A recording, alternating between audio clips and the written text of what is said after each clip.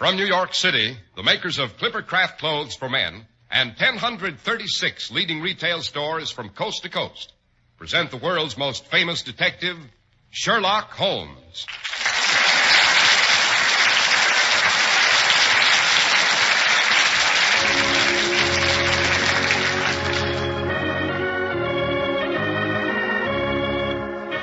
This week's story, The Adventure of the Illustrious Client.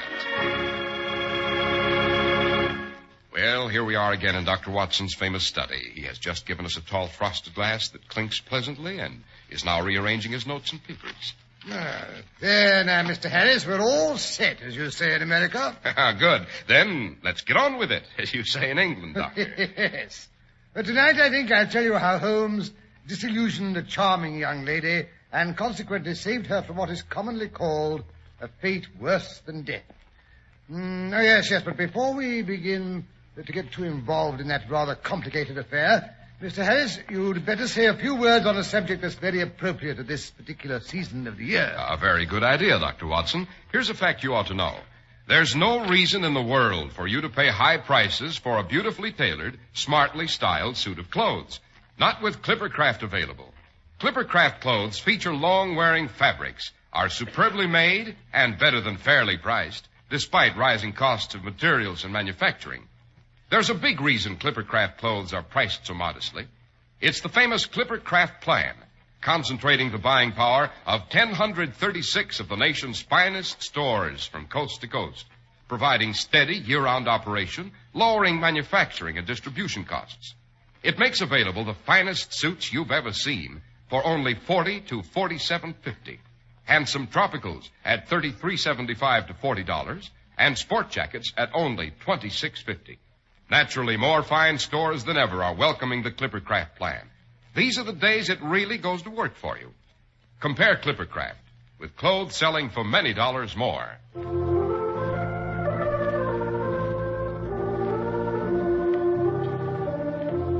And now, back to the young lady who was about to be rescued by Mr. Sherlock Holmes, no less. Right. It was September the 3rd, 1903. A few years after my marriage, if you remember. Well, I dropped around to Baker Street in the middle of the afternoon. There was Holmes lying on the sofa, pipe in hand, a piece of letter paper dangling from his long, lean fingers. But the thing that surprised me most was the appearance of the room itself.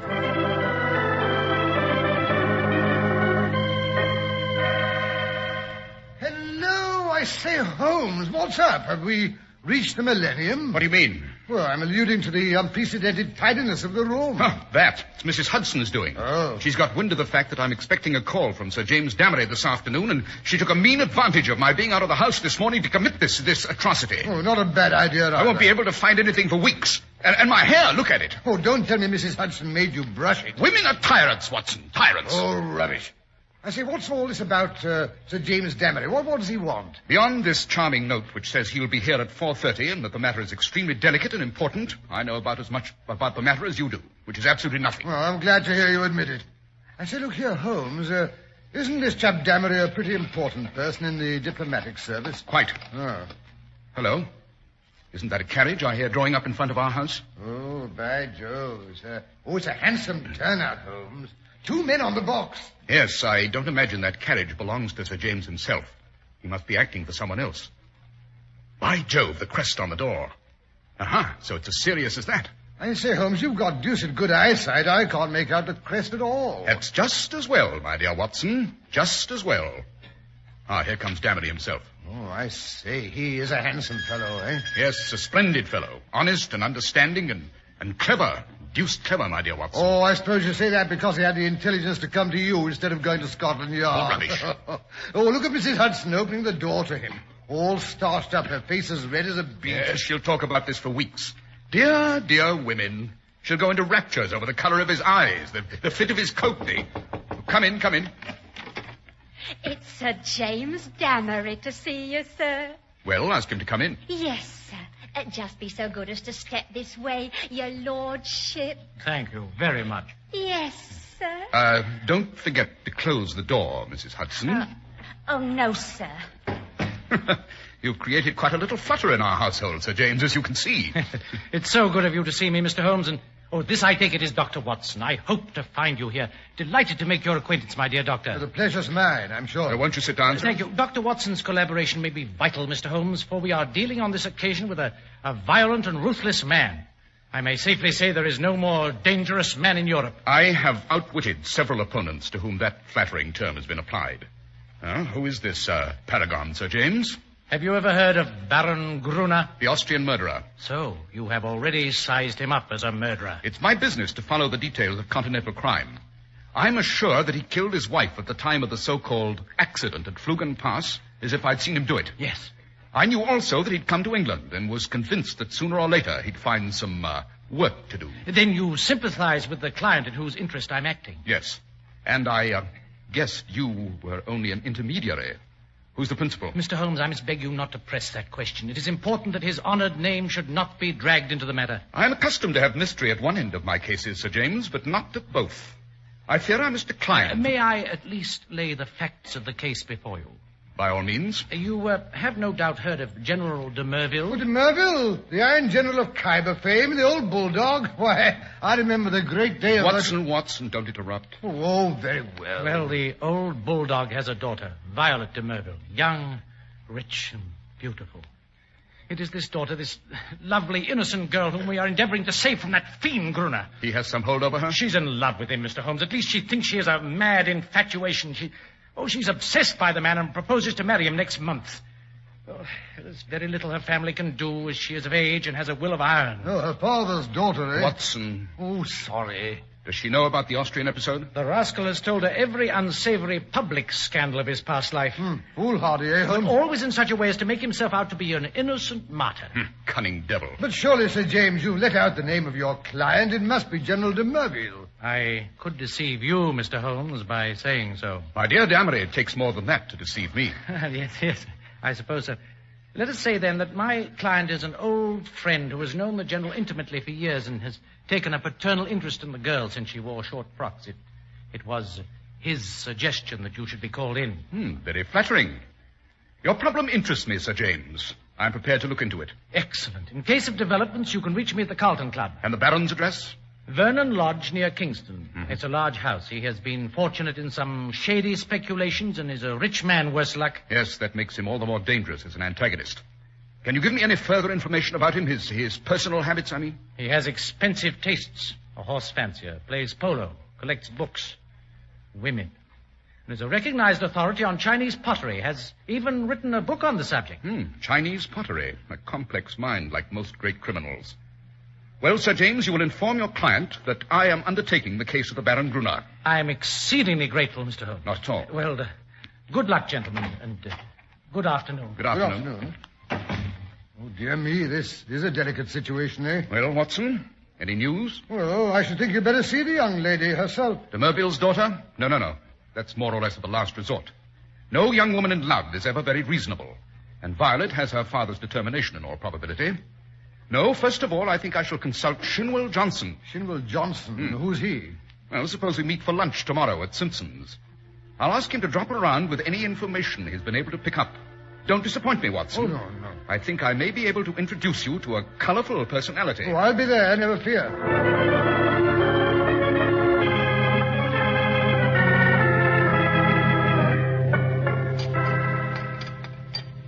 Another glass of claret, waiter. Yes, sir. Well, Watson, Johnson's on the prowl. He may pick up some garbage in the dark recesses of the underworld. But it's down there that we must look for Baron Gruner's secrets. Yes, but who's this Shinwell Johnson fellow? An ex-convict whom I've succeeded in reforming. Served 2 terms at Parkhurst. Oh. Consequently, he has the entree to every nightclub, doss house, and gambling den in town.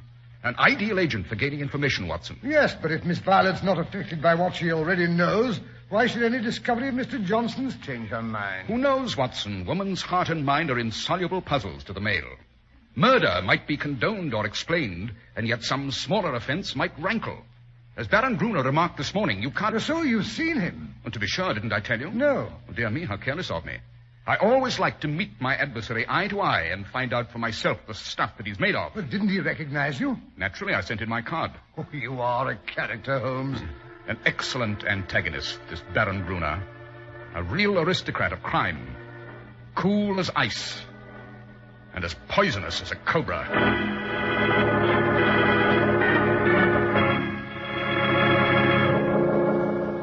I rather thought I should see you sooner or later, Mr. Holmes. I understand you have been engaged to prevent my marriage to the daughter of General de Merville. Quite, Baron Gruner. My dear fellow, you will only ruin your famous reputation. Let me advise you to draw off at once. Dear me, that was the very advice I was about to give you. If you persist in this marriage, you'll raise a swarm of powerful enemies. Is the game worth it? Surely you'll be wiser if you let the lady alone. You can hardly wish certain facts about your past to be brought to her notice. Oh, pardon my amusement, Mr. Holmes. But it's most amusing to see you trying to play a hand with no cards in it. So, you think I hold no cards, my dear Baron? Let me assure you I have several aces up my sleeve. Bluff, Mr. Holmes. Perhaps you don't realize that I hold the affection of this lady in spite of all the unhappy incidents of my past. I've also told her that certain wicked and designing persons, I hope you recognize yourself, would come to her and try to poison her mind against me. I also told her how to treat them. You've heard of post-hypnotic suggestion? If you call on Violet, you'll have an opportunity to see how it works. Dear little Violet. Such a delightful subject for hypnotism. The hypnotic spell can be broken, my friend. Only by a stronger personality. Oh, by the way, Mr. Holmes, did you know Lebrun, the French agent? I did. Do you know what happened to him? Yes, he was beaten and crippled for life. Quite true. Mr. Holmes, by a curious coincidence, he had been inquiring into my affairs only a week before. Don't do it, Mr. Holmes. It's not, lucky.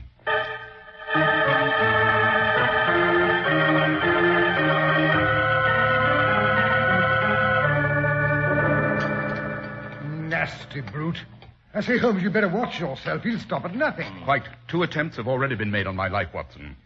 I always disregard the blusterer, but this is the sort of chap who says rather less than he means. Oh, but look, here comes Shinwell Johnson. Huh? The red-faced fellow with the beefy jowls and the tremendous gold watch chain. But I say, who's his companion? The young woman, I mean, with a pale, intense look. She looks as if she'd lived a bit, Holmes. Yes, a dark page from Baron Gruner's past, I imagine. Ah, good afternoon, Shinwell. Good afternoon, Mr. Holmes. Waiter, bring an extra chair for the lady. Yes. It's better. This here is Miss Kitty Winter. Oh, how do you do? What she don't know about the Baron, but she'll speak for herself. I found her within an hour after I heard from you. Quick work, eh, Mr. Holmes? I'm easy to find. The gutter, London, gets me every time. Same address for Porky Shinwell, but by cripes, Gruner ought to be... Yes. Then I gather we have your good wishes, Miss Winter. Look at me. What I am, Albert Gruner made me. If I can help put him where he belongs, I'm yours to the death rattle. You know how the matter stands? He's after some other poor fool. Wants her to marry him this time, eh? Don't you know enough about him to keep any decent girl in her senses from... She's not in her senses. She's in love. She knows pretty much all about it. She knows about the murder? Yes. Good Lord, she must have a nerve. And she puts it all down to slander. We want proofs. Can you help us? Proofs? I think I'm proof enough. Let her take a look at me and listen to what I can tell her. Would you be willing to do it? Wouldn't I, though? Remember, he's told her most of his past. I'll wager he didn't tell her all. I'll bet she don't know he's got a book. A brown leather book with a lock. He must have been drunk that night or he wouldn't have showed it to me. What kind of a book? That devil collects women, Mr. Holmes, like some men collect butterflies. And he's proud of his collection. He's got it all in that book. Snapshot photographs, names, details, everything. If you could only lay hands on that book. He's probably got her in there with the rest of us by this time. She'd like that, wouldn't she? Where is this book? It's more than a year since I was in his study. I knew where it was kept then. Do you know his house? I've been in his study. I'll hand it to you for being on the job. Maybe he's met his match this time. Well, the outer study is where he keeps his Chinese crockery. A big glass cupboard between the windows. Then behind his desk is a door that leads to the inner study. It's in there that he keeps his papers and things. Well, isn't he afraid of burglars? Say what you like, he's no coward. He can look after himself. Besides, there's a burglar alarm at night. I see. If we could get into that study, Miss Winter, Do you think you could show us where that book's hidden? Sure. Oh, but look here, Holmes, you can't go breaking into a strange house. It's against the law. Right, and I wouldn't dream of doing it, except as a last resort. But come along, Miss Winter. We'll see how far our legal efforts get us before we turn to other tactics. What do you mean? Suppose we just drop in on Miss de Merville for a little chat.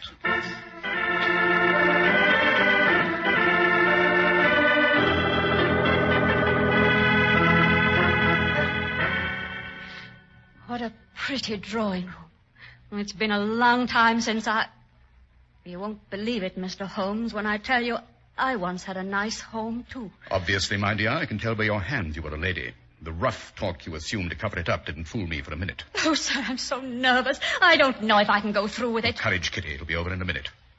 Quiet, someone's coming. Ah, Miss de Merville, if I'm not mistaken. Mr. Holmes, I presume. Quite. Pray be seated. I've been expecting a visit from you. You have called, as I understand, to malign my fiancé, Baron Gruner. It's only fair to warn you, Mr. Holmes, that you're wasting your time. Nothing you can say will have the slightest effect on my mind. My dear young woman, I wonder if you realize what it means to be married to a murderer. And worse. His reputation will bar you from decent society in any civilized country. How can a woman of your upbringing consent to... Mr. Holmes, I'm aware that my fiancé has had a stormy life, in which he has incurred bitter hatreds. You are only the last of a series to slander him. Don't think that I don't know your motive. You're a paid agent who would have been equally willing to act for the Baron if he'd consented to pay your price. But he refused. Oh, really, Miss de Merville? Moreover, Mr. Holmes, I am not clear why you should bring this person into my drawing room. I haven't the slightest notion who she is. No? Well, I'll tell you who I am. I'm his last victim. He'll kill you, that's what he'll do. It may be a broken back or a broken heart, but he'll break you one way or the other. I don't need your protection, thank you. Oh, it's not for love of you I'm speaking. I don't give a tinker's curse if you live or die. It's because I hate him, do you hear? And you needn't look at me like that. God knows you may be lower than I am before you're through. Let me say once for all that I'm aware of 3 passages in my fiancé's life when he became entangled with designing women. 3 passages. 3 passages, she says. Oh, you fool. You fool. Wait till you see that book.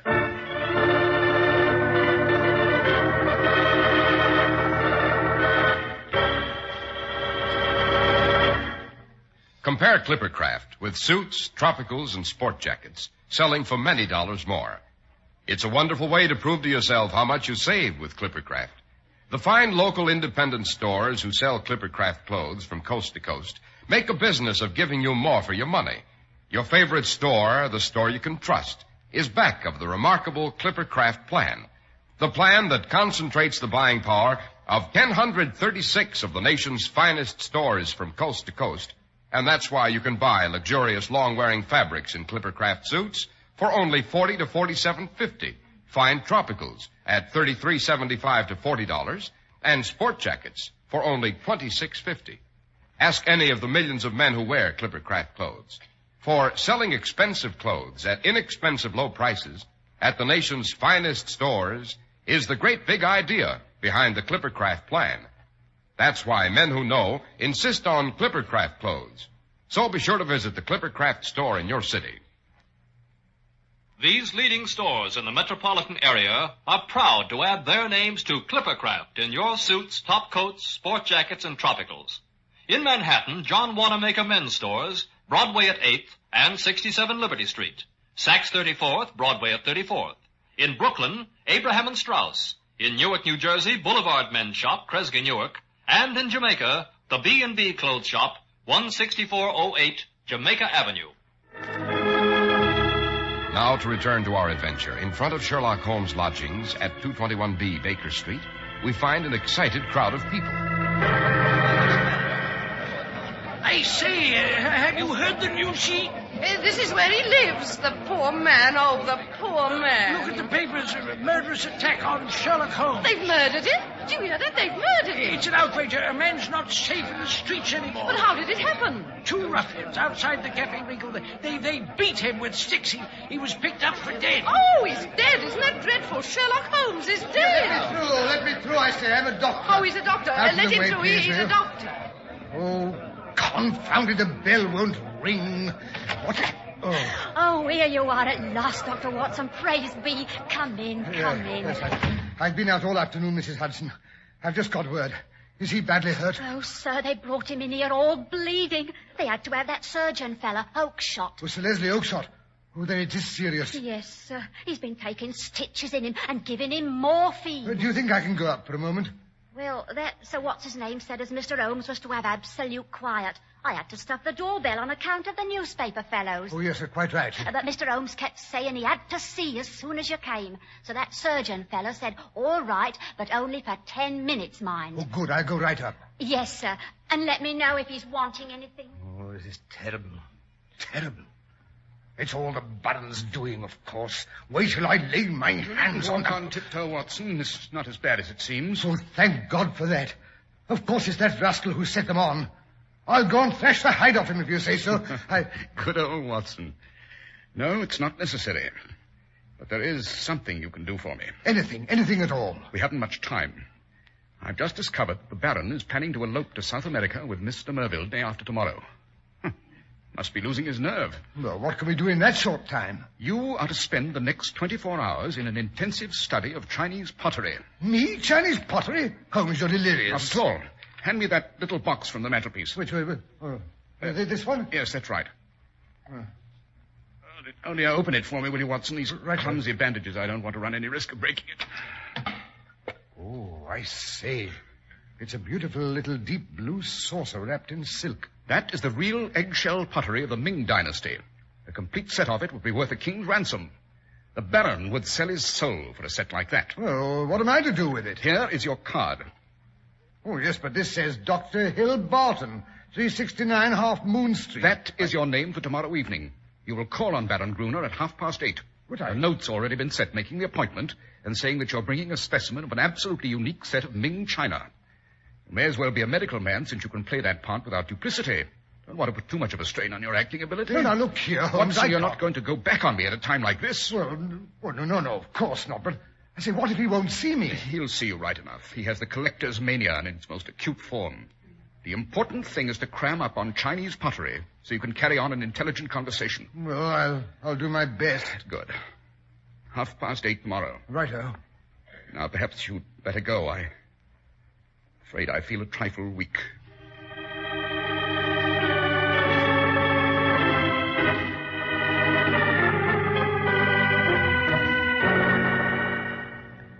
I'll find out if the Baron will see you, sir. I believe he's expecting me.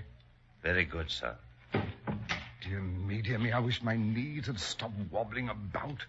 Hung Wu and Young Lo, the writings of Tang Ying, the primitive periods of Sung and Yuan. Oh, dear me, this is dreadful. This way, the Baron is in his study. The Chinese room, we call it. Dr. Barton, sir. Oh, pray sit down, Doctor. Pray sit down. Oh, thank you. I was just looking over my treasures. Have you ever seen a richer glaze than this little Tang specimen, eh? Oh, delightful. Yes. Oh, have you the Ming saucer with you? Oh, yes, indeed. I thought you might want to see it. Here it is. Let me unwrap it for you. There we are. Oh, fine. Very fine indeed. And you say you have a set of 6 to correspond? No, yes.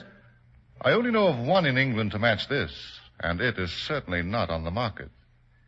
Would it be indiscreet, Dr. Barton, to ask how you obtained this? Well, does it really matter? You can see the piece is genuine. Oh, undoubtedly. But suppose I should discover later that you had no right to sell. Oh, I'd guarantee you against any claim of that sort. And what is your guarantee worth? My bankers would answer that. Yet on the whole, this business is very mysterious. Well, you can do business or not as you like. I've given you the first offer because I understood you were a connoisseur. Who told you so? Well, you wrote a book on the subject, I believe. Have you read the book? No. You are a collector with a valuable piece in your collection, and yet you have never troubled to consult the one book which would give you the real meaning and value of what you hold. Now, how do you explain that? I'm a very busy man, a doctor in practice. That's no answer. You said in your note you were a connoisseur. So I am. Well, what do you know of the Emperor Shomu? How do you associate him with the Shoso Inn near Nara? Well, as a matter of fact... Does that puzzle you?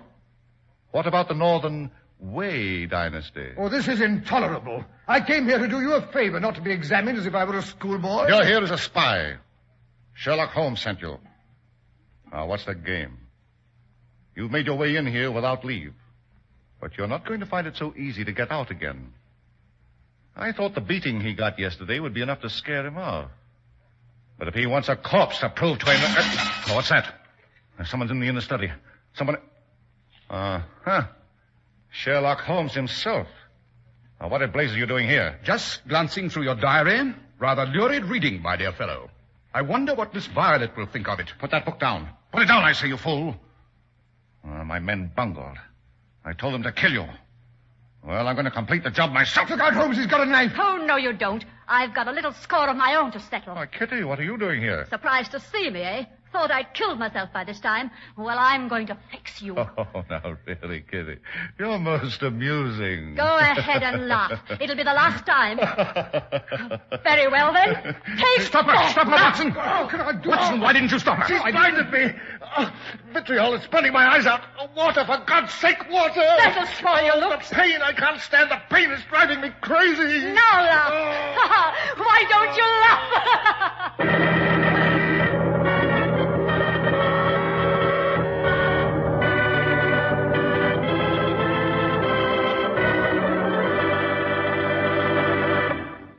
What a story, Doctor. And did Miss de Merville break off the engagement when she saw the Baron's love diary? Oh, dear me, yes.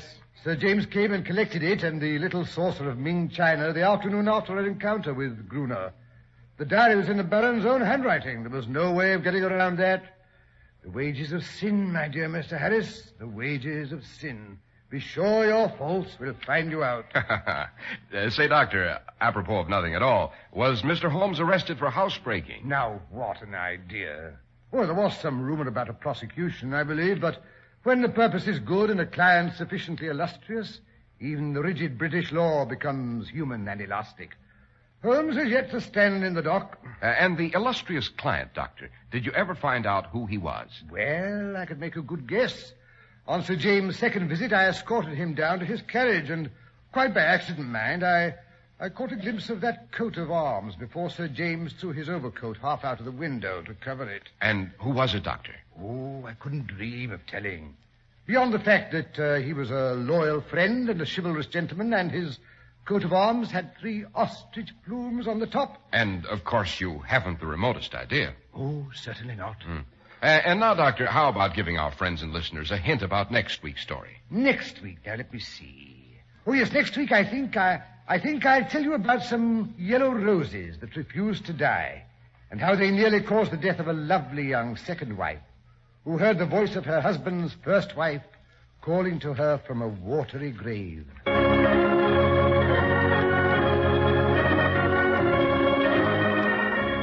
The makers of Clippercraft Clothes and 1036 leading stores from coast to coast have brought you another in the new series of broadcasts featuring the world's most famous detective, Sherlock Holmes.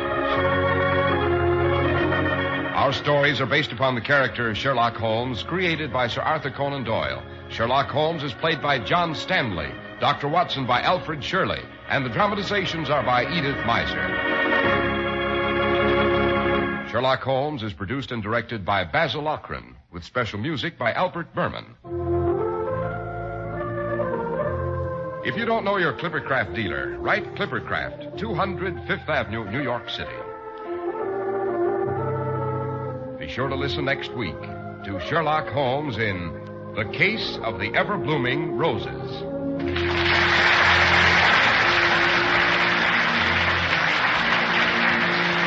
This is Cy Harris speaking for Clippercraft Clothes. This is the Mutual Broadcasting System.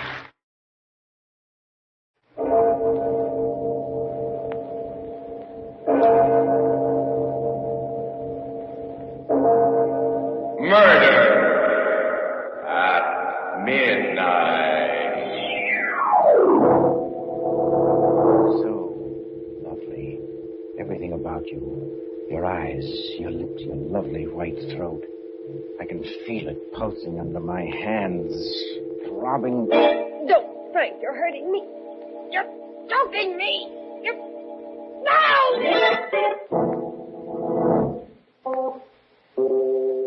midnight, the witching hour when the night is darkest, our fears the strongest, and our strength at its lowest ebb.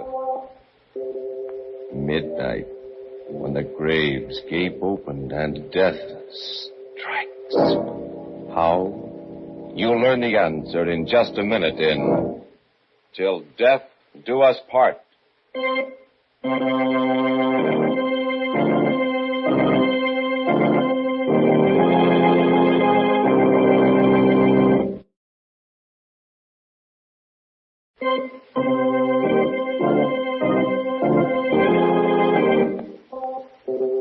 And now, Murder at Midnight.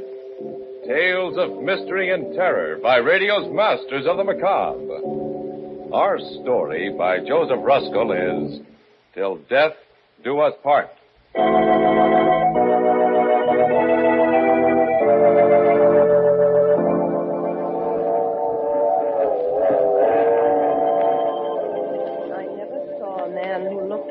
Wistful eye upon that little tint of blue which prisoners call the sky. Ruth, I want to tell you something. Put down that book and listen. I love you.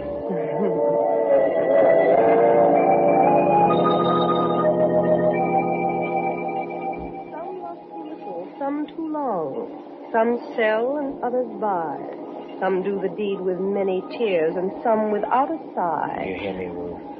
I love you. Some do it with a bitter look. Some with a flattering word. Professor Clark. Yes, Professor Clark. Love me, darling. Wildly? Put the book away. Almost there now. Bridal suite waiting. Oh, Frank. Promise you'll always love me. Till death do us part.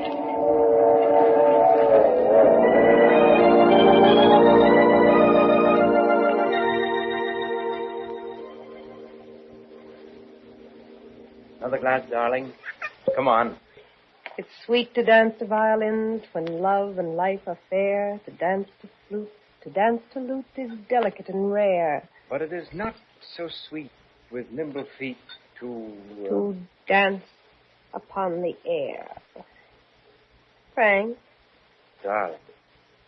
You've hardly kissed me. Why are you looking at me like that? You're so lovely. Come over here to the couch. A shy bridegroom in this day and age? Darling, why are you acting so strangely? Well, if the mountain won't come to Mohammed... Come here, my lord and master. Kiss me. Oh, Ruth, I love you so. Darling, why do you keep staring at me like that? Frank. Ruth, no.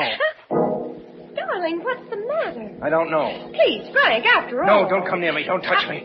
Ruth, something terrible is happening to me. It's a feeling...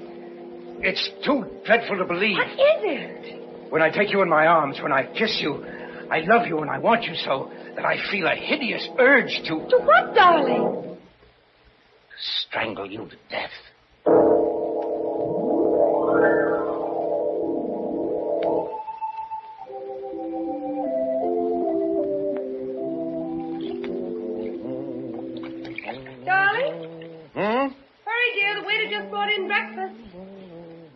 What are you doing? Shaving. Finishing up now.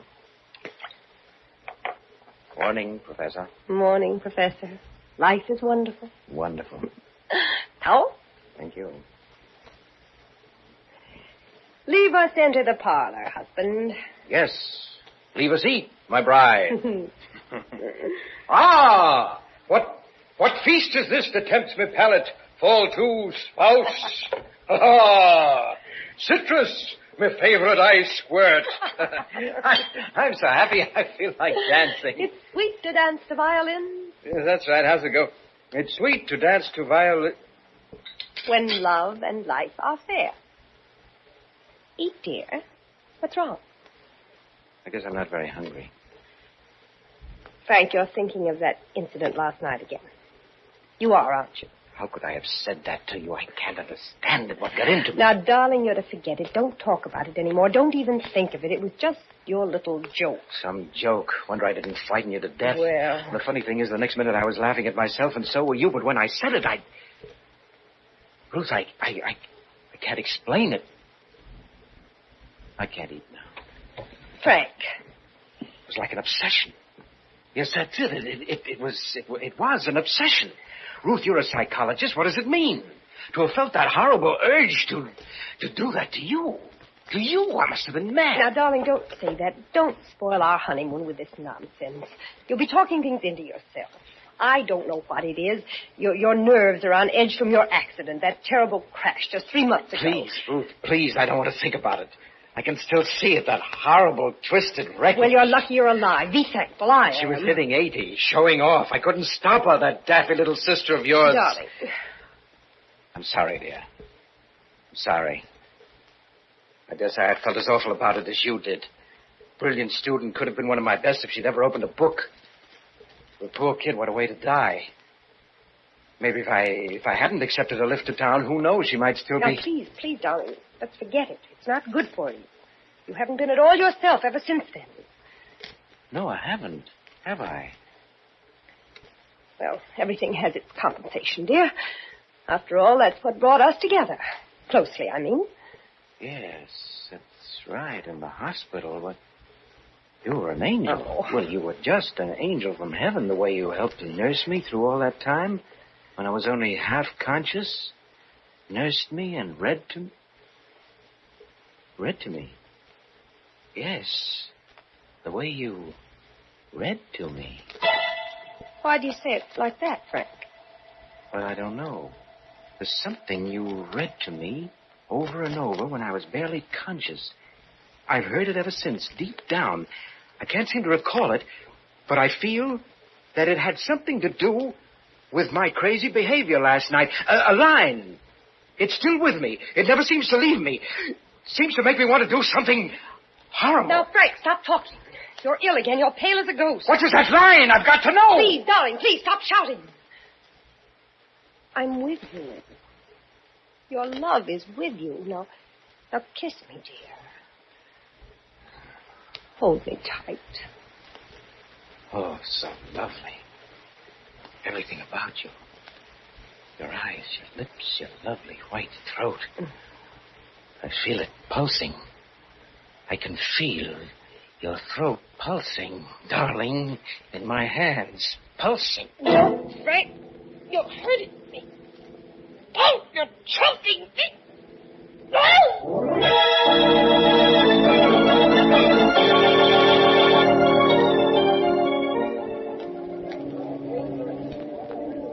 Yes, sir. I'm checking out. Room number 438. Call me a cab. From the bridal suite? Well, just a moment. Something wrong, sir. You and your wife just checked in last night.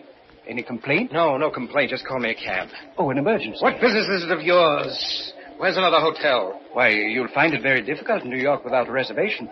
And if you and your wife... I'm checking out. Who said anything about my wife? She's better off without me, do you hear? Well, what are you gawking at? She's very lovely, remember? Would she make a nice corpse in a bridal suite? Oh, go to the devil.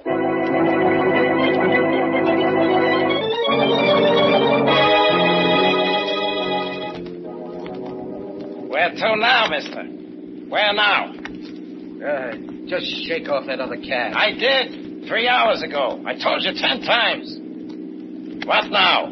Just drive around the park. We've been around and around and around. How long can this go on? That line. What was that line? What was it? Huh? What was that line? Look, pal, we going over that again, too? What line? You want the 7th Avenue line? If I'm not talking out of turn, Bud, you must have lifted quite a few today. Get me to a hotel. We tried a dozen. Remember, they're full up. Hey, just who are you, mister? What's your racket? What's that to you? Okay, I just asked. I was a teacher, cabby, in a woman's college. But that's only a blind. My name is Jack the Ripper, see? But some people just call me Bluebeard. is the end of my line, chum. Pay up and get out. No, I won't. You can't make me get out. You can't. I can't, huh? No, because if I do get out, I may go back. And if I go back, don't you understand? I'll kill her.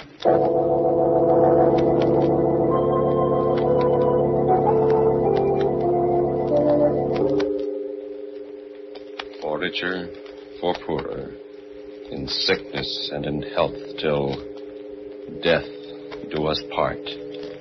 A bridegroom, dazed and obsessed, standing on a city street, fearing to return to his bride, because he knows if he does, it will mean murder at midnight.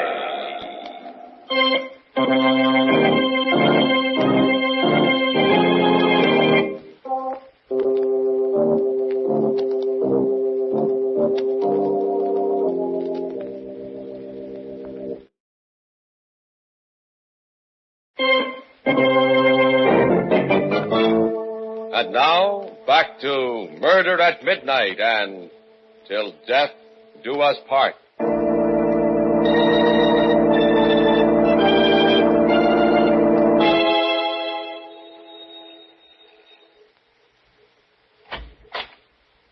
Yes? What do you want? Good evening, sir. My name is Bluebeard.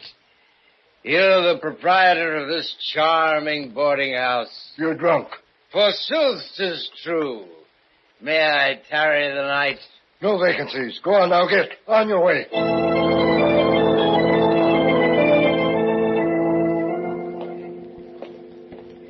Where's his room? Top floor, rear, Mrs. Clark.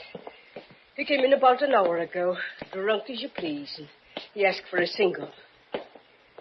I'm not one to rent to drunks, mind you, but I can see he's real educated.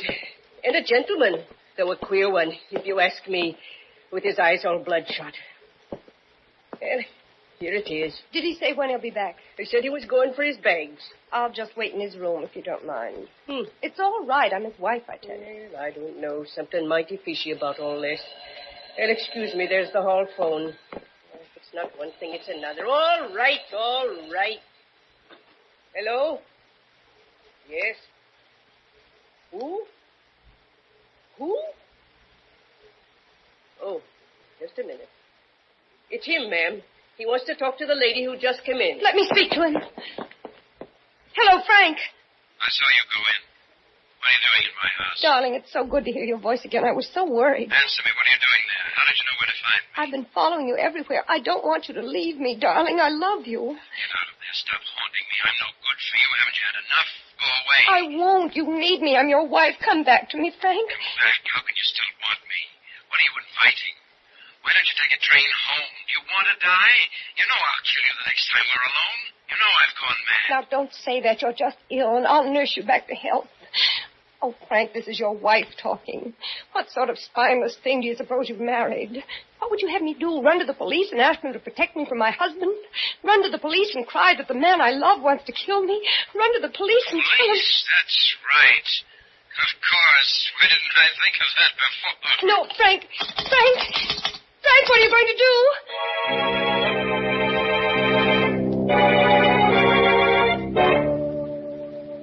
Have a seat, Mrs. Clark. What is it you want of me, Inspector Wade? Why was I called here to the police station? You've no idea? No. Oh. Is he here, my husband? He told you? But I thought he was just drunk. Oh, I told him not to come here. I told him not to. Then it's all true? Yes. This beats anything I've ever heard. Man loves wife so much he wants to strangle her. Kisses her. Gets an irresistible yen to choke her to death. And on their honeymoon. You want to prefer charges? Prefer charges? What for? Well, attempted homicide ought to cover it. I won't. He's my husband. I love him. I'll stick by him no matter what. But he ought to at least be sent to Bellevue for a mental... Oh, no, you won't. There's nothing mentally wrong with Frank. Nothing at all. It's simply nerves, the result of an accident he had recently. This really takes the cake. Mrs. Clark, another thing that puzzles me. Yes? He kept raving about a line when he staggered in here, as if it were life or death. A line of poetry he couldn't remember. Wanted me to tell him what it was. Confidentially, I've only read one poem in my life. Now, what's that all about? I haven't the vaguest notion, Inspector. Just part of his neurotic state, I suppose. When we get back to our hotel room... What? You want him back after what happened? Yes. Don't you see, I must cure him of that awful obsession. Who else can do it but me? I'd like to see him now, Inspector. Please release him to me. I'll take the consequences. He's not here. Not here? No. We held him overnight just to let him sober up like we would any other drunk. Thought it was just all boozy eyewash. Well, this morning he seemed a new man, laughed it all off. So we released him. Just a few minutes ago. Oh, wonderful. But then I had a hunch I ought to warn you anyway. Just a hunch. Warn me? Yeah. He said he was going to call on you tonight at the hotel for a little reunion. Oh, how marvelous. Maybe he's all cured. I don't know. I didn't like the way he smiled when he said it. Mrs. Clark, after what you just told me, I think I ought to have him picked up again. You'll do no such thing. It's taking your life in your hands. I think he's got wheels in his head. I don't care. I love him. You die just as dead when you're in love. I'm not afraid. I'll never leave him. Certainly not now when he needs me more than ever. Is that all, Inspector? Okay, lady. You're 14 carat. He sure doesn't deserve a wife like you. And don't say I didn't warn you. It's your funeral. Thank you, Inspector. Goodbye. Oh, Mrs. Clark, there's one more thing perhaps I ought to tell you. Yes? When I released him just a while ago, he said something else that puzzled me. That being in jail had suddenly given him revelation. He smiled very queerly when he said it. Oh? I think maybe he found that line of poetry, Mrs. Clark.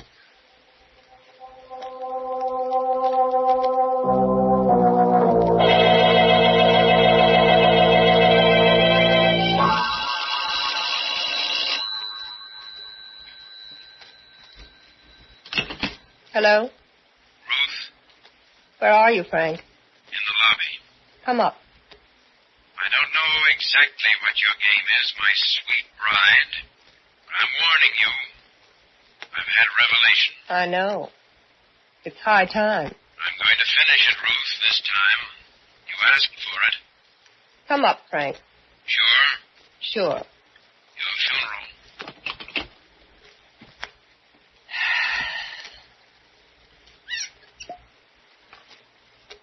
The coward does it with a kiss.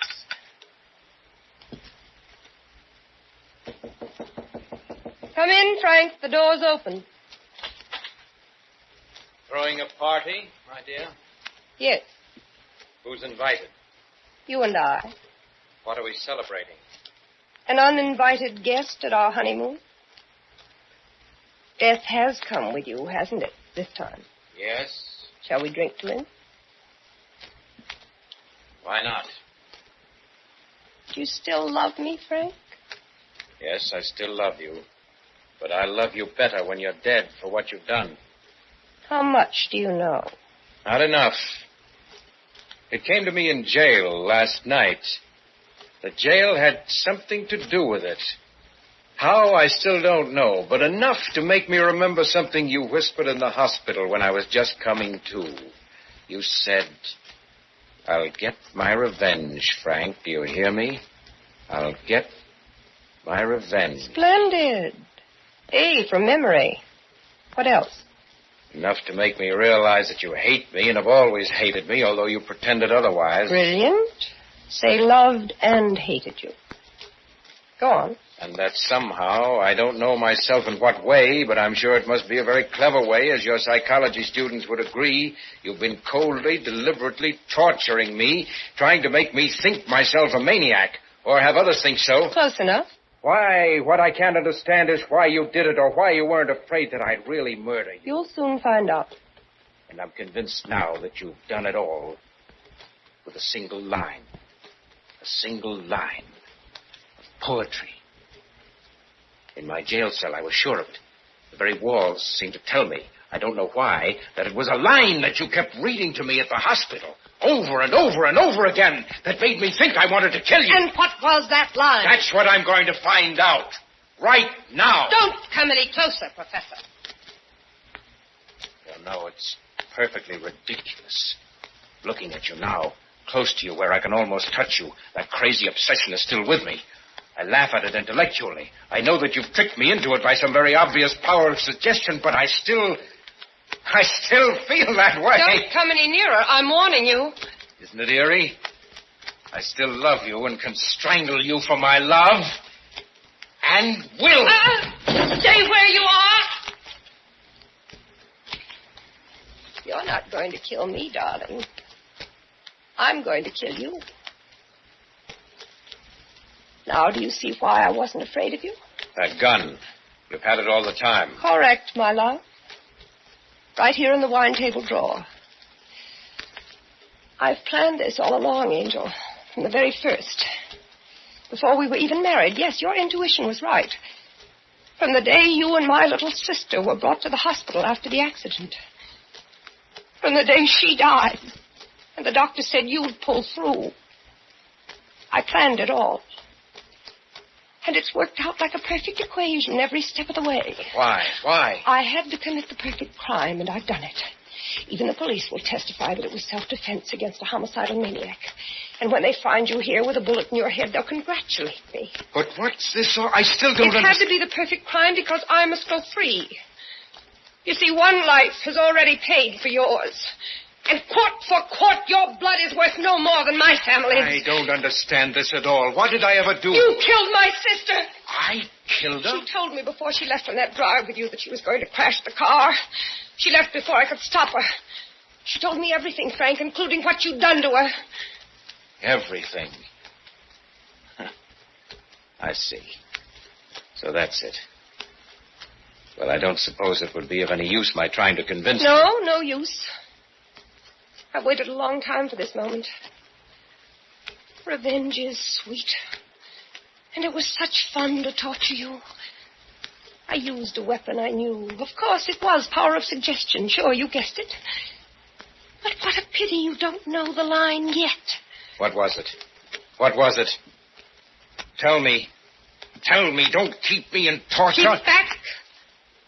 Think hard, Frank. Think all around it. What about a jail and the revelation it gave you? What about a famous poet who wrote a famous poem while in jail? Why? Yes, yes? Oscar Wilde. That's it.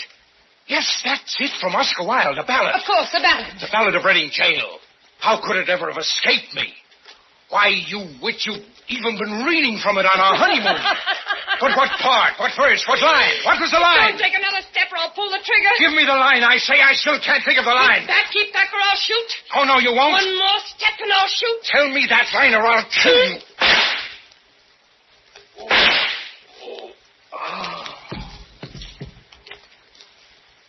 All men kill the thing they love.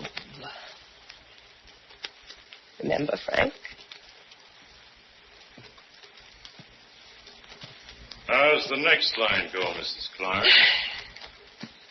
By all, let this be heard? So I heard. Too bad I was a little late.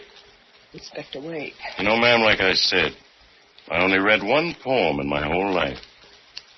But ain't it the darndest thing? It happened to be the Ballad of Reading Jail.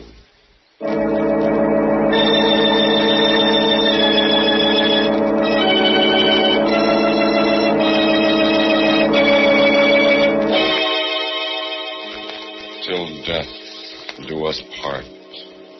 A honeymoon in the bridal suite. Red wine spilled on the table. And red blood on the floor as the clock strikes 12 for murder at midnight.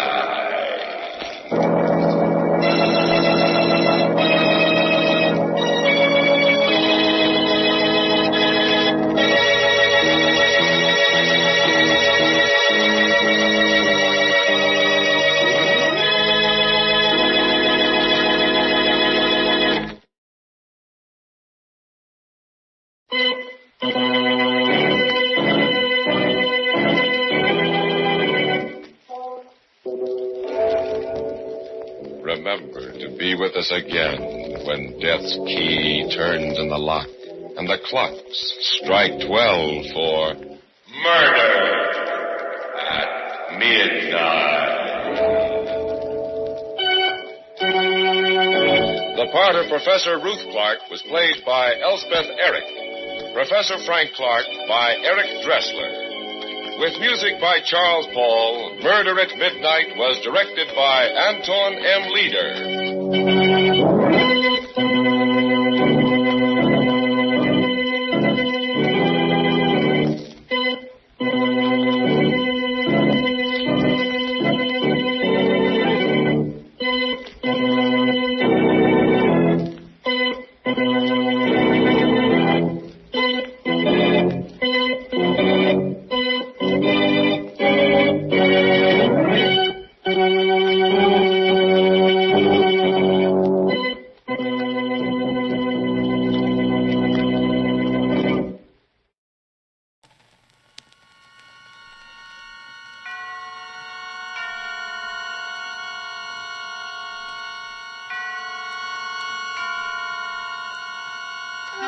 Suspense.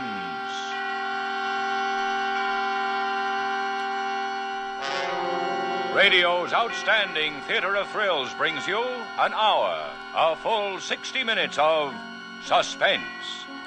Tonight starring Eddie Bracken and featuring William Conrad in Nightmare, based on the short story by William Irish, directed by Anton M. Leader and produced by Robert Montgomery.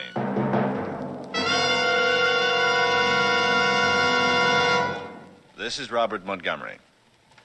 Good night. You know, when you stop to think about it, one of the nicest things we say to one another is good night. A lot of thoughts are implied in those two words, and all of them are good. Actually, what we're saying is have a good night. May it bring you rest, may you sleep well, and if your sleep is invaded by dreams, may they be pleasant dreams. All good, well-intended thoughts bound up neatly into two brief words, good night. And sleep itself is a condition that most of us welcome. Quite apart from the biological need it serves, we're grateful for the momentary escape, for being removed from reality, for the quiet, peaceful hours on the fringe of consciousness. And so most of us, most of the time, anticipate the night and sleep. Families and good friends regularly surrender each other to the gentle care of the night and call it a good thing. But in the blackest recesses of night, there can be terror. And the very night that offers you sleep may also offer the torment of dark dreams, vivid, terrible, half-real dreams that grip you, plague you with horror through the night, and are reluctant to release you to the morning. Fear, panic, terror, of such stuff are nightmares made. Nightmares like the one we bring you tonight. And now with Nightmare, one of the best known and most imaginative short stories of Cornell Woolrich, writing as William Irish, and with our star, Eddie Bracken, we again hope to keep you in Suspense.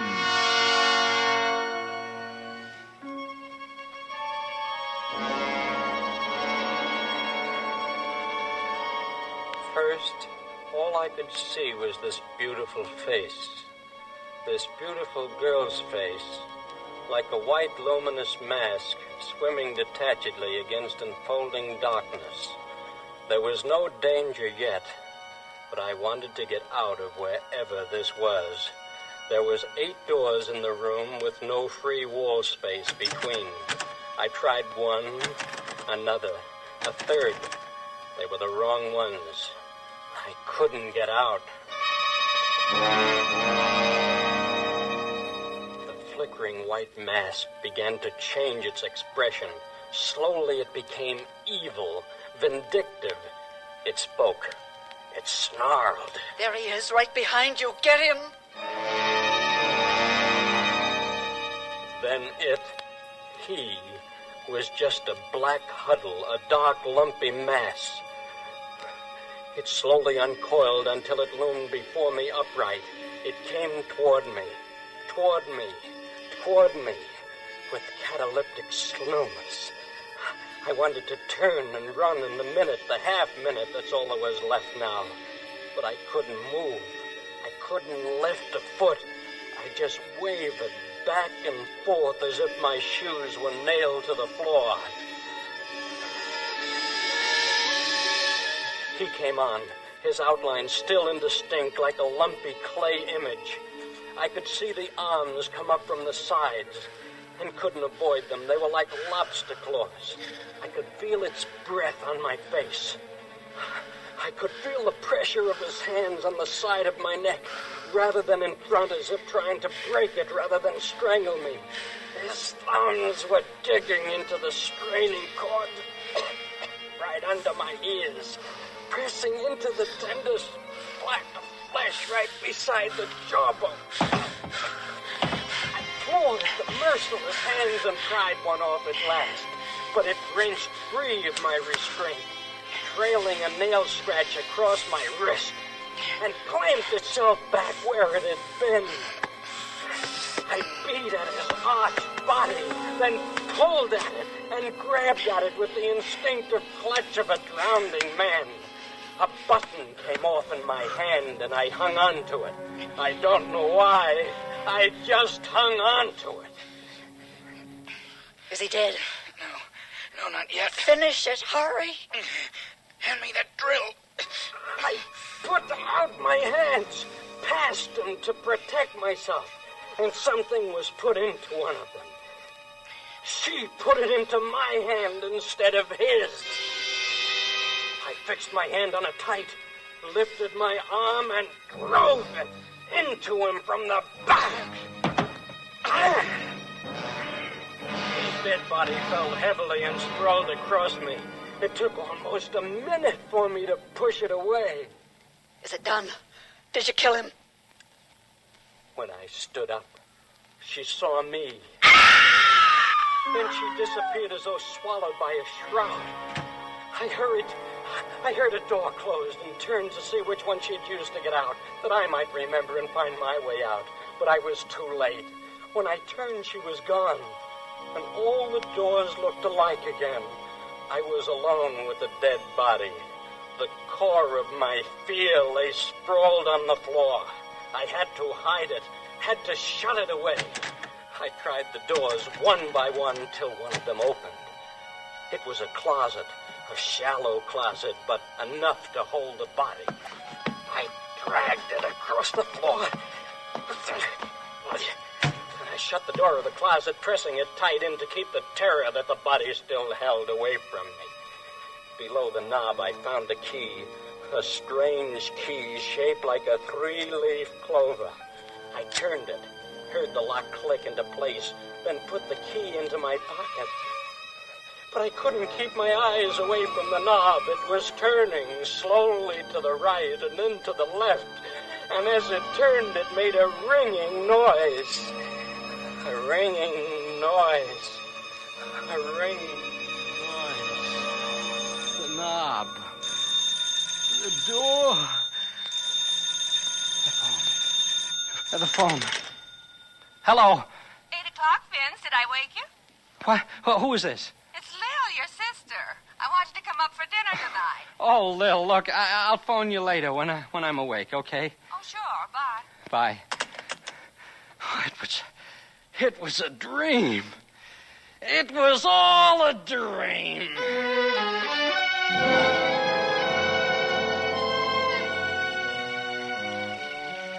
Mirrored doors, dead bodies, beautiful women. How Freudian can you get? Must have been that salami I had last night. Never eat salami before going to bed. 11th commandment. 14 minutes after 8. That means I still have time to... I stood staring stupidly at my wrist. There was a deep scratch on my wrist.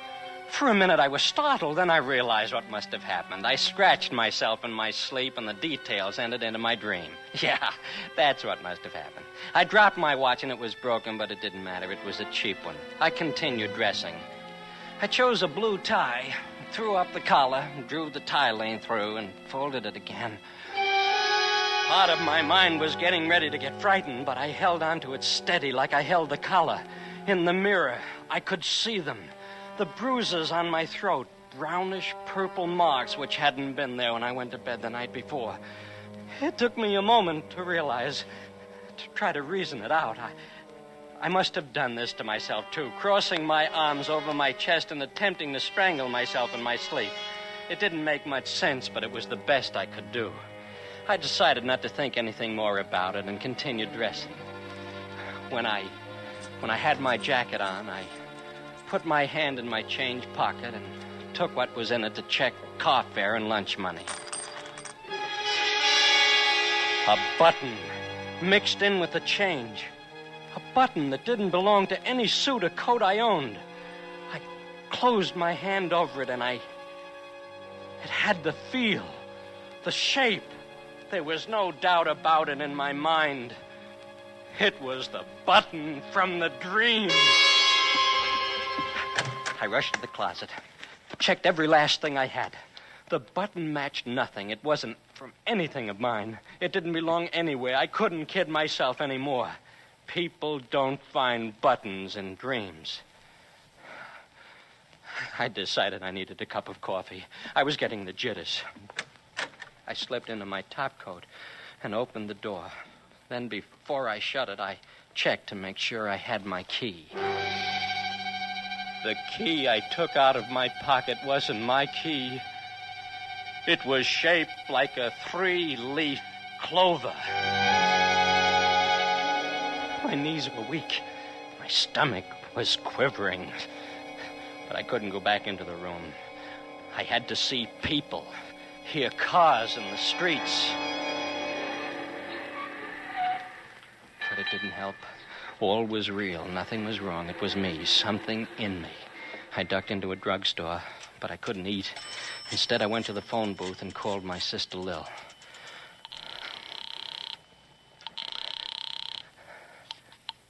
Hello? Hello, Lil? Vince. Well, you awake now? Yeah, is Cliff at home? No, he went down to headquarters an hour ago. You expecting him back? I am if he doesn't run off with a blonde. Why? Then he won't be back until tonight. Well, you're a detective, too. How'd you figure that? Sorry I bothered you, Lil. I just wanted to talk to Cliff. Well, what about dinner? You'll be able to see Cliff then. Dinner? Well, sure, I'm But no, thanks. I don't think so. Goodbye.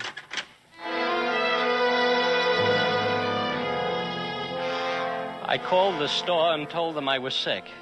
Then I walked all day in the sunshine. Wherever the sun was brightest, I saw it and stayed in that place. And when it moved, I moved with it. I couldn't get it bright enough or strong enough, yet it didn't seem to warm me. At about 6 o'clock, I found myself in front of Cliff's house. The lights were on inside, and I could see Cliff. No, it was Lil moving around, setting the table, preparing dinner. That meant Cliff wasn't home yet. I waited outside.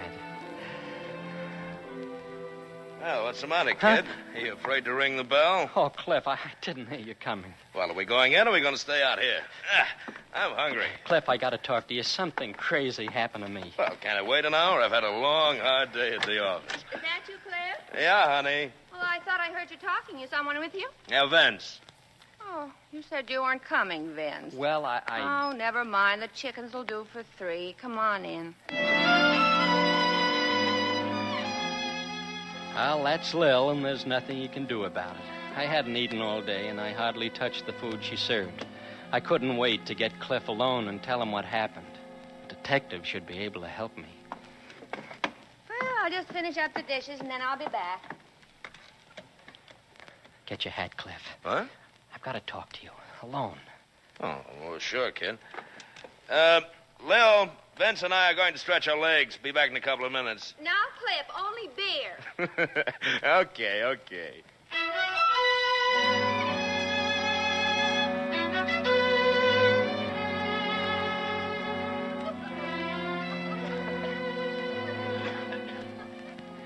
And then there was the button, the same shape and size and everything.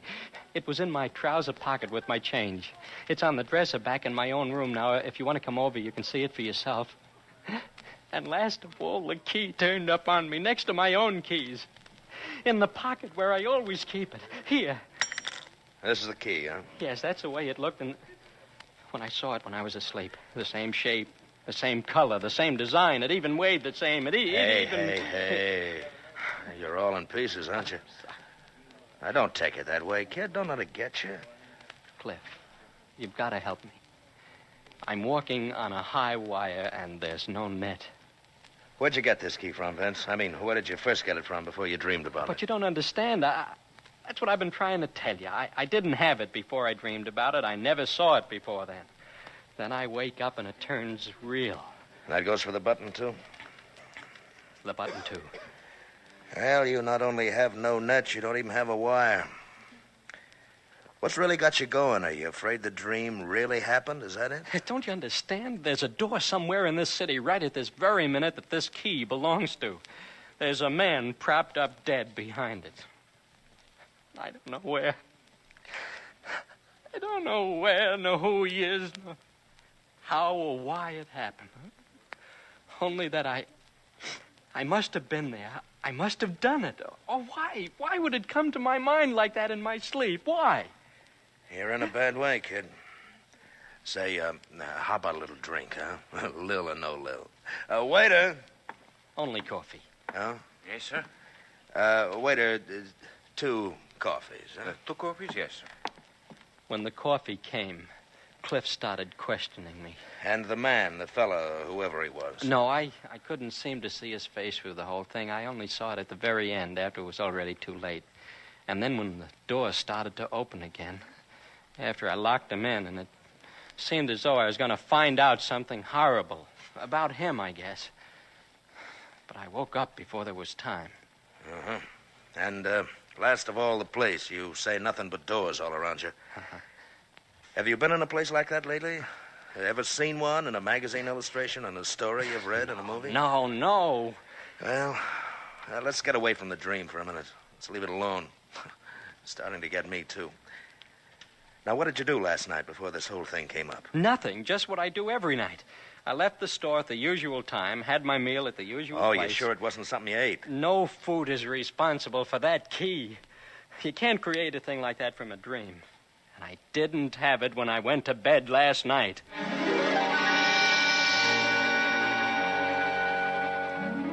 Cliff didn't lose his temper right away. He's a good detective and a good guy. Listen, Vince, there's no halfway business about these things. It's either one thing or the other. Either you dream a thing or you don't dream it. It really happens. Now, you're 26 years old. You're not a kid. Now, don't worry. You'd know it and you'd remember it plenty plain afterwards if you ever came to grips with a guy and he had you by the throat like in this dream and you rammed something in his back. And I don't take any stock in this stuff about people walking in their sleep and doing things without knowing it. They can walk a little ways from the bed, maybe, but the minute anybody touches them or does anything to stop them, they wake right up. They can't be manhandled and go right on sleeping through it. I never walked in my sleep. You can ask Lil All if right, you think...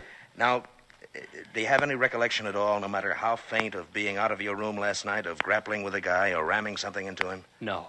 All I have is a perfectly clear recollection of going to bed, dreaming that I did all these things, and then waking up again. Okay, then that's all there is to it. Then it didn't happen. You either dream them or you do them. There's no 2 ways about it. Don't say anything to Lil about it, will you, Cliff? Yeah, please? I should say not. Don't want her to take you for bugs. Yeah, you'll get over it, Vince. First, I'll get to the bottom of it, and then I'll get over it. Cliff, are you going to help me? What do you want me to do? Well, you're a detective. You got the key, and the button's over in my room. You must have often had less to work with. Find out where they came from. Find out what they're doing on me. Now, listen, cut that stuff out of you here. I don't want to hear any more about the key. I got it, and I'm keeping it, and you're not going to see it again. And if you hop on this spooky stuff anymore, I'll help you, all right? Right into the nearest sanitarium.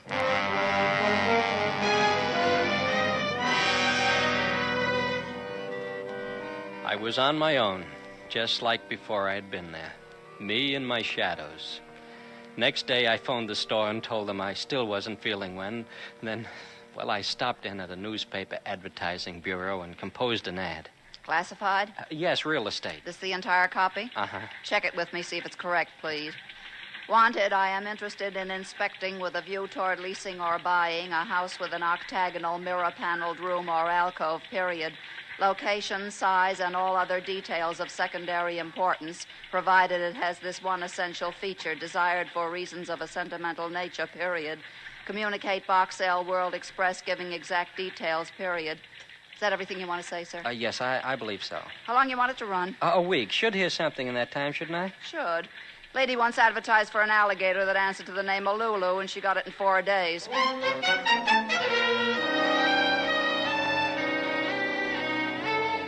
I guess alligators, answering to the name of Lulu, are more plentiful than houses with octagonal, mirrored, paneled rooms. I got some answers, but none of them are right. None of the houses fit the scene of the dream. Next day, Sunday, I was in my room.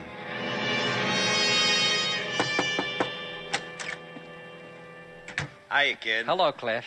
What are you dressed for? Well, matter of fact, Lil and I are going to take a ride out in the country for the day, and she packed a lunch for 3. Cold beer, ham, and turkey Listen, sandwiches. I'm all right. I don't need fresh air joints to get rid of the devils, if that's the strategy you're trying to... no, kid. You see, I got this new second-hand Chevy in exchange for my old second-hand Chevy, and I thought that maybe you'd like it. In the end, I decided to go with them on their picnic. Cliff was right. There was no point sitting around brooding and waiting for something to happen. I might as well forget it for a few hours, if I could. After our picnic lunch, I was almost beginning to relax. Have another sandwich, Cliff? Oh, why? I'll think of a reason later. You have just talked me into it, my dear. Just toss it over, huh? How about you, Vince? If I had another sandwich, Lil, I'd never be able to move another muscle. Where are we, anyhow? I don't know. Ask the pilot. He got us here. So help me, I was flying blind. Well, here's a weather report just came in, friends. Rain, and soon. Well, how soon do you think, Vince? Right now. Come on, get the stuff into the car. Oh, I'm getting soaked. Then you take the blanket, I got the baskets, huh? Hurry up or we'll float back to town.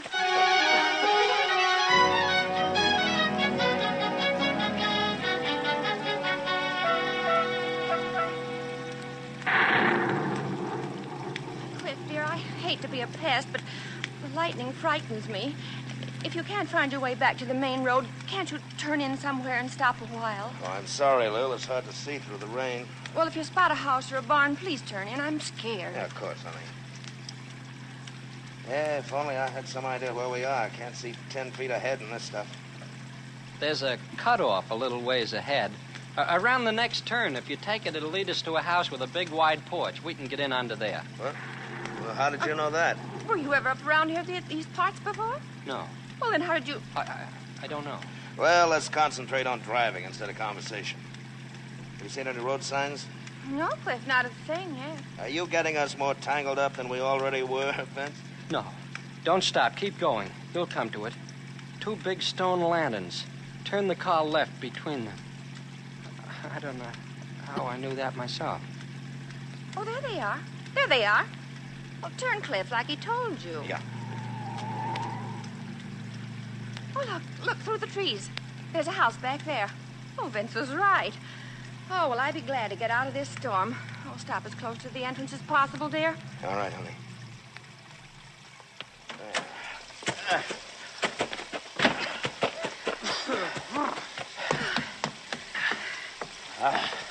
Well, it's dry here, but I wish we could get in and away from that lightning. I'll try the doorbell, Cliff. Okay.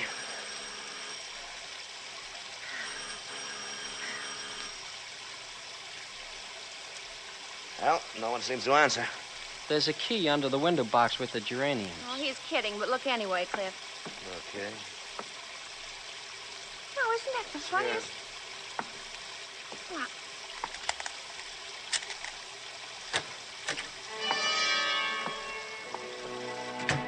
I'd better put on this light so we can see where we're going. Not that switch. That's the one to the porch. The one that controls the hole is on the other side. He's right. Well, what is this, a rib? How do you know so much about this place anyway, Vin? Oh, just a lucky guess on his part.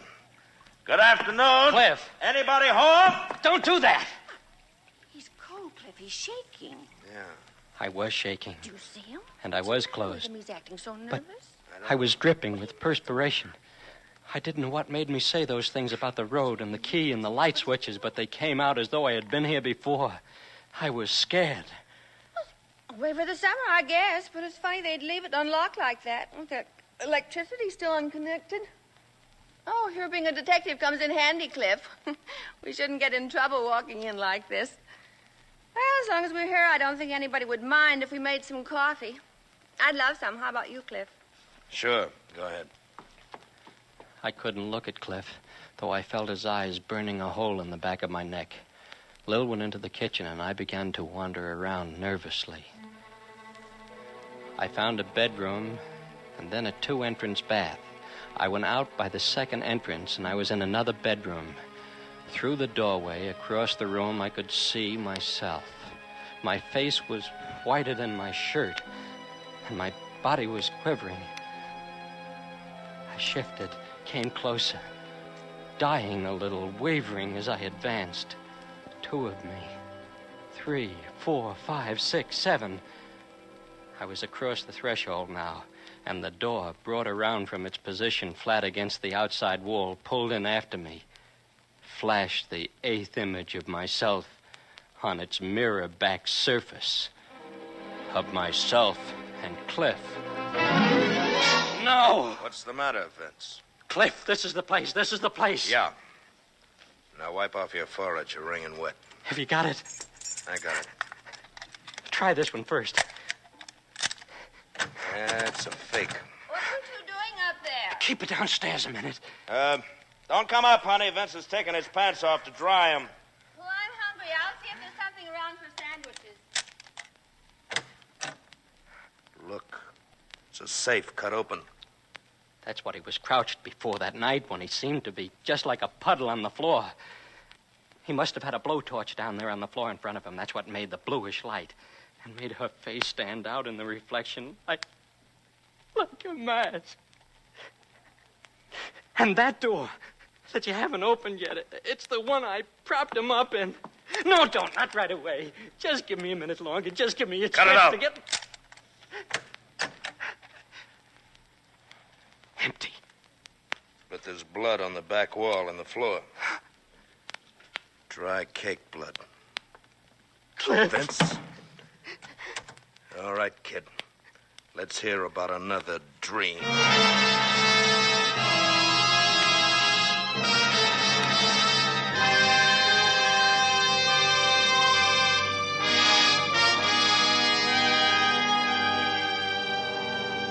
In tonight's full hour of suspense, Eddie Bracken appears as Vince in Nightmare by William Irish. Tonight's study in suspense.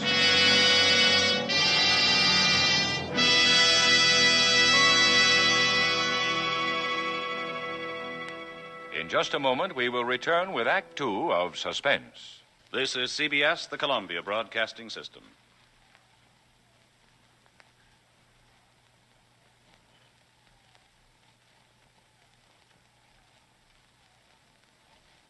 And now, back to our Hollywood soundstage and to our producer, Mr. Robert Montgomery, for Act Two of Nightmare, starring Eddie Bracken, in a narrative well calculated to keep you in suspense. It had all belonged to Vince until now. A wild dream heightened by young imagination. It was his alone. Awful as it was, it all belonged to him. But he had shared his nightmare with Cliff, and Cliff is a detective. He'd never once believed Vince. He told him he was cockeyed, that it couldn't be true. But there they are, the two of them, in a deserted house with which Vince seems quite familiar, although he swears he's never been there. And they face each other in a room paneled with 8 mirrors, just like the room in Vince's nightmare.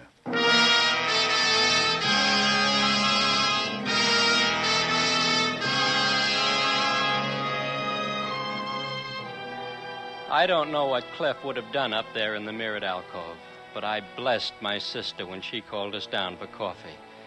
Cliff and I went through the motions of eating with Lil and then waited tensely until she dozed off in the living room, tired out of the excitement of the storm. Then Cliff pushed me back into the kitchen and shut the door. He gave me a look that belonged in a police station basement and lit a cigarette. He didn't offer me one. Policemen don't with their suspects. He bounced the match down, then he shoved his hands deep in his pockets. Now make it short and make it quick and leave Freud out of it. You think I lied, don't you? You knew which cutoff to take that would get us here from a dream, didn't you? You knew about the stone lanterns at the entrance from a dream, didn't you? You knew where the key to the front door was cached from a dream. You knew which was the front porch switch and which was the hall from a dream. Well, you know what I'd do to you if you weren't Lil's brother? I'd push your lying face right through the back of your head. Oh, Cliff. You came to me for help, didn't you? But you didn't have guts enough to come clean. I can respect a guy no matter what he's done if he'll own up to it, make a clean breast of it. I can even understand and make allowances for a guy that'll deny it flatly, lie about it. That's only human nature. But a guy that'll come to somebody trading on the fact that he's married to his sister and he knows he'll give him an ear, making a fool out of him, like you did me. Well, I've got no use for him. He's low and lousy and no good. Look, I found this key in my pocket when I got up this morning. How did it get there? Look, I found this button. Well, some dream, wasn't it, all right? Well, the dream's over and baby's awake now. And we're going to start in from scratch right here in this place, you and me, and I'm going to get the facts out of you. Whether they go any further than me or not, that's my business, but at least I'm going to get them. Don't hit me, Cliff. Please. Now, what were you doing at that place? Huh? What brought you here? I was never here before. I never saw it until I came here today with you and Lil. Who was the guy you did it to? What was his name? I don't know, I tell you. I don't know. Are you going to answer me, Vince? You going to answer me? I can't. You're asking me things I can't. Answer me when I ask you a question. I can't. I don't know. I don't know. You're not going to get away with this, kid. I've handled closed-mouth guys before, and I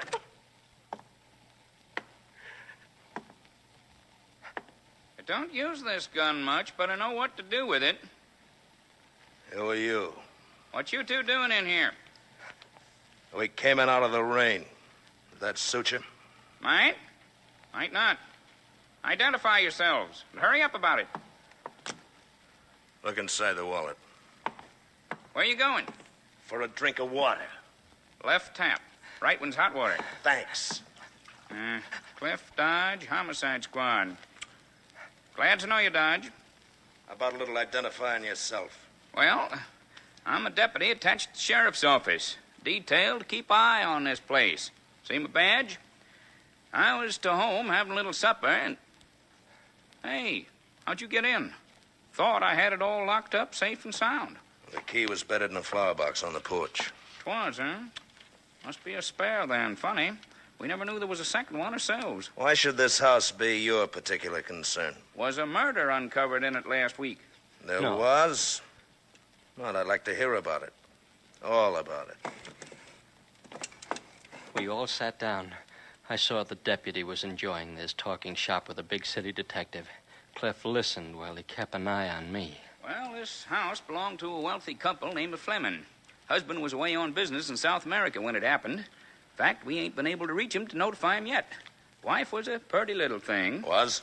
Yep, real purty. Flirty, too. Used to fool around with a friend of her husband's named Ayers, Dan Ayers. Well, that morning, the milkman saw a bundle of rags by the side of the road not far from here. 'Twas little Miss Fleming, all covered with dew and leaves and twigs. Dead? Dying. She must have dragged herself along the ground for hours, too weak to yell for help. Milkman took her to the hospital.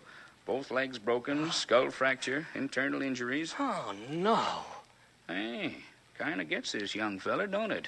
Stuff's new to him, guess. What was it? Who did it to the woman? Dan Ayers' car. We found it with blood and hairs on the tires and fenders, abandoned under some trees.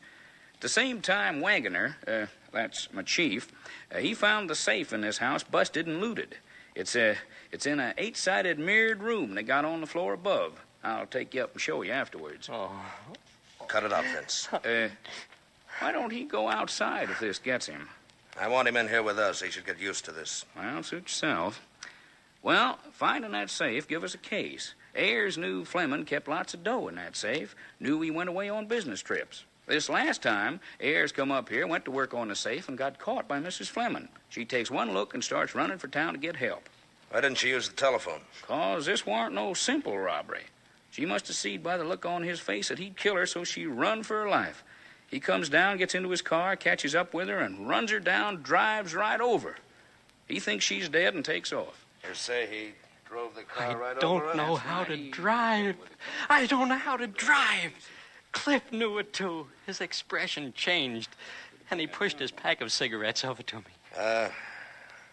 Have a smoke, kid. It'll do you good. Thanks. Well, we sent out a general alarm for Ayers, but at 5 that afternoon, Mrs. Fleming regained consciousness for a short time. Wagoner, my chief, was there, and he heard her say, "Is Dan all right? He didn't kill Dan, did he?" Well, that was enough to send us hot-footing right back to the house, and we found Ayer's dead body.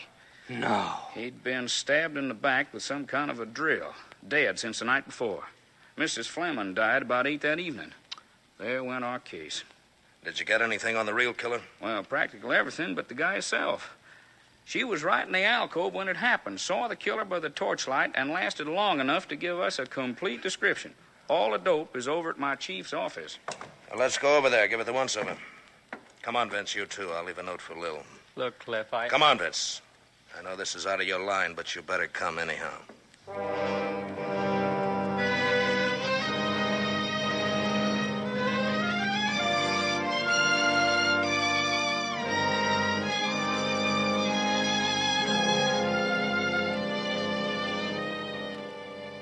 Glad you come over, Mr. Dodge. You too, Mr. Hardy. I'm interested in hearing the description of the killer. Well, it's pretty complete. I got it from Mrs. Fleming. Here's a transcription of my whole interview with her at the hospital. Had a stenographer take it down at the bedside. He was one of those efficient young sheriffs, and he droned on and on. My clothes became drenched with perspiration, and my stomach was quivering again. See there's body. Well, here's what you want, Dodge. Killer was about 25 and skinny. Cheekbones stood out, cast shadows in the torchlight as it wavered on his face. They must be looking at me. I covered my cheeks with my hands and stared down at the floor. My face was burning under my fingers. Had light brown hair. She even remembered that. It was parted low on the left side. Take a woman to notice a thing like that, even at such a moment.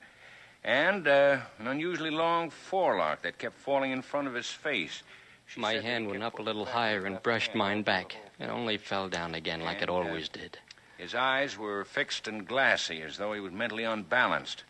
He had on a knitted sweater. It was darned up in the neckline in a different colored yarn. Lil made it Another for me, thing a woman... and I'd burned it with a cigarette. She fixed it up the best way she could, and Cliff knew about it. Yeah, took us hours to get, but that's it.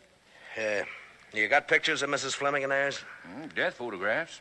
Care to see them? Yeah, let's have a look, huh? I got weaker and dizzy as they handed the pictures around. I didn't look at them, but I saw Cliff distract the other men's attention long enough to slip them on top of the file case. Well, I guess Next thing I knew, we were getting ready to put the lights out and leave. Coming, Vince? Yeah. I'll run you folks back to the house. It's on my way home. Well, Sheriff, thank you very much for... say, Vince, run back a minute and see if I left my cigarettes in Mr. Wagner's office, huh? Sure. Sheriff, I want you and the deputy to look me up the next time. His voice dwindled behind me, and I was in the darkened office again, alone. I knew what I'd been sent back for. He wanted me to see those pictures. I switched on the lights. They were on the file case. I took them in my hands and I stared at them.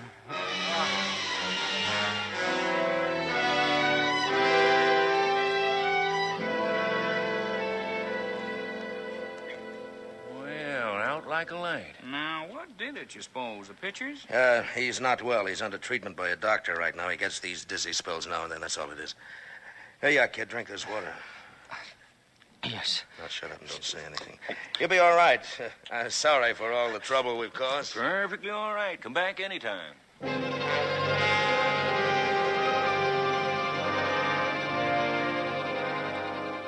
That was a place I never wanted to go back to. Cliff and I didn't say much as the deputy drove us to the house. We picked up Lil and started back to town. I think you've got a nerve, Cliff Dodge. We couldn't Leaving talk me them alone either. like that in a house where I had no Because business Lil being was the first blazing person saw at Cliff and leaving her alone, laced into him. And I think for once he was grateful. Kept him from thinking too steadily about me. She only quit when we were near my place and she saw me holding my head. What's the matter, Vince? Don't you feel well? The outing was a little bit too strenuous for him. No wonder the way you drive. Yeah? Well, I got us here, didn't I? Great. I'll see what I can do about having you decorated for it. I'll go up with Vince a minute. No, it's all right. I'm coming up with you, Vince.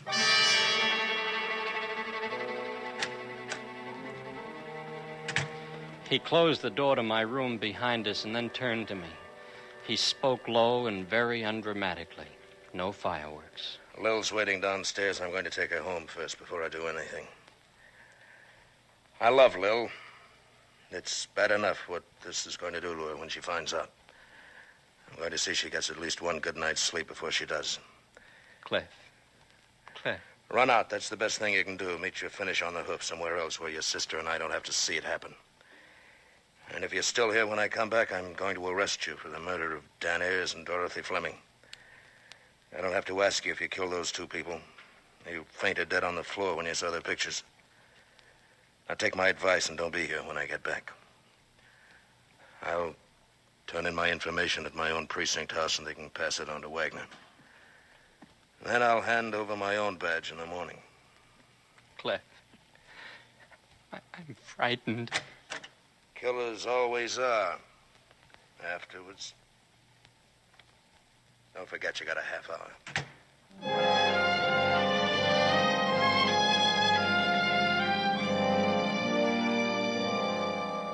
I didn't move for about half the time he'd given me. Then my hand went to my cheek as it had in the sheriff's office, and my face felt bristly. Without thinking, I went into the bathroom and turned on the warm water tap. I took my cream blade holder from the cabinet, not a sheer reflex of habit, and I realized I didn't need the cream and the holder, and I put them back. I took the razor in my hand.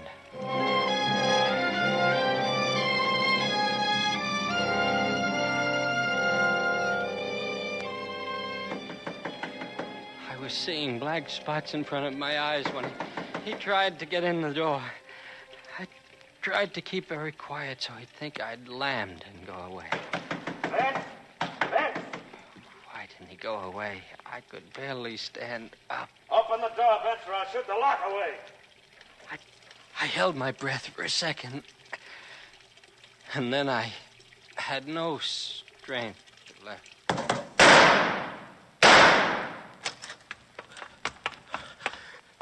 Vince. You could have saved yourself the trip back, Cliff.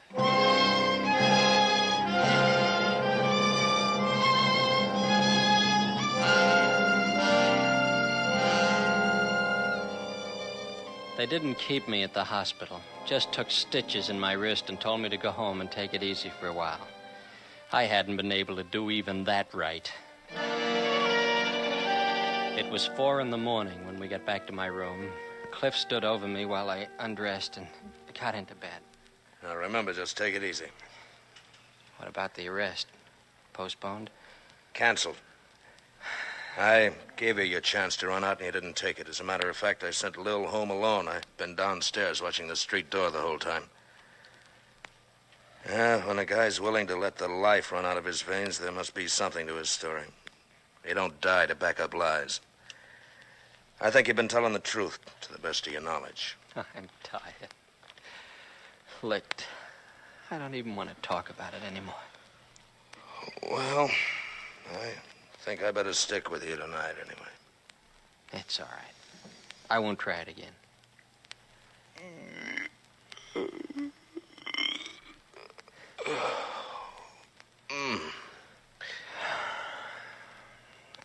Yeah, there's blood on the floor. You sure picked a messy way.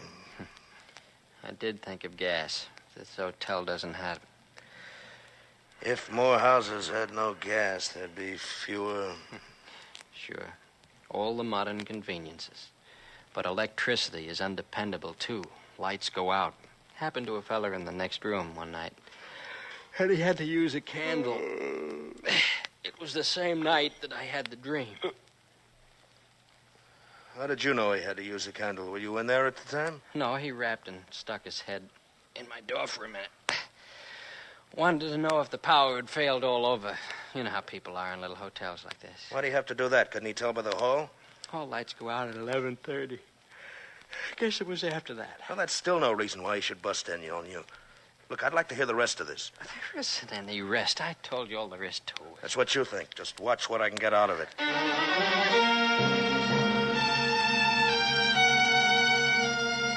He wouldn't let me go to sleep. I had to tell him about the man next door who moved in a week or so before the night of the dream. That particular night, I had been reading in bed. And as I put down the lights and about ready to doze off, he knocked. Come in.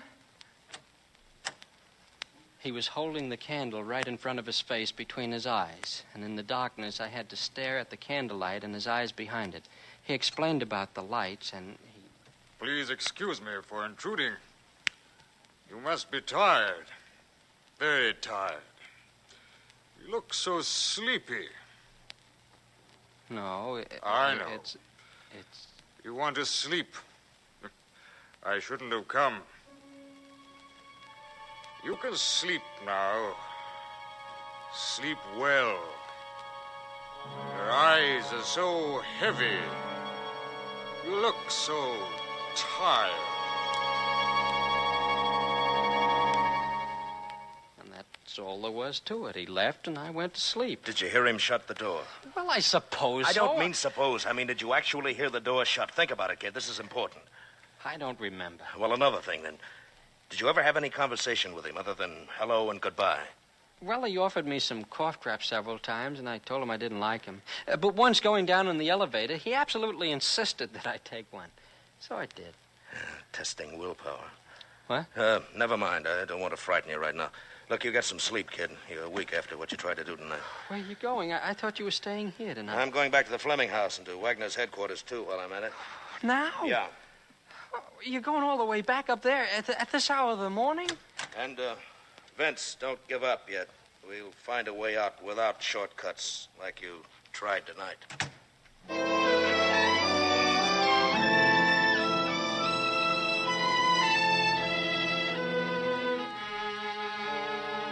I didn't wake until noon, but I didn't dare leave the room for a cup of coffee. I didn't want to miss Cliff when he got back. About 2, there was a knock on the door, and I almost fell over in my rush to open it. Cliff, Oh, excuse me. Sure, mister. Say, are you Vincent Hardy? Yes. Well, I think I got what you want. What I want? Yeah, my Uncle Henry built it. He was crazy. It's got a room with 8 sides. Oh, I'm terribly sorry, but I'm not in the market for that house any longer. You ain't? No. Oh, you're like Uncle Henry, too, huh? He would have liked you. Well, goodbye.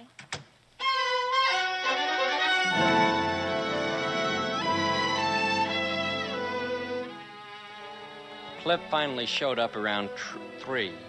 He looked terrible. He hadn't slept all night. He showed me a picture he'd brought.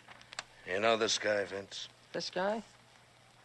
Well, the glasses are missing, and the mustache, and the hair isn't rumpled. But Cliff, Yeah? this is the guy from next door. Where'd you get this picture? From Wagner. It's Mrs. Fleming's husband. They're both the same fellow? Right. But there's no out in it for you. Now, get that straight, kid. I checked the fingerprints Wagner got. They're yours. You and nobody but you went into the Fleming house, killed Ayers, and hid his body in the closet. No. But you didn't kill Dorothy Fleming because you can't drive. Now, somebody else did that in Ayers' car. Somebody who brought you up there and was waiting for you at a safe distance. But why didn't I know I was doing? Well, that'll come later. What we have to do now is prove that the circumstance of the drink could have happened. Get it down on record officially. It isn't perfect, but it's the best we can do. Well, what do you... I think it's better if you don't know too much. A telegram addressed to Mrs. Fleming was received from her husband while I was up there. He's arriving back from South America today. Where are we going? Where is the place you'd least rather go of all places right now? That room.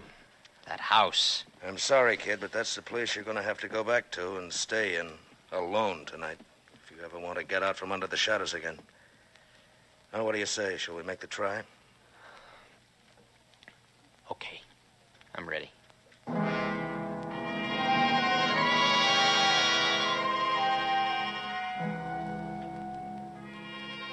I'd been sitting on the floor outside the mirrored alcove to rest when I heard him come in. He didn't come right up. I suppose he stopped to put his things away. Then I heard him tap the keys of the piano downstairs.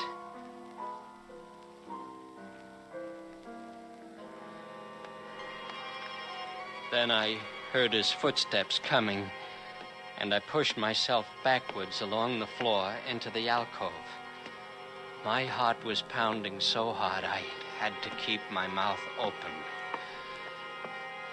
He was in the bedroom, opening suitcases, looking for things. I pushed myself into the closet where the body had been, and in a moment, he walked into the alcove and put on the lights. I could see him through the keyhole as he walked past the door. Then he stood still, turning to go. This was the time. Now. I held the gun tight and pushed the door open soundlessly. He heard me as I stepped into the room and whirled around. I wanted to yell at the top of my lungs at him. But I kept my lips together. Cliff had drilled me carefully on how I should act, what I should say. He'd particularly warned me to make Fleming talk first. How did you get here?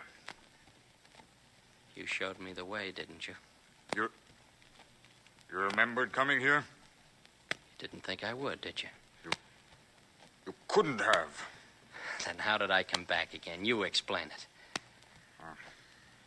How long have you been in here, like this? Since after dark. I got in before you came home. What'd you bring with you? Nobody. Just this, a .44 automatic. That's all the company I wanted with you. Uh-huh. Exactly how much do you remember? Much more than you think. You remember the drive up? You couldn't have. I told you to remember it only as a dream. You had the look. What look? I was holding a thumbtack pressed into the palm of each hand the whole way. Then why did you do everything that you were directed to do so passively? I thought there might be something in it for me later if anyone went to all that trouble. You purposely faked? I can't believe it. You didn't even draw back, show a sign when I let you out of the car. Put the knife in your hand, sent you on towards the house, told you how to get in, what to do. You mean you went ahead unconsciously? Sure, I figured you'd pay me off afterwards. Oh. Well, what went wrong inside? Well, I accidentally dropped the knife you gave me. Ayers jumped me in the alcove.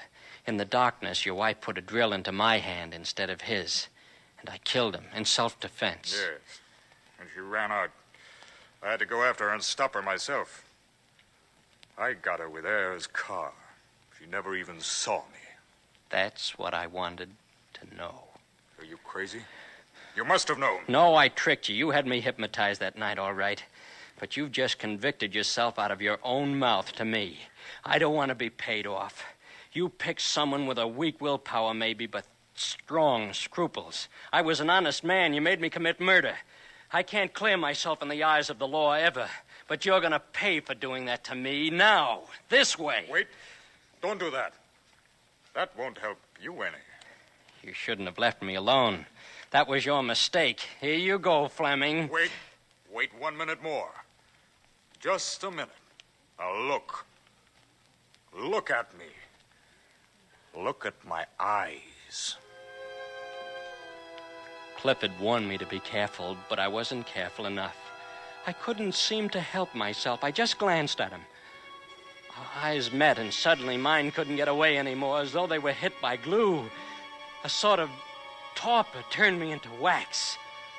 But I made an effort to do one more thing. It came out as a single sentence. Fleming, I'm going to shoot you. No. You're tired. You don't want to shoot anybody. You're tired. The gun's too heavy for you.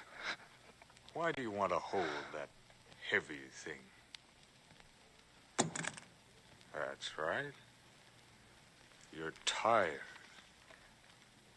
Tired.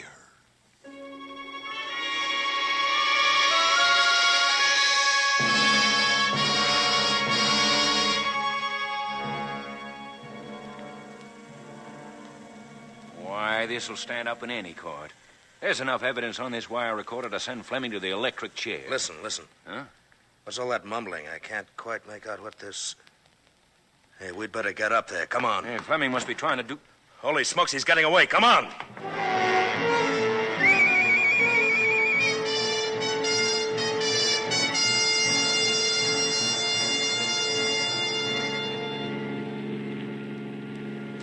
There's a pencil and paper in the glove compartment. Take them out. Good. Now write what I tell you. Start. I am wanted for the murder of those two people at the Fleming house. They're bound to get me sooner or later. And I have no chance. I see no other way but this. Now, sign your name. Vincent Hardy.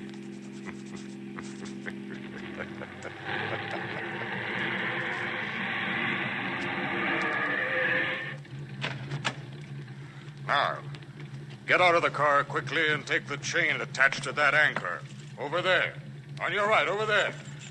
Go ahead. That's right. Now, tie it around your stomach and legs and pick up the anchor. Yes, that's it. Carry it in your hands. Yes, very good. Oh, someone coming. Now then, walk. Walk to the end of the dock. Hurry, you fool, and throw the anchor into the lake. Go ahead. Hurry. Red 5, Vincent.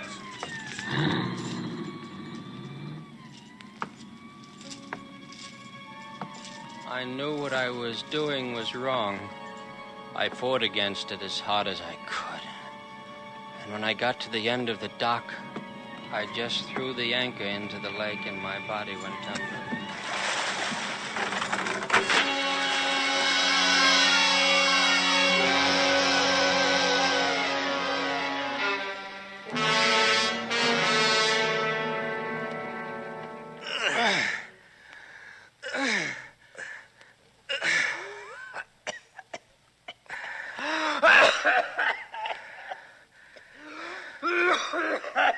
Well, there he is. He's all right now. Did you get Fleming? Fleming's dead, Mr. Dodge. The car hit a tree and folded up like an accordion. Vince would be gone, too, if I'd dosed another minute in that cellar. Yeah, don't feel bad. You did all right by the boy. You went in after him like a veteran lifeguard.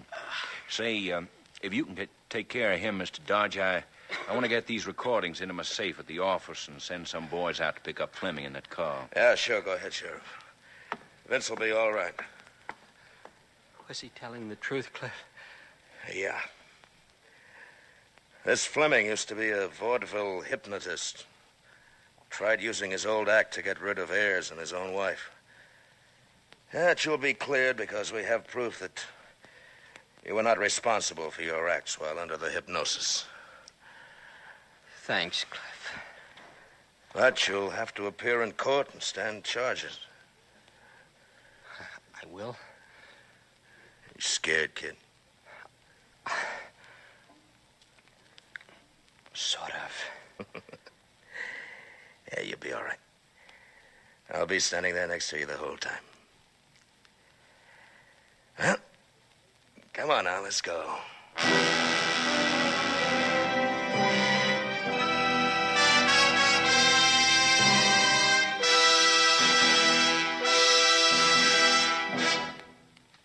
This is Robert Montgomery.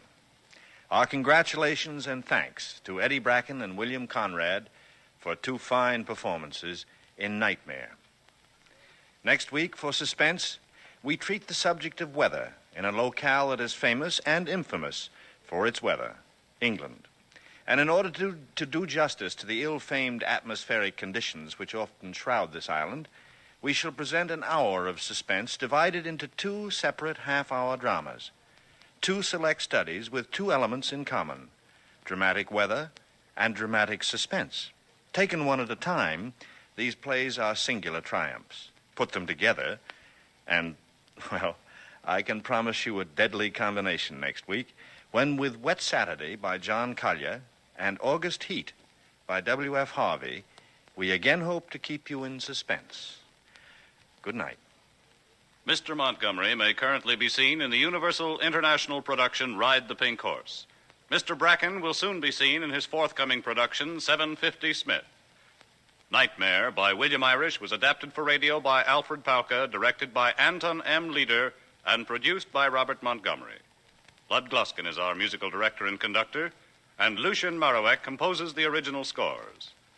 Next week, hear two great shows, Wet Saturday and August Heat, on radio's outstanding theater of thrills, 1 hour of Suspense.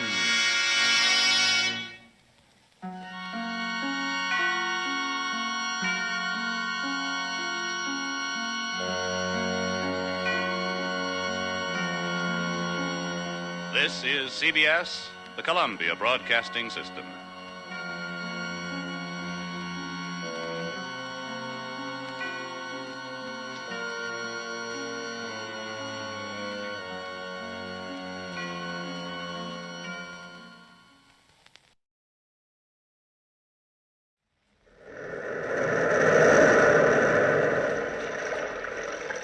The Weird Circle.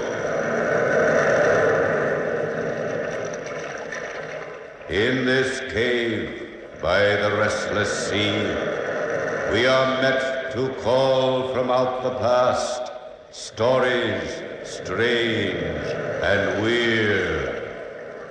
Bellkeeper, toll the bell, so all may know we are gathered again in the Weird Circle.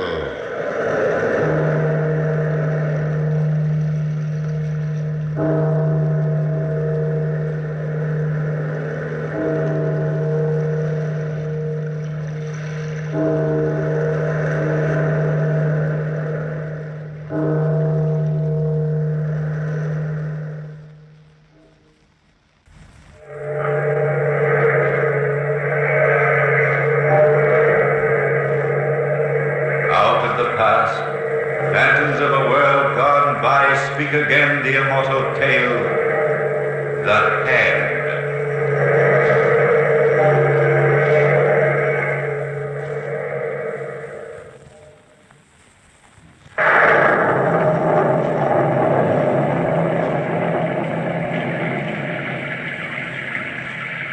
It was raining.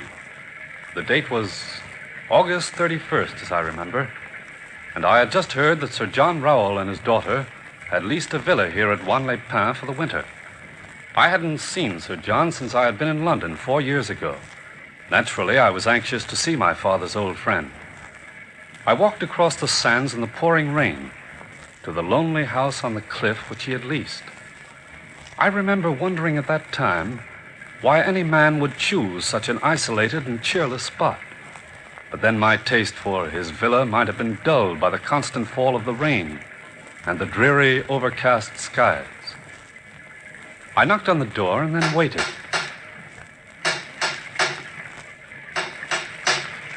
It seems I waited some time before his Arabian servant... Yes? Is Sir John Rowell in? Who is calling, please? Mr. Lansing from London. Mr. Dennis Lansing II. Come in, please. Oh, thank you. I don't see why you had to rent this place for the entire year, Father. It's depressing. Please to be seated, sir. I announce you. Thank you. Well, perhaps I have reasons of my own, Phyllis. Oh, I don't doubt it. But there would have been a million places in England which would have served your purpose just as well, I'm sure. Mr. Dennis Lansing II to see you, Sir John. Dennis Lansing? Show him right in, Kiara. Show him right in. Another one of your headhunting friends, Dad. You'll see, Phyllis, you'll see. Sir John. Well, come in, my boy, come in. Let's have a look at you. Well, you've grown up since I last saw you. Oh, the inevitable result of years, sir. Well, I'd like you to meet my daughter, Lady Phyllis. Oh, how do you do? Hello. Well, do I look like a headhunter? Not in the least. Phyllis, stop flirting with the young man. Go upstairs and change for dinner. Even in this villa, you can't expect to come to the table in that dress. Oh, Father, really, the first time I've had a chance to be amused, I'm sent out of the room. We'll have plenty of chance to talk to Dennis later on. Oh, you'll stay to dinner, won't you, sir? I'd be delighted. I'll see you then, Mr. Lansing. Yes, indeed. Well, what are you doing in this part of France? Is your father with you? Well, the family's in England. I'm vacationing here for 2 weeks in a pension near the casino. Pension? Why don't you stay with us? Well, really, Sir John, I wouldn't think of... Why wouldn't you? I insist on it. Yes, I insist on it. Kiora! Yes, sir. Yes, I'd like you to pick up Mr. Lansing's luggage after dinner. Yes, sir. And at whose pension are you staying? Madame Corvay's. Madame Corvay's, oh. And, Kiora. Yes, sir. Prepare the left wing for Mr. Lansing tonight. He'll be staying with us. Yes, sir. We'll do it, sir. Well, how's the hunting going, Sir John? Famously. Phyllis and I just came back from India, as a matter of fact. Tell me, Dennis, have you ever seen any of my trophies? Oh, no, I haven't, sir, but I've heard my father talk about them. Well, you've a great treat in store for you. I fixed up the back room in this villa as a trophy closet. Would you like to see it? Yes, as a matter of fact, I would very much. Well, come along, then. We'll have just time enough before dinner.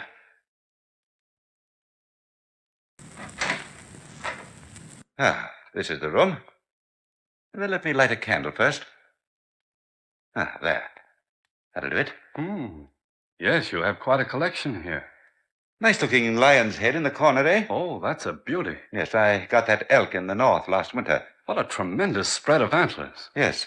You know, Dennis, it took only one shot to pin it down. Oh, fancy shooting, Sir John. Yes, record shooting under the circumstances. And what's under this cover? No, don't look there, Dennis. Oh, what in heaven's name? Why, it's a human hand. I haven't restricted my zeal for hunting to the animal kingdom, as you no doubt realize. Yes, so I see. Oh, it's horrible looking. You should have seen the man it belonged to. Well, I didn't mean to pry, sir. I realize that, Dennis, but no harm's done. You would have seen it sooner or later. It belonged to an enemy of mine, a man I met on one of my many travels. But how did you get the hand, sir? Are you sure you're interested, Dennis? Well, yes. That is, if you feel like telling me about it. I don't mind. His name was Magord. He was of the yellow race, the head of a fanatical cult. My wife met him on one of our journeys. He fascinated her. He talked her into killing herself in order to destroy her earthly body and liberate her soul. My father once told me something of all this. Yes. It was quite a scandal in London at the time. She wrapped herself in old oil rags. He gave her the flame in order to set those rags on fire. Oh, I hadn't realized it. She died, suffering horribly, while he chanted black magic over her burning flesh. My daughter Phyllis was only 10 then. Well, didn't they jail this man Magord? They couldn't find him. He left the country. But I found him.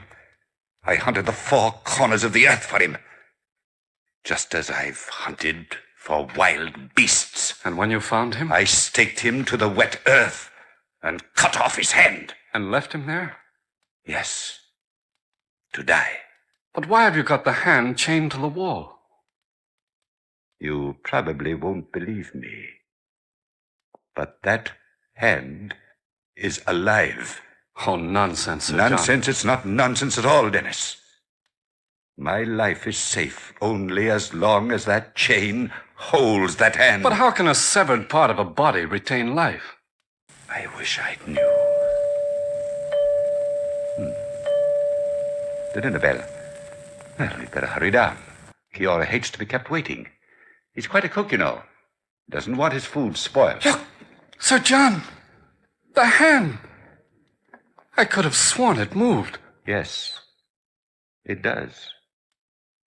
Frequently. Come along. And, oh, Dennis, don't say anything about the hand to Phyllis. She hates the thought of it. You have my word, sir. I won't mention the hand at all.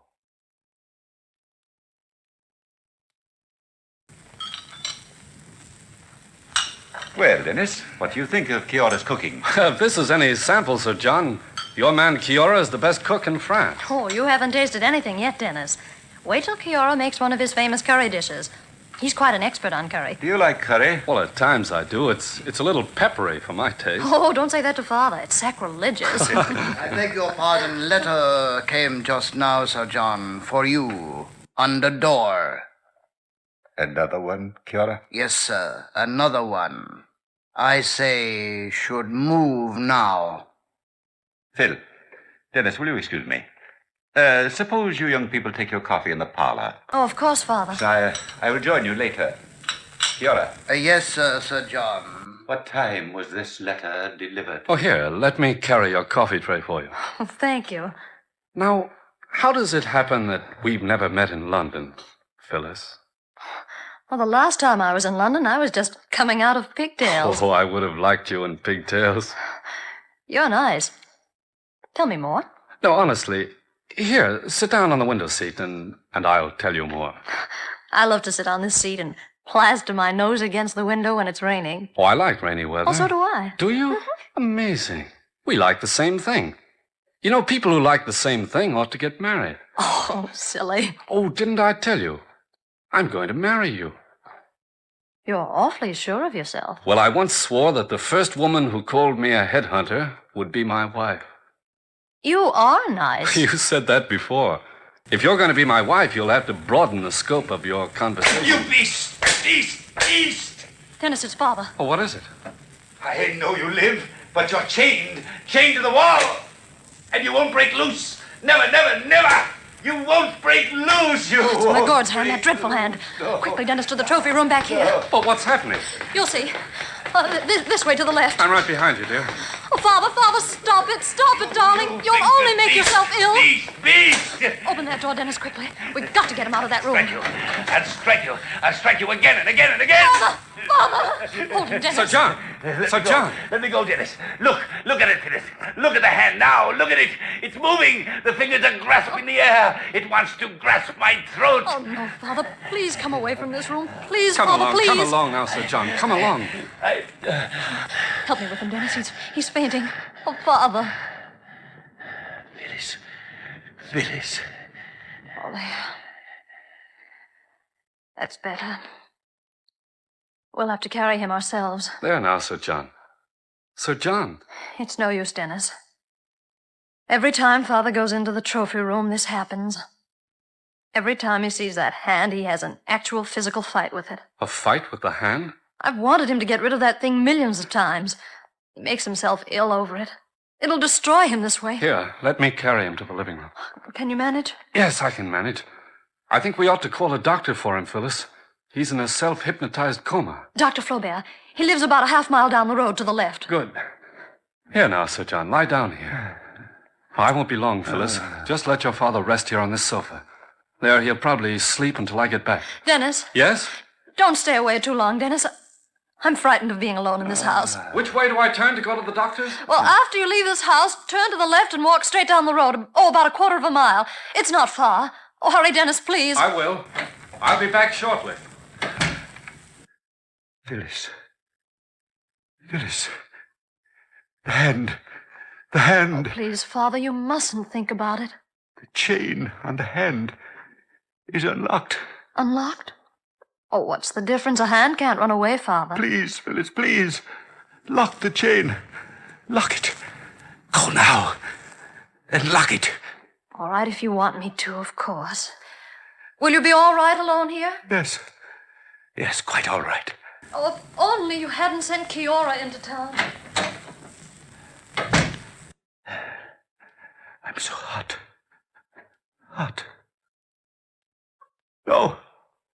No! Phyllis, help me! It's the hand! The hand! Coming for me! Crawling on the wall like a scorpion! Closer! Nearer! It's coming for me! No!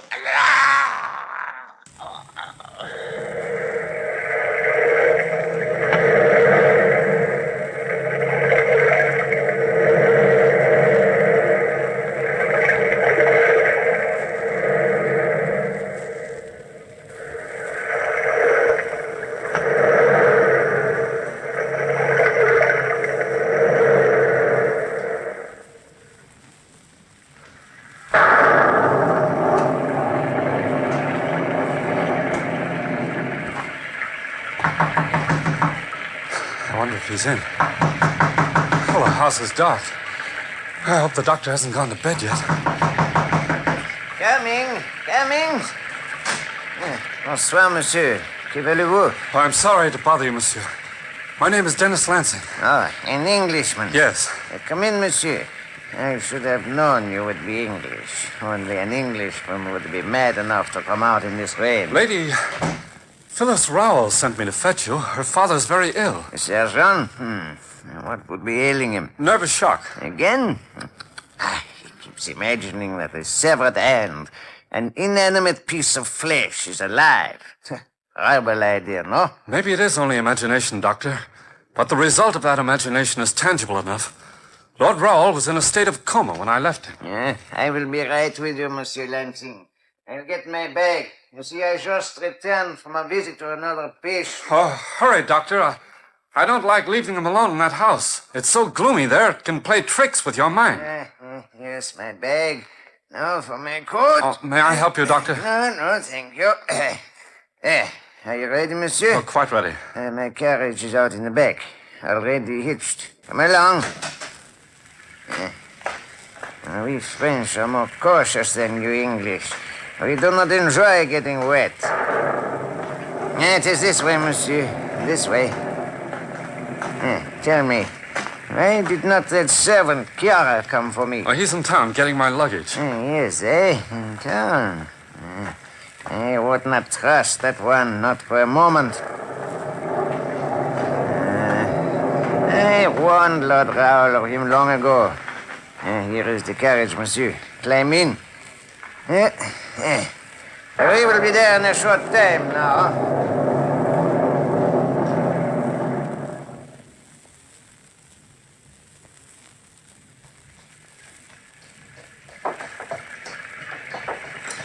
Whoa. Oh, here we are, Dr. Flaubert. The house is dark. I thought Lord Rowell was waiting for us in the living room. Well, I thought so, too. It is a wet night. Whoa. This way, Doctor. Come along. You know, that's funny. There's no light. I left a light on in the parlor. Perhaps Lord Rowell turned it off so he could sleep. Well, perhaps. Yes, perhaps. They do not answer, no? No, they don't. Who is it? Who's out there? Phyllis! It's Dennis and Dr. Flaubert. Let us in. Oh, Dennis! Oh, Dennis. Dennis' father's dead. Daddy's been murdered. Murdered? Dr. Flaubert, my father's been choked to death by the hand. Where is he, my dear? On the sofa in the living room. Come along, Doctor. You can take a look at him. I'll light a candle. I'm frightened. So frightened, Dennis. Father asked me to go to the trophy room to be sure. The hand was locked safely to the wall. As soon as I left him alone, I heard Dad screaming. When I came back, look, that's what I saw. Let me examine him, mademoiselle. Here's a candle, Doctor. Thank you. There, Phyllis. Try to control yourself. You're safe now. Father. Phyllis, now stop crying, my dear. It's so incredible, Dennis. A severed part of a human body being able to commit murder. Murder. Did you see the hand? No, I didn't. It was gone by the time I returned, and all the lights but that one candle near the window were out. Dr. Flaubert, is it possible for that hand to be alive? Under ordinary circumstances, I would say no, Monsieur Lansing. But these are anything but ordinary circumstances. Then you admit it's possible for this hand to have done the murder? I admit nothing, monsieur. Only I must judge from the evidence which confronts me. And no human hand ever performed this murder. Look at the imprints on the neck of Lord Rowell. Skeleton imprints. They're imprints of skeleton fingers. Then the hand is still loose in the house somewhere. Did you see the hand in the trophy room, Phyllis? I never got back there. Oh, Chiara. I have brought your luggage back, Lord Rowell. Yes, Chiara. Lord Rowell is dead. I knew it. I told him not to stay in this house. I could feel the danger around us. Could you indeed, Chiara?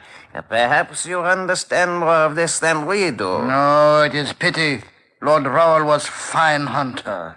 Tell me, Kiora, what was in that letter that Lord Rowell received this evening which threw him into such a panic? I do not know, Mr. Lansing. Well, where did it come from? I do not know that either. Yeah, this isn't the case for us to solve, Monsieur Lansing. It is up to the police. Oh, not the police. Please, Doctor. It will only start an old scandal all over again. But, mademoiselle... No, my father wouldn't have wanted it. The publicity over my mother's death ruined his life. He wouldn't want the old scandal repeated. It doesn't necessarily have to be in the papers, Phyllis. Dennis, my father wouldn't want it. But as long as his death is a mystery, your life is in danger. There's no mystery about it. My father was murdered by the Hand. He always knew he'd die that way, always. The Hand will remain in this house. I'm going as far away as I possibly can. The Lady Phyllis is right, Monsieur Flaubert. How can you be so sure it will not follow her? I know more of East Indian magic than you do, Doctor. East Indian magic or not, as a doctor in charge of this case, I will have to report Lord Rowell's death to the authorities to make arrangements for his funeral. My father's body will be taken to England. Kiora knows exactly what to do. Nevertheless, I must make the report of his death. It is customary procedure here in France. An investigation will certainly follow in the morning. You make trouble for all of us, Dr. Flaubert. Yes, especially for you, Kiora. Bonsoir. Good evening, Doctor. Thank you. I do not think it is wise to stay in this house tonight, Lady Phyllis. Kiora's right, Phyllis. You can return with me to Madame Corvey's. And leave Father here alone like this? But there's nothing more you can do for him, Phyllis. If black magic does exist, I can at least watch over him tonight. But Lady Phyllis... No, Kiora. I'm going to stay right here. If you both want to leave, you can. I won't leave you, Phyllis. If you want to stand watch, I'll stand with you. I make some coffee, Lady Phyllis, yes? Oh, yes, Kiora, if you please. Then I return to town and make arrangements for our immediate return to England. I don't know what I'd do without you, Kiora. Maybe Kiora fix it so we leave before authorities come, yes? If you can, Kiora, I'd be so very grateful.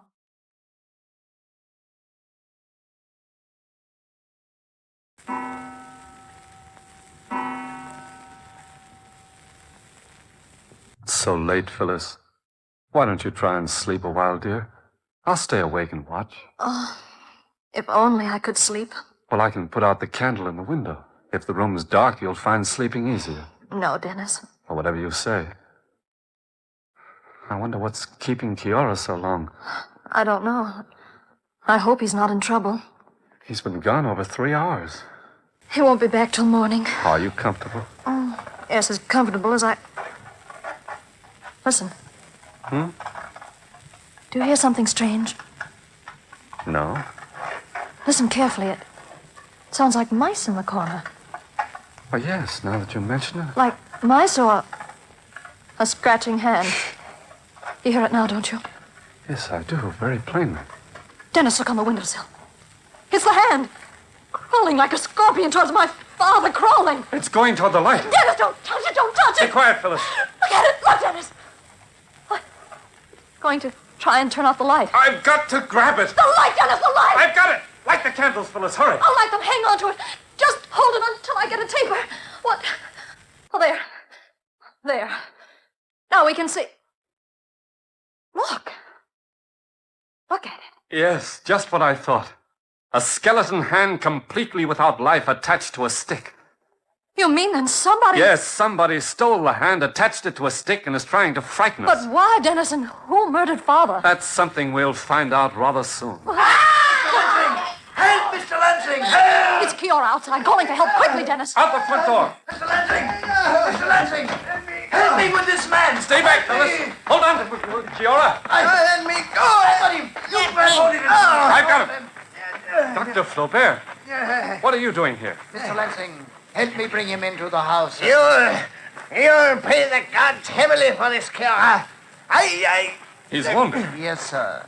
I used knife on him, unfortunately. Bring him inside. Dennis, I don't understand. I think I'm beginning to. Take his feet, Kiora. Yes, sir, I've got him. Feet. Nothing to be proud of. They are the feet of a dog. Close the door behind us, Phyllis. Here, we can put him down here. Yes, sir. You fool, Kiora. I shall imprison your soul for eternity. That is too late, Monsieur Margot. Margot? My father hunted him down and left him to die long ago. Dennis, he can't be Margot. He is, though. He didn't die. He was staked to the ground, Phyllis, but managed to free himself. Kiora suspected the doctor from the first. That's quite right, Lady Phyllis. He kept writing letters to Lord Raoul. He, the only one near enough to drop letters on the door. When he leaves house this evening, I wait outside for him to return. I hide in bushes. I see him and skeleton hand outside window. Then I see light go out inside. Then I grabbed him. And a good thing you did, too. Yes, good. Or you'd all be dead. Dead. Paying for the crime of cutting off my hand. My hand! My hand was cut off, and I was left to die. But, Kiora, Dennis, he has a hand. Yes, Lady Phyllis. Artificial one. Made of wax. I shall get even with you two. I... Creatures of darkness have come for me. He will pay in another world for the crime he committed tonight. I go get the police, Lady Phyllis, yes? Yes, Kiora, if you will. I still don't understand how Kiora knew that Dr. Flaubert was really Margot. The East Indian has a strange but almost infallible second sense. Yes, I'm afraid they have, Dennis. A very strange second sense. Phyllis and I waited in front of the fireplace for 2 hours. And finally, Kiora and the authorities arrived. I told them the entire story, as incredible as it sounded, and was granted permission to return Lord Raoul's body to England. Dennis, can we really go back to England now? I'll be so glad to get home. Oh, so will I, dear. Though I'm not quite sure what my family will say about my traveling back in the company of a strange man. Oh, stuffy, are they? A little bit. Well, they won't have to worry. We're going to be married just as soon as I have you safely home again. Oh, Dennis, my dear. My darling. Pardon, you may need good housekeeper. Cook, Mr. Lansing. Kiora make very good Indian curry. Good, Kiora. You're hired. I can see right now, Phyllis, I'll be eating Indian curry for the rest of my life.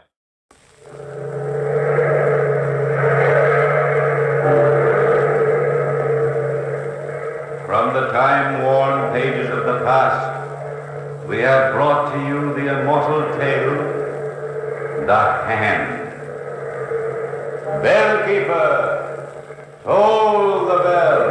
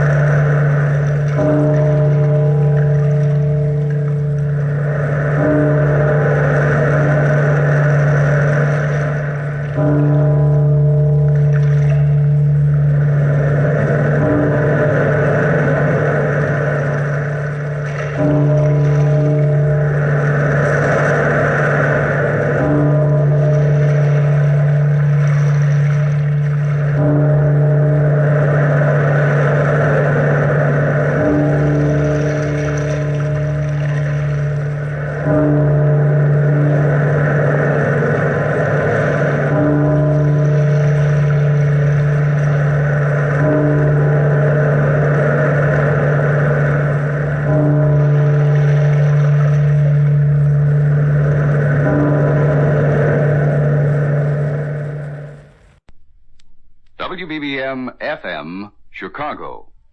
Gum, the refreshing, delicious treat that gives you chewing enjoyment, presents for your listening enjoyment John Lund as Johnny Dollar.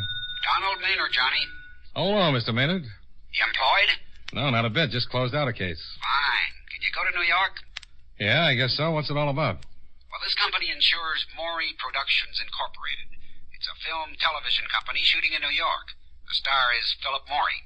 Uh-huh. Well, production stopped last Wednesday. We were notified that Maury had suffered a breakdown and couldn't continue for a while. It's costing us plenty. They've got a pretty big company. Cast and crew are all under contract and have to get paid. Well, what do you want me to do? Well, anything you can. The doctor definitely confirms the breakdown, but he says he's sure it's due to some personal crisis. See what you can find out. See if you can't do something to snap Maury out of it. Okay. Right away, huh? As soon as I pack a bag.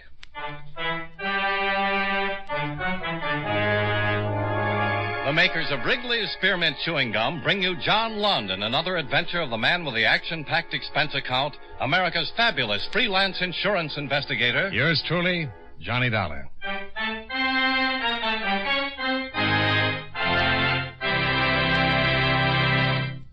Friends, the makers of Wrigley's Spearmint Chewing Gum present these weekly adventures of Johnny Dollar because they know that millions of you enjoy Johnny Dollar. That's true of Wrigley's Spearmint Chewing Gum, too. It's enjoyed by millions, day in and day out. People find that chewing on a smooth, delicious piece of Wrigley's Spearmint Gum somehow makes time pass more pleasantly.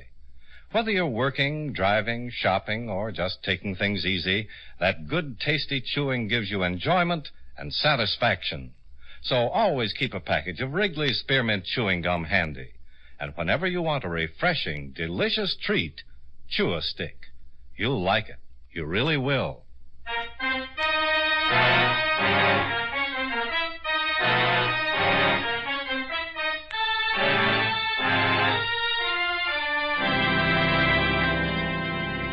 Expense account submitted by Special Investigator Johnny Dollar to Home Office, National Life and Casualty Insurance Company, Hartford, Connecticut. The following is an accounting of expenditures during my investigation of the Philip Maury matter. Expense account item 1, $19.85, train fare and incidentals between Hartford and New York City. Item 2, 75 cents, cab fare to a hotel, where I registered and called the offices of the Maury Production Company. I made an appointment to see Mr. Milton Gradke, the producer. Expense account item 3, 55 cents for another cab to Gradke's well-appointed office on 45th Street. Really, Mr. Dollar, I'm just as concerned about this situation as the insurance company is. In fact, I'm probably a whole lot more concerned. A whole lot. Well, we've got a schedule to meet. We've got a sponsor and a network to account to. And if our star is sick, I just came down to see if I could help. It's a breakdown, Mr. Dollar. Who can help with a breakdown? Are you a doctor? You're a close friend, huh? Yes, very close. I can't do anything. How could you? What caused the breakdown? Such a question. What causes the breakdown? What causes breakdowns? Again, it's for a doctor to say. I'm only a producer. Well, the company doctor felt it was something of a personal nature. Something more than just overwork. Well, I know Phil is sick. He's really in a bad shape. And I know if he doesn't snap out of it, this show is going on the rocks. It may be personal, but that's not for me to say. Phil's had enough trouble in the past. Well, this time he could be ruined. Who's his personal physician? Ewing, Charles Ewing. The best man for this sort of thing. I got the best. I'd like to talk to him. He's probably over with Phil now. Oh, fine. I'll stop by. Oh, he won't allow you to see Phil. You can't see him, Mr. Dollar. Okay, then I'll just talk to the doctor. Maybe Ewing's back at his office now. Why don't you go over to his office instead, huh? It'll be a whole lot easier if you go over to Mr. Gradke. Yes? What's the matter? Don't you want me to talk with Philip Maury? He's sick. Very sick. You sure that's all? Of course that's all. You got the doctor's report? Yeah, but if you don't mind, I'll check it myself. Your company may be in trouble, Mr. Gradke, but my company is paying for it.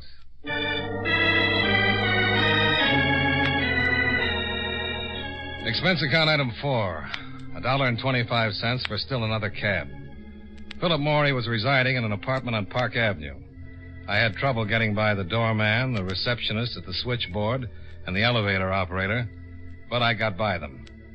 I walked down the 3rd floor of the building and knocked on the door to Philip Maury's apartment. Yes?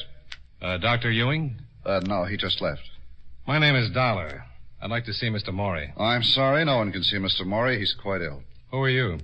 What business is that of yours? I'm a special agent for National Life and Casualty. I was sent here to make a report on Mr. Maury's condition. Then I suggest you talk to Dr. Ewing. Now, wait a minute. Look, I told you that... Hey, Richard. What's the beef? What's going on? Mr. Morey? Yeah? Phil, you better go on back in your room. Why? What do you want, Edward? My name is Dollar, Mr. Morey. Okay. What's it all about, huh? I told him you weren't seeing anyone. Well, He's from the insurance company. I don't want any. You already have it. I just came down here to see if I could help. Wait a minute. I don't want any insurance. I'm a lousy risk. Phil. No. Go on, fella. Beat it, you hear me? Go on. Okay. Don't get rough. You're in no condition. You think so, huh? Look, Mr. Morey, my company got a report that you'd suffered a breakdown. Yeah. Well, good for them.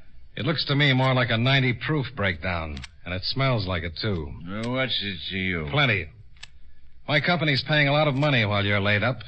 As long as it's a legitimate illness, they're obligated to keep on paying. And if I'm just drunk? I doubt if my company would think kindly of you, Mr. Morey. Well, isn't that just too bad? Mr. Dollar, he didn't start hitting the bottle until last night. Just forget the excuses. Just drop it. And you get out of here now, huh? Go on, get out. Okay. And tell your stinking company I'm gonna stay drunk until we have another blue snow. Okay? It's fine with me. I'll send you a sled with a coffin on it. I was supposed to help Morey straighten himself out, but this wasn't just a breakdown. He was boiled to the eyebrows. And if you could go on past performances, it was an odds-on bet he'd stay that way. Expense account item 5. $1.35 cab fare from the Park Avenue apartment to the hotel, where I went to the bar to cool off. I had a fast one and was reaching for another when I was interrupted. Mr. Dollar? Oh. I talked with Milt Gradkin. He told me you were staying here. Okay.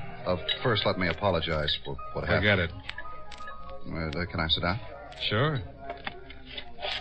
Well, we really didn't meet officially. I'm Richard Long. I'm the writer-director on the series. Well, if Morey stays loaded, you're going to be out of a job. He just started drinking last night. Insurance doesn't cover a lost weekend. I'll have to report it. They'll cancel. It'll be rough. His wife left him. Oh, that's the reason, huh? Yeah. She's going to sue. They've been trying to do everything we could to get Phil in shape. Well, from the way he looked, you'd better forget it. Well, if this one blows up, he's through. He's finished for good. It's happened before. Yeah. But isn't it too bad? Yeah, I guess it is.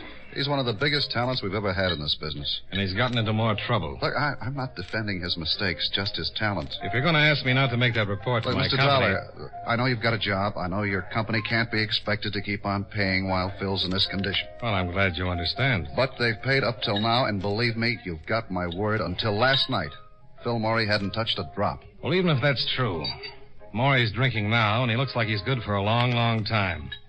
He's fallen off before, hasn't he? Yes. He lost his motion picture contract the last time, didn't he? Yes, but all that straightened itself out. It looked pretty crooked this afternoon. This would never have happened in a million years if it wasn't for that wife. Well, that's another one of his patterns, isn't it? He's been sued by more ex-wives. Mr. Zoller, I've never said he was right. I never said any of the trouble was anything else but his own fault. But you don't know him. Not many people do. This guy is the most considerate, charitable... When he's sober. Listen, if you've got about 12 hours sometime, I'd like to impress you with some of the good things on the other side of the ledger. He's given Janet everything she could want. Sure, he was wrong. He should have belted her one and told her to keep in line. He's made the same mistake with every woman he's ever been involved with, and they've all taken him. Nearly everyone's taken him. Business managers, agents. You think them up, and they've had their fingers in the pie. For a while, there was a pretty big pie. Sounds like fodder for a good psychoanalyst. Yeah, but... Well, Janet's leaving him was too much. Even as bad as he was, he didn't hit the bottle. He just kind of folded up, but he stayed on the wagon. Until last night. Yeah. Her lawyer called, and Phil got to the phone before I did. He was almost well, didn't care if he ever saw her again. The lawyer said lawsuit, and Phil headed for the bar. Well, a breakdown is one thing, but a drunk is something else. And he doesn't exactly have the cleanest record in the world. A couple of his binges turned into marathons. Well, I don't know what to do. That's why I wanted to see him. I was sent down here to straighten him out if I could. Get that dame to lay off the lawsuit and you can. Well, maybe she thinks she's got a case. The other wives did all right. Well, that's why he flipped. He just can't afford it. You got any idea how much alimony he's paying right now? Yeah, I've heard. And it's more than just the dough. This one's taking him. He's played it straight all the way, gave her everything she wanted, laid off the booze. Really, I know. He tried to make this one work. And why did she leave him? She figured it was the right time. He's going good. Still got a lot of money. She's a tramp. Does he think so? Well, he does now.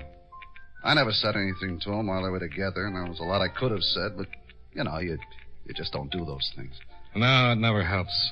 After she left him, I finally sat him down and gave it to him straight. He got sore, but he listened, and he started putting things together. She played around all over the place while she was with him, but she did it smart. It's the old story about the husband being the last one to know. And he took it? Yeah, and it helped. I really gave it to him, everything I knew. He must have made quite a study. Well, she threw a few pitches my way. Well, if you know all these things, why not let her take it to court? Sounds like you've got enough honor to stop any kind of a suit. Oh, no. I said she played it smart. It's all hearsay. She'd just deny it, and who's going to call her a liar? The guys she was mixed up with? Maybe. Not these guys. They were hand-picked. You said she threw a few pitches your way. Look, Dollar, Maury's my closest friend. What do you think I'm going to do? Well, I came down here to see if I could help. But it looks pretty hopeless. I don't know. He looked like he was headed for a wet evening. Anyone holding his hand? Yeah, I left Milt with him. We've been working in shifts. His wife's name is Janet, isn't it? Yeah. Where does she live? 55 West 125th Street. Okay. Why don't you wait for me here? You going over to see her? I'm supposed to save my company money, Mr. Long. Maybe Mrs. Maury can suggest something. Are you kidding? Yeah. But if you got a better idea? Good luck.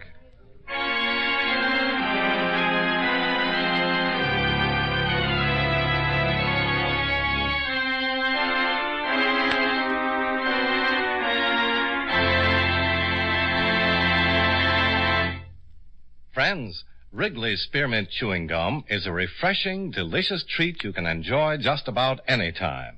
Even when you're busy working, you can slip a stick of Wrigley's Spearmint in your mouth and enjoy that pleasant chewing.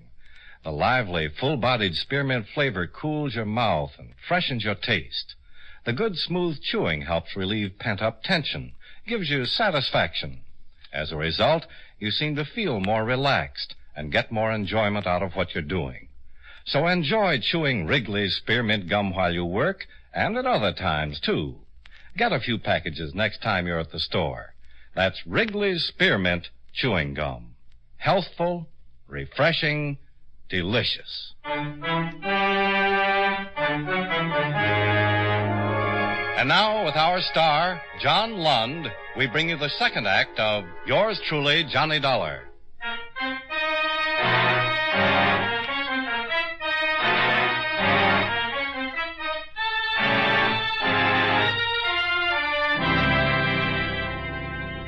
I left Long in the hotel bar and ran up expense account item 6, $1.45, for one more cab to take me to Mrs. Philip Maury's apartment building. I buzzed for the elevator, and when it arrived, a man stepped out and brushed my shoulder. Sorry. I'd seen him before someplace. And while the elevator took me up to the 4th floor, I tried to place him. Oh, I couldn't remember. But for some reason, the man seemed to be important. I got off at the 4th floor, still trying to place the face, and walked down the hall to Mrs. Maury's apartment.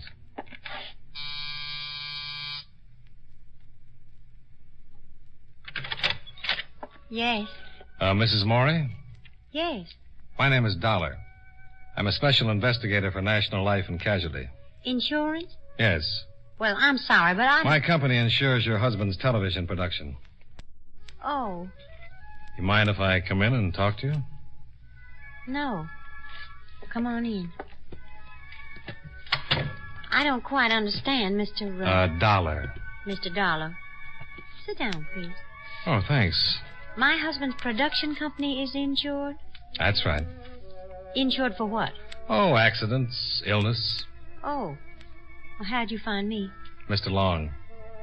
I see. I have to make a complete investigation, Mrs. Maury. You see, when your husband was taken ill, taken ill. Well, that's the report that was turned into the company. I guess you could call it that. What would you call it? He's plastered. You know what that means. I sure do. I left him. I'm going to get a divorce. Well, aside from your personal differences, if your husband is just drinking, if that's the reason that production has been held up, my company will cancel his insurance. So? He won't be able to get insurance from any other company. Look, Mr. Dollar, do you know anything about Phil? Well, just what I've read. Well, that's been bad, all right, but you've got to live with a guy to really get the full effect. You wouldn't believe it.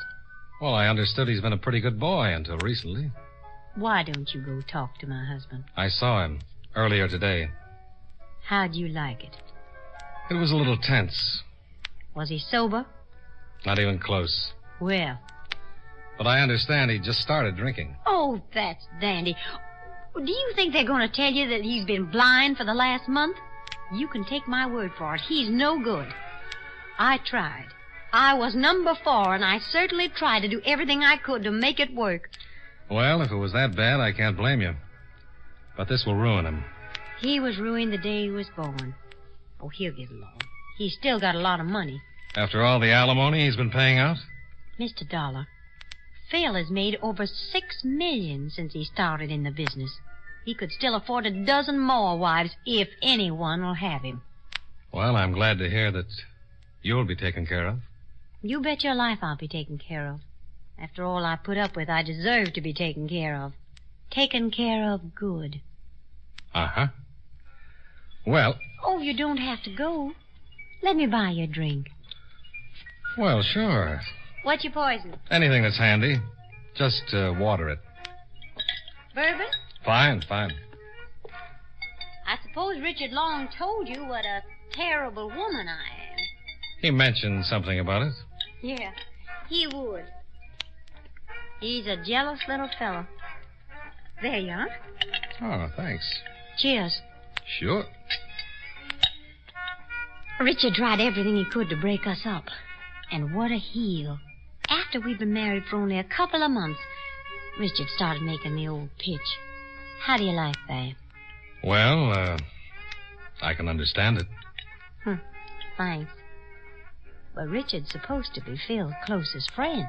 An attractive woman can fracture a friendship in a hurry, under the right circumstances. The circumstances were anything but right, Mr. Dollar. Well, can't blame a man for trying. Don't you have any scruples? A couple. But I left them back in the 3rd grade. Insurance business, huh? Yeah. You make a lot of money? Enough. It has other compensations. Tell me about them. Well, good drink now and then. I bet you meet a lot of interesting people. Oh, lots. What'd you say your first name was? I didn't. But it's Johnny. Johnny Dollar. Mm-hmm. Nice, expensive sound. You should get a load of my expense account sometime. I'd love to. You know, I saw a picture of you once. Really? Yeah. In a bathing suit. I was a model before I met Phil. I had lots of pictures taken in bathing suits. I think this was taken just before you married him. It was on the front page, showing you were the girl that was going to be the 4th Mrs. Morey. Oh, that one. Yeah. That was a rather good one. Rather. That book there on the table is just full of pictures taken while I was modeling. Oh? Oh, this one? Mm-hmm. Browse around. Oh, I'd love to. That's a good one. Yes. Oh, and here's one. We made a whole bunch of these on the beach. This is the best one of the lot. Yeah. Nice tan. Isn't that one cute? Yeah. Mr. Dollar. How's your drink? It just curdled. Let me build you a fresh one. Oh, no, thanks. I have to go. Oh, I'm sorry. You won't be, honey. I don't think I understand that, Johnny. I'll tell you all about it sometime. It'll give you a real kick.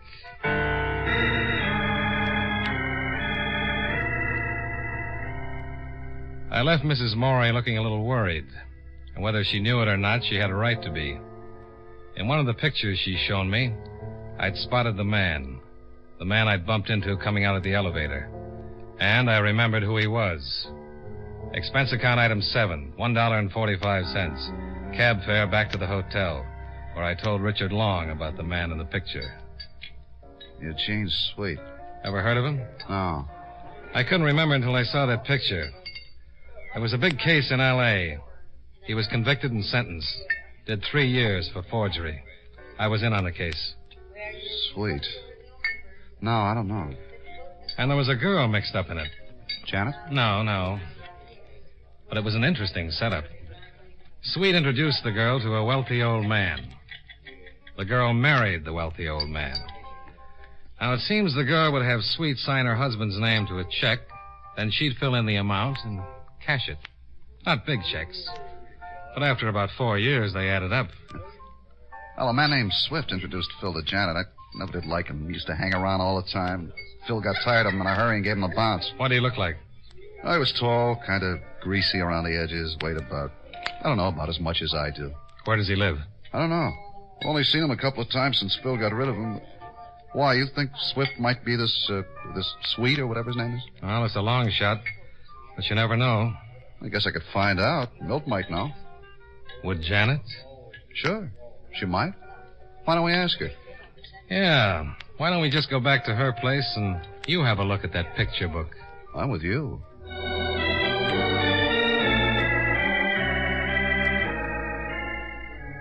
Long's car was parked outside the hotel. We piled in and drove back to Mrs. Morey's apartment building. We parked just in time to see a man enter by the front door. That's him, Swift. He just went into Janet's building. And he came out about an hour ago. You mean Swift's the guy you were talking to? Eugene Sweet. Arrested in Los Angeles in 1949. Well, come on. Well, it might be perfectly innocent. In a pig's eye. I bet that dame has been working the same kind of setup you told me Sweet worked with the other one. He doesn't do anything. How does he support himself? Well, if he's with Mrs. Morey, we can always ask him.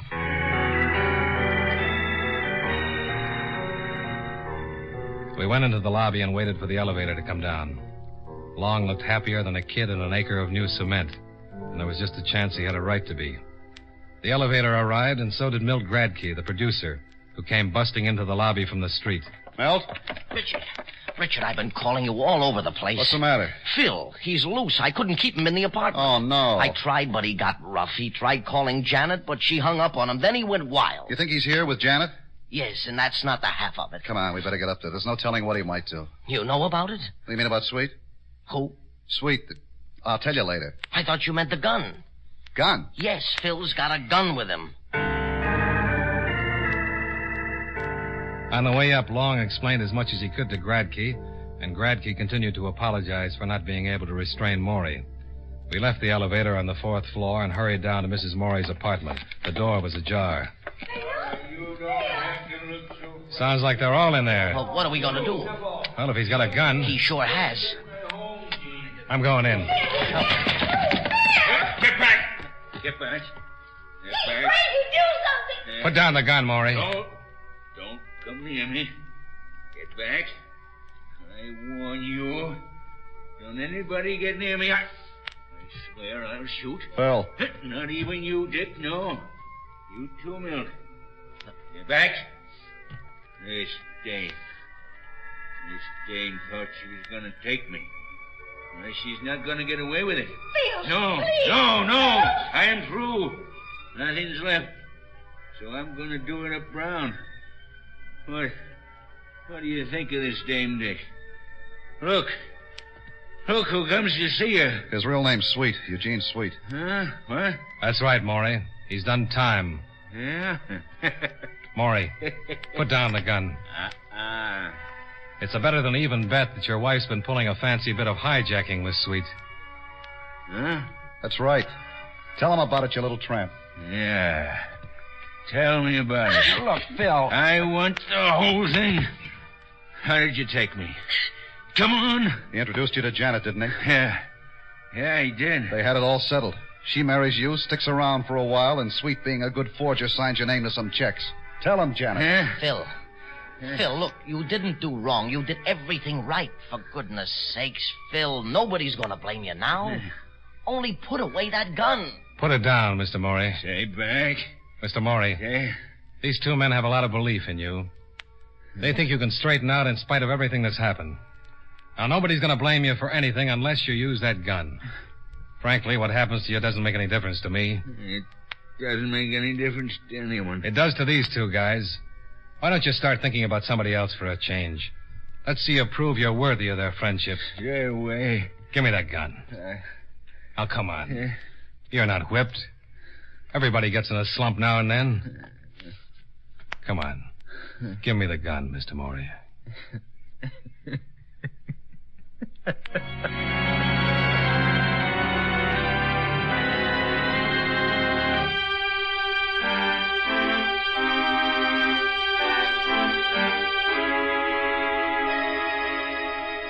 By the time the cops got there, Janet and Sweet had told me the whole story. They admitted cashing forged checks to the tune of $300,000. And that wasn't counting what Maury had given her legally.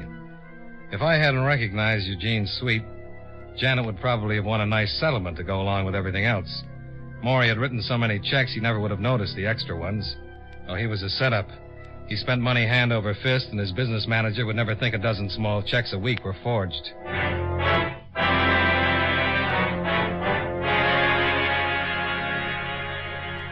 Expense account item 8, $54, hotel bill. Item 9, $18.83, train fare and incidentals back to Hartford. Expense account total, $99.38. Yours truly, Johnny Dollar.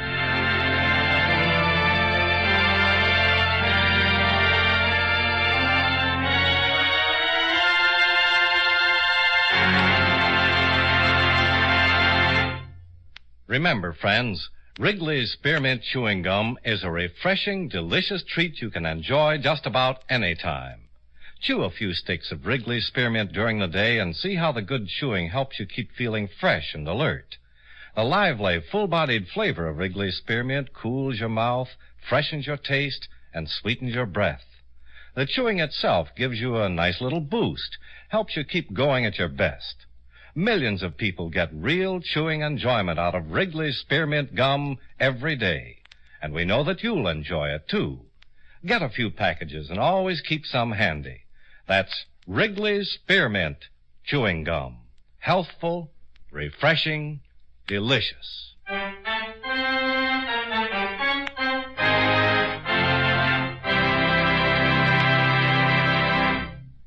Yours truly, Johnny Dollar, brought to you by Wrigley's Spearmint Chewing Gum, stars John Lund in the title role and was written by Blake Edwards with music by Eddie Dunstetter. Featured in tonight's cast were Joe Duvall, Sidney Miller, Hy Averback, Bill Johnstone, and Jeanette Nolan. Yours truly, Johnny Dollar, is produced and directed by Jaime Del Valle.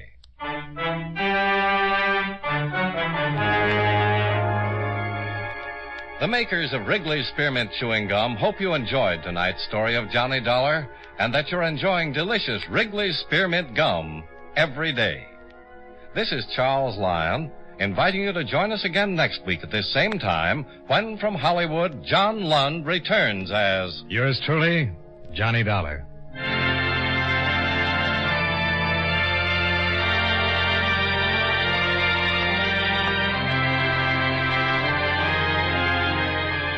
This is the CBS Radio Network. Here's Chicago's favorite shows on... Next, Mr. Chameleon and the Organ Grinder Murder Case.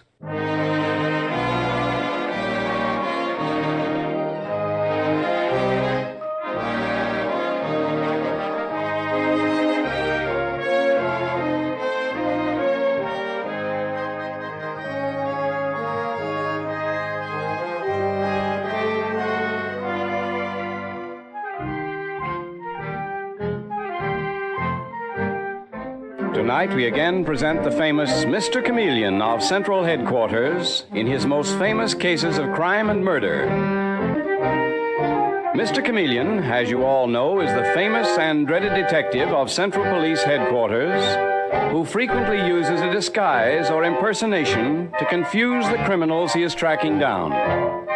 In tonight's case, he appears in a particularly interesting disguise, which the audience will at all times recognize. Tonight, we give you Mr. Chameleon in the Organ Grinder Murder Case.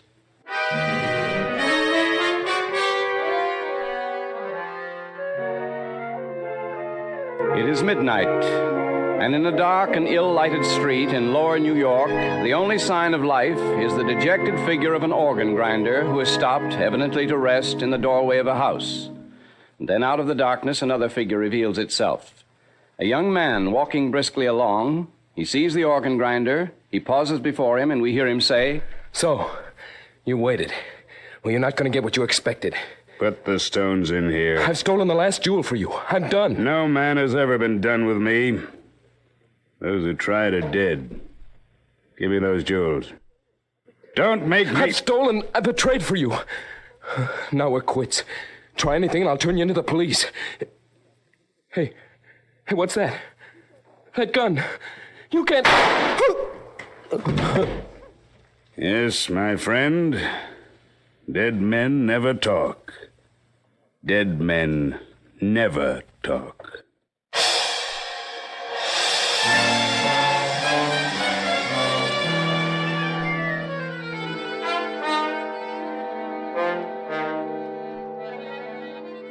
And a few minutes later, we hear the astute and dreaded detective, Mr. Chameleon of Central Police Headquarters, approaching the body and saying to his partner, Detective Sergeant Dave Arnold, "Decently dressed young man, Dave. Respectable looking. Killed by a bullet at short range. Look through his pockets. See if there's anything to show who he is." Oh, here's his wallet. New York driver's license. Paul Reeder. And a number of his business cards. Paul Reeder, Cotton and Dijon. Swanky Fifth Avenue jewelers, Mr. Chameleon. Yes, that's it, Dave. But it's certain that he wasn't delivering jewels in such a horrible neighborhood at this hour of the night. And to an abandoned house. Yeah, funny place for him to be, all right, Mr. Chameleon. Yes, what's the address on his license there, Dave? 1147 Hudson Avenue. Mm-hmm. All right, Dave, see how fast you can get us to 1147 Hudson Avenue. Wait. What's this here? Looks like a cylinder from a hand organ. A hand organ, Mr. Chameleon? Yes, the kind organ grinders use. Dave, I wonder if... Well, let's keep going.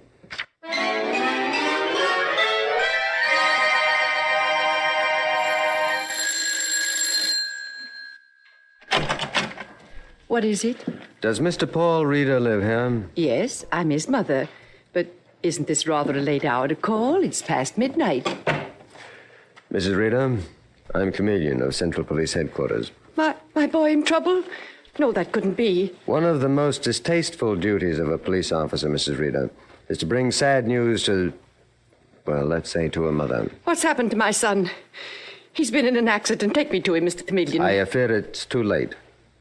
No, not dead. Murdered, Mrs. Reeder. Murdered? But where? How? In a street off Chinatown. Shot to death. We don't know by whom. In a street off Chinatown? Mm-hmm. What was he doing there? And now hold yourself together. Dave, you help her to a chair, please. Don't let yourself go, lady. Here, sit here, Mrs. Reeder. That's good. Oh, murdered Paul. You can't bring your son back to life, Mrs. Reeder, but you can revenge his death by helping the police find his murderer. You can... The phone. I must hit ring. Hello? Oh, Kitty. Kitty, no, he isn't here. Kitty, darling, Paul has been murdered. The police are here now. Yes, come over. I need you to... Steady, Mrs. Reeder. That was the girl Paul was to marry. She lives next door. She's coming here now. Does she often ring up this time of night, Mrs. Reeder? She must have had a premonition. Does she often ring up this time of night, Mrs. Reeder? Kitty Lansing is like my own daughter, Mr. Chameleon. She worked at the same place Paul did. At Cotton and Dijon's, you mean? Yes, the jewelers.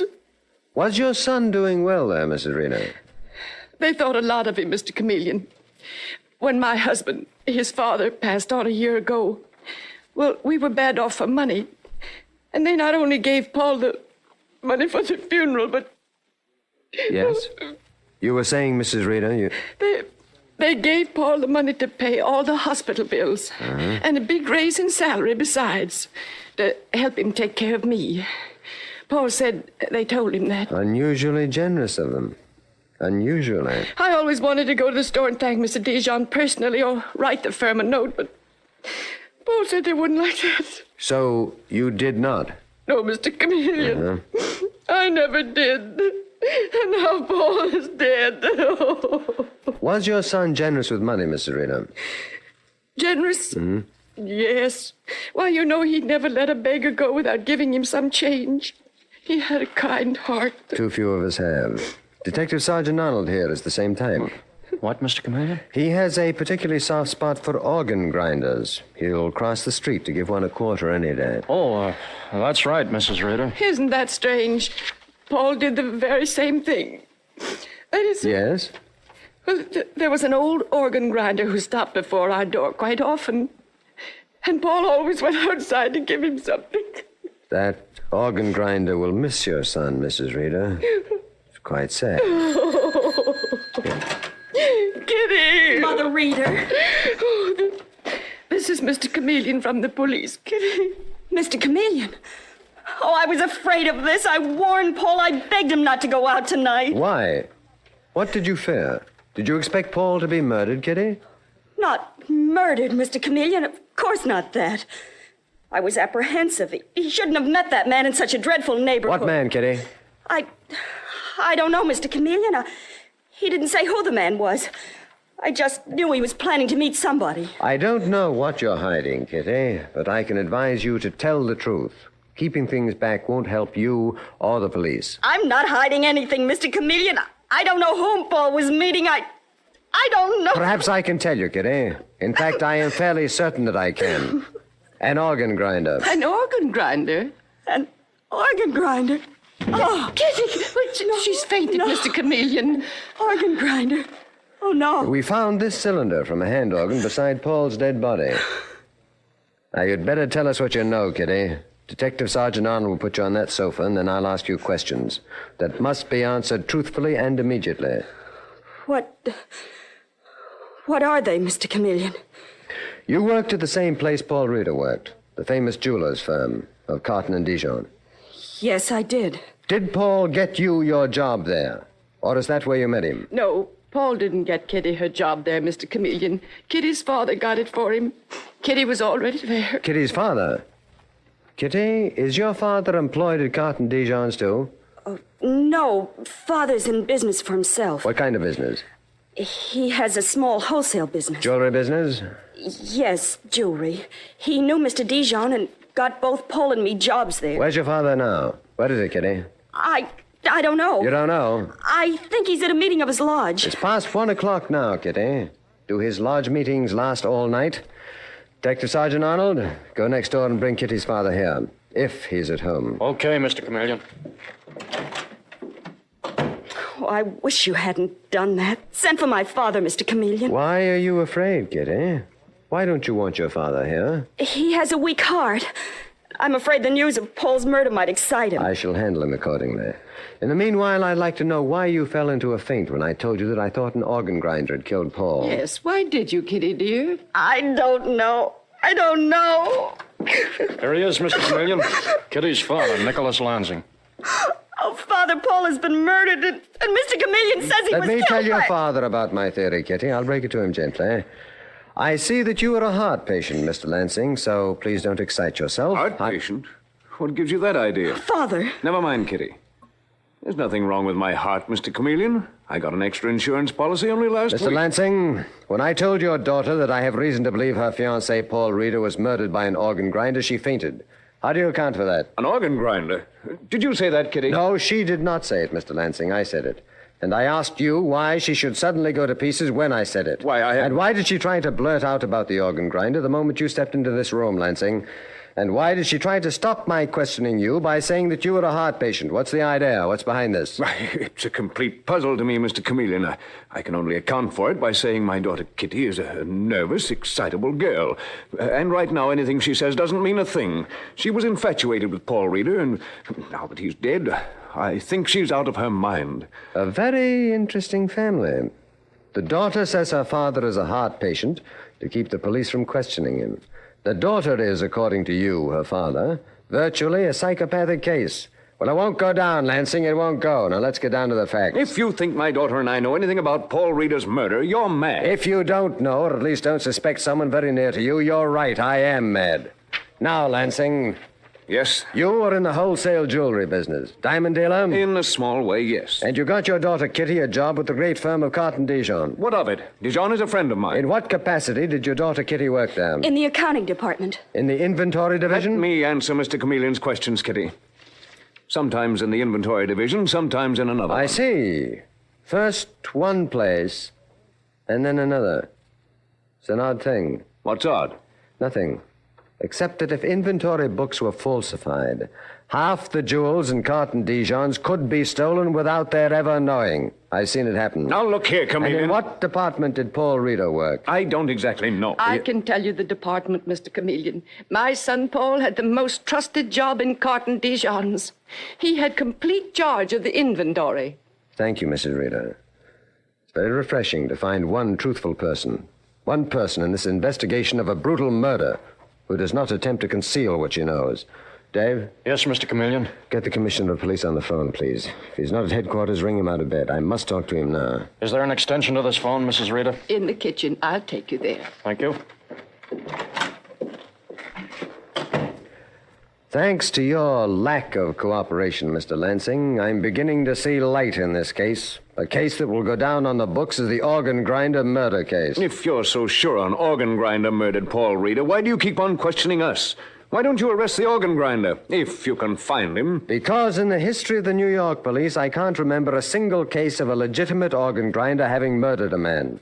At least while he had his organ with him. What's that, a parable? When you and your daughter find out, Lansing, it may mean something that would give you a chill if you knew it now.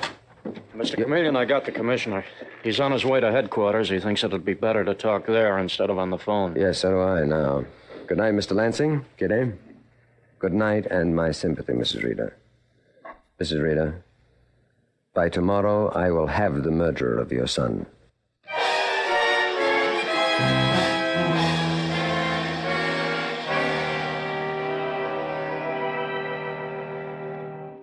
And that is my theory, Commissioner. I get you, Chameleon. You think it's a case of somebody impersonating an organ grinder. Well, draw your own conclusions, Commissioner. The boy, Paul Reeder, worked for Carton and Dijon, the most famous jewelers in America. He is found murdered near Chinatown. The cylinder from a hand organ beside his body. Yeah, I follow, Chameleon. The girl he's engaged to and her father, a jewel dealer himself, practically disintegrate when I say I think an organ grinder killed him. All right. Well, the boy's mother, a decent, truthful woman, tells a fantastic story about her son's incredible pay rise and gifts of money from his employers. Yes? The murdered boy is head of inventory at Carton and Dijon's. His fiancée, Kitty Lansing, is the accountant in charge of inventory. And her father got them both their jobs. I say the boy was stealing jewels and delivering them to a receiver disguised as an organ grinder. Pretty clear. Well, what's the next move? Well, I want you to assign my good friend Detective Tony Soretto to find out if any organ grinder covering the district where the murdered boy Paul Reeder lived sold out or disappeared from his route. That's the first thing. Soretto will get that for you fast, Chameleon. Then what? Well, then tomorrow morning I want you to meet me at Carton and Dijon's. I know Carton socially. And then? I want you to question Carton while I'm questioning Dijon. Because you don't Exactly, Commissioner. I don't want them to have the chance of talking alone together or of signaling each other. Yeah, but those men are beyond question. Well, I'm not saying that they're not. I only know that Kitty Lansing's father and Kitty herself are concealing something. They have the key to Paul Reeder's murder. Okay, Chameleon. Tomorrow morning at 9, then. Carton and Dijon's.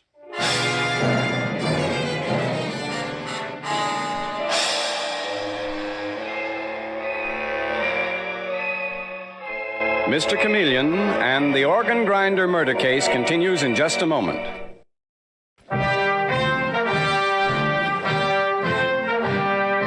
Now back to Mr. Chameleon and the organ grinder murder case. It is now the next morning, following the murder of Paul Reeder, found on a street in Chinatown with a cylinder of a hand organ beside his body.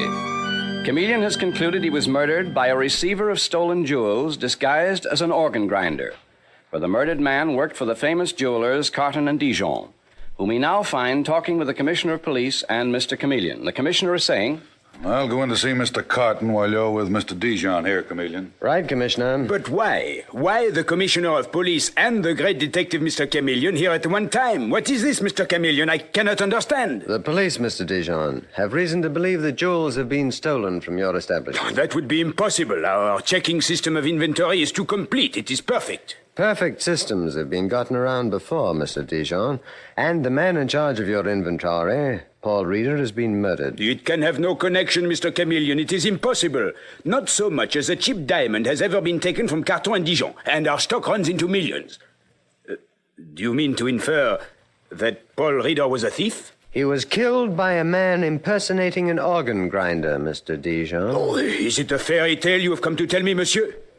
You are certain that no jewels have been stolen from here? It is all too ridiculous to answer, Thank Mr. you, Chameleon. Mr. Dijon. For your information, the police will check your inventory very carefully within the hour, and then we'll know.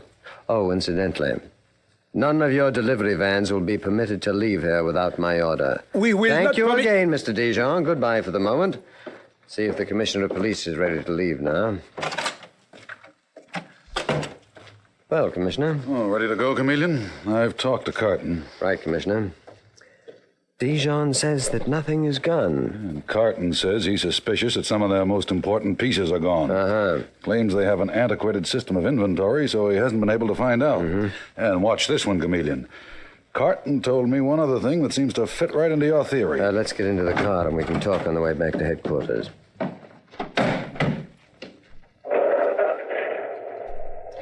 What was the other thing that you were starting to tell me Carton said, Commissioner? Oh, he told me that Dijon was a nut on amateur theatricals.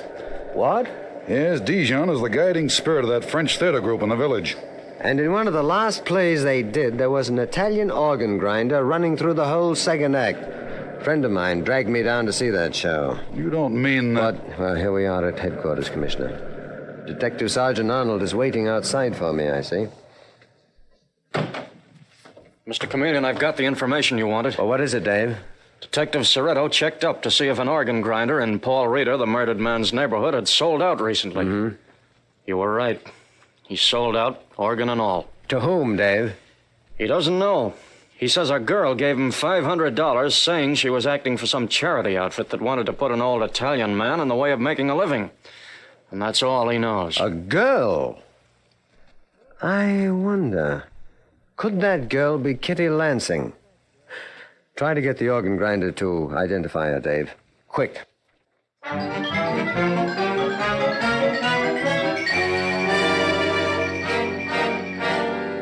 Now, 1 hour later, in his office at police headquarters, we find Mr. Chameleon questioning Kitty Lansing, the murdered Paul Reeder's fiancée, together with her father, Nicholas Lansing. And Mr. Chameleon is saying... So you insist, Kitty Lansing, that you did not buy a hand organ from a man named Luigi Leone? Mr. Chameleon, why should I do a thing like that? What would I want with a hand organ? The question is, did you or did you not buy a hand organ from the man Leone? What are you trying to do, Chameleon? Intimidate my daughter with a lot of utterly ridiculous accusations? Don't worry, Father. He can't intimidate me. I'm not afraid of him. Detective Sergeant Arnold, bring in Leone, please. Come in, Leone. Mr. Leone, you look at this girl very carefully, and then tell me... That's the girl, Mr. Chameleon. I swear she's the one. He's a liar. I've never set eyes on him. All right, Leone. Once again. And remember, you will have to swear to what you say in a criminal court. I'll swear it in the name of the Holy Mud. This girl gave me $500 for my hand organ. It's a fortune to me, Mr. Chameleon. She's the one. I'll kill that. Let that old man go, Lansing, or your head will get the end of this gun. Your dirty business, Mr. Chameleon. This old devil is here to lie my daughter and me into jail. So you're in it too, Lansing, a father and daughter job. Don't you dare accuse my father of Paul's murder. Mr. Leone, was any man with this girl when she bought your hand organ? There was a man waiting for her outside, Mr. Chameleon. And this is the man, eh? To that, I cannot swear. I did not look at him very carefully. But this is the girl. I swear she's the girl. Why, you lying... Kitty, it'll take a lot to get yourself off this spot. He's lying. I'll prove he is. And listen, Mr. Chameleon. I dare you to arrest me on what this man says about me. I have no idea of arresting you now, Kitty. Dave, you show Kitty Lansing and her father to the street, please. What, Mr. Chameleon? You're letting this girl out? Show them to the street, Dave. And thank you, Mr. Leone, for doing your duty as a citizen. Goodbye. Well, I'm either dumb or in a daze, Mr. Chameleon. What, Dave? If I wasn't afraid, I'd say what Leone said. You're letting that girl out? What's the answer, Mr. Chameleon? I'm not looking for an insufficient evidence finish to this case, Dave. The fact that Kitty bought the organ from the organ grinder Leone doesn't mean that she murdered Paul Reeder. Now, from here on, we must move fast, Dave. But how? We've got to find the hand organ, we've got to find the murder gun, and arrest the murderer. We've searched Kitty Lansing's father's house, the murdered lad's house, Paul Reeder's. So what next, Mr. Chameleon? Have it looked for at this address, Dave. Here. And while that is going on, an expert inventory taker named Hendrik van Gorn, a real Dutchman from the diamond center of the world, Amsterdam, now an expert for the New York police, is going to go over Carton and Dijon's inventory. So you, Mr. Chameleon, become Henrik van Gorn. Sounds like a good disguise. Yeah, I am Hendrik van Gorn, and I want to... Does that sound all right, Dave? Swell, Mr. Chameleon. When do you start? 10 minutes. I promised Paul Reeder's mother to get his killer today, so no time to waste.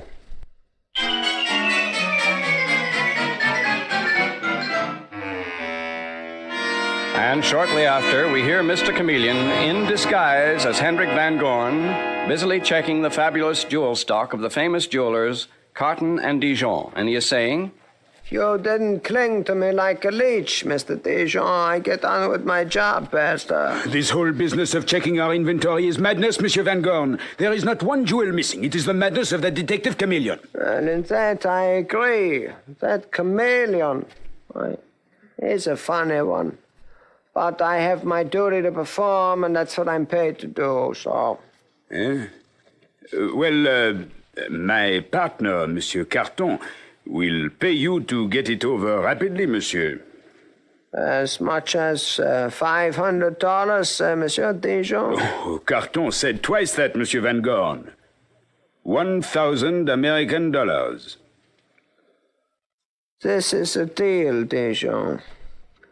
So now bring in that young lady auditor, Miss Kitty Lansing, please. But why? Well, I must, to make this checkup look real at police headquarters, get her to verify my inventory. I thought I heard you call me Mr. Van Gorn. Yeah, indeed, yes, young lady. You remember that inventory list you gave me this morning?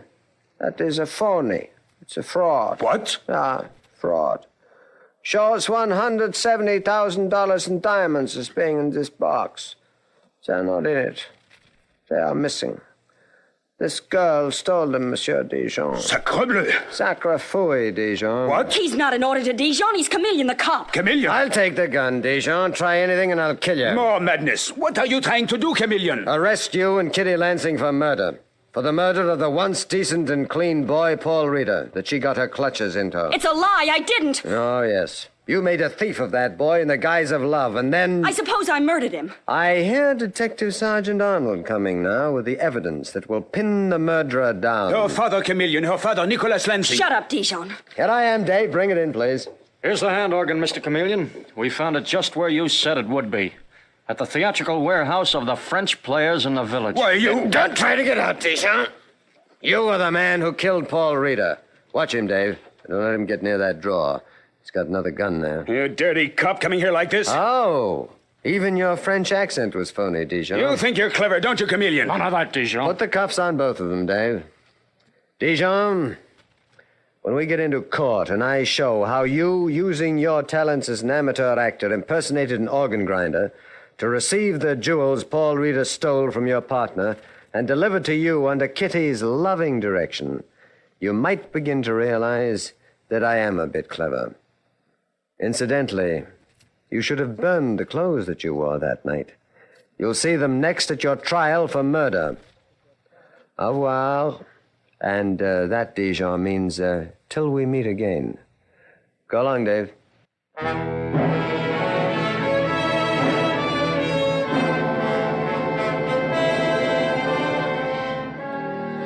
And with these words, Mr. Chameleon concludes tonight's murder case.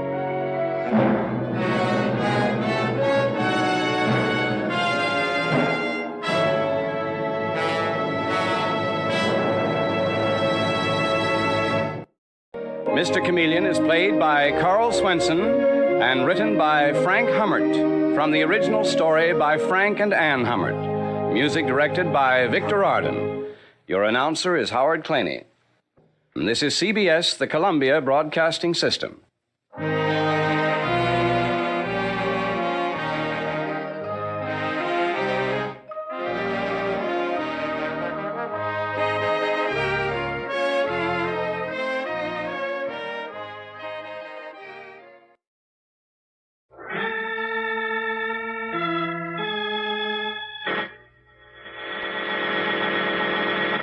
From New York City, the makers of Clippercraft Clothes for Men and 1,036 leading retail stores from coast to coast present the world's most famous detective, Sherlock Holmes.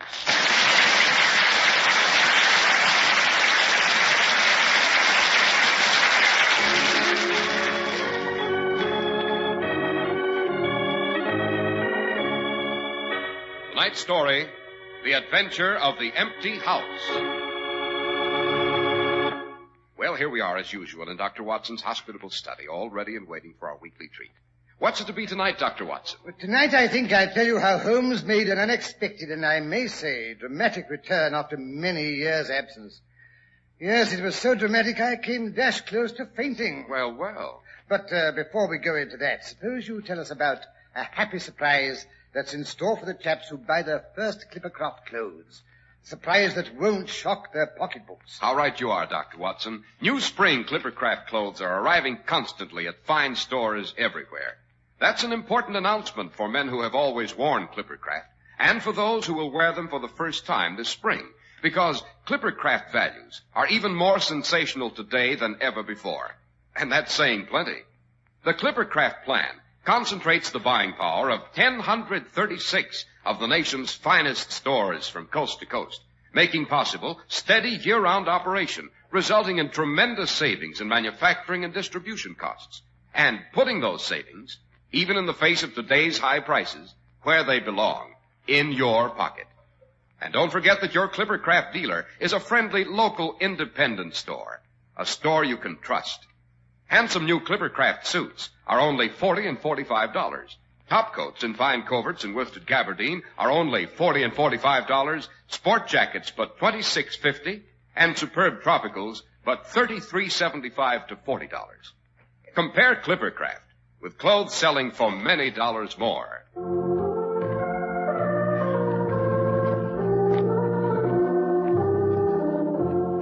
And now, Dr. Watson, to get back to Mr. Holmes' dramatic reappearance. Right. You know, I've always said it's a good thing to absent yourself from time to time. Makes people appreciate you when you come back. That's what Holmes said the time he was missing for 3 years. 3 years? That's a pretty long lapse of time. Yes, it was rather. Everyone thought he was dead. What a horrible time that was. I couldn't bear to live in our old lodgings in Baker Street.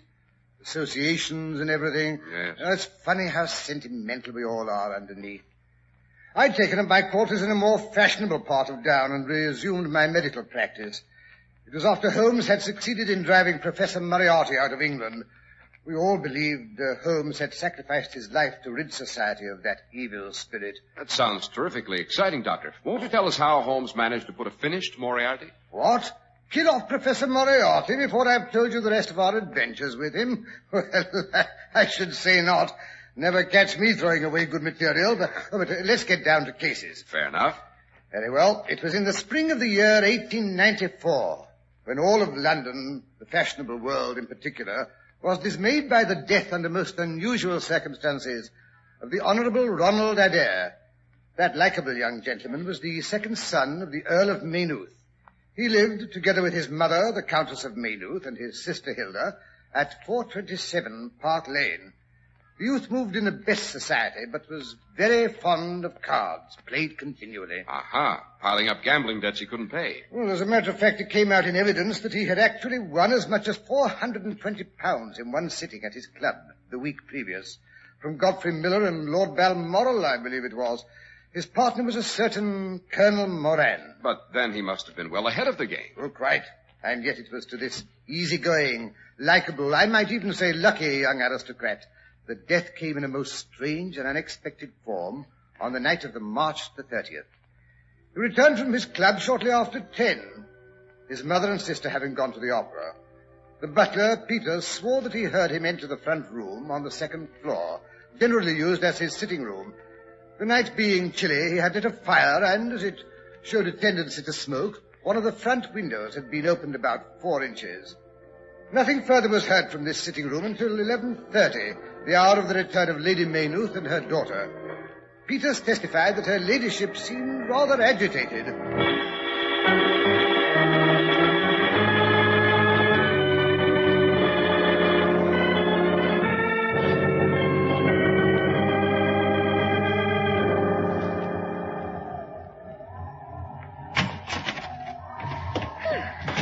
Gracious, Hilda. I declare I'm chilled to the bone. Oh, sorry, Mama. Oh, Peters, will you help me with my carriage boots? Certainly, milady. You've returned so early.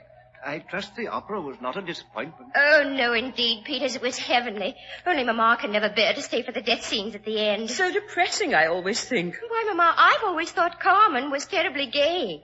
Just because he knifes in the last scene doesn't No, I mean... know, but so primitive, so brutal. And that bit in the gypsy camp, where Carmen keeps turning up the ace of spades, the card of death.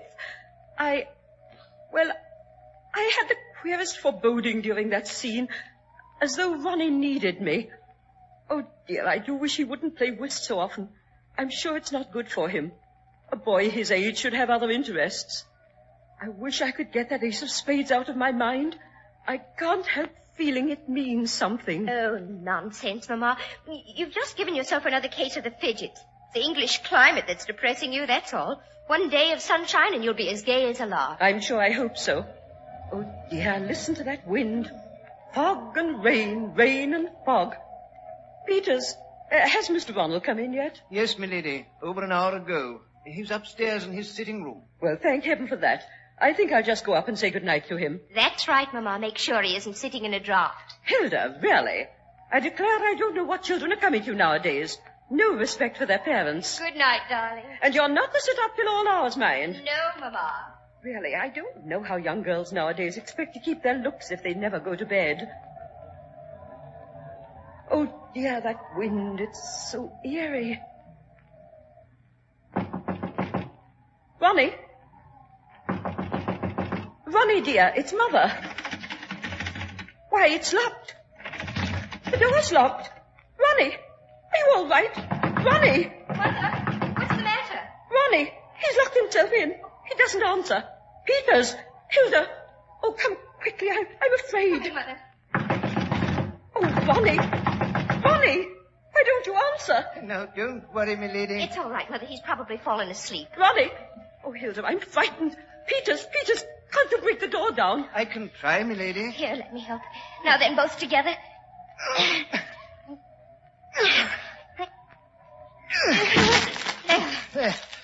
There he is, milady. Fallen asleep at the desk. But he looked so strange. Cards scattered everywhere, and look there. The ace of spades. There's blood on it. Blood dripping onto the carpet. Ronnie! Oh, Peters, quick, help me. She's fainted. Oh, dear, oh, dear. Here, put her on the couch. No, poor Lady Maynooth. Oh, dear, Mother. Shall I call the doctor, miss? Oh, never mind, Mother. It's Ronnie we have to worry about. Maybe it's not too late. Oh, Ronnie. Oh, his head. How horrible. Shot with a soft bullet. Better not look, miss. It's not nice. Oh, Ronnie, darling, why did you do it? He didn't, miss. Oh, but Peters, he must have. The door was locked on the inside. It's not suicide, Miss Hilda. It's murder. Mr. Ronnie couldn't have done it. There's no weapon anywhere in the room.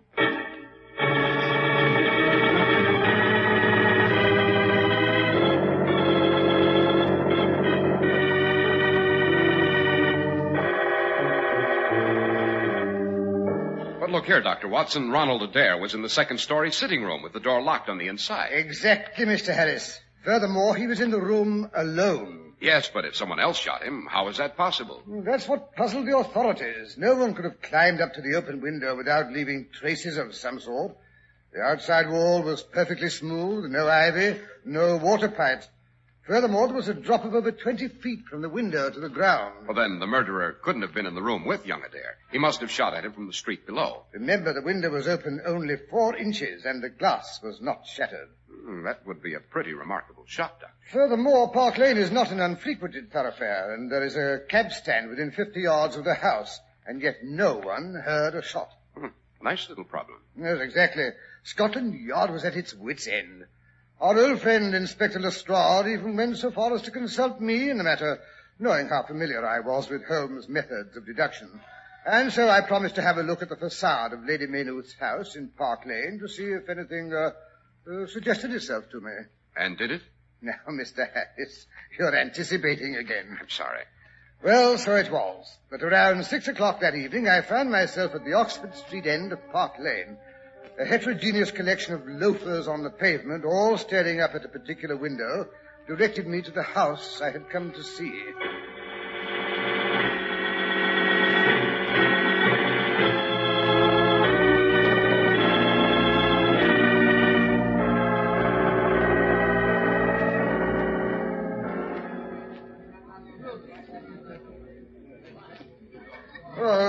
Good evening, Constable. Good evening, Dr. Watson, sir. I was told you might be dropping around for a look at the scene of crime. Yes, nice little crowd you've collected here. Yes, sir. Nothing like a good murder to bring him out of their owls. Hey, look at that old codger up there with the white whiskers. Pushed his way up to the front. But he ain't been out of doors for months. Looks fair dusty, he does. Oh, you mean the bibliophile. The what, sir? Book lover. Oh. Notice the titles of the volumes under his arm. Say, let's have a look. Origin of Tree Worship. Sign Language of the Druids. Life in Early Crete. Evidently collects obscure volumes, either as a trade or a hobby. Well, I never would have noticed. I'll hand it to you, Dr. Watson. You're almost as good with your deductions as Mr. Sherlock Holmes himself. Elementary, my dear Constable, elementary. Poor old fellow. He's got a bad cough. Lung condition, probably. Well, there doesn't seem to be anything much to discover. No possible way of scaling the front of the building from below. How about the roof? Could he have come across from another building? No, sir. Inspector Lestrade looked into that first thing. Roof's all divided off with iron bars. Spikes on them. About as easy to break into as the Bank of England. Well, may as well be getting on home. Yes, I dare say even Holmes couldn't solve this. Here's look where you're going, you clumsy fool. Oh, I say, I'm terribly sorry. I hope you're not hurt. Who cares about me? It's my books that matter. Struck them right out of my hand. There they are, lying all over the road. Mud on their covers. Oh, please, let me pick them up. No, you don't. And don't you touch them. You've done enough damage already. Mercy on us. Such a mess. Nobody appreciates good books nowadays. Well, at least let me apologize. I'm really go away, Donna. Don't bother me. Can't you see I'm busy? Go home, can't you? You're no use standing around here. Well, maybe he's right. Good night, Constable. Good night, Doctor. Lestrade knows where to find me in case he wants me.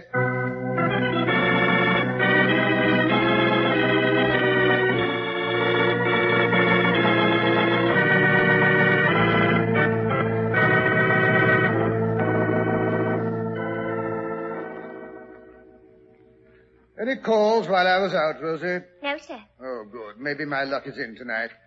It was about time I had a peaceful evening at home. Oh, I spoke too soon. See what it is this time, Rosie. Croup or measles? Yes, sir, right away. No more privacy than a Siamese twin. Dr. Codcall is so his own. And as for ever Oh, yes, Rosie, who is it, and what does he think he has? It ain't a patient, sir. No? What then? I don't rightly know, sir. He's an old fellow with white whiskers, like a billy goat. Said to tell you it was your bibliophile calling. What? Oh, the bibliophile. You're surprised to see me so soon, eh? Well, how do you do? Come in. Thank you. That's all, Rosie. Oh, yes, sir. Please sit down. I hope you're recovered from the bump I gave you. Well, that's what I came to see you about, Dr. Watson. Oh, yes? I've got a conscience, sir, and when I chanced to see you come into this house, I came hobbling after you because I said to myself, I'll just step in and see that kind gentleman and tell him I'm sorry I was a bit gruff a while back and no harm meant. And I'm much obliged for offering to pick up my books. Oh, not at all. Maybe you collect books yourself? Well, no, I can't say that I do. Never too late to learn. Now, here's a copy of British Birds, and here's a very fine Catullus. Yes, but... Or perhaps this Holy War would be more in your line. Well, really, you know, I don't think... A bargain, every one of them. With 5 volumes, you could just fill that gap on the second shelf. So untidy, my dear Watson, quite unlike your old self. Holmes! Obviously. I wondered how long it'd take you to penetrate my disguise. You're not dead. Your reasoning, my dear Watson, as usual, is faultless. Well, I'm... For heaven's sake, Easy, Watson, easy. My dear Holmes, I think I'll sit down. It's a very good idea. I'd better have a nip of this brandy. Yes, I could do with a bracer. My dear Watson, 1,000 apologies. I had no idea you'd be so affected. Well, I'm not made of chilled steel like you, Holmes. Where's my brandy? Here you are. That's better. So it's really you standing here in my study. Well, thank heaven, why, you old reprobate, you. How in heaven's name did you ever come back alive out of that dreadful chasm where Professor Moriarty met his death? It's quite simple. I was never there. Yes, but good heavens, Holmes, it's been 3 years. You let us believe you were dead all that time. Now, was that nice, I ask you? Not nice, Watson, but necessary. You see, Moriarty's gang was still to be dealt with. I was much safer if they believed I'd met my death at the same time as their illustrious leader.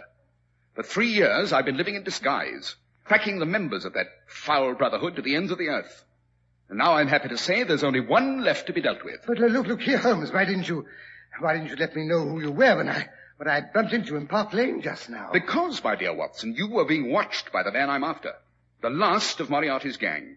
Good heavens, who is he? Someone you doubtless know, Watson. You may have even played whist with him on numerous occasions. And lost. Most people lose when they play with the tiger, as Moriarty used to call him. A clever man, Watson. Very clever. He not only suspects that I'm alive, he even guesses I've returned to London. Good Lord. Yes, but I mean to take advantage of this cleverness. I've set a trap for him. I expect to catch my tiger tonight. Tonight? Exactly. I, don't suppose you'd care to come along? You just try to prevent me, that's all I have to say. Just wait till I get my hat and stick. I think you'll find your old army revolver a little more appropriate, Watson.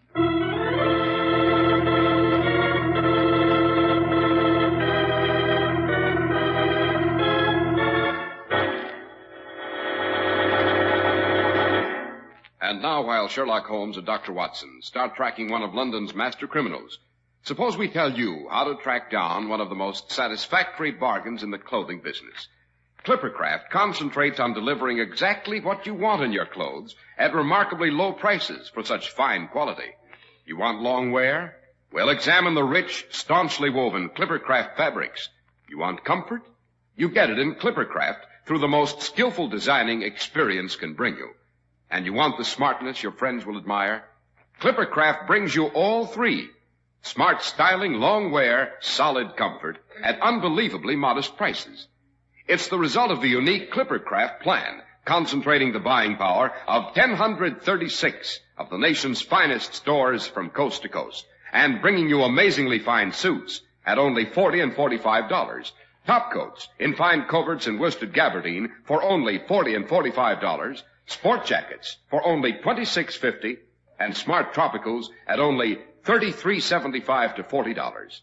Yes, selling expensive clothes at inexpensive low prices at the nation's finest stores is the great big idea behind the Clippercraft plan. That's why men who know insist on Clippercraft clothes. So be sure to visit the Clippercraft store in your city. These leading stores in the metropolitan area are proud to add their names to Clippercraft in your suits, top coats, and sport jackets and tropicals. In Manhattan, John Wanamaker Men's Stores, Broadway at 8th and 67 Liberty Street. Saks 34th, Broadway at 34th. In Brooklyn, Abraham and Strauss. In Newark, New Jersey, Boulevard Men's Shop, Kresge Newark.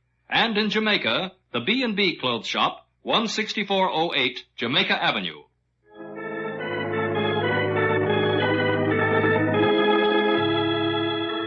now back to Holmes and Watson. We find them slinking down a dark and sinister little alleyway.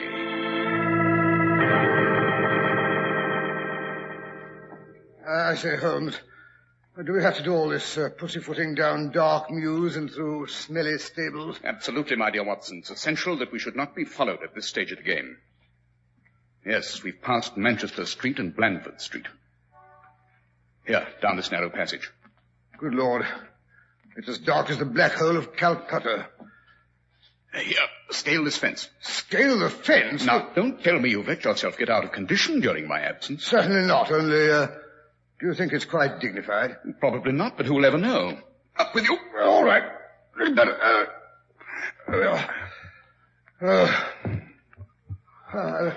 I've ruined the knees of my trousers. Oh, stop burbling, Watson, and come along. We've got to get into this house. Yes, but look here, it's an empty house. Quite. That's why I selected it.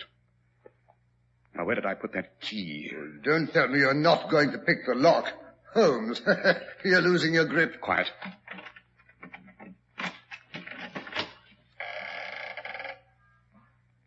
Come in.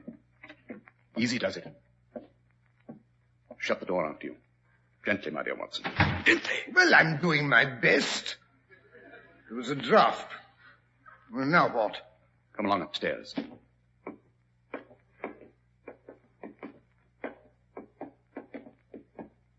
We should get a good view from the windows of the upper front room. You know, Holmes, there's something spooky about an empty house. Strange noises, boards squeaking. Easy. We turn a corner here. Are you with me? Oh, absolutely. Ah, this is the room. Excellent. The light from the street lamps, all the illumination we shall need. Look here, Holmes. There's something familiar about this street out there. Why, of course, it's Baker Street. Exactly. We're in Camden House, which stands opposite our old quarters. Jove, no wonder it looked familiar. But why station ourselves here? Because it commands an excellent view of our historic dwelling. Might I trouble you, my dear Watson, to draw a little nearer to the window, taking every precaution not to show yourself. All right. And then look up at our old rooms. We'll see if 3 years of absence have entirely taken away my power to surprise you. Well, the windows of our sitting room are lighted. I see there's a man sitting in front of one. Well, look here, it's you. Well, that is, at least it's your silhouette. It's a bust of me, to be exact. Anything else of interest in Baker Street? Let's see. There's two disreputable-looking fellows leaning against a lamp-post. Excellent, Watson. I expected them. Holmes, good heavens, your head. I mean the dummy. It moved. Of course, our old friend Mrs. Hudson has orders to move it from below from time to time. Listen, what was that? Sounded like a door closing. Yes. I felt a draft. By all that's holy, he's going to operate from inside this building. I expected he'd work from the street as he did before. Quick, Watson, we've got to get out of here. You'll probably want this window. You mean whoever we're after, he's coming in here? Of course. Quick, Watson, into the next room. Here. Stand in the shadow where we can watch him without being seen. I hear footsteps. He's coming. Quiet if you value your life. Standing in the doorway. His face is in the shadow of his hat. Great Scott, his eyes blaze in the dark like a cat's. Like a tiger's, Watson. He's crossing to the window.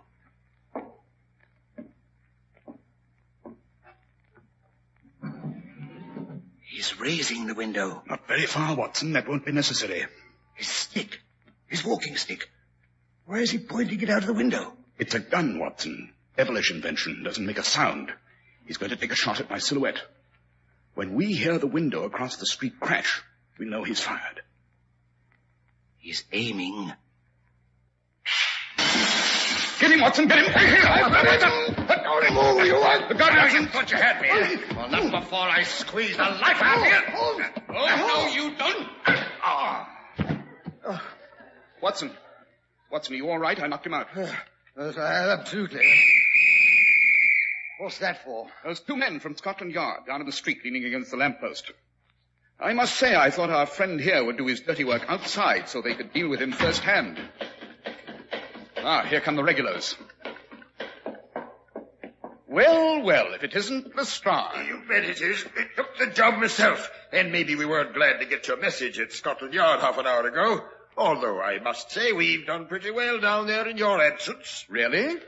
Solved the Ronald Adair mystery yet? Oh, well, that is... our Sleeping Beauty seems to be coming too. Gentlemen, allow me to present Colonel Sebastian Moran, late of Her Majesty's Indian Army. I believe I'm correct, Colonel, in saying that your bag of tigers still remains unrivaled. You go to blazes. Yes, a remarkable shot. You and your air gun were invaluable to the late Professor Moriarty, eh? I might have known that wasn't you in the window. Quite. I'm surprised that such a simple stratagem could deceive so old a shikar. What do you mean by that? How often, Colonel, have you tethered a goat to a tree, lain above it with your rifle, and waited for the bait to attract your tiger? This empty house is my tree. You are my tiger. The only difference being that I did not care to be the goat myself. Take him away, Lestrade. Just a moment. You can't arrest me for taking a shot at a dummy, not even if it's the dummy of Sherlock Holmes. Yes, quite right. I arrest you for the murder of the Honorable Ronald Adair, because you are the only man alive capable of shooting a man through the slightly opened window from the street below without being heard. A truly remarkable shot, Colonel. A bit too remarkable. That's how I knew you were the murderer. Now come along, you. Frank, bring that stick along. Right, sir. We'll need it as evidence. Well, Watson, what do you say? Shall we step across the street to our old quarters? Right-o. I think you'll find everything just as it used to be. And I'm sure Mrs. Hudson is anxiously awaiting us with sandwiches and a steaming pot of coffee. Ah. You see, I remember your weakness. My weakness? I like that.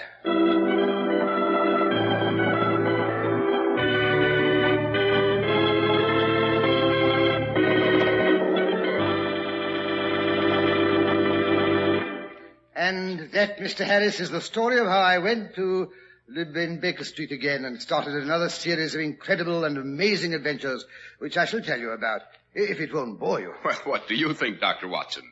You know, there's just one thing I don't understand about tonight's story, though. Why did Colonel Moran kill Ronald Adair? Because Adair had discovered Moran was cheating at cards and threatened to expose him. You remember that I said Adair had won £400 at whist the week before with Moran as his partner. Yes. That amount made Adair suspicious. He discovered the cards were marked. The very cards, by the way, which were found beside the dead body. He was examining them again to be sure he'd made no mistake. That's why the door was locked on the inside. He didn't want anyone to interrupt him. I see. Well, what about next week's story, Dr. Watson? Let me think. Next week, suppose I tell you about a rather curious dinner that Holmes and I attended in order to see if we could discover if a world-famous violinist was trying to poison his wife. Did you succeed? In a way, yes. Of course, there was a death, but I'll tell you all about it next week.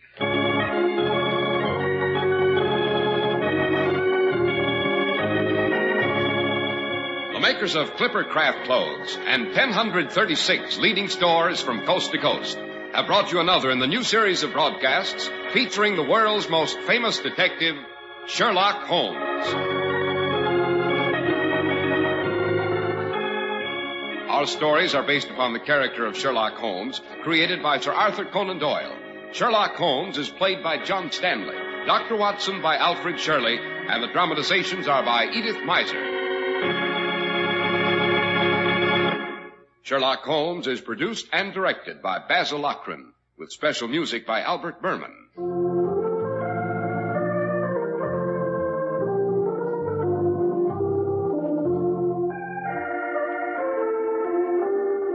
If you don't know your Clippercraft dealer, write Clippercraft, 200 Fifth Avenue, New York City.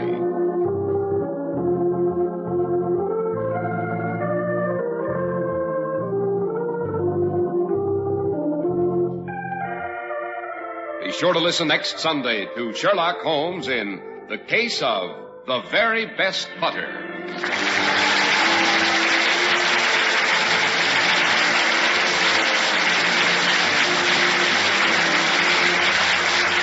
This is Cy Harris speaking for Clippercraft Clothes. This is the Mutual Broadcasting System. Following station identification, you'll hear Melvin Elliott with a 15-minute summary of the latest news.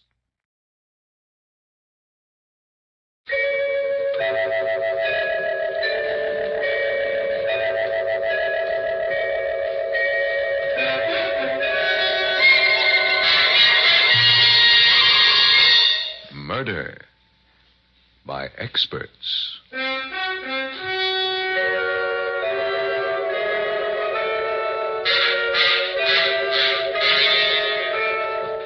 The Mutual Broadcasting System presents Murder by Experts, with your host and narrator, the noted mystery writer, Brett Halliday.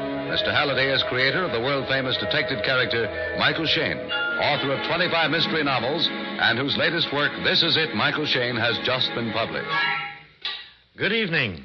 This is Brett Halliday. Each week at this time, Murder by Experts brings you a story of crime and mystery which has been chosen for your approval by one of the world's leading detective story writers. Tonight, our guest expert is the noted mystery novelist Harold Q. Masur. From his vast knowledge of the field of mystery, Mr. Masur, with tongue in cheek, has chosen a light and fast-moving comedy mystery by that very witty writer, Milton Lewis. And now we present Lawson Zerby and Marilyn Erskine in Two Can Die as Cheaply as One.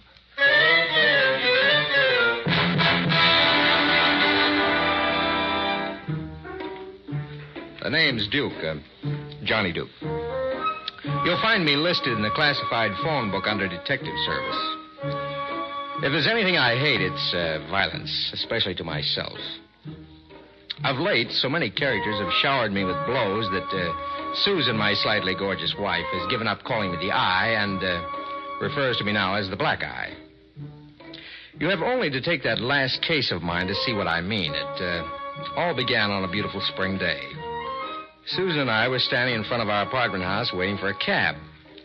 Now, in New York, there must be at least 5,000 cabs, and this one, out of 5,000, had to come along.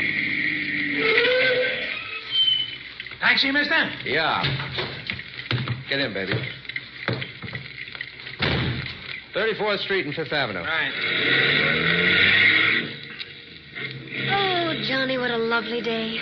I don't see why we ever tolerate winter when we can get days like this. Yes. And for once, I'm without a case. That won't last long. Oh, yes, it will.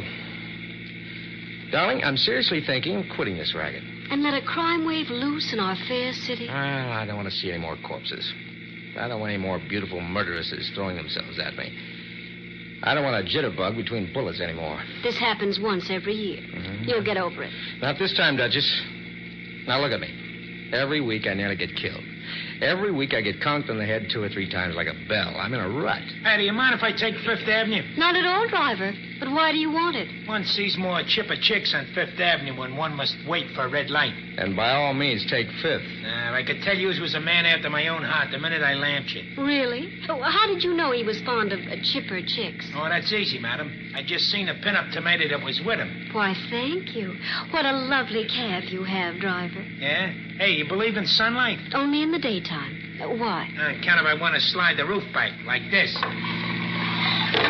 Yeah, you can have sunbeams at no extra cost. Oh, thank you. You know, sunlight's a very helpful and also ultra. Also what? Ultra. You know, ultra this, ultra that, ultra expensive, ultra dumb. Ultra. Now, what's so ultra about sunlight? Ultraviolet rays, of course. You don't seem to understand me, so I'll have to give you a lecture 10 or 15 minutes. We heard about sunlight, Tootsie. Say, is that really your name? Certainly. Who else would want a name like that? Lots of people think it's very funny. Why? How could a guy with a puss like mine be a Tootsie? Hey, get over to the side, Jacob! Mr. Tootsie, we feel that heaven can wait. Won't you please take it easy? I am. It's them other guys who are always getting in one's way. But don't worry. This cab's falling apart anyway. And if we crash, we'll be killed instantly with no suffering. So sit back and relax. Johnny, what's the matter? Hey, what's he yelling for? I didn't hit no trucks yet. Something socked me on the head. Oh, you got that kind of a wife, too, huh? Oh, it's something that came through the open roof of the cab. Even when I'm not on a case, I'm not safe. Was this it, dear? That must be. It's an envelope. Johnny, darling, look what's inside. Oh, what is it? It's an antique bracelet. Look at those stones. It must be worth scads and scads of money. Why don't things like that ever fall on my head? Hey, I'll let you split it with me happy. You can give me my half in cash. Oh, can I? Certainly. What can I do with half a bracelet? Give him a check, Johnny. Oh, nuts. You both know this bracelet must be returned. Don't be silly, dear. It'll go perfectly with my new dress. Besides, how will you ever find the owner? There's a name on this envelope. James Maxwell, importer. Oh, the address is one of the office buildings we just passed. Well, all I can say is that anyone who throws a bracelet like this at a perfectly innocent head doesn't deserve to get it back. And besides, I want it. Sure, finders keepers, losers weepers. That's right, Johnny. And didn't you just say you were in a rut? Well, what's that got to do with it? If you return it, you'll probably find out it was stolen by some beautiful siren who murdered a half-dozen people to get it. Yeah, she'll probably try to murder me to get it back. I'll bet she worked with a cutthroat accomplice I'll have to arrest before I'm killed. See why you shouldn't give it back? Why, you're dead already. And they'll probably murder me just because I'm your wife and I know who the killers are. See, you're both dead already. And if I return it, I'll spend this beautiful day bleeding in strange apartments, being mauled around, getting kicked in the head, having my teeth knocked out, getting back into the same monotonous routine of mayhem and murder. That's right, dear. Don't you see why we should keep it? Yes. Darling, I've made up my mind. Tootsie, turn around. What are we going to do? Why, return it, of course.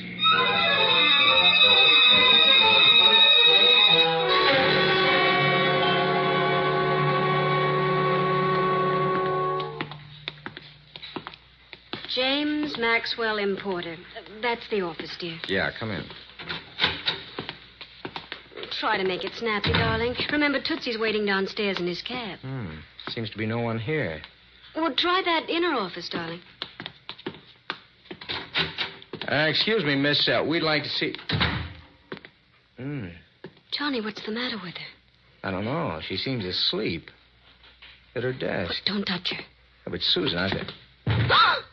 Steady, baby. Look, she's been murdered. 2 slugs in places where they count. I knew we should have kept that bracelet. Oh, if you'd only listened to Now, me. that open window in back of her faces a street. She or the killer must have thrown it out there and it landed in our cab. Don't move. Either of you. Hello? You both do exactly as I tell you, or you'll get a bullet in your brain. Do as the man says, dear. You know your brain isn't large enough to hold bullets, darling. What's the idea? I'll take that bracelet. Bracelet? What bracelet? He must have wandered into the wrong place. Give me that bracelet. Humor him, dear. He's obviously a homicidal maniac of the crazy type. Yeah. What's the racket, pal? How'd you know I had it? I know why she was killed. I know who killed her. And I know exactly what I'm going to do about it. He's a smart murderer, Johnny. He knows a lot. Oh, take that gun away from Johnny's head. You'll muss his hair. I'm going to do more than that, madam. I'm going to kill him. Now. Oh, Johnny, it's Tootsie. What Tootsie? This Tootsie, pal! Oh. That was a nice ride for an underdeveloped guy. Thanks. Susan, are you all right? Yes, dear. His shots went wild. I've got his gun and the bracelet. It's lucky you came in, Tootsie. Well, I was getting impatient down there. You shouldn't keep me waiting like that. You'll run up a frightful bill. Oh, who's the dead doll? We don't know yet. Searching him, huh? Do I get half the take? Susan, baby, this guy is Mr. James Maxwell. He's coming out of it. My head. Get up, Maxwell. Now, explain it simply so my childish mind can grasp it. Why did you murder her? Come in. I'll open it, dear. Yes, what do you... No, don't. Oh. I've got a gun, gentlemen. Now, will you please tell a poor innocent girl what this is all about? And play no tricks, or you'll be covered in your own gore. I told you you should have stood in bed with that bracelet. Who owns the female I hit over the head with the hat rack? I do. She's my wife. You'd better pick her up. Someone might step on her. Oh, Johnny, buy me a new head. I'll help you up, baby. You'll be all right. Thank you, Blanche. You came just in time. Do you know her? Oh, yes. Blanche and I are old friends. Just who are you? I'm Johnny Duke. This is my wife, Susan, and this is Tootsie, our taxi driver. Well, what's the payoff? Are you going to kill us again? I certainly am, if you're going to hurt Jimmy. Did, you kill that girl? No, we just wandered in here. What are you doing there, Susan? Oh, just looking at this hat rack. Is this what you hit me with, Blanche? Yes. I heard you in here, and I thought you were harming Jimmy. If I hurt you, I'm terribly sorry, dear. Oh, that's all right. I was just trying to figure out how you use the hat rack. Well, you must have swung it like this. No, don't! Oh! I've got the gun back, Johnny. Oh, my brains are aching. If I hurt you, I'm terribly sorry, dear. That was lovely. You'd make a good female blanksmith. Thank you, Tootsie. Drag her to that chair, Mr. Maxwell. That's right. Now we'll go on where we left off. Why'd you kill her, Maxwell?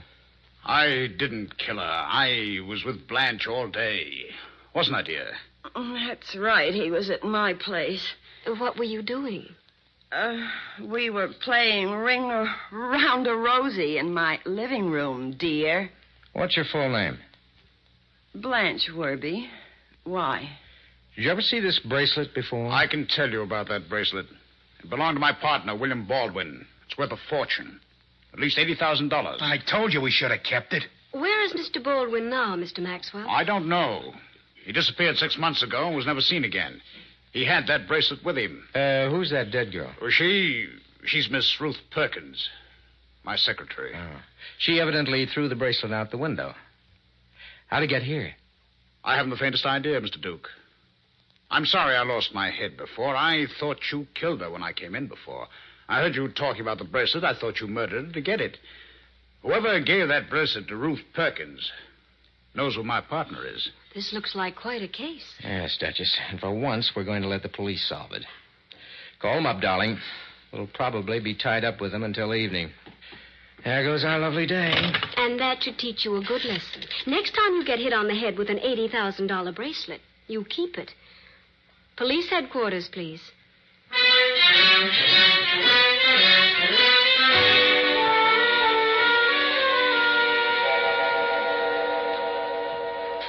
Come in, Tootsie. Make yourself at home.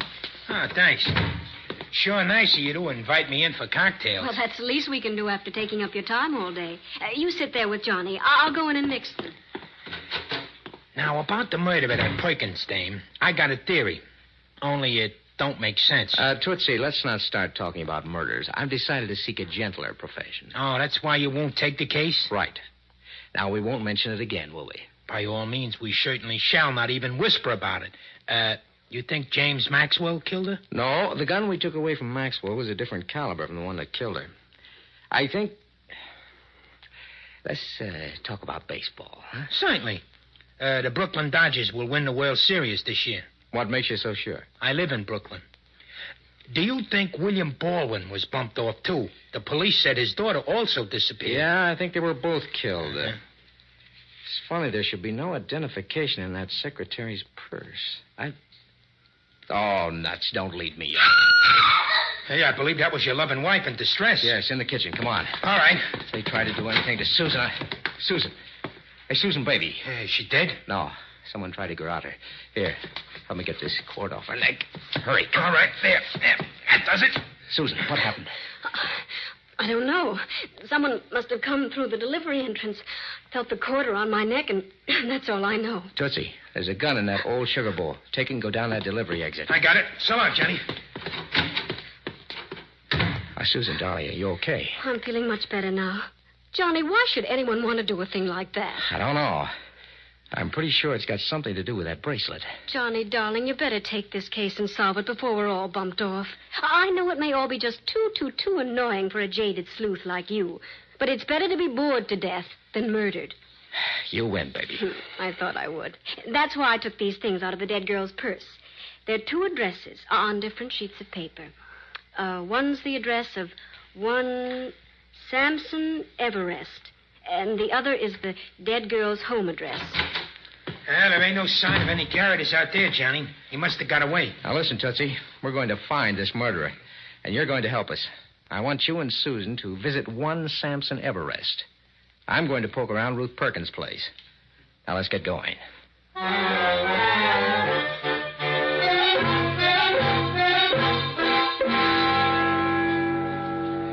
Welcome to the Solid Comfort Funeral Parlors, madam. Samson Everest at your service. How do you do, Mr. Everest? I'm Mrs. Johnny Duke. How do you do?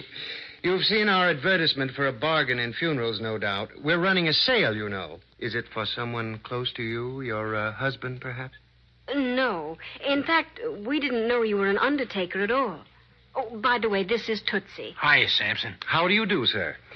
You remind me of a very dear, dear friend of mine. Yeah? Yes, I buried him 5 years ago. Ah, yes. Whom do you wish to put to rest, Mrs. Duke? Well, no one exactly. Come now. Surely you can think of someone. A sale like this doesn't come along every day. Dear me, no. Why, two can be buried as cheaply as one. I just want to ask you a few questions. Do you know someone named Ruth Perkins? Is she among the living or dead? The dead. I've never buried anyone by that name. She was murdered today. Why would your name and address be in her purse? Perhaps she knew she was going to be killed and wanted to get in on our bargain. Really, Mrs. Duke, you should take advantage of this. It's truly a cutthroat sale. Just what do you get for your money? For only $75, you get a hearse, fresh lilies, 2 limousines, and a plot in an exclusive cemetery. Yeah? What kind of coffin? Oh, a beauty. So comfortable to lie upon, you'll never want to wake up. Excuse me, Tootsie. Mr. Everest, do you know anyone named William Baldwin? But of course. Dear Mr. Baldwin, one of my best customers. Did you bury him? No, but he ordered a tomb from me. I had it built in the Gay Departure Cemetery overlooking the loveliest little pond. It's really a gorgeous place to go when you're dead. I'm sure it is. But why did Mr. Baldwin have it built? To rest in when he passed on. Mr. Baldwin was a man of great foresight. In fact, his daughter was here only yesterday. His daughter? As a customer or a victim? Oh, she was quite alive. I think. Of course she was. She talked to me. She wanted to know where her father's tomb was. Why? She was going out there to inspect it. A very devoted child, I must say. She wanted everything to be just right for the day when her father would move in. Really? Where is Gay Departure Cemetery? Just out of town in Westchester. Come on, Tootsie. That's where we're going. Just a minute. Mr. Everest, just what else do you get for your $75? 2 pallbearers, an organ music, a granite tombstone, a smooth ride with professional chauffeurs. Is the hearse got white tires? My dear man, all our hearses have white tires. That goes without saying. Are you interested? Yeah, I sure would like one of them. And at that price, too. The only trouble is, I ain't dead. Well, we all live in hope, my friend. The sale lasts another week. Maybe you'll be able to take advantage of it. Yeah, but I doubt it. I never have any luck. Shall we vamoose, Susan? That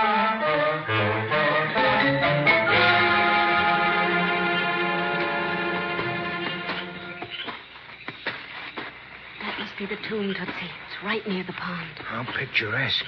Susan, don't you think we should have told the caretaker to let us in? I didn't want to wake him up. Besides, I don't think he'd permit us to come here at this hour. Get out your flashlight. There. Yep, this is the tomb. Here rests William Baldwin. Shall I ring the bell? You don't have to. Someone forced open the door. Huh? You think some of these ghosts is burglars? If they are, they'll be arrested. Come in.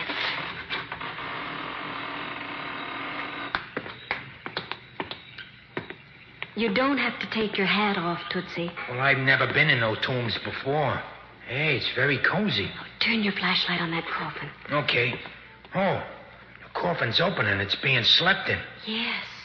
There's a college classpin on his vest. Pick it up and see if there's a name on the back. Yeah. William G. Baldwin, class of 1902. Hey, this is Baldwin. Yes, and he was murdered. Look at those 2 bullet holes. The killer is very sweet. He not only murders his victim, but puts him in his tomb. Who ripped the guy's jacket? I don't know. Yes, I do, of course.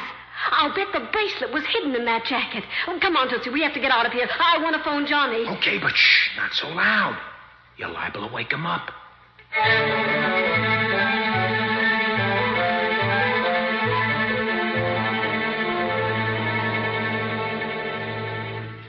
Yes, Inspector Farrell. Yeah, I relieved the flatfoot you had here at the Perkins girl's place. How about finished now? How about James Maxwell's alibi? Airtight, huh? Well, what's Blanche Werby's address? Wait a second, Inspector. There's someone in the hall. In trouble. Goodbye, Inspector. I'll call you back. Help me! Who shot you? Oh, I don't know. Someone in the shadows in the hall. Don't leave me. I'm frightened. I'm just going to put you on the bed and call a doctor. No. No, doctor. It won't do any good. Who are you? Ruth Perkins. Ruth Perkins?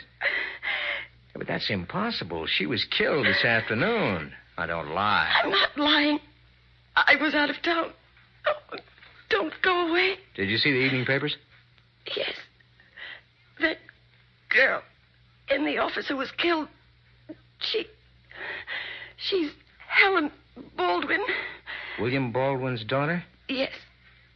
The one who disappeared after her father did. I knew her. I used to work for her father. Go on. Do you know who killed her? I think... Miss Perkins, dead. Hello? Oh, Susan. Yes. Go on. Baldwin, huh? Okay, baby. I'm going over to Blanche Werby's joint at 889 East Drive. Bring Tootsie along and meet me there. Yes, goodbye.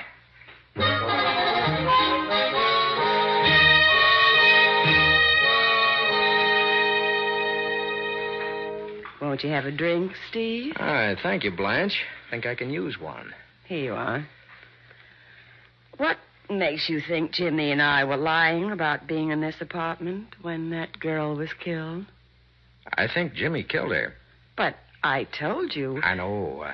You were playing Ring Around a Rosie. Right here in my living room. Shall I show you how it's done? Oh, I've played it in my time. Not the way I play it. You be the Rosie. I'll make the ring around you with my arms. Like this.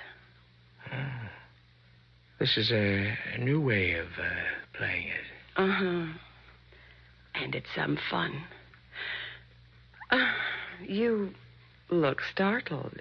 Naturally. I've never been a Rosie before. You didn't touch your drink, Steve. Blanche, would you like a new and thrilling experience? Uh-huh. That's my hobby. What is it?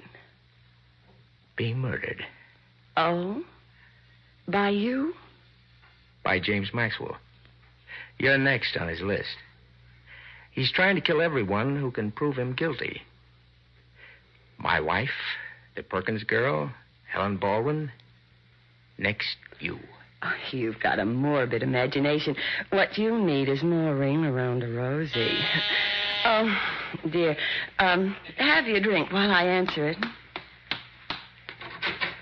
Hello, Blanche. Oh, Jimmy. Come in. Look who's here. Johnny Duke. Well, I'm glad to see you. Hello, Maxwell. You're lucky Inspector Farrell let you go free. Well, he knew he couldn't keep me. No evidence, you know. Yes, that drink was plenty strong. I feel awfully funny. What's the matter with him? Gave him a knockout drop. He's getting very wise, Jimmy. You know what he told me? He said you tried to kill me. The little fool. I told him he was out of his mind. What are you laughing about? Well, it's so funny. Not for you. As it turns out, he's 100% right. Jimmy, put that gun down. No, Blanche. It was very nice of you to lie and alibi me. But now I can't trust you. So you're going to die. No. Now. Oh, I've been killed. Take it easy, Blanche. I shot him in the shoulder. He'll be okay. He didn't even have a chance to fire his gun. Oh, you weren't out. No. Mm-mm. I dropped my drink under the pillow of your sofa. I hope it doesn't stain. Johnny, darling, we came as fast as we could. Come in, baby. Hiya, Tootsie. Okay.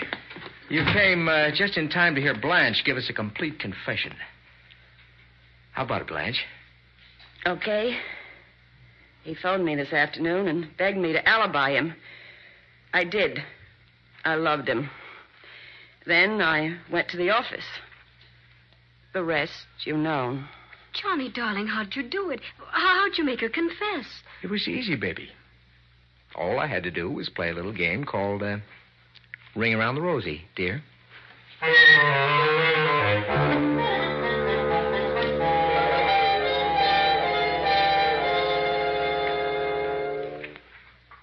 There's no place like home.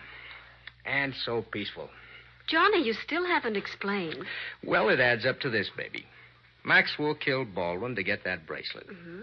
He didn't know that Baldwin had it sewed into his suit. And Helen Baldwin, suspecting what happened, disappeared in order to investigate. Mm-hmm. She found out that her father's body was in the tomb. Right. Now, she must have known where the bracelet was, too. She came back with it, accused Maxwell. Mm-hmm. He pulled a gun. She threw the bracelet out the window. Where it conked you. But why did Maxwell lie and tell us that the dead girl in his office was his secretary, Ruth Perkins? To protect himself and stall for time. If we knew who she was, our suspicion of Maxwell would be strengthened. He wanted to carry out the bluff by killing Ruth Perkins. They made a mess of that job, though. Yeah, but what good would that bluff have done him? Well, at the time Baldwin disappeared, his daughter told the police that there was some bad feeling between her father and Maxwell. Maxwell wouldn't have had a chance if the police knew the dead girl was Helen Baldwin. And that's why he removed her identification papers and things before we stumbled on the body. Johnny, darling, do you still feel you're fed up being a detective? Murder, mayhem, and monkey shines. It's the same old thing. I'm bored. Come here.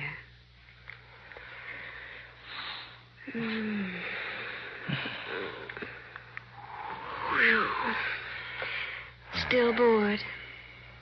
Still feel you're in a rut. Mm-hmm. But, who says I want to get out of it? Come here, baby.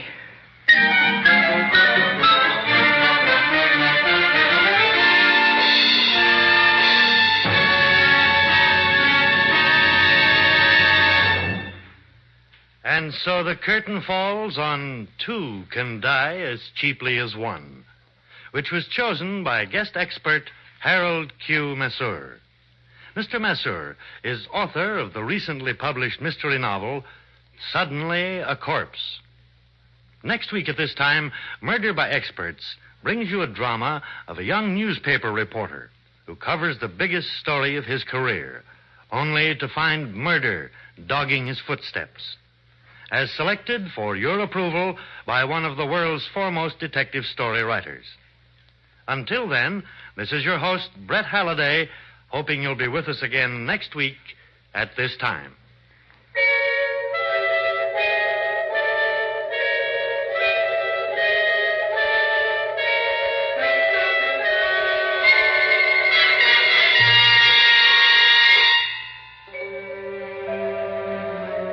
Two Can Die as Cheaply as One was written by Milton Lewis. In our cast were Lawson Zerbe, Marilyn Erskine, George Matthews, Gene Ellen, Ralph Bell, John Gibson, and Bob Donnelly. Music is under the direction of Emerson Buckley, composed by Richard DuPage. Murder by Experts is produced and directed by Robert A. Arthur and David Cogan. All characters in our story were fictitious, and any resemblance to the names of actual persons was purely coincidental. We welcome all comments on this program, Murder by Experts. All letters should be addressed to Murder by Experts, care of the Mutual Broadcasting System, New York 18, New York.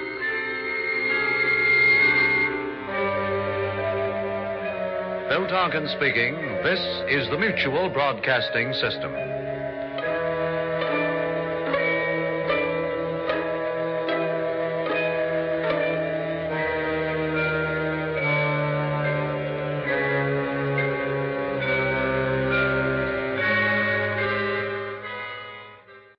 The National Broadcasting Company wishes to call your attention to a program regularly heard on Monday evenings at 10 p.m. New York time over most of these stations. We invite you now to listen, evaluate, and perhaps become a fan of this regularly scheduled Monday night program. Here then, for your approval, is Nightbeat.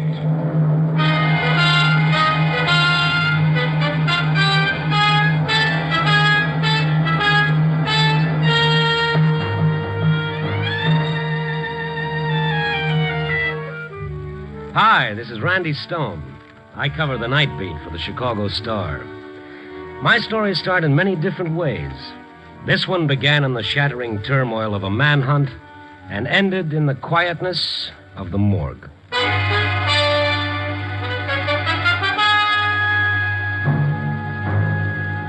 Nightbeat, starring Frank Lovejoy as Randy Stone.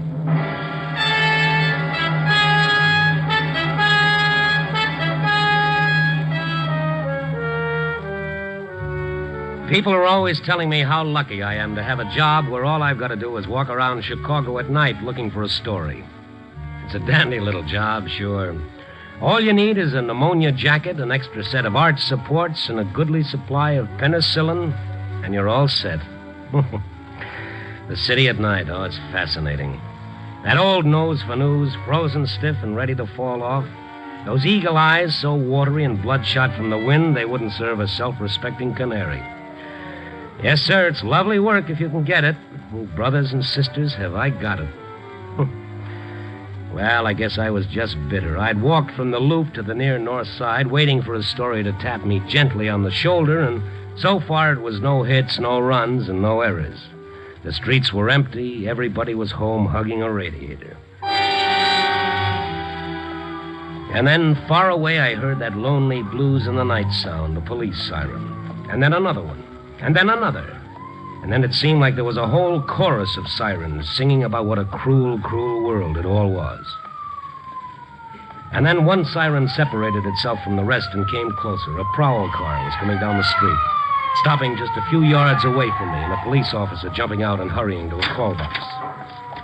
As the officer passed under the street lamp, I saw the excited look on his face, and I thought, all right, Stone, you lucky dog. Let's go to work. This is Malachek. Yeah, okay, we're on our way over there right now. Right. Hey, just a second. What do you want, mister? What's up? Sounds like every squad car in the city's on the loose. Got no time, mister. Read it in the papers tomorrow. Oh, I never touched that. Look, the name is Stone, Chicago Star. Oh, reporter? Well, mildly. Look, that's a general call, isn't it? I got no time to stand here gabbing. I'll give it to you fast. Gig Sandvers busted loose. Sandvers? Great. When? How? Read it in your paper, Stone. All right, cross it. Let's move. Gig Sandvers, a two-time loser, a killer, loose in a city of 4 million people and everyone his enemy. I hurried to a phone, checked with the police, and then drove over to that part of Chicago called the Badlands. That strange area belonging to every city. Surrounded by the business section, yet itself run down, deteriorated, filled with tenements and abandoned factories. It was there the police had thrown a cordon around a boarded-up building. My pass got me through up to the front line and Police Captain Ireland. Hello, Stone. The hunt's on, huh? I don't know. We'll see in a minute. Sandvers in that building? Got a tip he'd be. Wait a second. All right, Billings. Turn the searchlights on the building. Keep 2 of them on the roof. Run the others back and forth. Right. Sticking around, Stone? Yeah, I guess so. You sure Sandvers is in there? No, but we couldn't afford to pass up the tip. Well, where'd it come from? Anonymous, just a phone call. But Sandvers knew this neighborhood like a back of his hand. Likely to be here. Captain Ireland, ready with the speaker now. Okay. All right. Here goes. Sandvers, listen to me. There is no way out of that building that isn't covered. Come out with your hands in the air. We'll give you 20 seconds. Hear that, Sandvers? 20 seconds. We'll count them off for you. What if he doesn't show? Tear gas first, then we'll go in after him. If he comes out with his hands up, he goes to the death house, and if he doesn't... He'll come out. Rats always believe there's a chance to beat the chair. Where there's life, there's hope, huh? No sign of him. Malachek! Yes, sir. Take the megaphone. When I give the signal, start counting off 20 seconds. Yes, sir. Well, you're giving him more than 20 seconds. Not him, the crowd. They won't push in so close when the counting starts. Oh, look at them. Look at those faces. Perfectly normal human beings for 23 and a half hours of the day. Give them something like this for 30 minutes and they become a mob, waiting and watching and hoping for the kill. People, Randy, want to change them? Oh, yeah, sure. We'll retool and put out a nice new 8-cylinder model with a convertible soul. Get ready, Malachek. Yes, sir. There's my story, Captain. Sandvers? No. That's for the front page, boys. This mob, that's my story. That young couple right over there. Look at those two. They're hoping Sandvers will come out shooting. Otherwise, they'll want their money back, huh? Yeah. Where you See going? you later. Well, I'm going to stand by that couple and listen to them. All right, Malachek. Start counting. But warn him first once more. Sandvers. We're going to start counting right now. Come out with your hands in the air or we'll cut you in half when we come in after you. 1, 2, 3, 4, 5. I edged my way behind the young couple. 6, they looked so nice and 7, so human. 8, And here they were, the same as all 9, the rest. 10. Go back just a little over 11, 1,000 years, put on a toga and take a seat in the Colosseum at Rome. Have a great day watching the gladiators butcher each other. Cheer for the lions, or if you prefer Tifo, cheer for the slave to kill the lion. It makes no difference. It's all the same holiday. Somebody gets killed. And then it started. Let him have it!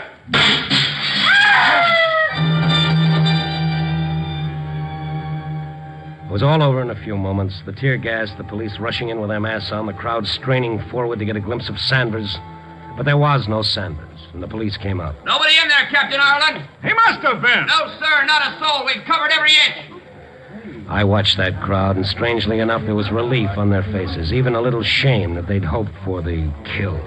But the young couple in front of me... He wasn't there, Ken. He wasn't there. I know. Come on, let's get out of here, quick. Ken, I'm sick. Evie, hold on to me. Let us through, please. Let us through there, will you? Here, this way, come on. Make way for us, will you, please? Clear away. She's sick, mister. Maybe that's a natural reaction to disappointment. Huh? Oh, nothing. Come on. We'll get through this way. She's got to sit down a minute, mister. She's got Okay, here. Here's my car. Let her get in. Kenny, he wasn't there. He's loose. Never mind. Come on, baby, I'll get you home. You better let me drive you. No, we'll be all right. Ken, I'm sick. Just a little while, Evie. We'll be home. Look, fella, it's easy to see what's the matter. She can't walk home in her condition. It ain't far. A block would be too far. I'll get a cab. No, I don't want anybody around us. You don't want anybody around you? That's a laugh. You bring her out here to this? Why didn't you take her on a nice tour through the packing houses? Shut up. What right you got to talk like that? The founding fathers gave it to me. You don't know nothing about it. You don't know nothing. Can't take me home. Look, my car is still there. You're in no spot to refuse help, no matter what your reason. Now, come on. Let him take us, Kenny, please. Come on.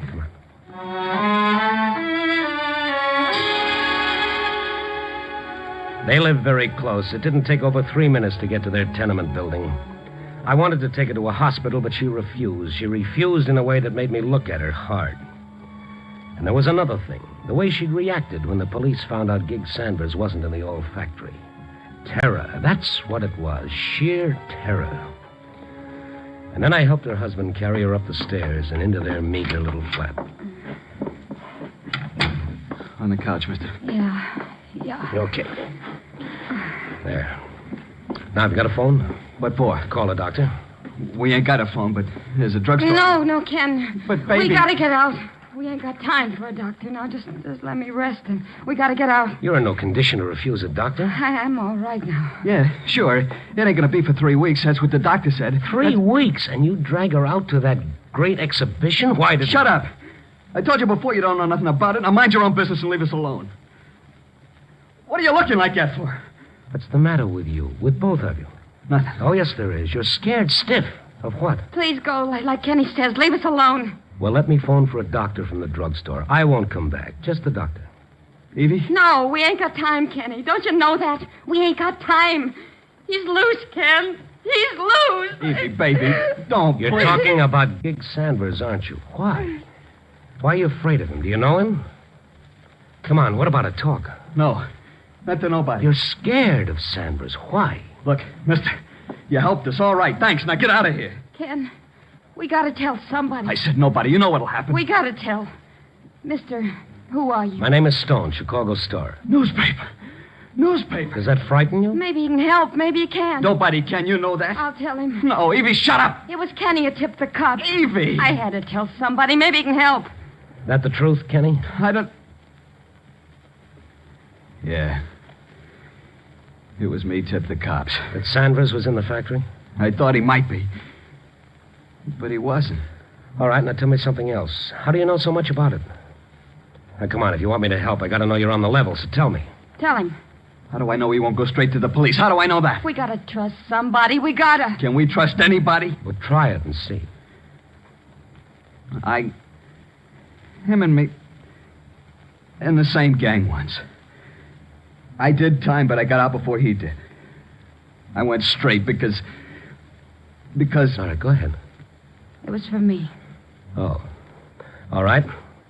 How about the tip to the police? There'll be a reward, you know. Sanders is big time. I didn't do it for no reward. Okay, I'm sorry. Mr. Stone, help us. How? How can I help? By getting out now and keeping your trap shut about me. And that'll help? Oh, no. No, you'll be back where you started. Your wife knows that, or she wouldn't have asked me to help. Gig will come after us. How would he know that you gave the information to the police?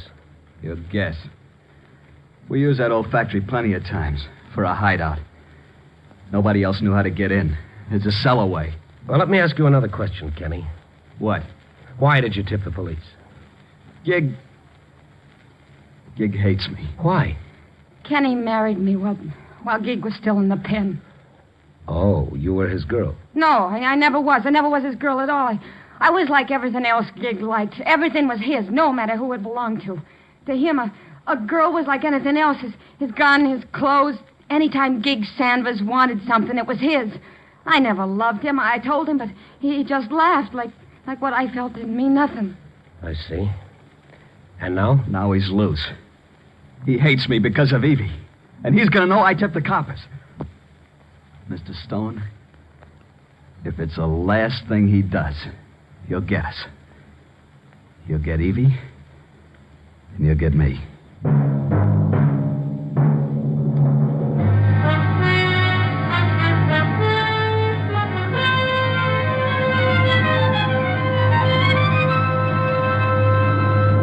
NBC is bringing you an encore performance of Nightbeat, starring Frank Lovejoy as Randy Stone. Before continuing with our story, here is the star of another NBC program, Dragnet, Mr. Jack Webb. Thank you. It's a real pleasure for me to talk with you about Nightbeat. I know that you're enjoying this special encore broadcast and that you'll want to make it a habit to tune for Nightbeat in its regular Monday time period. Tomorrow night and every Monday night, listen to Nightbeat on this same NBC station. Thank you, Jack Webb. And we'll be listening to your own documentary police show, Dragnet, every Thursday night on NBC. But now let's listen again to Randy Stone.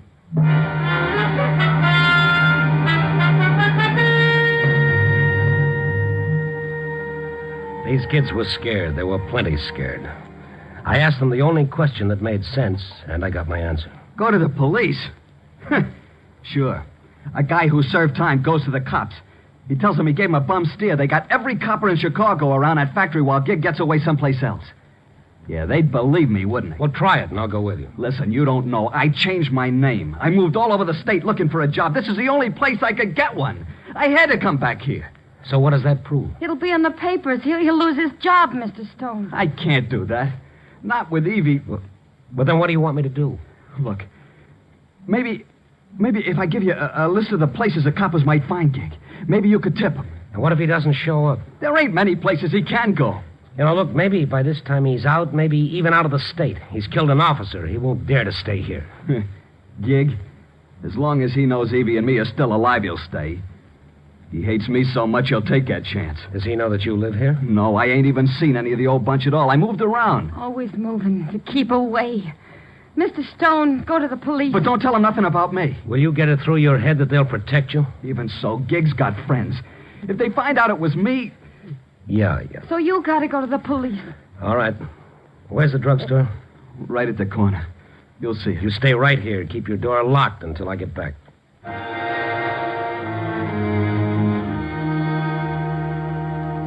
It was a short 2 minutes to the corner drugstore. I put in my call and started back to the flat. The street was quiet and deserted. The dirty tenements a solid block of ugliness against the night. I reached the tenement entrance. I was just about to start up the steps. Pal, don't turn around. Stand nice and quiet. That's it. What is this, a holdup? Yeah, sure, a holdup. Now listen to me. Take out a cigarette. What? Take out a cigarette. That's it. Now light it. Act natural. Good boy. Where are you? In your car at the curb, smart boy. What? I said don't turn around. Now take a look up and down the street. I am. Coppers? No. Okay. Now come here to the car. You're going to do like I tell you understand? What do you want? Who are... You know who I am, Stone. Yeah, I guess I do. Now listen, I'm going up to that flat you come from. Don't do it, Sanders. Sure, I'm going to do it. This gun says I can do it. Leave the 2 kids alone. Yeah, all alone. You're wasting time, Sanders. Time you could use to better advantage. Sure. Now step back a couple of feet. I'm getting out. Just stand there. Keep smoking the cigarette. Okay, walk ahead of me. Straight into the house. Move.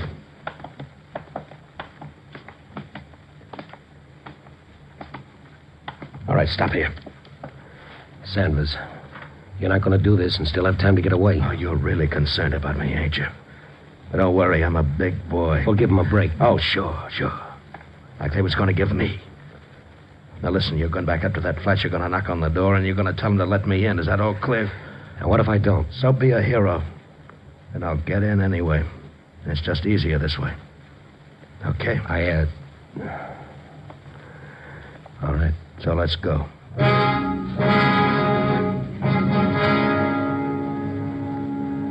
The walk up the stairs was a nightmare.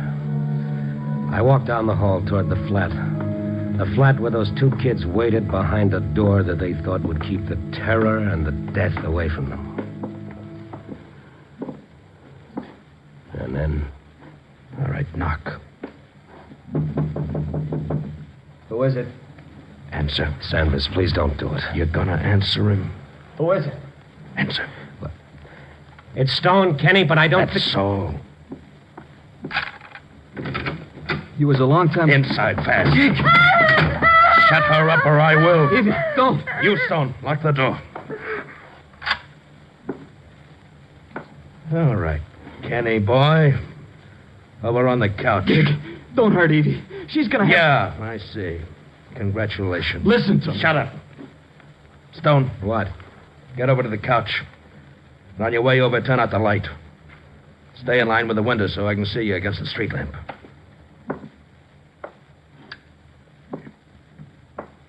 All right, now sit down.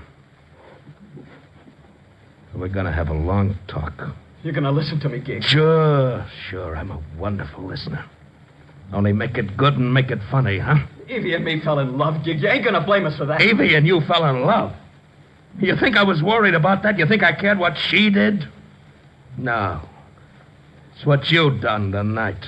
He was afraid, Sanders, afraid that you'd come after him because of Evie. And I thought about it and stir plenty.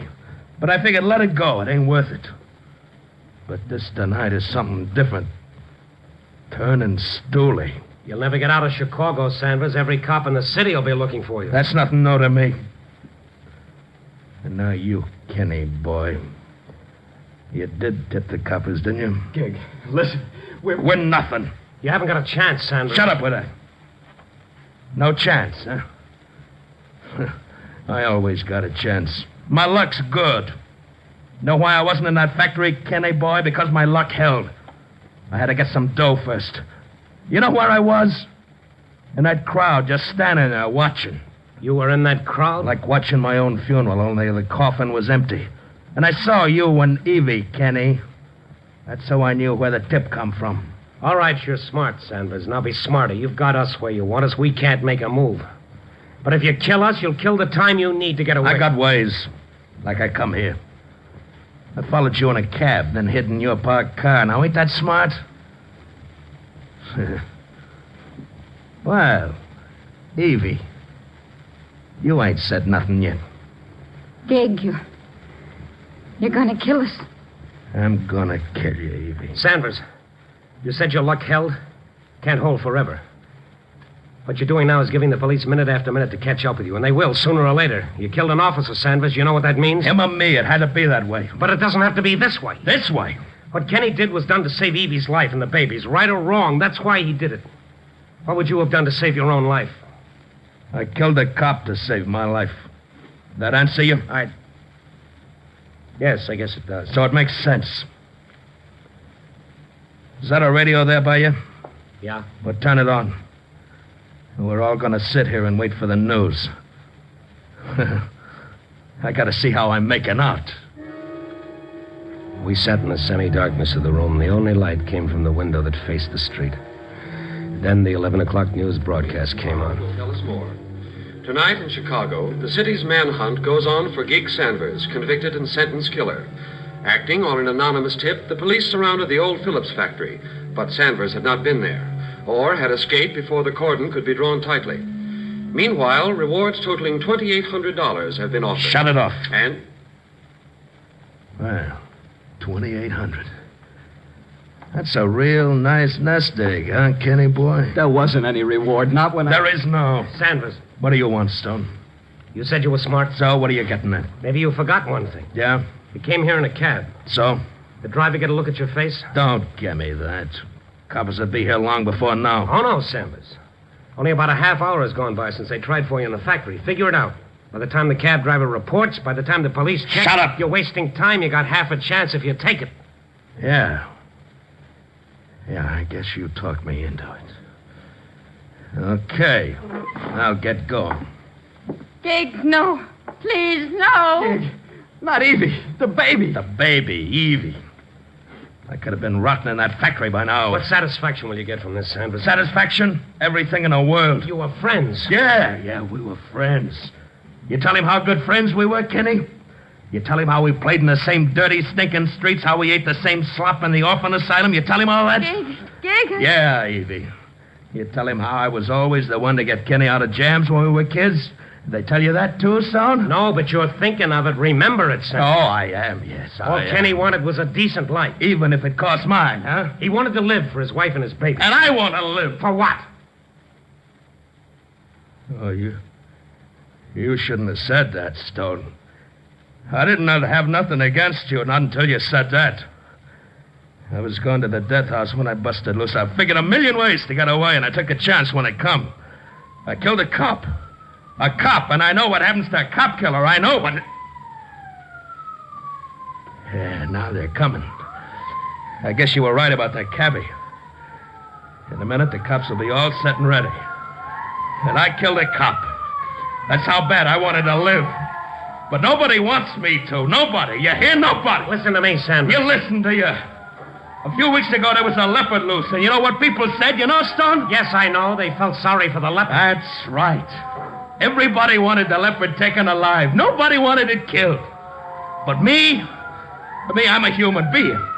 And me, they want to see cut to pieces. Maybe because there's all the difference in the world between you and that animal. Is there? Is there? You're going to say the leopard wouldn't know better if he killed to get away. Well, neither do I. Neither do I, because that's the way I learned to live. Because you didn't want any other way, Sanders. Because it was the easiest way.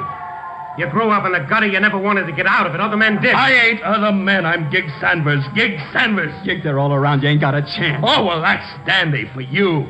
Just what you want. No, Gig, no. I swear it ain't. You swear. Now listen to me. I'm going out. But not with my hands up. And I ain't gonna die alone. Sanders, don't. Do one last decent thing and let these kids alone. Shut up. Gig, listen. I'll go with you. Kenny, no. Gig, I'll go with you. It'll be you and me again, like it always was. I'll help you get away. We can do it together, Gig. We always used to. Me and you, remember? You're crazy, Kenny, if you think you're going out with him. You won't have a chance. He'll cut you down with him. Kenny, stay here. You gotta do it, Evie. You gotta see that. I have to do it. Gig, you want to kill me. All right, I'll be dead if that's what you want. But I'm going out with you. I got a gun. Kenny, put it down. Don't. So you got a gun. You got a gun. All right, why don't you shoot me? I coulda. Why don't you shoot me? I coulda any time we were sitting. No, but you didn't. You were always soft, Kenny boy. You see, Stone, that's the difference between him and me. Then shoot me. Go ahead, kill me now. But even if you don't, I'm going out with you, Gig. Kenny, you're not talking sense. Sanders! We know you're in there. Sanders, this is Captain Ireland. Listen to me, Sanders. Yeah, I'm listening, copper. Sanders, there are innocent people in that building. We'll give them time to clear. If you've got any human decency left in you, wait before you do anything. But I warn you, Sanders, if you don't come out with your hands in the air. What are you going to do? You know what I'm going to do. Coppers! I'm coming out! Right up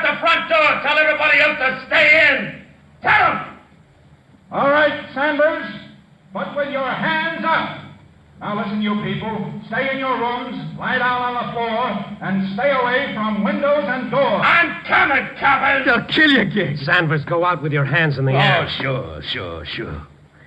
And now, Evie, Kenny. Sanford. Well, do it then, Gig. Do it and get it over with. Oh, Kenny, boy. Get where I can see your face. Think what you're doing, Sanford. Shut up, Stone. Come here, run the light by the window, Kenny. Now, let me look at you. You said you'd go out with me? Yeah. Now, Kenny, don't lie to me now. Don't lie to me. I'll go out with you, Gig. Swear it's the truth, Kenny. Swear it's the truth. I don't have to swear it, Gig. You're looking at me. Yeah. Okay. I'm going out. Alone. Now, what about Kenny and Evie? They can rot in this stinking world. They can rot. Not me. I'm going out. I'm going out and meet all the coppers in Chicago. Gig! Stay where you are. He's gone. He's gone. Come out with your hands up. Hello, coppers! Gig! Well, there's $2,800 lying down there, Kenny. Go down and pick it up. I don't want it. You had all the chance in the world. Why didn't you kill him? I couldn't. Gig Sanford is my brother.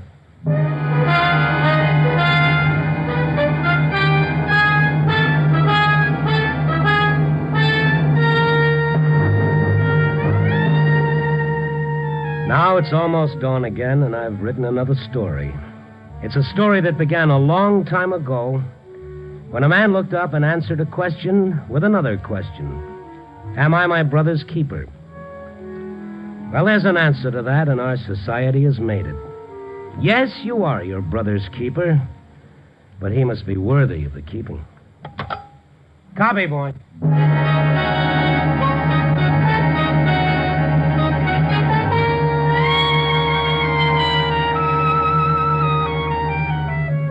Nightbeat, the new dramatic series, stars Frank Lovejoy as Randy Stone. Nightbeat is produced and directed by Warren Lewis and edited by Larry Marcus. Today's script was by Russell Hughes with music by Frank Worth. The part of Gig was played by Bill Conrad. Others in the cast were Georgia Ellis, Harry Bartell, Louis Jean Height, Herb Ellis, and Lee Millar. Frank Lovejoy will next be seen in Milton Sperling's production Rock Bottom, released by Warner Brothers. NBC has presented for your approval a special edition of Nightbeat to acquaint you with this regularly scheduled Monday evening program. If you have enjoyed this broadcast, join the millions of listeners who each Monday tune for adventure and mystery on the regular Nightbeat series. Listen then tomorrow night when again you will hear Frank Lovejoy as Randy Stone on Nightbeat, presented by General Mills.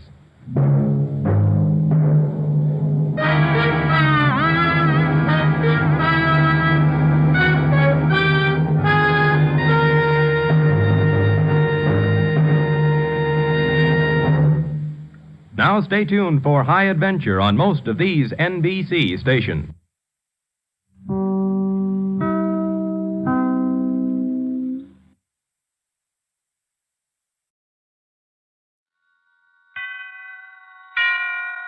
And now, tonight's presentation of radio's outstanding theater of thrills, Suspense. Tonight, we bring you a story of death and 11 roses. We call it The 12th Rose. So now, starring Paula Winslow, here is tonight's suspense play, The 12th Rose. Miss Robbins. It's the maid, Miss Robbins.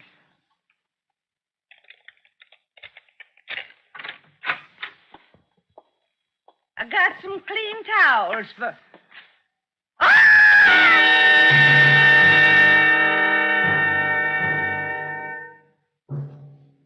The place, New York City. The time, 12:15 p.m. Dolores Robbins had been young and pretty. The details of her murder were not. The sprawled position of her body and the instrument of murder indicated that the act had not been premeditated. 12 roses were in the apartment, 11 of them in a large vase near the body. Running around and up the length of each stem to give the blossom support was a single strand of green wire. The killer had circled the girl's neck with a long stem of the 12th rose and then twisted. And although the stem itself had broken, the wire had not. 55 minutes after the maid discovered the girl's body, 2 detectives from the homicide division began questioning her. Mrs. Williams, how often did you clean in here? Every day but Sunday. She wasn't due for service but twice a week, but she always gave me a little something extra. Then you were in here yesterday? Yes, sir. Yesterday afternoon. Were these roses here then? No, sir. You're sure? Yes, sir. Do you have any idea where they might have come from? No, sir. But no girl looking like she looked is going to have to buy 'em for herself. And what about the box or wrapping paper they came in? Do you know where it might be? Well, if Miss Robbins threw it in the trash before 8 this morning, it'd already be burned up. If she put it in after 8... She didn't. She was killed late last night. Oh. Mrs. Williams, did you ever see her boyfriend? Well, she didn't have a regular boyfriend. But she went out once in a while, didn't she? Yes, sir. I suppose she did. Was she here when you came in to clean yesterday? Yes, sir. Did she say anything about having a date last night? No, sir. Not to me, but... Yes? Go on. Well, I was just about through when she got this phone call. She'd been washing her hair, and I was finishing up dusting. And I heard her say she'd met a real nice man and thought she might see him that night. She mentioned his name? I don't think so. At least not while I was here. I finished up and left before she got off the phone. You know who she was talking to? Yes, sir. Miss Butler. She and Miss Robbins were real good friends. If you want to talk to her, she lives in the building next door.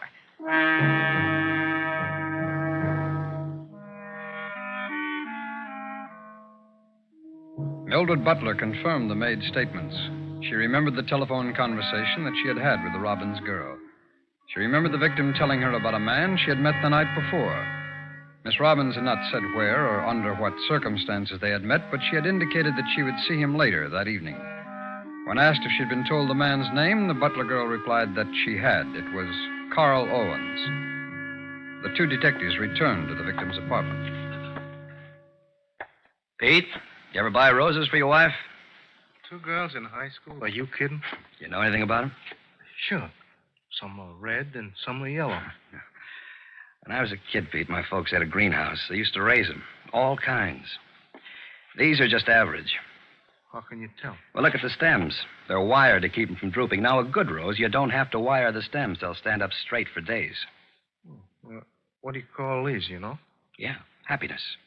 What are you, a detective? You really think we got a chance of getting them, Lou? If we're lucky, and if Owens is his right name. Lab boys didn't find any good prints. We might not need them. Huh? We'll just locate every Carl Owens between 20 and 40 who works or lives here in this area. Some of them will be eliminated automatically. Those that aren't, we'll consider possible suspects. And then, Pete, if we're still lucky, we'll get someone to identify the killer. Yeah, but nobody saw him. Oh, you're wrong, Pete. Somebody did. Yeah? Who? The florist that sold him these roses. Suppose the florist doesn't remember. Well, the way the papers are going to play this one up, he'll remember. There's just one thing. Yeah? Suppose the killer is thinking like we are. How do you mean? Suppose the killer remembers the florist.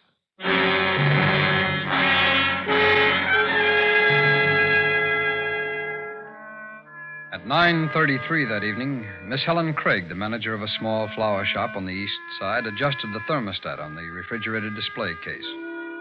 A moment later, her employee, Nancy Wassell, crossed to the front windows and pulled the shades. The shop was closed for the night. Oh, thank goodness. I didn't think the day would ever end. Want me to bring some iced tea tomorrow? Well, if you like. We can keep it cool in the display case. Oh, and Nancy. Yes? Stop off at the wholesalers in the morning and pick up 3 dozen long-stemmed roses. Any particular kind? You'd better get, happiness. I sold the last of them while you were out yesterday. Is that all we need? Until Monday. You can tell Mr. Leeds I'll see him then. Oh, that must be Joe. My seam straight? Well, let's see. Yes, fine. You don't mind if I leave? No, run along. I'll wait for Max to check in. Thanks, Miss Craig. Night. Good night.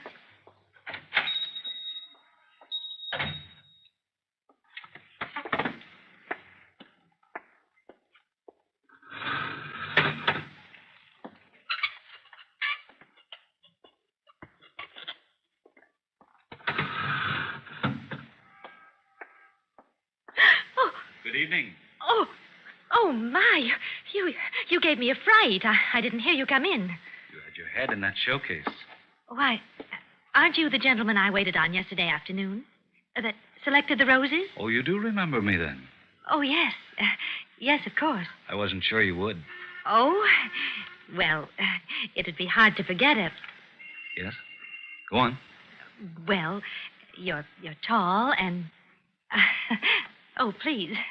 Now you're embarrassing me. I'm sorry. I didn't mean to. You all alone here?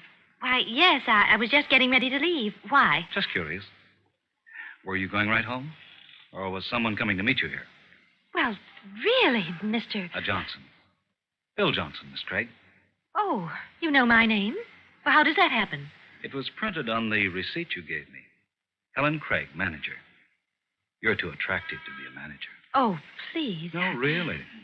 I think you are. Now, Mr. Johnson, it's taken me a good many years to get used to this face. And now that I am, I resent anyone insulting my intelligence by trying to flatter me. Oh, you've got a temper, too. Well, I'm sorry. No, don't apologize. I like a woman to have a little fighting. Makes her much more interesting. Oh, and how often do you fight? Oh, dear. Excuse me. What is it? The delivery man. I have to let him in. Miss Craig. Yes? I suppose you know by now I didn't come here to buy flowers. Oh? I just stopped by to deliver a message from my mother. Your Yes. She wanted you to know how much she liked the roses. Oh, well, now I am flattered. But I thought... Yes? What did you think? Well, when a gentleman buys roses, they're usually for a young lady.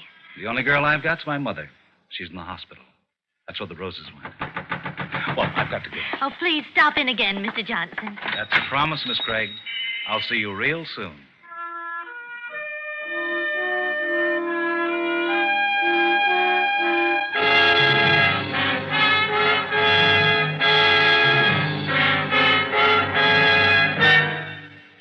You are listening to The 12th Rose, tonight's presentation in radio's outstanding theater of thrills, Suspense.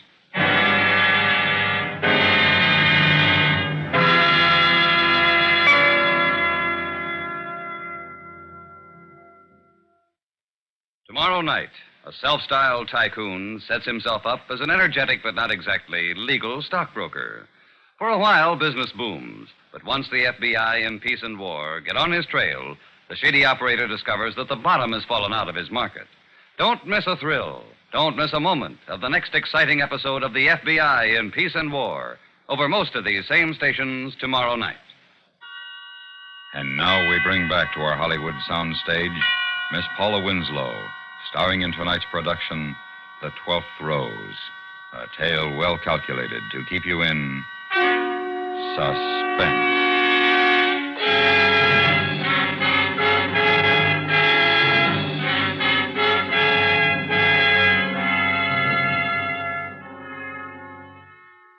At 4 o'clock the next morning, a milkman left a quart bottle just outside the door of the apartment that Helen Craig shared with her younger sister, Peggy.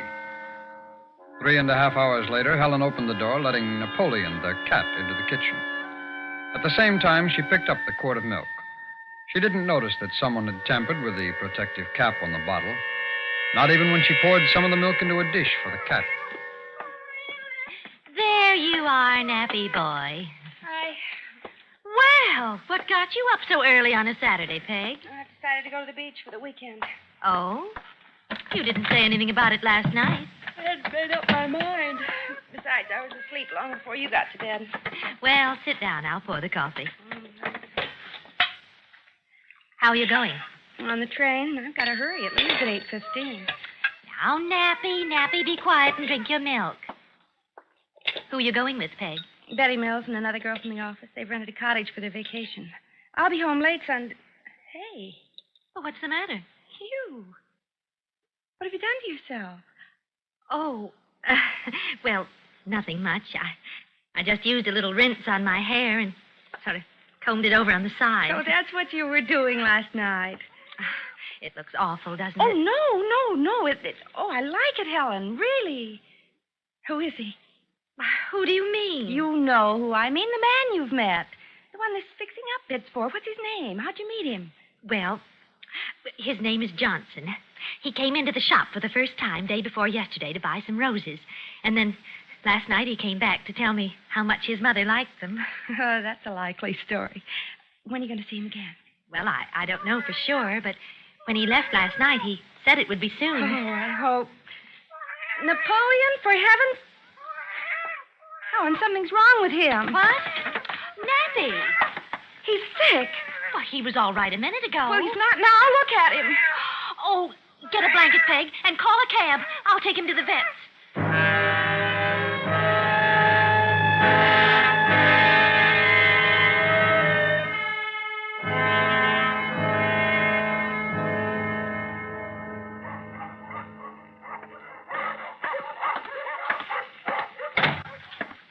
Craig? Oh, yes? Thank you for waiting. I'm Dr. Michaels. Oh, yes, Doctor. How is Nap, my cat? Well, I'm afraid I have bad news for you, Miss Craig. She's dead. Oh, no. I'm sorry. You see, there was very little we could do. Oh, but what caused it? Well, now, we can't be sure without a laboratory examination, so Well, what do you think it was? Poison, Miss Craig. I think someone may have poisoned him.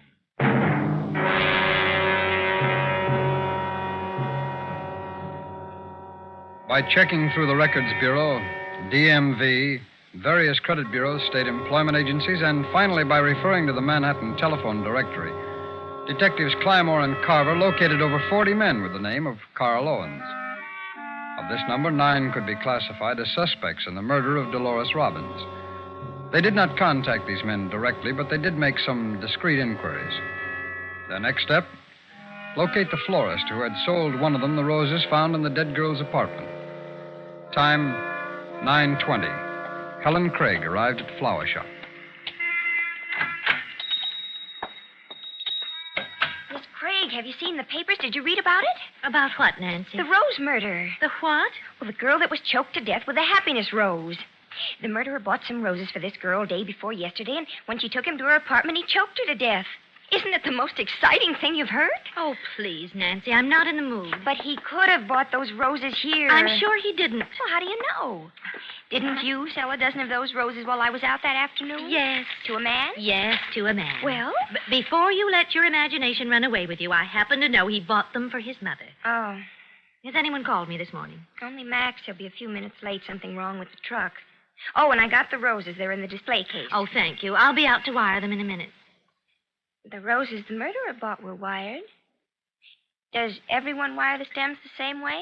Nancy, please. I'm depressed enough without having to listen to a second-hand account of a cheap murder. I'm sorry. I just thought you'd be interested. Well, I'm not. And if you haven't anything to do back here, I'd appreciate it if you'd leave me alone. Miss Craig, what is it? Well, Oh, dear, this is silly of me. You remember our cat, Napoleon? Yes. Well, he's dead. The vet thinks somebody poisoned him. Oh, no. Of course, he's not sure yet, but if he was poisoned, I'm going to find the person that gave it to him. He'll wish he hadn't. I'll get it. Madison Flower Shop. Yes, she is. Would you like to speak? Hello? Hello? That's funny. Wrong number? No. He asked if you were here, and I told him you were. He hung up. Carl Owens had arrived at his office in the chemical industries warehouse at 9:30 that morning. He was rather pleased with himself. He had encountered no difficulty in putting a certain tasteless poison in the Craig woman's milk bottle. He knew now, after making the phone call, that she had not touched the milk. But she would, in time. And he was sure he had plenty of time. Mr. Owens. Carl, what have you been up to? What? Who is this? Janet, honey, in personnel. Oh, Jan. Mr. Hall received a phone call from somebody a few minutes ago, and whoever it was sure asked a lot of questions about you. Oh? Like what? Well, I couldn't hear everything Mr. Hall said, but I did hear him give out your address. My address? Mm-hmm. What'd you do, honey? Apply for credit somewhere? Carl? Oh, yeah. I was going to get something on time, but I've changed my mind.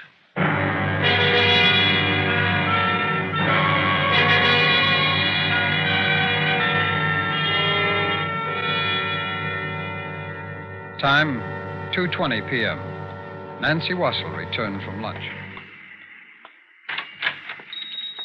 Relax, Miss Craig. It's just me. Anything happen? Oh, Mrs. Williams called. She wants a centerpiece of stock and carnations for tonight. Oh, I'll get it, Nancy. Oh, good afternoon. Good afternoon. Say, these roses here in the case, the ones with their stems wired, they're called happiness, aren't they? Yes, that's right. Very nice. And these here are marguerites, huh? I haven't seen any of those in several years. Well, would you care to... No, I'm here on business. My name's Carver, police. Here's my identification. Oh, yes, Lieutenant. Is there anyone else working here who sells the flowers? Only my assistant, Miss Wassell. Would you call her, please? Why, surely. Oh, Nancy, would you come out here, please? Coming. This won't take very long, miss. Just a couple of questions. Nancy, this is Lieutenant Carver from the police. Good afternoon. Oh, I'll bet you hear about that murder. Yes, that's right. I read about it in the papers. She's done a good job of filling me in on the gory details, Lieutenant. Good. That saves us both time. Now, do either of you remember selling a dozen of the happiness roses to a man day before yesterday, probably in the afternoon? I didn't sell any that day, but Miss Craig did. Oh? Do you have a record of that transaction, Miss Craig? Why, no, it was cash. Could you identify the man if necessary? Yes, but I know he isn't the one you're looking for. Oh, what makes you so certain? Is he a regular customer? Well, no, he's not. Well, does he have an account here? No. Do you happen to know his address? Well, no, but those roses were for his mother. She's in the hospital. I see. You had them delivered, I suppose? No, Mr. Johnson took them himself. Johnson? Yes, that's his name, Bill Johnson. Well, that ends that. For a minute there, I thought we had something. Now, no one else bought any that afternoon. No. Now, be very sure. Your life may depend on it. Why do you say that, Lieutenant? I don't want to frighten you, miss, but the florist that sold those roses is the only person that could identify the killer. Oh, and with the florist out of the way... Well, I won't take up any more of your time. Thank you for your cooperation. You're quite welcome. Miss Craig? Yes? May I buy one of those happiness roses? Oh, well, you can't buy it, Lieutenant. But I'd be very glad to let you have one. Thank you very much. When you have time, stop in again, Lieutenant. I'd like to. Good afternoon. Good afternoon. Well, what a charming gentleman. Oh, I'll get it. You didn't tell me you knew the man that bought those roses. I don't tell you everything, Nancy. Medicine Flower Shop. Miss Craig, please. Speaking. Oh, Dr. Michaels, Miss Craig. I had the laboratory report on your cat. Oh, yes, Doctor. He was definitely poisoned. Oh, I see. Do you know how the poison was given to him? Yes, it was in milk. What? It was given to him in milk. Oh, but that's impossible. I gave him his milk this morning. Are you sure? I'm positive. It was a fresh bottle. I brought it in from the hall and poured some of it into his dish. Did you drink any of it yourself? Miss Craig? No. Well, if there is poison in that milk, I know, Doctor. If there is, it wasn't meant for Napoleon.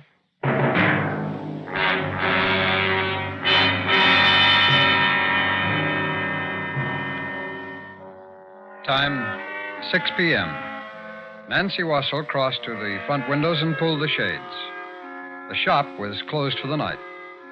45 minutes later, Helen Craig was alone in the shop. She turned off the lights in the sales room and went into her small office where she began checking over accounts payable. Let's see, Williams, here it is. $42.20. Yes? Is someone out there? Who is it? Who is it? Good evening, Miss Craig. Oh, who is it? It's only me, Miss Gray. Bill Oh. Johnson. Oh, Mr. Johnson. Oh, you gave me such a fright. Oh, wait. Wait, I'll turn on the light. No. What? But why not? Well, I haven't been home all day. I'm dirty and tired, and I'd rather you didn't see me when I'm not looking my best. Oh, really, Mr. Johnson? But all right, I'll let you have your way this once. Are you alone here? Yes. You expecting anyone? No, not tonight. Nancy had a date with her boyfriend, and Max has gone home to his family. Well, what are you doing working here so late? Oh, trying to catch up on my paperwork. Mr. Johnson, are you hungry? What? Have you had anything to eat? Well, no, what? Because I'm starved. I had Miss Wassel go down to the delicatessen for a couple of sandwiches this afternoon, and I thought you might like to share them with me. I hate eating by myself. Would you like one? Sure. Oh, good. They're here in the display case. It makes a wonderful refrigerator, too. Now, let me see. There's a chicken and a ham. Which do you want? Oh, I don't know. Ham's okay. Well, here we are. And I think, let me see. Yes, this one's ham. Thanks. We can sit right down at this table. Okay. Go ahead. Thank you. Oh, I almost forgot something to drink. We've had iced tea in these glasses, but they're clean. Here, would you hold it when I pour the milk? Oh, sure. Thanks. It's perfectly fresh. Nancy brought it back with the sandwiches. Well, now then. Is it good? Mm-hmm. I'm so glad you could stop by. I do hate eating alone. Yeah, me too. That milk's nice and cold. You have any unusual visitors here today? Unusual visitors? No. You sure? Quite sure, Mr. Johnson. Why? Oh, I just wondered. A couple of funny things happened today. I didn't go home on account of... Well, what's the matter, Mr. Johnson? I thought you were hungry. Why, I am. You're not eating. Oh, I will. It's just that, well, it isn't often that I get to eat with a gentleman. I enjoy watching you. You lead a pretty dull life here, don't you? Oh, I suppose, by some standards. Seems to me you really don't have much to live for. Well, I wouldn't go so far as to say that. Oh. Mr. Are you all right? Yeah. Just a little cramp. Well, you're probably eating too fast. You see, a person goes a while without eating, and then they gulp their food down. It isn't good for you. It isn't from... Oh, you poor man. Here, take another swallow of milk. I can't. Mr. Johnson, what is it? I don't know. Don't you? Well, I do. What? I lied to you. The milk is fresh, but it didn't come from the delicatessen. What are you talking about? It came from my apartment. It was the milk that was delivered this morning. No. No, you're lying. Am I? Am I, Mr. Owen? I'll kill you. I'll kill you.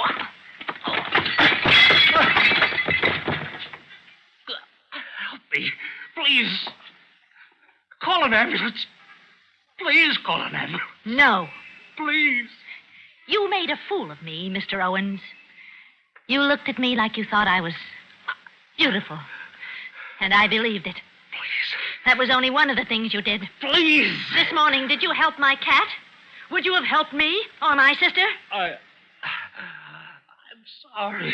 Oh, of course you are. But you wouldn't be if the police hadn't compared the rose I gave one of their men with those found in that girl's apartment. They could tell from the wiring. I wire all of my roses identically. They told me to call them if you came back. Help me. Please help me.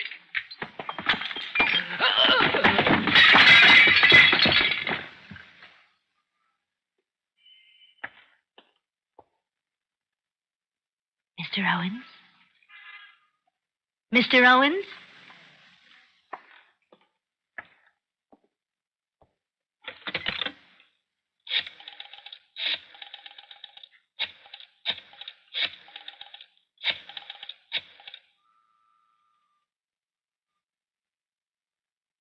Lieutenant Carver? Lieutenant, this is Miss Craig at the flower shop.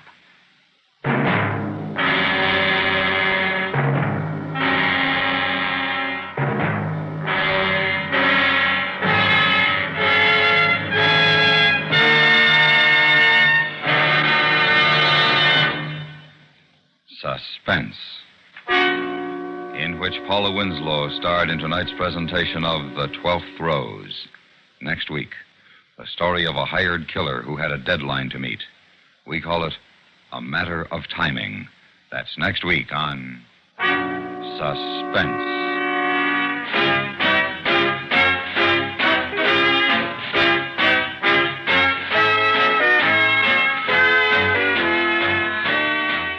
Suspense is produced and directed in Hollywood by Anthony Ellis. Tonight's story was written by Charles B. Smith. The music was composed by Lucian Morowek and conducted by Leith Stevens. Featured in the cast were Stacey Harris, Virginia Gregg, Don Diamond, Eleanor Tannen, Herbert Ellis, Miriam Wolfe, Jack Carroll, and Fred Mackay. A safari to the remotest corner of the earth could not provide more thrills than do the dramatic excursions into big city life that 21st Precinct takes you on each Thursday night over most of these same stations. 21st Precinct has a realistic, downright fascinating story to tell. And this Thursday night is no exception. Stay tuned for 5 minutes of CBS News, to be followed on most of these same stations by My Son Jeep.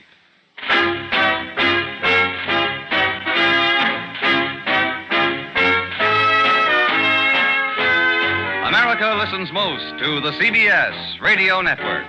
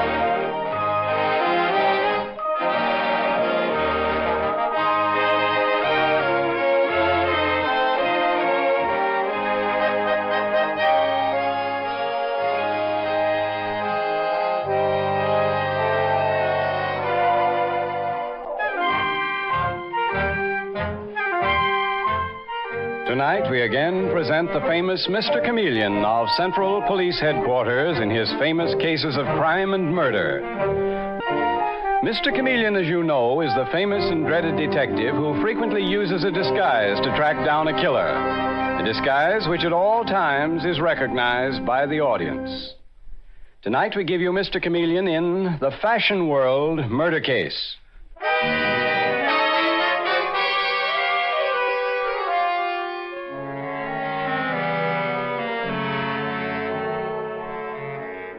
The curtain rises on a richly furnished suite high atop the fashionable Plaza Sheraton Hotel. A tall, languid-looking girl wearing a fabulously expensive mink coat walks up and down before a full-length mirror as a well-dressed young man watches her anxiously. He is Richard Cheval, whose father, John Cheval, owns one of New York's most exclusive fashion shops.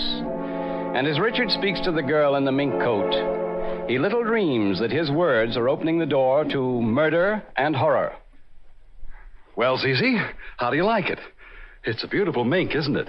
Yes, it's not bad, Richard. Not bad. Huh. It's worth $15,000. That's what it would sell for in Father's shop. Yes, I suppose it would. Zizi, what's the matter? Aren't you pleased about it? Here, Richard. You can take the mink coat back. Take it back? Zizi, for heaven's sake, what's wrong, darling? Tell me. Sure, I'll tell you. I'm fed up with this kind of life. I'm sick of it. Oh, Zizi, darling, haven't I given you everything? Beautiful clothes, this expensive apartment. What more do you want? I want to be known as your wife, as Mrs. Richard Cheval. When we go to the Stork Club in El Morocco and the Colony, I want people to know I'm your wife, not just one of the models who works in your father's shop. Oh, Zizi, listen to me. I'm sick of this secret marriage. I'm your wife. I've a marriage license to prove it. But, darling, you know why we can't tell anyone. You know what a tyrant my father is. Why, he'd cut me off without a penny if he knew about our marriage. You have your job at your father's shop?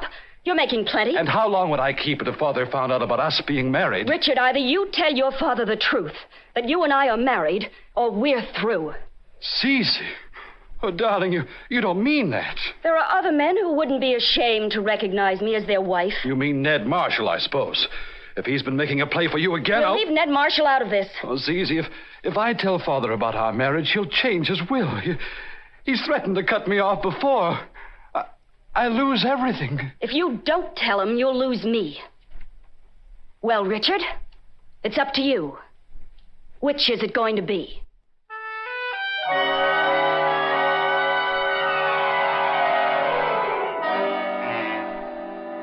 And now, several hours later, we see Richard Cheval, very nervous and ill at ease, entering his father's study in the Cheval home in the East 60s. Oh, there you are, Father.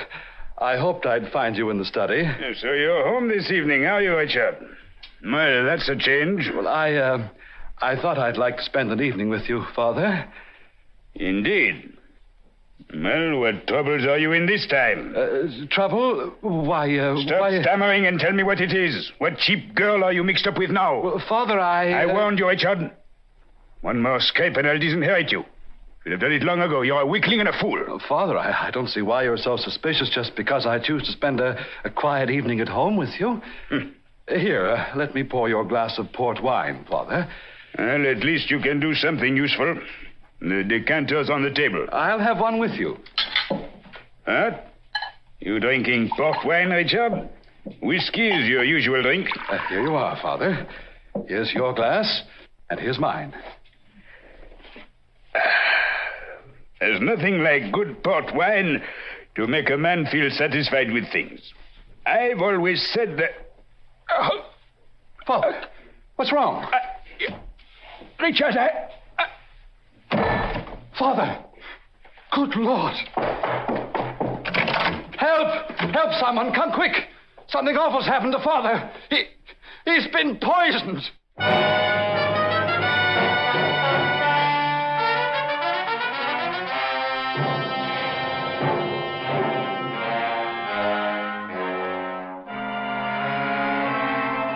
And now, a short time later, we find Mr. Chameleon, the famous and dreaded detective, and his assistant detective, Dave Arnold, just entering John Cheval's house. And a frightened, rather plain-looking young woman is saying... You're Mr. Chameleon? That's right, and this is Detective Arnold. Please, come in. Thank you. I'm Marie Cheval. My uncle's body is in the study. Marie Cheval? You're the dead man's niece? Oh, I don't wonder you're being surprised, Mr. Chameleon. My wearing this dreadful blue dress. I'm not here to talk about clothes, Miss Cheval. Just what happened here tonight? Oh, Mr. Chameleon, it's horrible. Uncle John and his son, my cousin Richard, were having a glass of port wine in the study. And then suddenly Richard came running out crying that his father was poisoned. And a few minutes later, his father was dead. Where is your cousin Richard now, Mary? In his room. He's almost at the point of collapse. I see. Was anyone else here this evening about the time that your uncle, John Cheval, was poisoned? Why, no, Mr. Chameleon. Mm-hmm. Mary, I understand that your uncle had been in poor health lately, that he was no longer active in running the famous John Cheval fashion shop. Well, yes. Ned Marshall is supposed to be running the shop. Ned Marshall? Rather well-known young man about town, famous for his champagne parties. I see his name in the gossip columns. Ned Marshall got publicity for the shop, Mr. Chameleon. But Uncle John pulled the strings. Like Richard and me, Ned Marshall was just Uncle John's puppet. You sound bitter, Marie Cheval. Not bitter, Mr. Chameleon. It's just that Uncle John was a very dominating man. And someone hated him enough to murder him by poison. Marie, will you tell your cousin Richard to come down, please? Detective Arnold and I will go to the study where you say your uncle's body is. Yes, Mr. Chameleon. The study is at the end of the hall. Thank you. Come along, Dave. Yes, sir. Here we are. And here's John Cheval's body slumped across the desk. What poison do you think it was, Mr. Chameleon? I don't know, Dave. Several possibilities. There are 2 decanters on the table. One contains whiskey, other port wine. Here are 2 glasses. Only one of them is empty. Well, that must be the one John Cheval drank from. Dave, you take this decanter of port wine and the 2 glasses and have one of the boys rush them to the laboratory to be analyzed. Gotcha, sir. Mr. Chameleon, this is my cousin, Richard Cheval. Murdered man's son. Huh? Come in, Richard.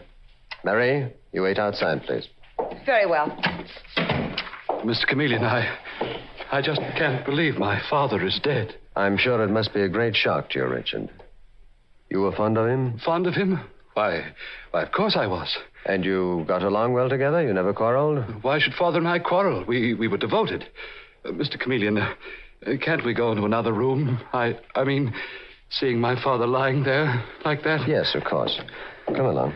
Father's den is the next room. It's right in here. Thank you. Richard, tell me everything that you know about tonight, please. There isn't much to tell, Mr. Chameleon. We had dinner about 7. You and your father? And my cousin, Marie. Your cousin lives here with you? Yes, Mr. Chameleon. Father took Marie in when her parents died some years ago. And you 3 had dinner together? The 3 of us and Ned Marshall. Ned Marshall, who runs your father's fashion shop. Now, that's strange. Your cousin Marie didn't mention his being here this evening. Marie wouldn't mention his being here. She tried to keep Ned's name out of a mess like this. Why? Because Marie is crazy about Ned Marshall, Mr. Chameleon. She'd do anything to protect him. Why should Ned Marshall need to be protected? Because he's the one who murdered my father. What? Richard, have you any proof of that? No, I haven't any proof, Mr. Chameleon. But I can tell you this. Ned Marshall was sick of being ordered around by Father. In spite of his high position at the shop, his name in the society columns, Father treated him like a lackey. Well, Ned Marshall could have left your father's shop. Father wouldn't let him. Nobody crossed Father, Mr. Chameleon. When he said to do something, people did it. Well, your cousin, Marie Cheval, did your father order her around? You saw her, Mr. Chameleon. Marie could be attractive if she had some decent clothes, but Father never allowed her to spend money on clothes. He wanted her plain and colorless, so she wouldn't be, to use his words, a bait for men. Marie must have hated your father for that. I should imagine any normal girl. He said every woman who came into his fabulous shop to buy clothes did it to attract men.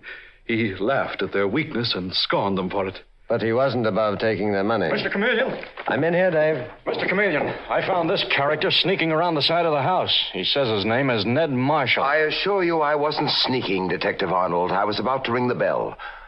You must be Mr. Chameleon, the detective. I've heard about you. And you must be John Cheval's manager. I've heard about you, Mr. Marshall, especially your famous champagne parties. Tell me, you were here to dinner tonight, Mr. Marshall. Why did you come back? Because Marie Cheval telephoned me that Mr. Cheval had been poisoned. Marie phoned you? Richard, how could you do a thing like this? How could you think you'd get away with it? I? Get away with... Marshall, you must be crazy. Ned Marshall, are you accusing Richard of murdering his father? I was afraid it would happen, Mr. Chameleon. Afraid Richard would lose his head. A man can be driven just so far. Richard, if you didn't care about yourself, at least you might have thought of Zizi. Zizi? Well, I don't know what you're talking about. Judging by your expression, Richard, it's obvious that you're lying. All right, who is Zizi? Why, she's a model at Father's fashion shop, Mr. Chameleon. She's also the girl you married secretly a month ago. You... How did you know, Ned Marshall? Zizi herself told me. Well, a secret marriage. Where is your wife now, Richard? She has an apartment at the Plaza Sheridan, Mr. Chameleon. And why did you keep the marriage a secret from your father? Because, he wasn't well. We were afraid the shock would be too much. Oh, why don't you tell Mr. Chameleon the truth, Richard? You were afraid your father would disinherit you. Keep out of this, Marshall. You're trying to frame me to cover up your own guilt. You hated Father. No, I didn't hate him. He was difficult, but he paid me well for my services. And I'd have been a fool to destroy the hand that fed me. Richard, tell me. After you finished dinner, now what happened then? Were you and your father alone in the study? Yes, Mr. Chameleon. I poured him his usual glass of port wine. He drank it. And then suddenly he cried out in pain and died. You poured him a glass of port. Now, there were 2 glasses of port on the table. Yes, the other glass of port was for myself. For yourself? Richard, since when have you taken to drinking port? Ned Marshall, you're not framing me for father's death. Get out of my way! Richard, you're after him, Dave. Oh, no, you don't, buddy. You're staying here. Let me go, you! Mr. Chameleon, look at this. It's a gun, and it just fell out of Richard Cheval's coat pocket. Well, a gun. I wonder, Richard, did you plan to shoot your father in case the poison in the port wine didn't work?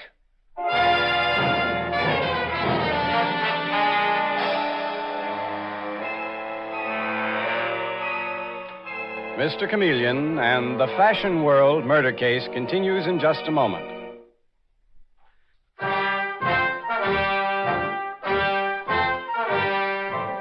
And now back to Mr. Chameleon and the Fashion World murder case.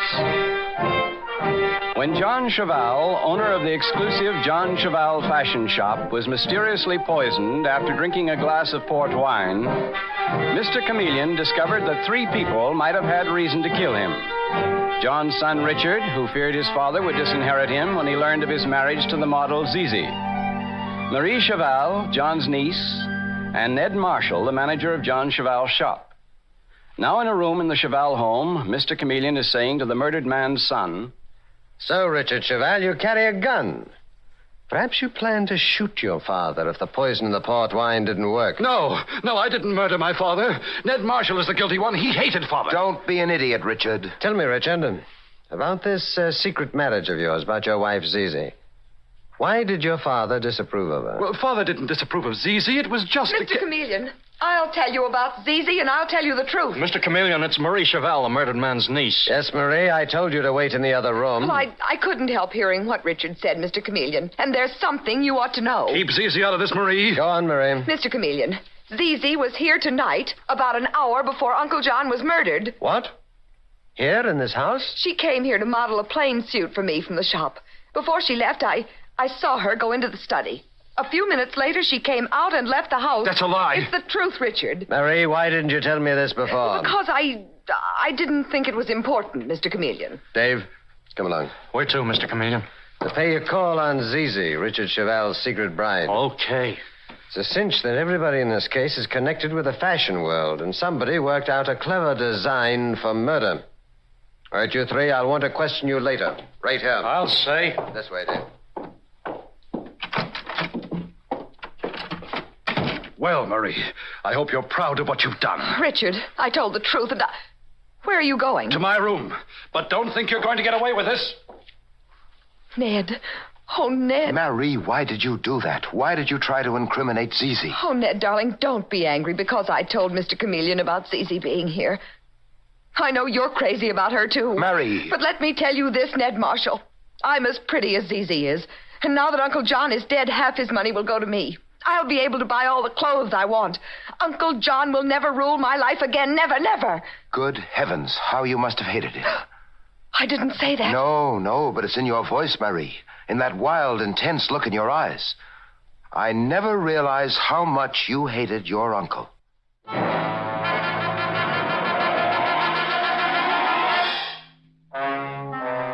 And now, a short time later, Mr. Chameleon and Detective Dave Arnold have just rung the bell of Zizi's luxurious hotel suite. Some setup, Mr. Chameleon. Must have cost Richard Cheval every cent he had to keep his secret wife in a place like this. Yes, Dave. Yes, what is it? You are Zizi, the model at Cheval's shop? Yes. Secretly married to the owner's son, Richard Cheval? That's right. I'm Chameleon of Central Police Headquarters, and this is Detective Arnold. May we come in? Why, sure. I've got nothing to hide. Thank you. Then you won't object to Detective Arnold searching your suite? Why, now, wait a minute. Get going, Dave. You know what to look for. Yes, sir. Mr. Chameleon, you've got no right breaking in here. In a case of murder, the police take on certain rights, Zizi. A case of murder? Now, don't pretend that you didn't know old John Cheval was murdered. Why, You're a very attractive model, Zizi, but not a very clever actress. It was obvious when you opened the door that your husband Richard had warned you that we were coming. Okay, so Richard did phone me. What of it? Mr. Chameleon, take a look at this, will you? Small bottle of white liquid. White arsenic. Deadly poison. I was searching Zizi's bedroom closet, and I found that bottle in the pocket of her coat. No, you couldn't have. I don't know anything about that bottle. Don't you, Zizi? Tell me, what were you doing in John Cheval's study earlier tonight, just before he was poisoned to death? Who told you I was there? Never mind that. Answer my question. I wanted to talk to John Cheval, Mr. Chameleon, to tell him about my marriage to his son, Richard. Or perhaps it was to put some of this deadly poison in the decanter of port wine. No, I didn't. Well, then, Zizi, explain how this bottle of poison got into your coat. I think I've got a pretty good idea, Mr. Chameleon. I left my coat in the hall while I modeled a suit for Marie Cheval. She must have poisoned her uncle's wine and planted the bottle of poison in my coat pocket. Why, sure. Marie Cheval hates me, Mr. Chameleon. She hates you? Why, Zizi? Because of Ned Marshall, who runs her uncle's shop, the one where I work. Ned's crazy about me. Marie's so jealous she can't see straight. Marie Cheval is in love with Ned Marshall. Yes, I'll say she is. What's more, she hated her uncle for making her dress so plain that Ned Marshall never even noticed her. I see. Zizi, the fact remains that we found a bottle of poison in your coat pocket. And it was the same poison that killed John Cheval, that man who didn't want you for a daughter-in-law. What's wrong with a model for a wife? Nothing, as far as I'm concerned, but John Cheval had set ideas on the subject. Richard said the old fool would cut him out of his will if he knew. But I didn't poison him, I didn't. That's all for the present, Zizi Cheval. Come along, Dave. We're going to police headquarters.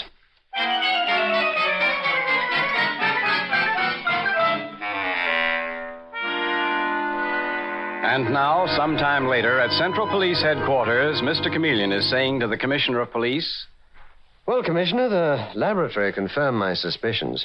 The port wine that killed John Cheval contained white arsenic. And you found a bottle of that same poison in Zizi Cheval's coat pocket. The girl Cheval's son was secretly married to. Yes. Zizi says it must have been put there by Marie Cheval, the murdered man's niece, who was jealous of her. You think Marie is the guilty one, Chameleon? Well, Marie had a strong hatred for her uncle. Richard Cheval hated his father, but he'd hardly frame his own wife for the murder. Nor would Ned Marshall, who it appears was also in love with the beautiful Zizi. Well, it could be any one of those four people. Yes, but which one is it? It's the question. Well, maybe I found a way to get the answer. You mean through one of your disguises, Chameleon? Well, Commissioner, John Cheval owned a fashion shop specializing in everything rich women buy, but particularly in furs. Mm-hmm. And white arsenic is used in the preparation of furs. Yes, go on, Chameleon. Well, I'm going to disguise myself as, Pierre Dupre, an unassuming little Frenchman, one of the many employed in John Cheval's workroom. Tomorrow morning, Commissioner, Pierre Dupre is going to pay a visit to the murder house.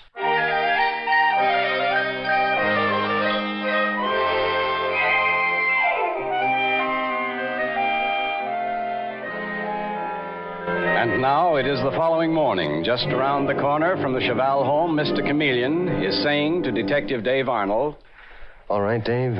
You know what to do. You bet, Mr. Chameleon. And that's one of the cleverest disguises you've ever had. I'd never recognize you. Dave, did you tell Sergeant Matthews to attend to that matter that I spoke about? Yes, sir. It's been taken care of. Good. I'm going into the Cheval house now. In a few moments, you're to follow me, but through the side entrance. Good luck, Mr. Chameleon. Or should I say, Pierre Dupre.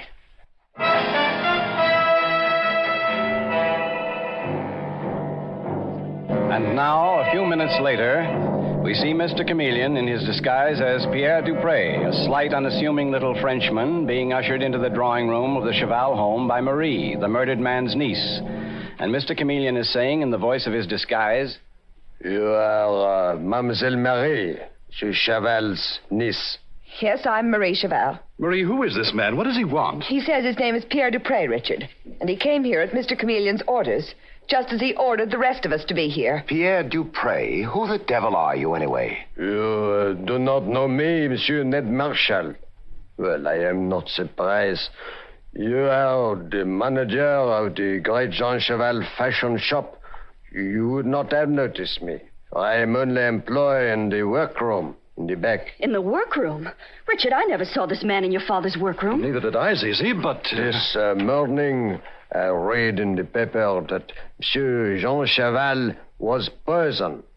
And suddenly I recall something I see in the workroom. Something which may help to find Monsieur's murderer. What do you mean, help find the murderer? Like all police headquarters, Mademoiselle Zizi. And I'm told by Monsieur Chameleon to come here and wait for him. Dupre, what is it you have to tell Mr. Chameleon? I'm not at liberty to say, Monsieur Richard. When Chameleon arrive, then I will talk. You're bluffing. You don't know anything. Be still, Marie. I don't see what you're all so worked up about. Sit down, Dupre. Merci, Monsieur Marshal. Mr. Chameleon will be along soon. Here, let me pour you a drink. Ned. A drink. But yes, thank you. I will have a drink. Well, here you are, Dupre. You look as if you could use a good drink of whiskey. You are very kind, Monsieur Marshal. I feel better already. Monsieur Dupre, what is it? What's wrong? The pain. Such terrible pain. Great Scott, he's going to keel over. Here, let me help you, Dupre. There's a couch in the other room. You can lie down. Wait here, Richard. Marie, I'll take care of him. Right in here, Dupre. Easy now. Lean on me. The whiskey. There was something in the whiskey. Yes, you old fool. There was poison in it. And you will never be able to tell the cop Chameleon what you saw in John Cheval's workroom.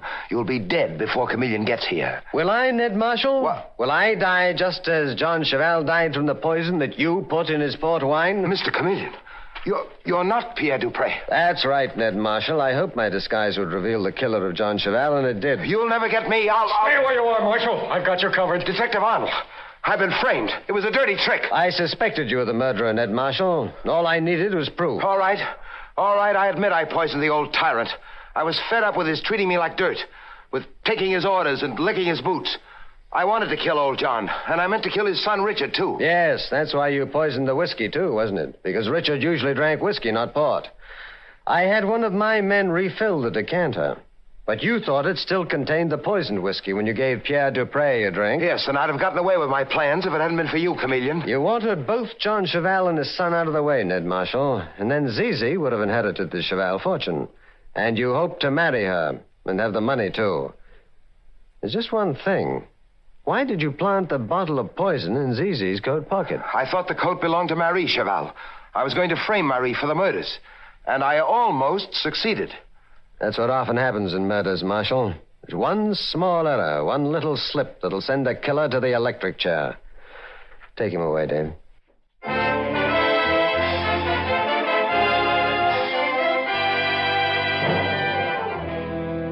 And with these words, Mr. Chameleon concludes tonight's murder case.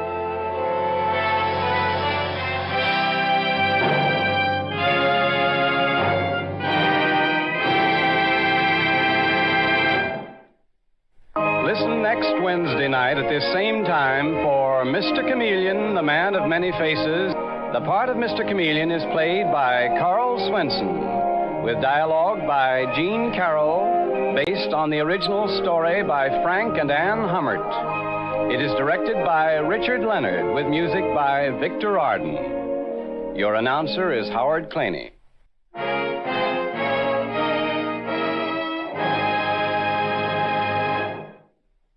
This is CBS, the Columbia Broadcasting System.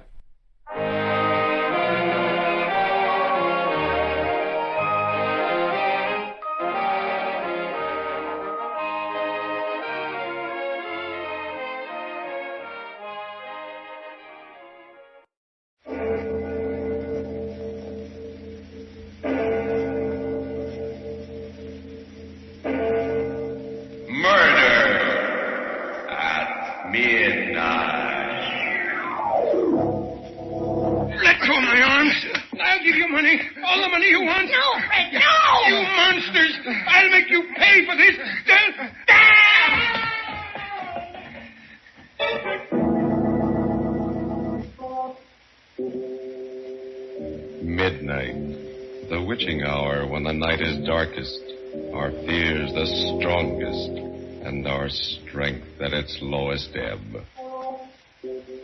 Midnight, when the graves gape open and death strikes. How? You'll learn the answer in just a minute in Murder's a Lonely Business.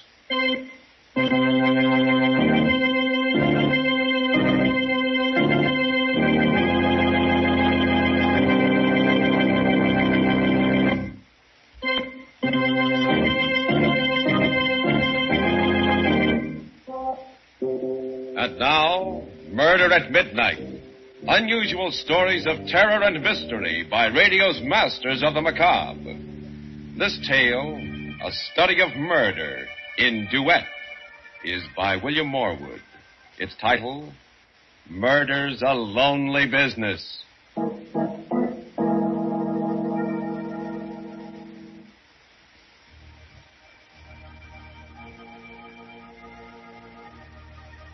At a cemetery, a burial is taking place. Forasmuch as it hath pleased Almighty God of his great mercy to take unto himself the soul of our brother. The two chief mourners, Fred and Grace Tilson, stand beside the open grave. Earth to earth, and as he looks at his wife, bitter thoughts course through Fred's mind. Sure and certain Look at her. of the resurrection.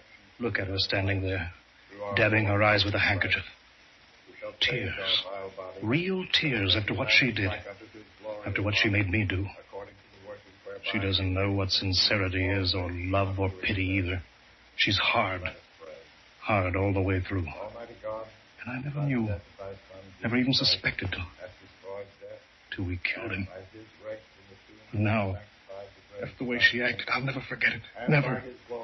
A nightmare always. How can I go on living with her? How can I ever trust her again? What am I to do? Oh, Lord, I'd give anything for a drink. To think I ever married that sniveling creature. I believe he's really crying. Really sorry. As if he cared a hoop about his Uncle Edward outside of the money he could get out of him. He was ready enough to help put the old man out of the way the other night. Now his nerve's gone. All he can think about is a drink. That's the only time I feel safe with him. When he's drunk. And not always then.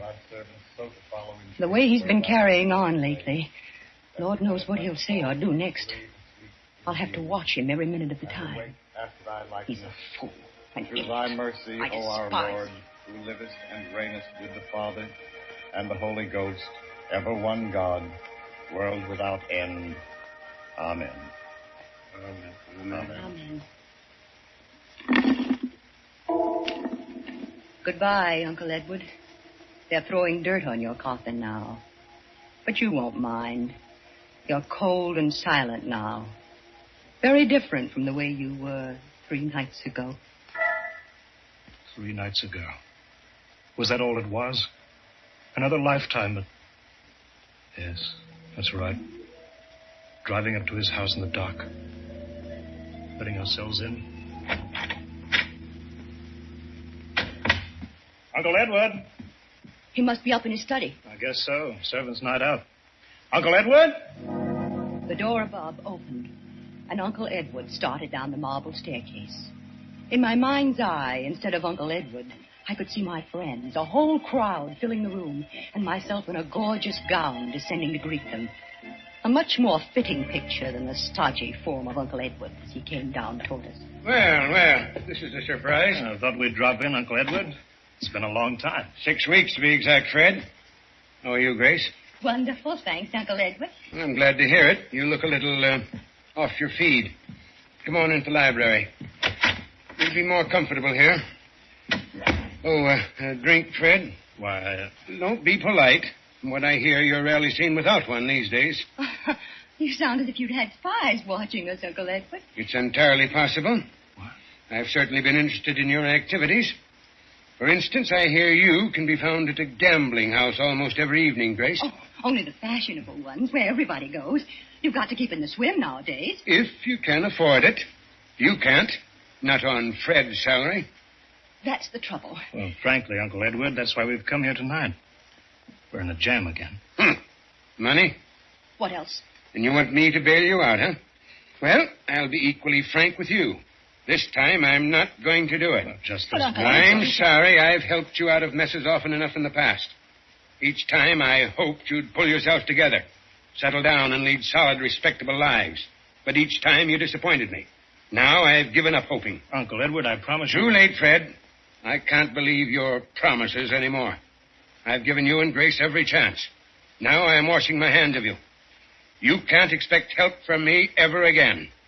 Now or in the future. Exactly what does that mean? My lawyer's coming here tomorrow, and I'm going to cut Fred out of my will. Cut him out entirely. Uncle Edward. Every cent I have is to be left to charity. Why, you're not serious. You can't be. Wait, it's not fair. I'm your only nephew, and There's no use talking, Fred. My mind is made up.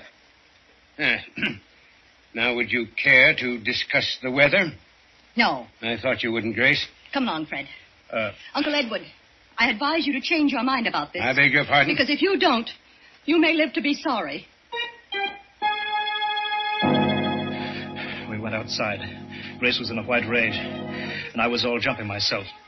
We walked around the garden paths, trying to get hold of ourselves before we started back to town.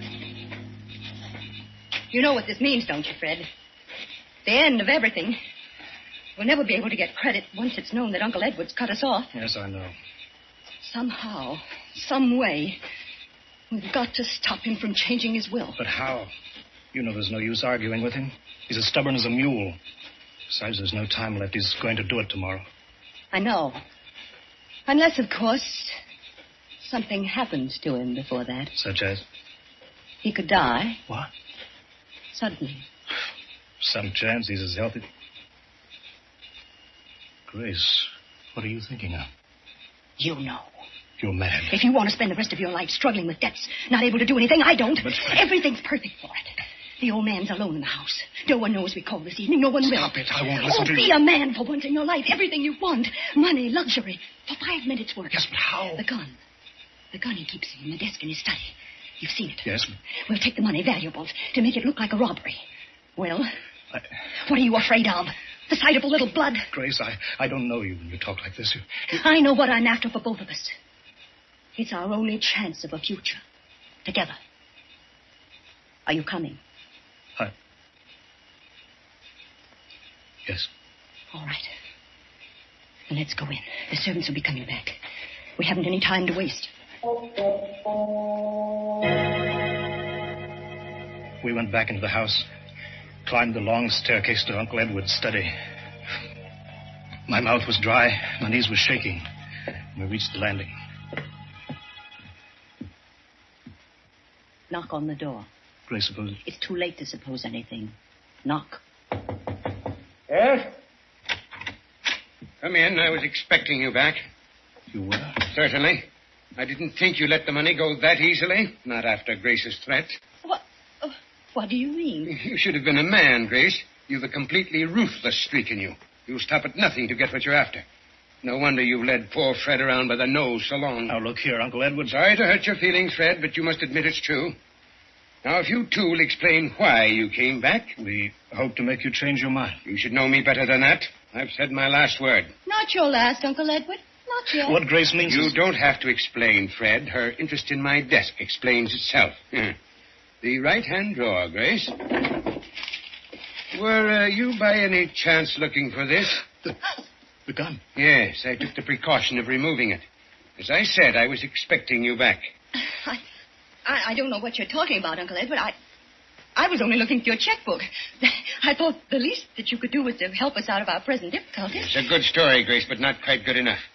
Now, as it's almost 12, perhaps you'd both be good enough to leave my house permanently. Well, you win, Uncle Edward. I suppose we were foolish to think that we could find a soft spot in that stone heart of yours. You were foolish, all right. This way.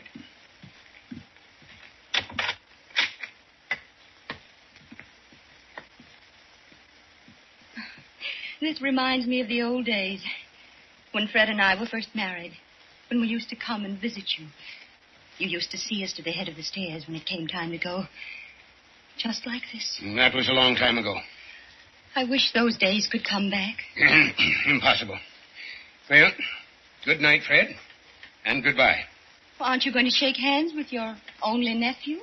Well, since it's for the last time, Goodbye, Fred. Hold him, Fred. He's on, Fred. Let go of me, Grace. Fred, you gotta watch him. No, I'll give you money. All the money you want. No, Fred, no. You monsters. I'll make you pay for this.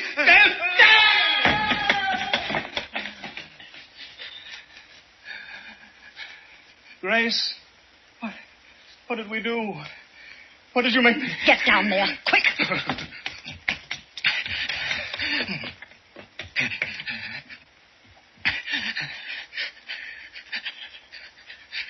There's no pulse. He's dead.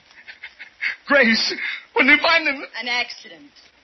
The old man tripped on the stairs and broke his back. The money's ours, Fred.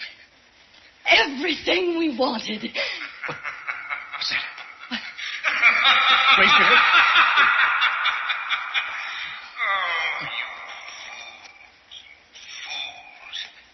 So you think it's yours, do you?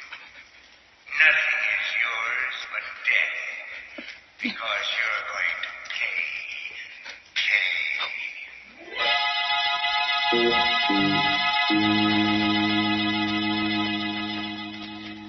A dead man lying at the foot of the stairs, and a white-faced couple staring at each other. Did they hear a voice from beyond? Is it possible for the dead to make the living pay for murder at midnight?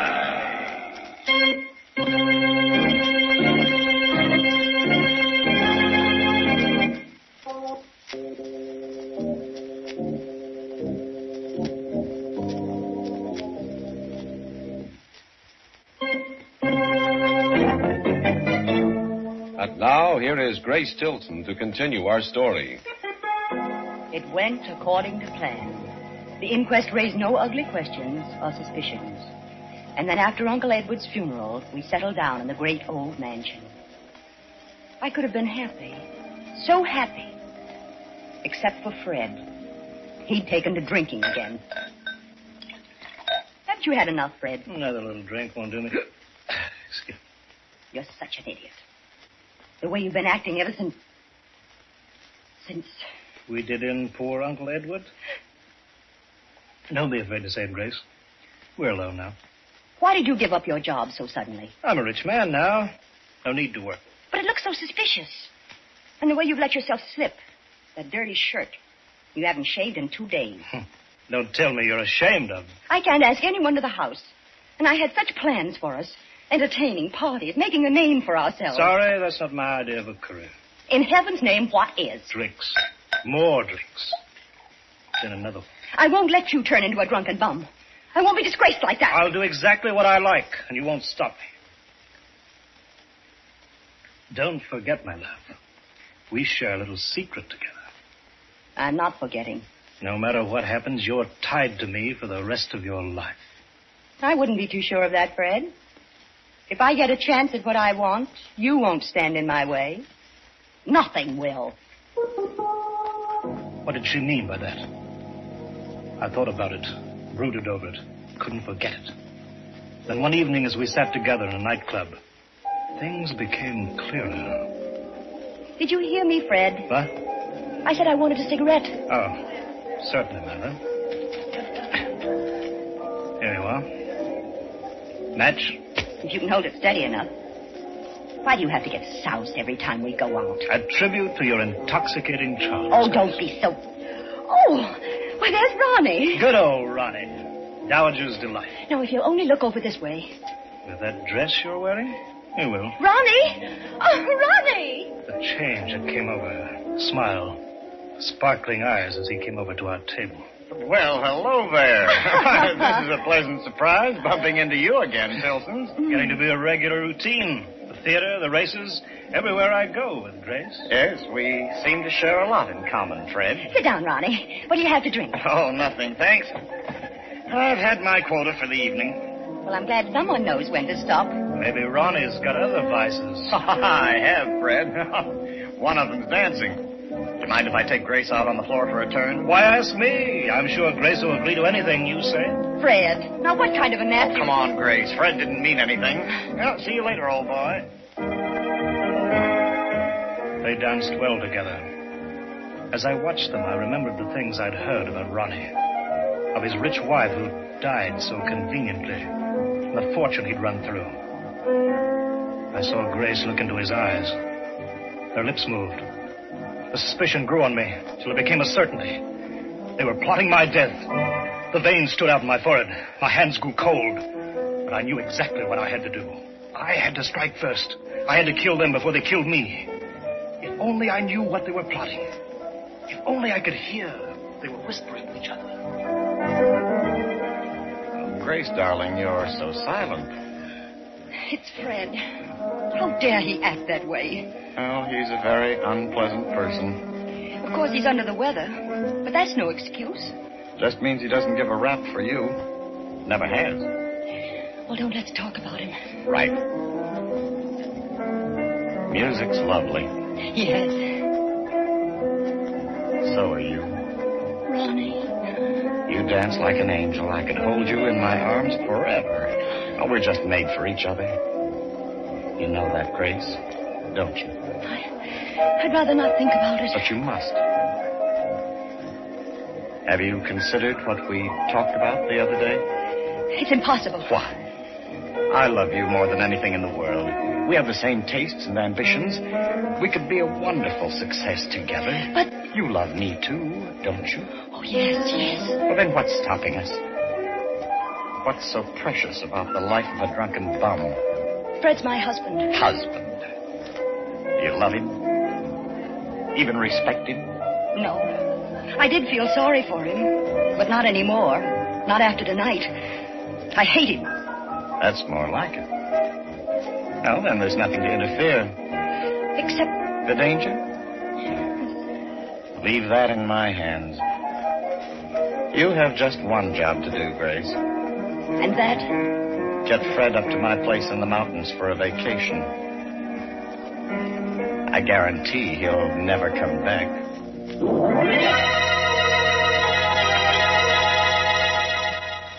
I don't know if I should have been suspicious. Fred agreed to go up to Ronnie's place with surprising ease. It was almost as if he'd been expecting the invitation. The night we planned to do it, we sat in the living room, just the three of us. Ronnie was playing the piano. I'm afraid I'm awfully rusty. I haven't practiced in weeks. It sounds grand to me, Ronnie. Why don't you join him, Grace? I know you're just dying to play with Ronnie. Duet, I mean. Well, that's all we have time for anyway. I promised the Pearsons we wouldn't be late. Oh, that beach picnic. Tell you the truth, I don't feel much like it. But you promised to go, Fred. Do you a world of good, old boy. Wonderful night for a swim. You both seem very anxious to get me down to that lake. Why, not at all. If you want Grace and me to go alone. All right, I'll come. But I've got to go upstairs for my bathing suit. Wait for me here. Well, hurry it up, old boy. All set, Grace? You know exactly what to do? Well, I think so. You make a great fuss about Fred drinking. That'll be remembered afterwards. I'll take care of him at the raft. Push his head underwater and... He'll struggle. He'll call out. Not in the condition he's in. He's as weak as a baby. Be all over in a few minutes. I'll swim back Ronnie. And... Yes? Isn't there some other way? We love each other so much. Can't we just... Run off together? Let's be realistic, darling. We need the money. His money. Love in a cottage isn't our style. I suppose not. Where is he? What's keeping him so long? I'm just as glad. Come on, Grace. I want to make sure there's an extra bottle of whiskey for him in the car. This way, darling. Through here, into the garage. Give me your hand, Ronnie. Now, darling, everything's going to be all right. Just being with you. Ronnie. Yes? I saw something moving. Where? Over there. Behind the car. Fred. Hello. Thought I'd hurry things up by coming straight out to the garage. Well, you gave us quite a start. Why, Grace? Something on your conscience? Well, the Pearsons will be on our necks if we don't get started soon. Now, in you go. We're off to the races. But just try to pick the winner. We drove out to the road, the winding road that led down to the valley. I knew just the spot where I had to leave them. From there on, their only companion would be the man with a sickle. Slow down, Ronnie. Huh? I'm not going to the picnic after all. My head's splitting. But it's too late to drive you back, Fred. You won't have to. I'll walk. Just let me on. Very well. But, Ronnie... It's all right, Grace. We don't want Fred to have a miserable time at the picnic when we can settle things so much better this way. Thanks. I hate to run out on you, but I've got my health to think of. Oh, sure. Oh, incidentally, there's a short cut back to the house through the fence there. I don't see it. Go on ahead. I'll turn the headlights on it. Thanks. So long. Have a good trip. Where are you going? Fred, look out! Shut up!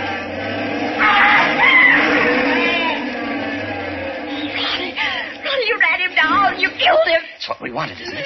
But not here, not out here on the road. It'll look like a hit-and-run accident. We'll double back at the bottom of the hill and pretend we came from another direction. Oh, we won't get away with it, Ronnie. It's no use. They'll catch us this time. Snap out of it, Grace.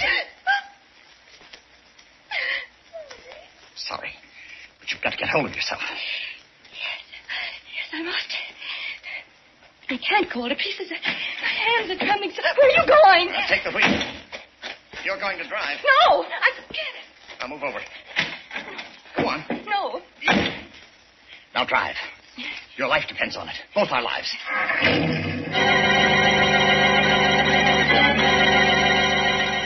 I started down the steep zigzag road, and slowly my nerves relaxed. As the car swooped round the curves, I felt a strange exhilaration. Easy on these curves, Grace.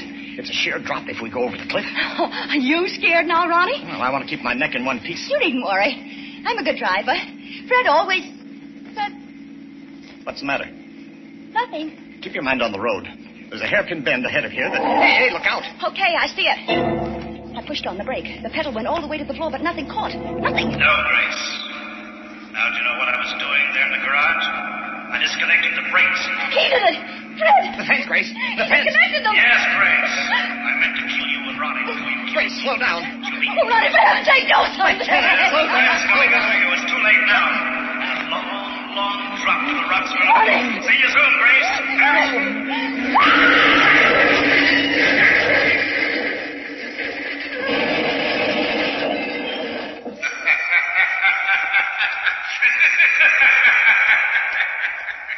You see how it works out, Fred. And you, Grace, you made one little mistake the night you killed me. You thought that company in crime made it easier. But it doesn't. Murder is a lonely business. A very lonely business.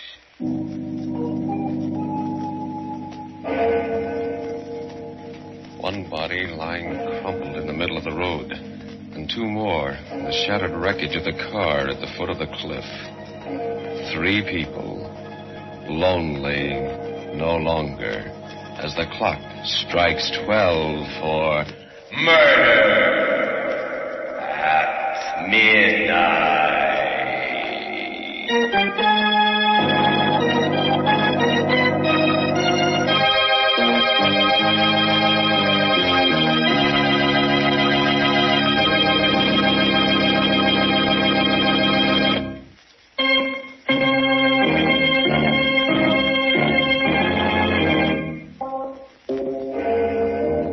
Remember to be with us again when death plays host and the clocks strike 12 for murder at midnight. The part of Grace was played by Helen Shields. Wendell Holmes was her husband. Carl Emery, her lover. With music by Charles Paul, Murder at Midnight was directed by Anton M. Leader.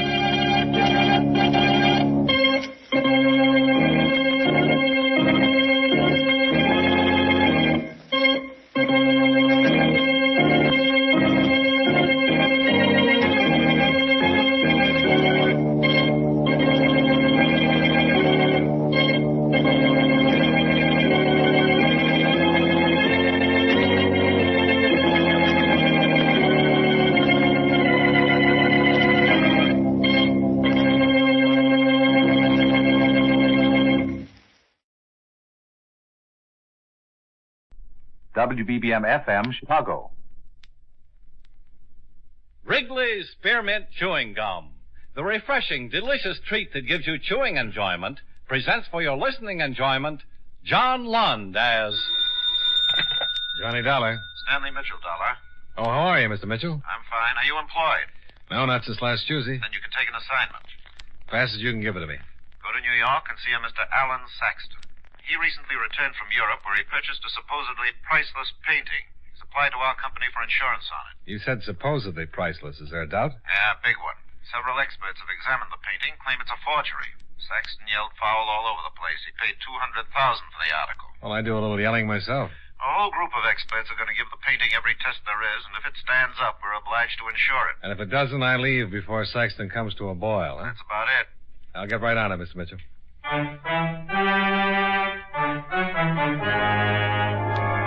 the makers of Wrigley's Spearmint Chewing Gum bring you John Lund in a transcribed adventure of the man with the action-packed expense account, America's fabulous freelance insurance investigator. Yours truly, Johnny Dollar.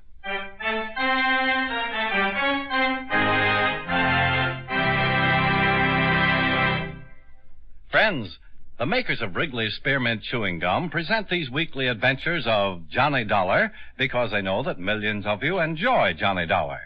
That's true of Wrigley's Spearmint Chewing Gum, too. It's enjoyed by millions, day in and day out. People find that chewing on a smooth, delicious piece of Wrigley's Spearmint Gum somehow makes time pass more pleasantly. Whether you're working, driving, shopping, or just taking things easy, that good, tasty chewing gives you enjoyment and satisfaction. So always keep a package of Wrigley's Spearmint Chewing Gum handy. And whenever you want a refreshing, delicious treat, chew a stick. You'll like it. You really will.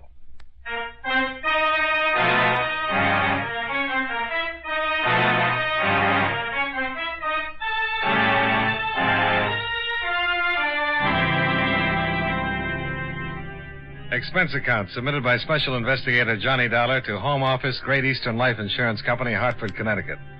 The following is an accounting of expenditures during my investigation of the Alan Saxton matter. Expense account item 1, $21.65, train fare and incidentals between Hartford and New York City. I arrived at Grand Central late in the afternoon and went directly to a hotel where I registered and made arrangements to rent a car. Saxton resided in a quaint three-story house on an estate across the river in Jersey that looked impressive enough to be an annex to Fort Knox. An old cad butler met me at the door and led the way into a mahogany and leather study, where I was left to wait for the master of the house. Mr. Dollar? That's right. Glad to know you. Mitchell of your company called, said you'd be down. Yes, sir? Well, sit down. A cigar? No, thanks. Aren't you a little premature? How do you mean? Well, there'll be no positive confirmation in my painting till after it's been examined, you know. When will the examination take place? Nasty cough. Yeah, nasty. Well, I'm to turn the painting over to Mr. Farmer from the museum tomorrow morning. I imagine he'll have it for a day or so. I understand you paid $200,000. I sure did. 200,000 fat American dollars, Mr. Dollar. Have you any idea how long it takes to make $200,000, Mr. Dollar? Well, that kind of depends on who's making it. Me, I start getting senile around $1.98. Oh, Lord. If I keep hacking like this, I'll end up doing business in an oxygen tent. You like to see the painting, Mr. Dollar? Sure. Come on. Mr. Dollar, if I've been swindled, I'm going to cause more trouble than a hungry snake in a rabbit pen. Who'd you buy the painting from? One of the biggest, most respectable dealers in Paris is all. You ever been to Paris, Mr. Dollar? Yeah. In here. Hey, how about that Paris, eh? Oh, I rather enjoyed myself. I rather did, too. Yeah, I've been there a dozen times now, and I never get tired of anything. Not anything, Mr. Dollar. The last trip, I met... You're a terrible old man. Huh? Oh, Barbara. I didn't see you. Obviously. Hello. Hello. This is my impish daughter, only child, spoiled rotten. Barbara. Johnny Dollar. Just going to show Mr. Dollar the painting. Yeah. Beautiful? Yeah. You don't really like it, do you, Mr. Dollar? Well, I really don't know much about it, Miss Saxton. Barbara. You don't care for it, Mr. Dollar? Well, I guess it's very good. Good. Dollar, that's an original Marceau. Marceau! Oh. They're beginning to call Dad the hacking sack. Yeah, hacking sack. Nasty little brat, isn't she? Who told you the painting was a forgery, Mr. Saxton? A miserable little man named Lippert fancies himself an authority. Just jealous of what he is. Give his right clavicle for that painting. Ran around telling everyone how old Saxton got taken for $200,000. Miserable little cuss. Are you going to be in town long, Mr. Dollar? Oh, stop rolling your eyes. That's about as crude And as... that eye rolling went out with high button shoes. Who did you say sold you the painting? You look out for her, Dollar. Get that tone? Are you going to be in town long, Mr. Dollar? I want to know. The painting? I bought it from Rene Francois, most reputable dealer in Paris. He's only going to be in town till after they establish my painting's a forgery. Isn't that right, Dollar? Who? Rene Francois? You. I'm doing my best to save you from this designing female. Now, agree with me. Yeah, I'm only going to be in town Then you until can after... stay for dinner. He cannot. Why not, Mr. Dollar? Because we haven't got enough food. Oh, don't be ridiculous. Now, you go on back to wherever you're staying, Mr. Dollar, and I'll get in touch the minute they finish with the painting. Now, take my word for it, Dollar. Quit while you're ahead. Stick around for dinner, and you end up a cripple. Oh. Well, are you going to stay for dinner or not, Mr. Dollar? He is not. Seems like a nice fella, but he never played polo in his life. How about it, Dollar? No, just an occasional game of stickball. What position? Oh, mostly gutter. Wonderful. I was a gutter man myself. You're raised in Hell's Kitchen, you know. Mr. Dollar, please stay for dinner. No. You can talk over old times. Bring back the good old days when you were out cracking skulls. You were going to leave. I am. Show Mr. Dollar Saxon's word is as good as his bond. Her bond. I'm a her. She. Yeah, her. Sometimes I wonder. Come on, Dollar. I'll walk you to the door. You don't have to drag him. Mr. Dollar. Goodbye, Miss Saxton. Please. No. Look out. Getting better, but you're putting too much of a curve on it. I hate you. Come on, Dollar. Quite a girl, huh? Yeah. There's nothing really wrong. Just spoiled. Got too much money. I'd ask you to stay, but you really seem like too nice a fella. Well, Well, what? Just well. At the moment, that's about as glib as I can get.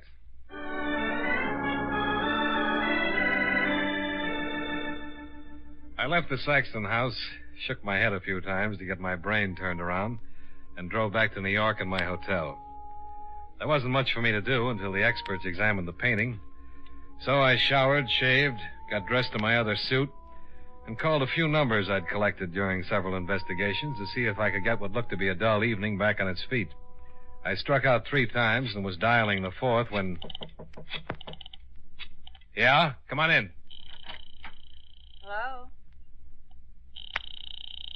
May I come in? Well, yeah, sure. I hope I didn't interrupt an important call. No. Sit down. Thanks. Where's Daddy? Home. He wouldn't tell me where you were staying, so I found out who he was insured with. I had to call his lawyer. Then I called your insurance company. Oh, I'm flattered. I'm determined. Daddy's liable to spank. I don't think so. He's really not the general he tries to be. He blusters and lays down the law, and we butt heads. And you get what you want. If it's important enough. Well, I'm sorry I spoiled your record. You haven't. Well, then my staying for dinner wasn't important. Oh, yes. Very important. Well, then you lose. Mm-hmm. If you can't fight him, join him. Well, that's a practical bit of philosophy, but I don't see quite how it applies. I've had no dinner. Uh-huh. You wouldn't accept my home-cooked invitation, so now it's going to cost you. My expense account just turned yellow. Where would you like to take me to dinner? Where would you like me to take you to dinner, Shy Violet? Maybe I'm not the most conventional type in the world. I'll go along with that. But I don't want to argue. Don't want to have to coerce you. Don't want you to do anything you don't really want to do. You just want me to take you to dinner? It's a nice way to start off an evening. Yeah. And you'll take me to dinner? Johnny?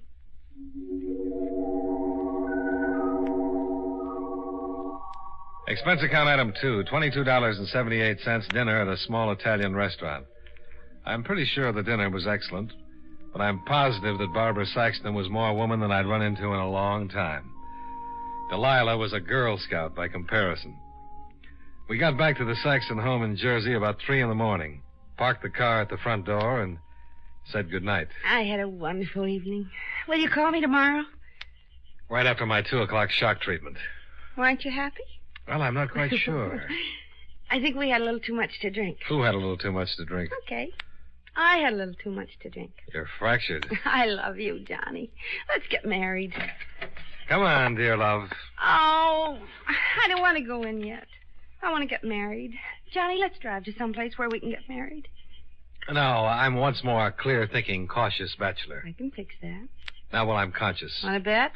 Oh, come on. Be a good little girl. Get out of that car and let me walk you to the door, or I'll scream for help. You're mean. The word is coward. Yes. Now, come on, dear. No. All right. You're right. You're a coward. But a single one. Now, come on. Kiss me goodnight first. Barbara. Kiss me goodnight or I won't budge. I'll kiss you goodnight at the front door. It's a deal.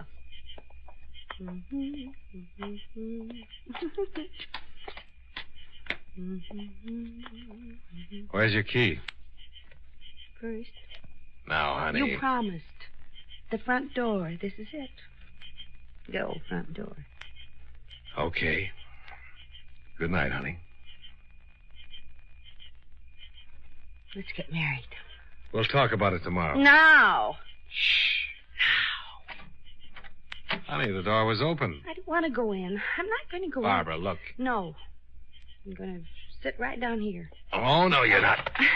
Oh, that's nice. Carry me, Johnny. Carry me to a minister and let's get married till death do us part. There. You're on your own.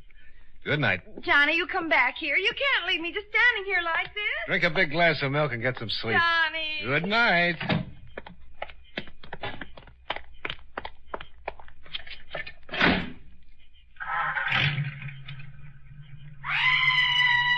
What the...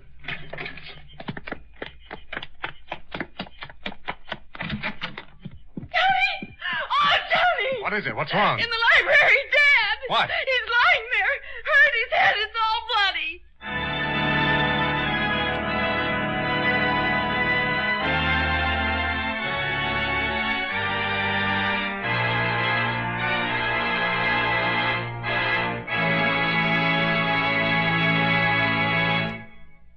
Friends, Wrigley's Spearmint Chewing Gum is a refreshing, delicious treat you can enjoy just about any time. Even when you're busy working, you can slip a stick of Wrigley's Spearmint in your mouth and enjoy that pleasant chewing. The lively, full-bodied spearmint flavor cools your mouth and freshens your taste. The good, smooth chewing helps relieve pent-up tension, gives you satisfaction. As a result, you seem to feel more relaxed and get more enjoyment out of what you're doing.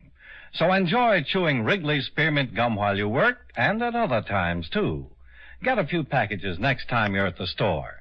That's Wrigley's Spearmint Chewing Gum. Healthful, refreshing, delicious. And now, with our star, John Lund, we bring you the second act of Yours Truly, Johnny Dollar.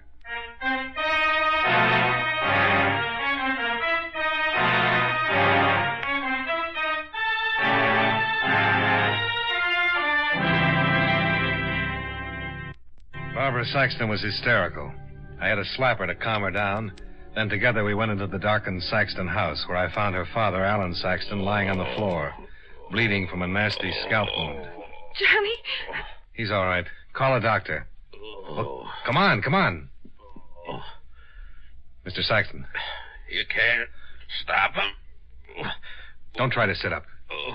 What? The picture. You all right? What happened? Oh, Dollar. Now, you better stay right there until we get a doctor. I'll just sit up. Oh, my head. Oh, it doesn't look too bad. There's a lot of blood. My painting. Now, just take it easy. He got it. Look, it's gone. Okay, but don't try to get up. It might be a concussion. No, he stole my painting. Cut it right out of the frame. Who did? I don't know. A man. I heard something and came down. Servant's night off. Shouldn't have been anyone down here. What did he hit you with? A flashlight, I think. Doctor, I'll be right over. Dead? Traitor. I thought you were dead. I couldn't be. I'd feel better. You deserted me. Oh, for Pete's sake, stop that. I'm the one who got clobbered. You nearly scared me half to death. Well, I couldn't help it. What happened? Some dirty lowlife swiped my painting. No. Oh, look. The marshal. Yeah, caught him in the act. Would have captured him, too, but he crowned me with his flashlight. Better get some hot water and a towel. But they have to take 50 stitches. It's just a little cut. It is not. It's good for at least 50 stitches. Dear love. Yes, dear love? Get the hot water and a towel while I go call the robbery detail. Yes, John. Wait.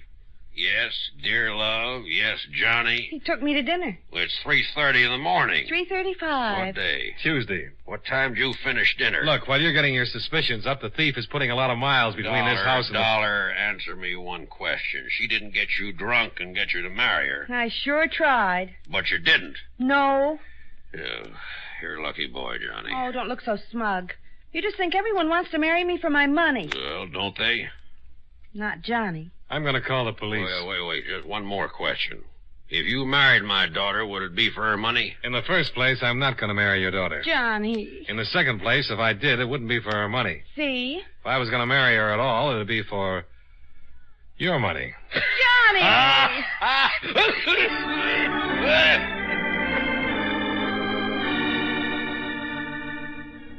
Barbara got a towel and some hot water, and I called the police. I stuck around while old Saxton gave his heroic side of the incident. Then I took off and drove back to the hotel, where I put in a call to the Paris branch of the company. I talked with Howard Gilbert and asked him to check on the departure of Rene Francois, who, according to Saxton, wasn't expected to arrive in the States until late that afternoon. There had to be a good reason why anyone would steal a painting that had been publicized as a possible fake. Saxton wouldn't have the painting stolen, because without insurance, he'd just be out the $200,000 he'd paid for it. Rene Francois might have a reason, though. Because if the painting was proved a forgery, his reputation would suffer, not to mention having to return the $200,000 to Saxton. Well, Gilbert promised to wire the information regarding Francois' departure the minute he had it, and I left the hotel and headed across town to see an old friend, a continental stool pigeon with a way of knowing about such things as stolen $200,000 paintings. It was close to 5 o'clock when I rang his doorbell.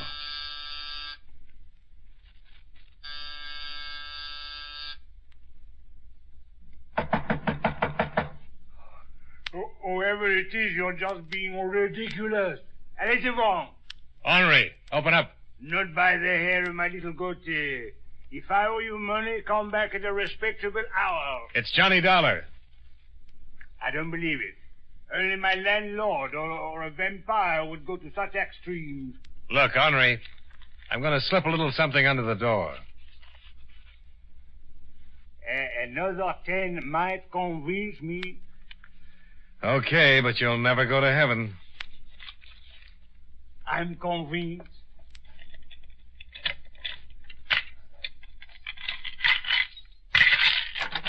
Mon ami, entrez.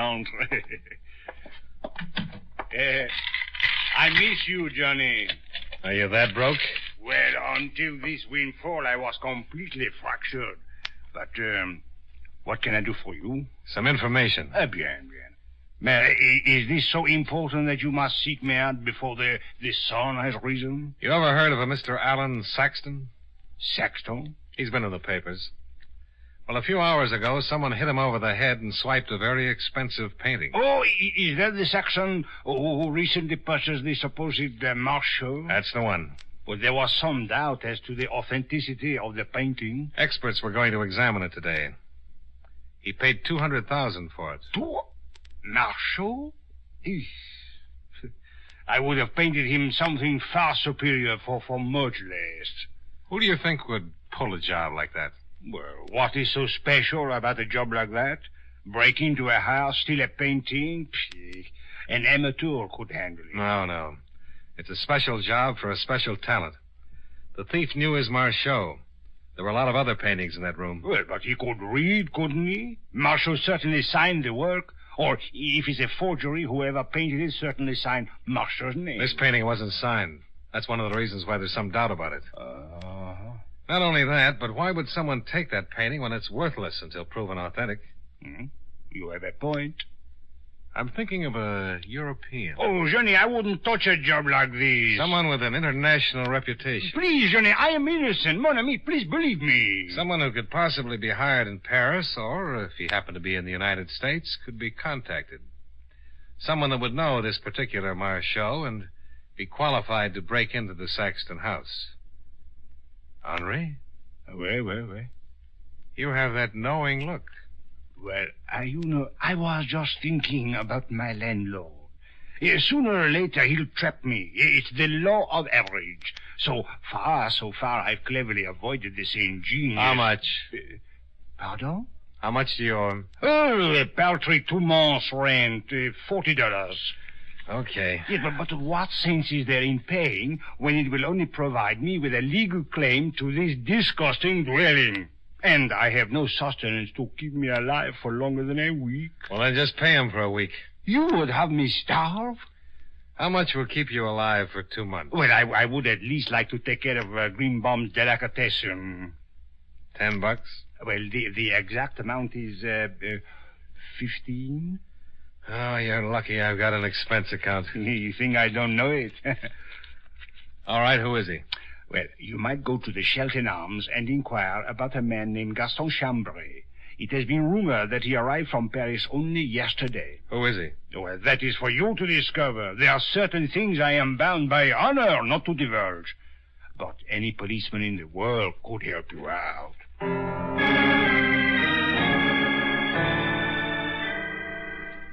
I left the little Frenchman and went back to my hotel, where a cable was waiting from Gilbert at the Paris office.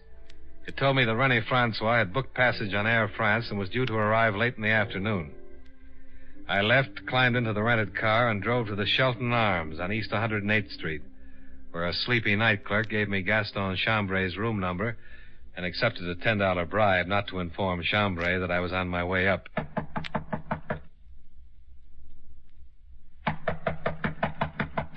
Who is it? A cable for you, Mr. Chambray. Oh. It's from René Francois. How do you know that? I peeked. You are not a messenger boy. Sure I am. I've got a message from René Francois. Well, give it to me. He says to give me the painting. I'm coming in. You have no right to come in. You got something to hide? Get out of here before I call the police. Oh, no, I'll just stick around. But if you want to call the police, why don't you go right ahead? Maybe you'd like to tell them where you were earlier this morning. I was right here in my room. I have been in my room since early last night. You didn't take a short trip over to Jersey? I certainly did not. You arrived from Paris yesterday, huh? Yes, but what has... Oh, police. You are a policeman. I'm surprised you didn't decide that when I pushed my way in here. I have done nothing. But you know a René Francois. Yes, but I know nothing about a painting. Now, look, I know all about you. Of course, but you can't prove anything. You want me to tear this apartment to pieces, or do you want to hand over the Marchot? I told you I have no painting. I just said Marchot. That could be something you shampoo your hair with.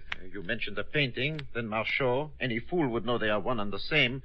As for your tearing my apartment to pieces, as you so crudely put it, I think you would be making a serious mistake. Really? You have no warrant. Well, now you're making a serious mistake. Really? I don't need one. You're still going under the assumption that I'm a policeman. You are not? No, not a bit.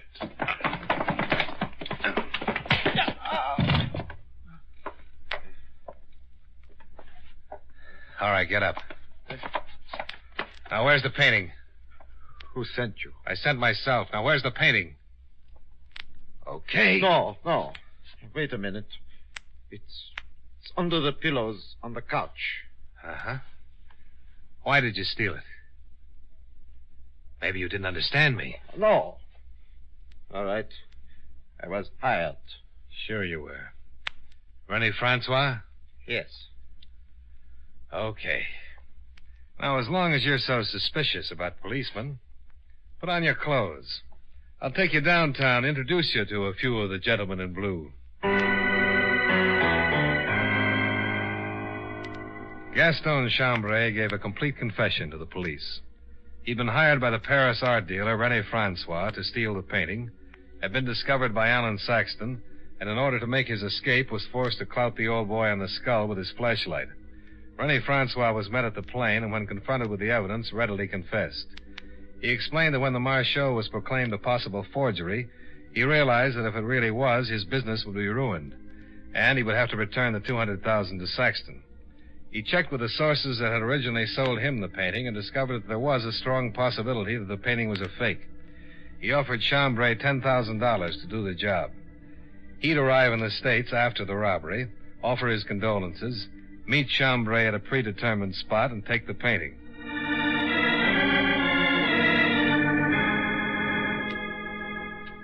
Well, Saxton took it in stride, and after Francois gave him back the money, he even laughed about it.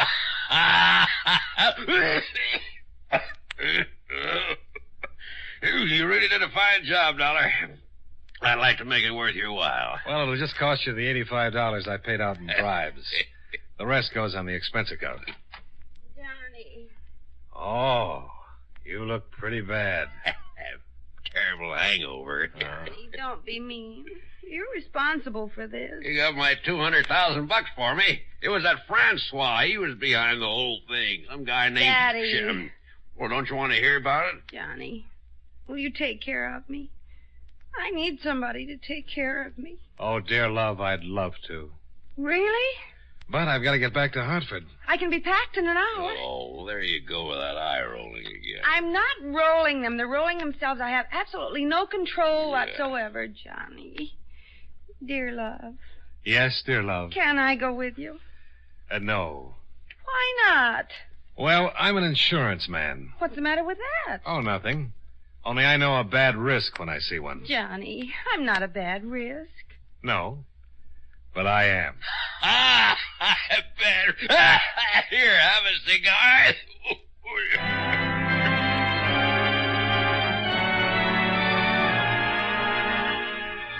Expense account item 3, $55.85, hotel bill and car rental. Item 4, $19.65, train fare and incidentals back to Hartford. Expense account total, $119.93. Yours truly, Johnny Dollar.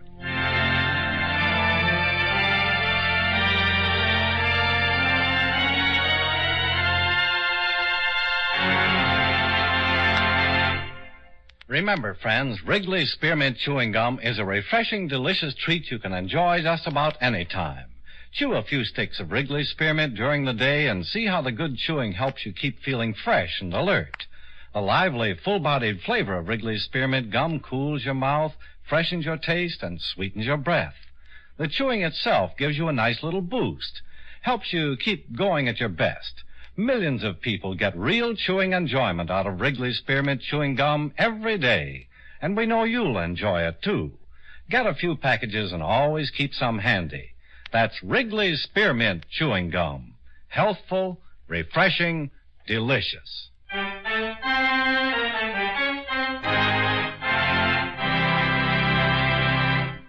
Yours truly, Johnny Dollar, brought to you by Wrigley's Spearmint Chewing Gum, stars John Lund in the title role and was written by Blake Edwards with music by Eddie Dunstetter. Featured in tonight's cast were Edgar Barrier, Hal March, Virginia Gregg, and Jay Novello. Yours truly, Johnny Dollar, was transcribed in Hollywood by Jaime Del Valle.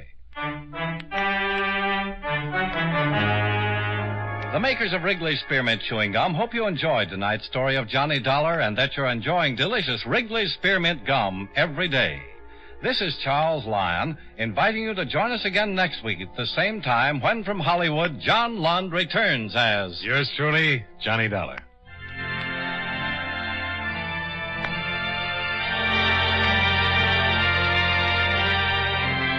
This is the CBS Radio Network.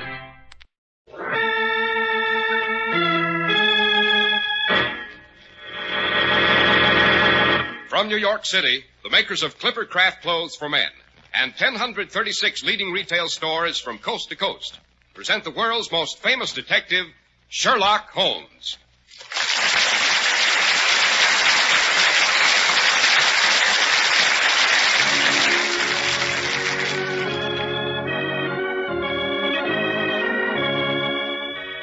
Tonight's adventure, The Disappearance of Lady Frances Carfax.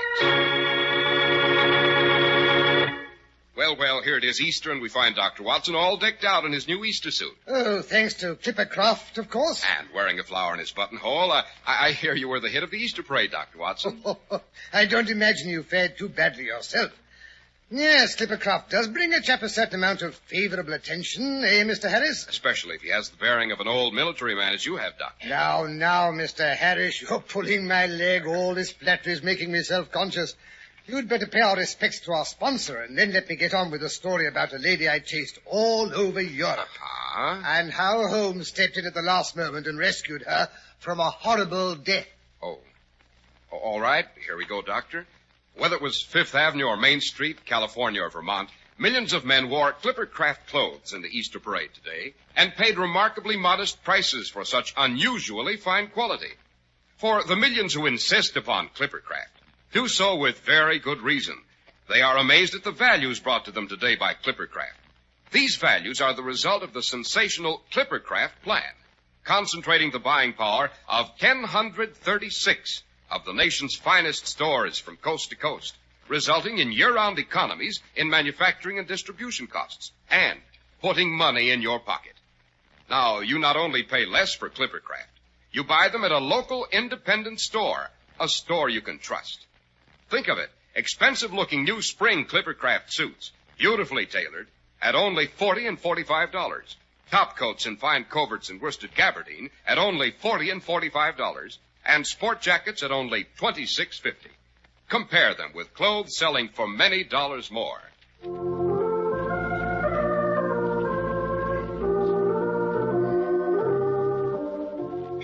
And now, Dr. Watson, I think we're ready for tonight's story. Yes, it was one evening in the fall of, let me see. Yes, the fall of 1892. An evening clear with a little nip in the air. Holmes and I were sitting in front of the fireplace in our Baker Street lodgings. Mrs. Hudson had just cleared away all evidence of our evening meal. Holmes was playing random chords on his violin, and I was stretched out in my cane-backed chair in a sort of digestive coma, staring fixedly at my boots. Watson, why Turkish? Huh? What's that? I was propounding the question, why Turkish? Well, you mean my boots? Well, they're not. They're English. I got them at Latimer's in Oxford Street. I always get them, Herr Holmes. You know that. Not the boots, Watson, the bath.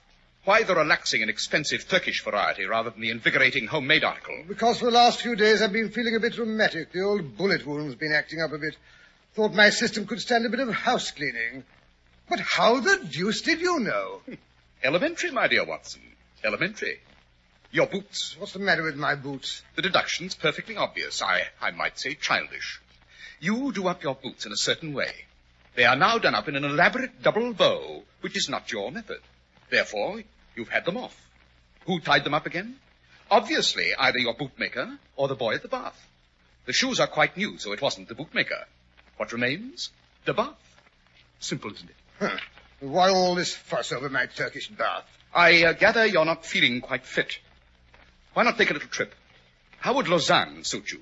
First-class tickets and all expenses paid on a princely scale. What are you talking about? A trip to Lausanne with a run up to Baden-Baden and ending up at Montpellier. Yes, but Holmes, the season at Lausanne and Baden-Baden is closed. Unfortunately, Watson, there is no closed season on disappearing females. Eh? What's that? The drifting and friendless woman of means is one of the most dangerous classes in the world. She is herself quite harmless, but she is the inevitable inciter of crime in others. She's helpless. She's migratory. She has sufficient means to take her from country to country, from hotel to hotel. When she's gobbled up, she's hardly missed. She's a stray chicken in a world of foxes. Now you can spare me the generalizations, Holmes. I see what you mean. Who is the missing woman? Lady Frances Carfax. What, you mean the only child of the late Earl of Rufton? But look here, Holmes, she's tremendously wealthy. Not so tremendously, Watson. The estates went to the male line. Her cousin's now the Earl. However, she is comfortably fixed and has some very remarkable old jewelry. Curiously cut diamonds, to which she was very attached. Too attached, Watson, for she always carried them with her. A tempting morsel for any criminal. Quite. The lady herself is still a beautiful woman in her early 40s. Yes, but what's happened to her? That's our problem. Is she dead, or is she alive? It's been her invariable habit to write every second week to her old governess, a Miss Dobney, who's retired and lives in Camberwell. Yeah? It's this Miss Dobney who's consulted me. Nearly 5 weeks have passed without a word. The last letter was from the Hotel National in Lausanne. Lady Frances left there hurriedly and gave no address. She's reported as having been seen in Baden-Baden. But from there, she seems to have disappeared into thin air. Her family are upset. No money is to be spared. Oh, yes, but Holmes, there must be other sources of information. Surely she corresponded with other people besides this Miss Dobney. Only one we could discover. Who was that? Even single ladies must live, Watson. A passbook is almost as good as a diary. There's always the bank. We've just been glancing over her account. And? The last check but one paid her bill at Lausanne. But it was a large one and probably left her with considerable cash in hand. And the last check, to whom was it made out and where was it cashed? To Marie Devine, and it was cashed at the Crédit Lyonnais at Montpellier, less than 3 weeks ago. The sum was £50. Who is Marie Devine? Marie Devine was the maid of Lady Frances Carfax for the past 7 years. Montpellier is her home. Oh, then she was dismissed, or perhaps she left. But why £50? That's a large sum of money. Those are a few of the questions I hope your researches will clear up. My researches? Look here, Holmes, aren't you coming? Certainly not, Watson. My health is in no need of change. Scotland Yard feels lonely without me, and besides, my absence would cause an unhealthy excitement among the criminal classes.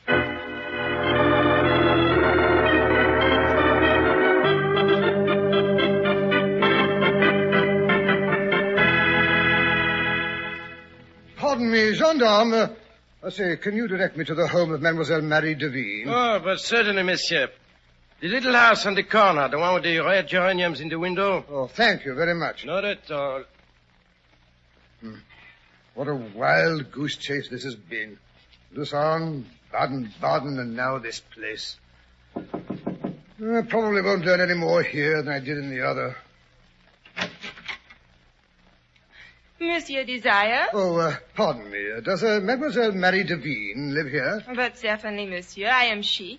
Will you have the goodness to enter? Oh, thank you. Please, will you come in here?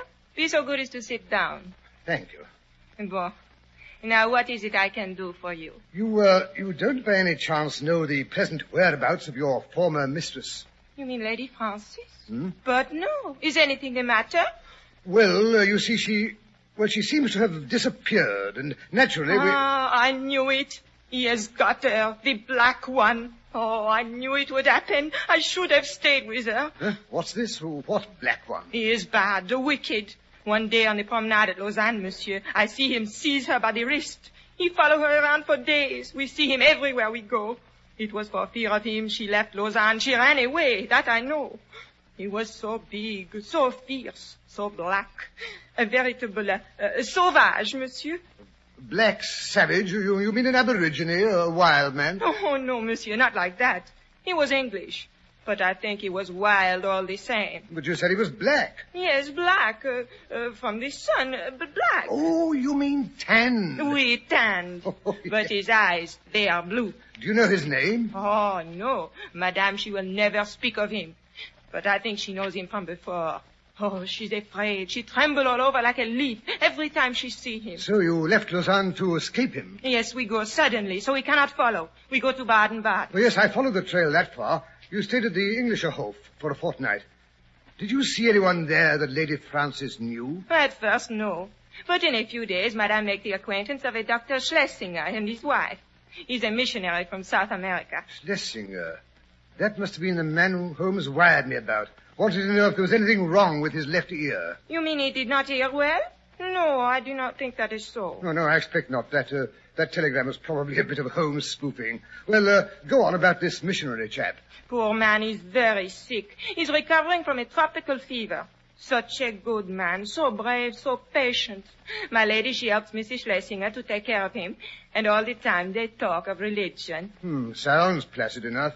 But then, one morning, Lady Frances, she come back from the baths. She has seen him again, the black Englishman. She is in a terror. She tells me she is leaving at once for England with the Schlesingers. They have promised to protect her. And so, next day, she is gone. And that is the last I see of her. Why didn't she take you along with her? Me, monsieur? Well, you see, I'm what you call a fiancée. I'm to be married next week. Oh, I see. So Madame is so good, she let me go, and she gave me a nice check for my wedding present. And now she is gone. I never forgive myself I did not take her safe to England. These poor Schlesingers, they do not know this black man. They do not realize the danger. Oh, my dear mademoiselle, it's not your fault. You mustn't be alarmed. Oh, but monsieur, I'm in an agony of fear until she is found. Now, I'm sure my friend Sherlock Holmes will find her if it's humanly possible. Well, good day, Mademoiselle Devine.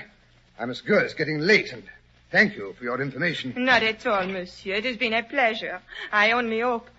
Oh, monsieur. Yes, what? Look, they are coming down the street. It is he, the sauvage, the black man I told you about. He's coming here. Oh, monsieur, I am afraid. Do not let him see me. Oh, confound the girl. She shut the door in my face. Oh, she'd only take me inside with her. Well, I suppose I shall have to brazen it out. Can you tell me if Miss Marie Devine lives here? Marie Devine. That's a nice name, eh? Who is she? Sounds a bit like a music hall singer, doesn't it? Jolly name, Marie Devine. I believe I saw you talking to the lady in question just 2 minutes ago. Who, me? Talking to Marie Devine? Oh, no, nonsense, my good fellow. That was a cousin of mine, a dear little thing. What's her name?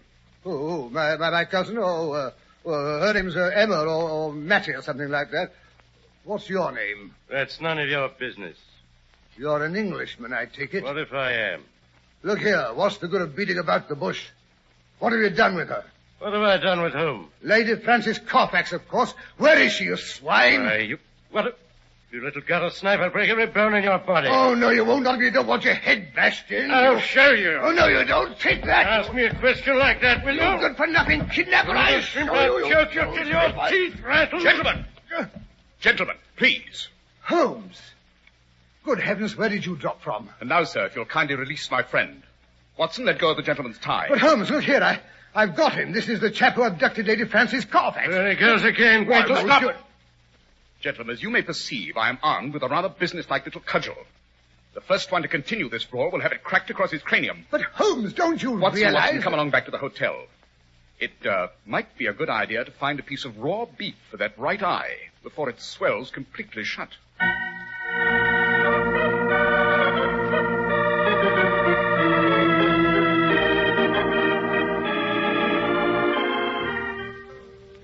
Well, Watson, how does it feel to get back to Baker Street after your little, vacation? Well, I must say, Holmes, I don't see why you had to go butting in and drag me back to London just as I was just about to clear up the whole case. As you were about to have your head bashed in, you mean? But, Holmes, Steady, Watson, steady, or you'll lose the compress over your eye. A singularly consistent investigation you've made, that I must say, Watson. Aha, so you admit I've done rather well, eh? Well, I cannot at the moment recall any possible blunder which you've omitted. Now, really, Holmes, You've managed to give the alarm everywhere and yet have discovered nothing. Perhaps you think you could have done better. I have done better, my dear Watson. I have done better. What do you mean? From the hotel keeper in Baden-Baden, I discovered the interesting fact that our missionary friend's left ear was jagged or torn. Oh, rubbish. What can the shape of a man's ear have to do with a lady's disappearance? My dear Watson, that mutilated ear is the crux of the whole case. Well, what does it prove? It proves that we're dealing with an especially astute and dangerous criminal. The Reverend Dr. Schlesinger from South America is none other than a character known internationally as Holy Peters. His particular specialty is preying upon lonely ladies by appealing to their religious feeling, and his so-called wife is a worthy helpmate. They're an infernal couple who'll stick at nothing. I see. But then Lady Frances Carfax, she may be dead by now. Dead or worse. She may never have reached London. On the other hand, they may have her confined in some house in this very city. Why not abroad? No, I think not. The continental system of registration is too strict. All my instincts tell me she's in London. But how can we locate her? Patience, my dear Watson, patience. We must wait until the police spot Peters, or until he tries to market some of the jewels. Scotland Yard is working on that phase of the problem. Scotland Yard may not be any too lively, Watson, but they are thorough. Yes, but in the meantime, Schlesinger may have killed the poor lady. That's the Yard's responsibility, not mine. But the black-haired Englishman, you let him slide through your fingers. Surely he must have had something to do with the disappearance. Right again, Watson. Then why let him escape? Escape, Watson? Escape? The fellow's been hounding me to death. Come in. Come in, I say. Ah, there, Lestrade. Scotland Yard's unearthed something, eh? You look as excited as a terrier that smells a rat. We're on his tail, all right, Mr. Holmes. I take it you mean Holy Peter's. Who else? Here, Mr. Holmes, take a look at this. Aha. An earring. Old Spanish. Gold with diamonds and emeralds. Yes, that belongs to Lady Francis. Where did you find it? Pawned yesterday afternoon in a shop in Westminster Road by a stout man with a piece out of his left ear. Excellent, Lestrade, excellent. Yes, but how does that help? I don't imagine he left his address. No, but he will return to pawn the other jewels, mark my word. Come along, Watson. Suppose we keep an eye on that shop.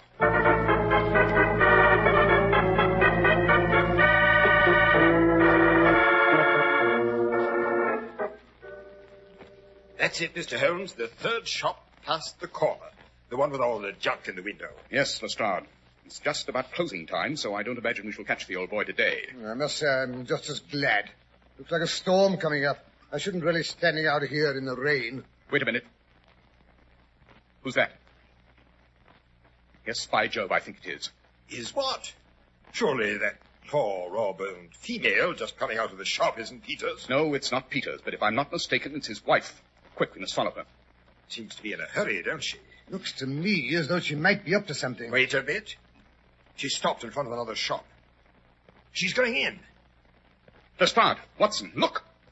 It's an undertaker's shop. Undertaker's? I don't like the looks of that, sir. Neither do I. Look here. I've got to know what she's doing in there. I can't go in. She may know me by sight.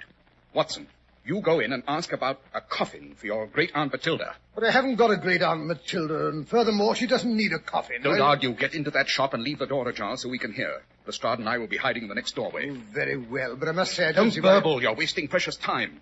Remember, Lady Francis Carfax may be in danger. But it's late now and the coffin hasn't come yet. I told you it was an emergency. Oh, I'm terribly sorry, Mum, but you see, it took longer, being a bit out of the ordinary, and what with the sauce and yes, all... but you promised to have it there today. And that it will be, Mum. It's on its way now. Shouldn't be surprised if it was there by the time you got back. Very well. Good day. Good day to you, Mum, and I hope it proves satisfactory. And now, what can I do for you, sir? Well, you see, I have an Aunt Matilda, or rather, I suppose I should say I had an Aunt Matilda, and she, well, you see, she was... Come along. Your Aunt Matilda will have to wait. Mrs. Peters is more important at present. There she goes, Holmes, round that corner. Hurry, Watson. I'm hurrying. Feel that wind. I don't like this coffin incident. It looks a bit too sinister to me. But look here, Mr. Holmes. If they've murdered the poor lady, they'd be more apt to bury her in a hole in the backyard, nice and quiet. Yes, this coffin points to an orthodox burial with all the red tape of a medical certificate and official sanction. I don't like it, Watson. I don't like it at all. There she goes. Into that house. Third on the left. Grim-looking place. All the blinds down. It looks forbidding. I'd swear it hadn't been lived in recently. Holmes, did you hear that? You've got to get into that house. Well, we haven't got a search warrant. You can't enter a house without... Warrant be blasted. Watson, you and I are going to enter the house. Lestrade, you go back to Scotland Yard and have a warrant sent around with a pair of burly policemen to back it up. And hurry, there's no time to waste.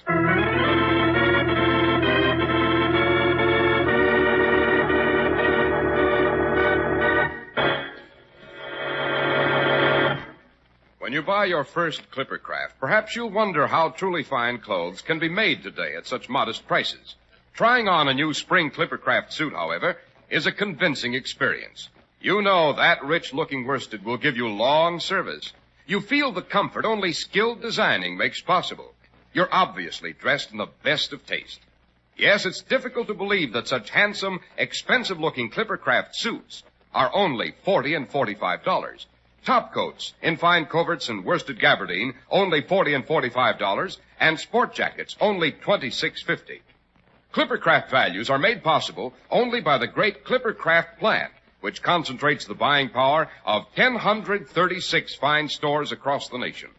Yes, selling expensive clothes at inexpensive low prices at the nation's finest stores is the great big idea behind the Clippercraft plant.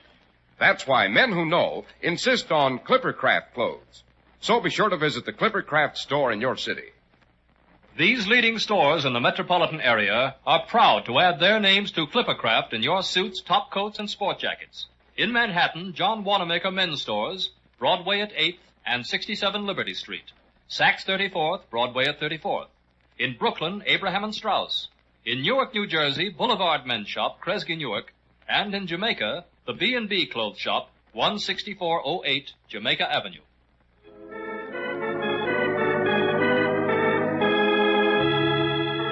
And now back to Dr. Watson and Mr. Holmes, who are about to force their way into a strange house in which a woman has been screaming.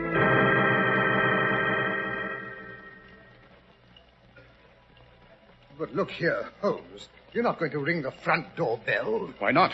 Well, Always try the easiest method first, Watson. Yes, someone's coming. Well, what do you want? I want to speak to Dr. Schlesinger. There's no such person here. Take your foot out of the doorway. Not until I've seen the man who lives here, whatever he may call himself. Very well, then. Come in. You're letting in the rain standing here. And let me tell you this. My husband is not afraid of any man alive. I'll call him. The place hasn't been lived in for some time. Notice the dust on the chandelier, Watson. Yes, and they intend leaving again shortly. Muslin covers haven't been removed from the furniture. dreary old hole. So you listen to the wind in the chimney. Ooh, it's cold and clammy. Smells like a crypt. Shh, shh. Someone's coming. Ah, gentlemen. Well, there must be some mistake. I fancy you've been misdirected. Perhaps if you try further down the street... That will do. We've no time to waste. You are Henry Peters, the late Reverend Dr. Schlesinger of Baden-Baden in South America. And you are Mr. Sherlock Holmes, if I'm not mistaken. Quite. Your name does not frighten me, Mr. Holmes. When a man's conscience is clear, you can't rattle him. What have you done with Lady Frances Carfax? Well, I should be very glad if you could inform me of her whereabouts. She gave us the slip, owing me £100. I've nothing to show for it but a couple of cheap ornaments she left in my possession. I have reason to believe she's in this house, and I mean to find her. Where is your warrant?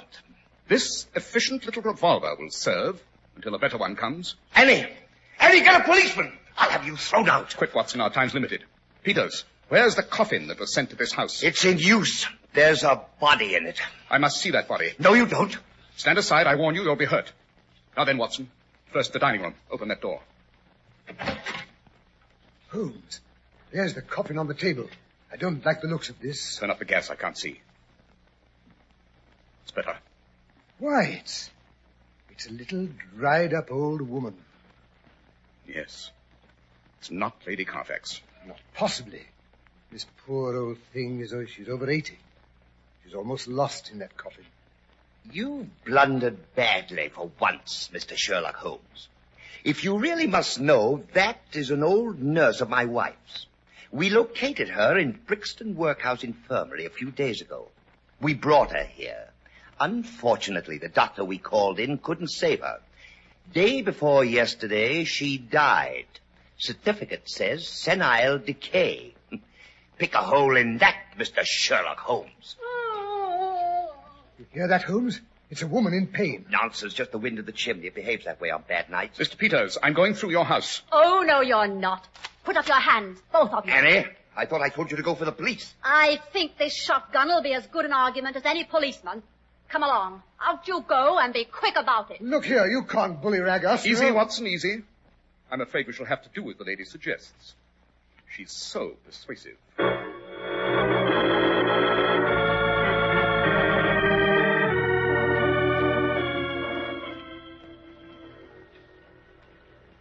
I say, Holmes, I'm drenched to the skin. How long do we have to stand here in this beastly rain? Until Lestrade comes back with a search warrant, I'm not going to take my eyes off that house. Confound it, why does Scotland Yard always have to be so slow?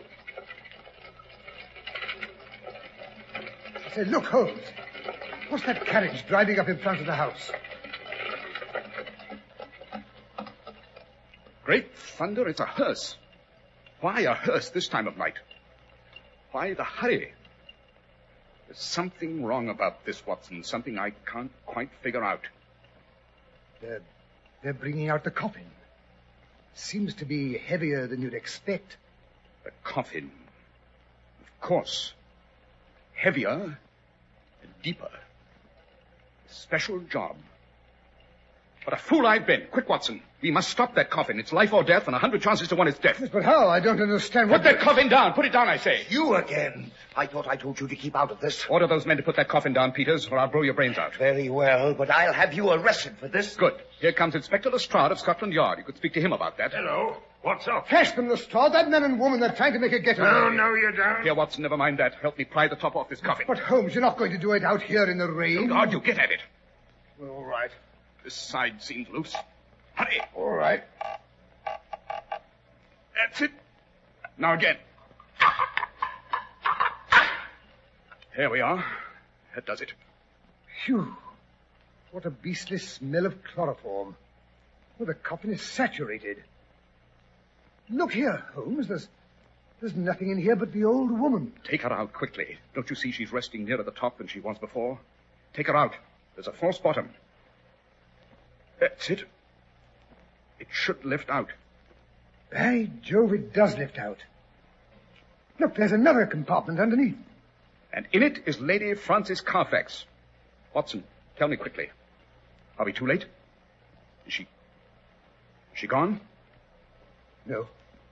No, there's still a faint pulse. We'll be able to bring her round in time. Phew, but it was a close call. Yes, thank heaven we were in time to prevent a double funeral.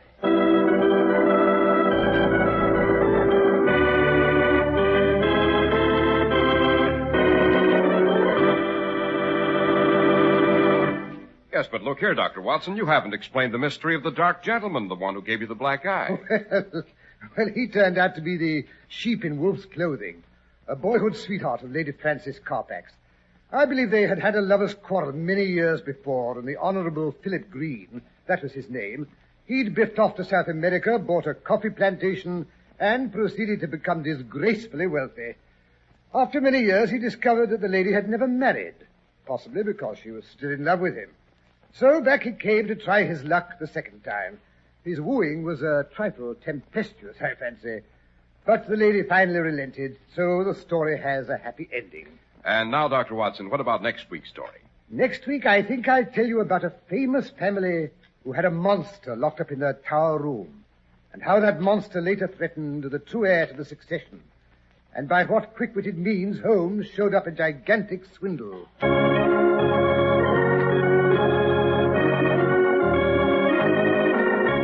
Makers of Clippercraft clothes and 1,036 leading stores from coast to coast have brought you another in the new series of broadcasts featuring the world's most famous detective, Sherlock Holmes.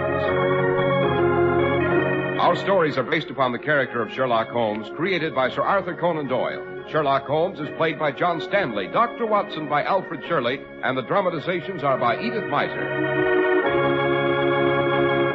Sherlock Holmes is produced and directed by Basil Lochran, with special music by Albert Berman.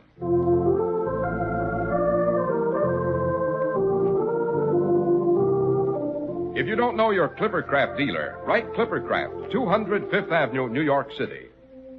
Be sure to listen next Sunday to Sherlock Holmes in The Return of the Monster.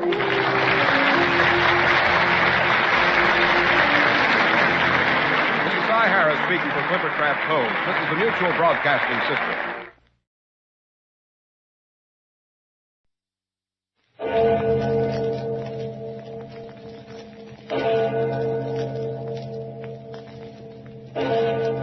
Murder at midnight. Good evening. What? Who are you? I beg your pardon? I said, who are you? What are you doing here? My name is Gabriel. I am butler to the Holloways. Gabriel? But you can't be. Well, you're dead.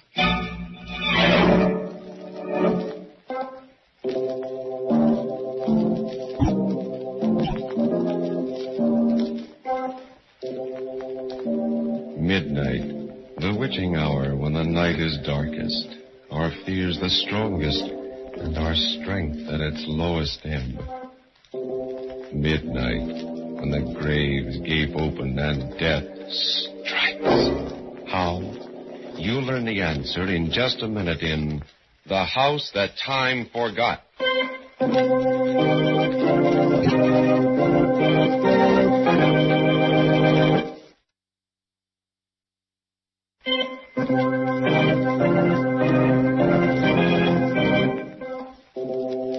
And now, Murder at Midnight. Tales of mystery and terror by radio's masters of the macabre. Our story by Sigmund Miller is The House That Time Forgot. Early evening on a desolate part of the Virginia coast. Along a road near the beach comes a car with two people in it. I guess we've done enough looking for today, Eva. Oh, it's really beautiful country around here, dear. Wild and lovely. Mm-hmm. Darling, if we can't find a house, perhaps we should buy some land and build. Well, we'd better start back to town. It's getting dark, and I think we're in for a storm. Oh, look, Fred. Hmm? Look at that house we're coming to. Where? Oh, now, isn't it a beauty? Oh, yeah. Mm-hmm. Nobody that owns that one would want to sell it. Drive slowly, dear. I'd like to take a good look at it. All right. There's a for sale sign. Yeah? This house for sale. See Mr. Cecil Smith, Westfield, Virginia. Oh, that's interesting. Well, let's drive in, dear, into the grounds. We can come back tomorrow, Eva. It's really starting to blow up. But it'll only take a minute. I've just got to have a close look. All right, but we're going to get caught in the rain. I'll back in to save time. Well, watch the fenders on that side. All right, dear, I would. Come ahead. Am I clear? Okay, you're all right. Fine. Ah, there's a light in one of the gable windows. Well, I guess somebody's home. It's beautiful, Fred. Simply magnificent. Yeah, the grounds look a little neglected, though. Grounds, who cares about that? Go ahead and knock. Okay. I wish they'd hurry. We're going to get caught in a storm. Oh, don't worry about it. They don't seem to answer, do they? Try knocking again. That's odd. Must be somebody home. We saw a light in the window. Maybe they can't hear us. Let's try calling them. Oh. Hello there. Hello? That's very strange. Yeah, What? I hear something. Listen. It's a clock striking. Now, let's try the door. It's not locked. What do you think? Let's go in.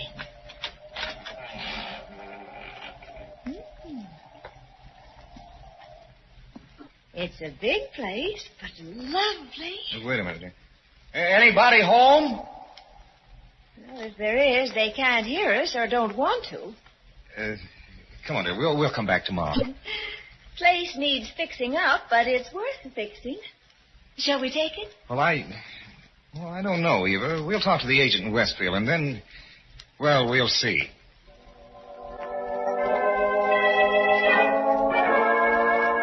So you're interested in buying the Holloway house? Yes, Mr. Smith. It's just the kind of house we've been looking for. It's a fine place, all right. Even got a private inlet to moor a large-sized boat. It's got everything except... Except what, sir? Well, it's only fair that I tell you all its defects. What defects, Mr. Smith? You see, Mrs. Jordan, it's kind of hard to put your finger on it. There's something very queer about the house. Huh? Oh.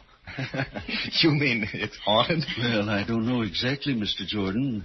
No one has seen a ghost there yet. Well, we don't mind ghosts, do we, Fred? No, we don't believe in them. Well, I didn't say it was haunted, but, well, people say that the house is alive, that it has a life and a will of its own. A life? Well, I don't know what you mean.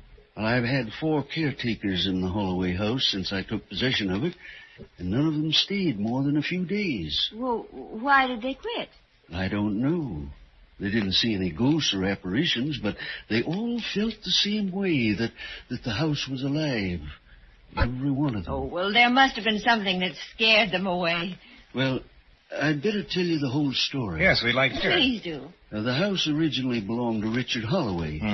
7 years ago, in 1939, Richard and his wife, Diana, went on a short cruise in their yacht, the Viking Second. Oh, that's an interesting name, isn't it? They never came back. Oh? They had 2 friends visiting them who refused to go with them. The strangest part about it is that these friends warned them that they'd never return alive from the cruise. The Holloways laughed at them. Oh, well, how did they know, these friends, that the Holloways wouldn't come back? I don't know. Nobody knows. Well, did you talk to these friends? No, I never saw them. I only know about it through John Gabriel. He was the Holloway's butler. Oh. He's been dead for 2 years now. As a matter of fact, even Gabriel didn't know these friends. He'd never seen them before. It's a mystery that I've thought about for years. I'm afraid it's going to be a mystery forever. Very interesting, but we'd still like to buy the house. Mr. Smith, there was a light shining in one of the windows when we were there yesterday. We also heard a clock chiming. That's funny. No one's been inside that house in over a year. Oh? Eva, perhaps we ought to think this over. Oh, nonsense, darling. You're not going to let some old wives' tale bother you, are you? No. But how could a clock still be going if no one's been in that house for a year? Well, there's a light buoy not far from the house. You might have mistaken it for the clock. Now, you see, everything has a logical explanation. Yeah, what about the light in the window? Well, it was probably a reflection from the sun or something. We'd like to take the house, Mr. Smith. Well, if you wanted, I'd be glad to sell it to you. I just thought it fair to tell you all about it, so if anything happens, you can't blame me.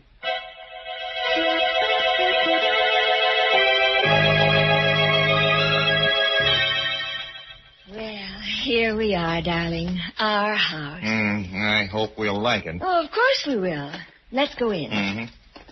Do you have the key, dear? Yes, but we don't need it. The door was open, remember? Oh, yes, that's right. Hey. It's locked again. Oh, Mr. Smith must have locked it. There we go. There you go, dear. Well, look. Darling, everything clean. Dusted. Why, it's spotless. Oh, now, Mr. Smith really is a dear. Hey, it looks lived in, doesn't it? I told you we'd like it. I suppose. You also put flowers around. It does smell of flowers, roses. But let's look around. Bright-looking kitchen, isn't it, Fred? Yeah. And this wonderful big refrigerator. And it's full of food. No. Fresh food. Yeah. Oh, that Mr. Smith, why, he thought of everything. Oh, the bedroom is even bigger than I thought. Look at the beds. What? Someone has slept in them. That man Mr. Smith sent to clean the house must have slept in it. Yes, and he apparently slept in both beds.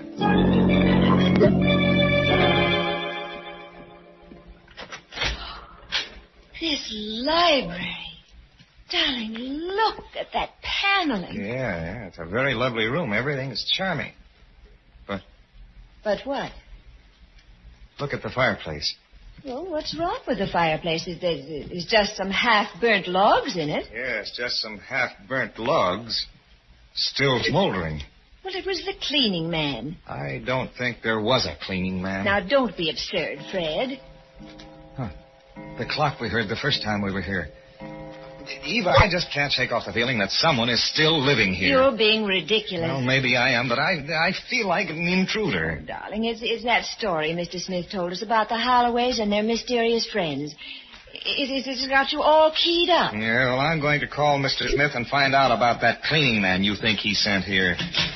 Operator. Oh, operator, give me Westfield 403.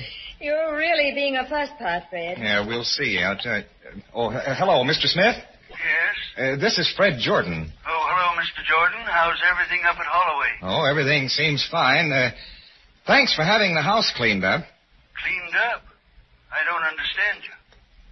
Didn't you send a cleaning man to straighten up the house? No, Mr. Jordan. The house was sold as is. I never sent anyone over. Might interest you to know we found the house in a spotless condition. Cleaned and ready for occupancy. Oh. Thank you, Mr. Smith. I'll be in touch with you later.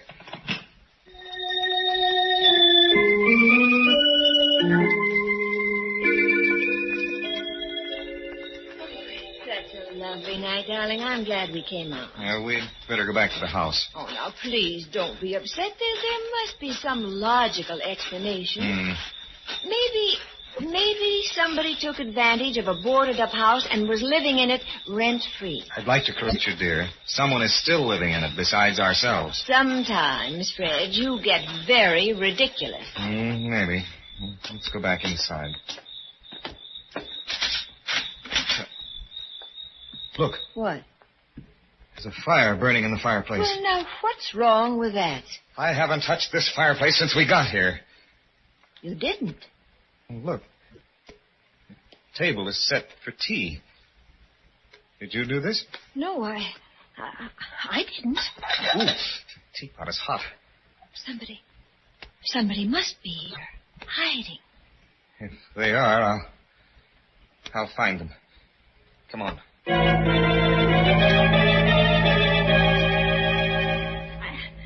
I don't understand it. I just... Cellar to attic, and there's no one here. But it's incredible. Someone is living here, and we can't see them. It doesn't make sense. There's somebody here right now. Right in this room. It sounds crazy, but I know it.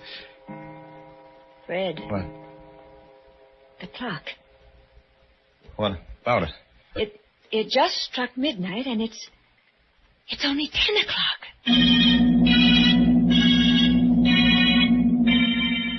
A house that is deserted, except for invisible tenants, and a clock that is running backwards.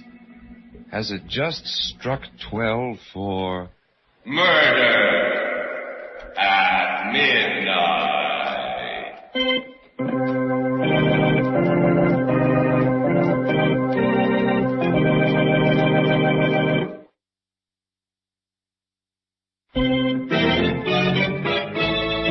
And now, back to Murder at Midnight and The House That Time Forgot. Fred? Fred, wake up. Huh? Get up. Huh? What? What is it, dear? What's the matter? Look out there, out the window. Why? Get up and take a look. Oh. That what? That boat out there in the inlet? It must have put in while we were sleeping.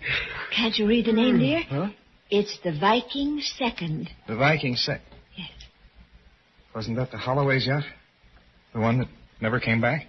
That's what Mr. Smith said. Either Mr. Smith is a fantastic liar or something very fantastic is happening to us. Perhaps the Holloways have finally come back. After 7 years? It doesn't make sense, none of it. Yeah, that's putting it mildly. Darling, we ought to take a close look at the boat. You don't sound very enthusiastic about it, but yes, I suppose we ought to. Whoever's on it might be able to tell us something.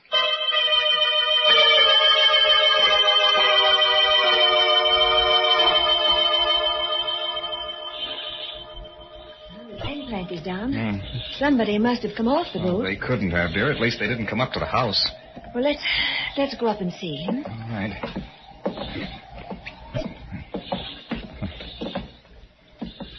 There's no one on deck.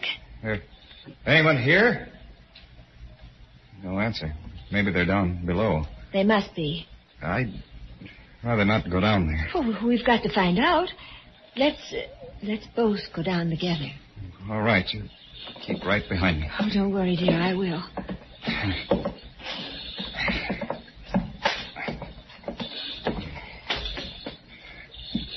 Here's the stateroom. Oh, there's nobody here either. Anybody here? No one. At least... Yeah, but the beds are still warm. Somebody just left the stateroom a little while ago.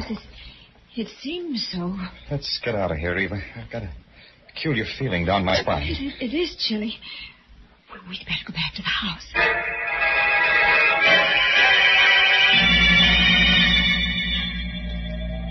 The lights are on in the living room. Did you put them on? Just one of the lamps, a floor lamp. Well, all the ceiling lights are lit. I can see that, dear. Let's go in. Here. The door's locked.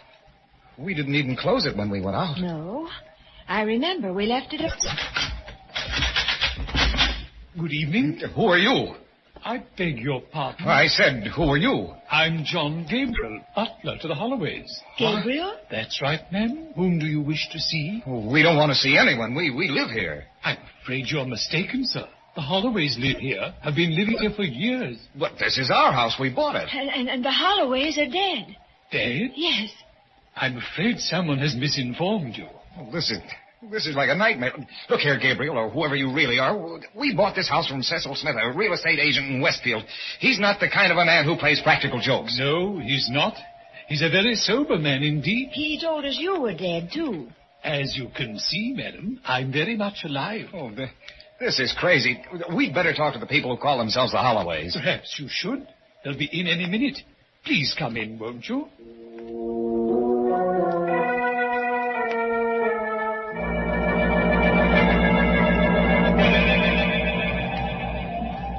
Will you excuse me if I close the windows? We're going to have a storm. Perfectly all right. Would you care for some tea?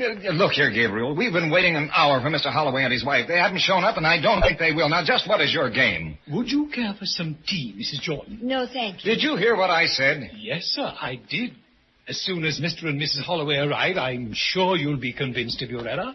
They should be here any minute since they plan to leave tonight on a cruise. Oh, this is mad. Fantastic.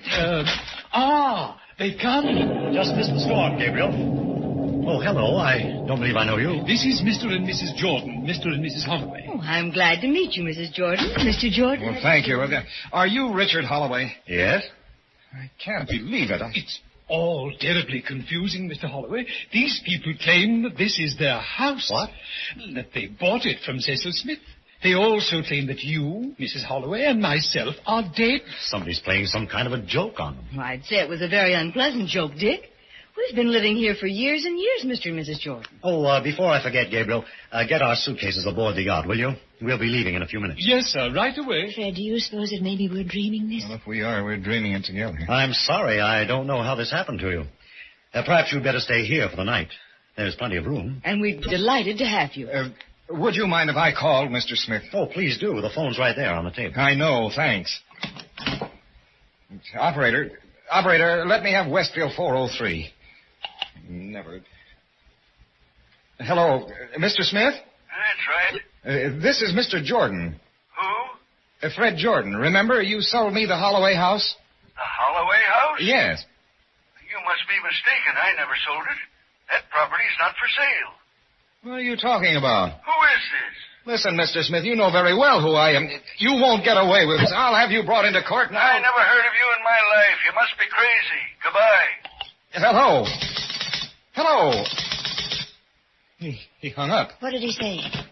He said he never sold the house and he'd never even heard of me. You must have been taken in by someone who posed as Mr. Smith. That's really a shame. You have to be very careful these days. We'd be glad to have you stay here till you find other quarters. Well, As a matter of fact, you can stay for a few days until we get back. We're taking a trip on our boat. Perhaps you'll be able to get it all straightened out in the morning. I just don't understand it. The Mr. Smith we had dealings with wasn't a crook. I know he wasn't. Well, that was my feeling, too, but You're not going out to sea in this kind of weather. Oh, we don't mind a little rain. My husband's a very good sailor, Mrs. Jordan. He can handle the Viking second in any kind of weather. It sounds like a gale coming up. No, we like them. Exciting. Well, it's dangerous to set out in this weather. It's very dangerous. Oh, now, don't worry about us. We don't drown easily. Oh, darling, we'd better get started. Oh, yes. I'm all set. Are the suitcases aboard? Yes, Gabriel took them. Something's wrong with your grandfather clock. It only struck 8 times. Yes, it's correct. Now, my watch says 8 o'clock, too. Well, how can that be? It's after midnight. You really are mixed up, Mr. Jordan. It's only 8 o'clock. Well, my watch says 1:30. Well, so does mine. I'm afraid ours is right, Mrs. Jordan. It's very old, but very accurate. Of course, there's a legend about it. The story is that it will sometimes go backwards in time. Has that ever happened? No, it's only a story. It's never gone anything but forward, like any other clock. But it's a nice story, isn't it? Yes, delightful. Might even be true. Mrs. Holloway. Yes? What is today's date? What? I believe it's September 10th. What year? 1939, of course. 1939? Yes, of course, Fred. Mrs. Holloway, I'd like to ask you and Mr. Holloway something. Yes? Please, don't go out on this trip you're planning. Why not? Because if you do, I don't think you'll ever come back. What a terrible thing to say. Please, Mrs. Holloway, please. I don't know what's wrong with you two. You came in here with a strange story about owning my house, and now you tell us we're never going to come back. She's right. You won't come back. You'll pardon me for saying so, Mr. Jordan, but I think you're both crazy. I don't care what you think, but please don't go.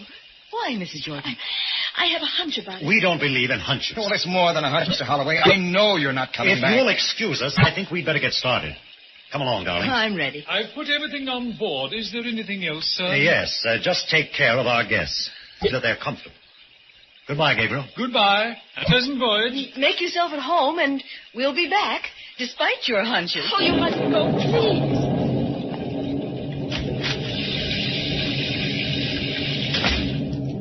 Oh, they've gone. If you wish, you can occupy the master bedroom. I'll go up and make it ready for you.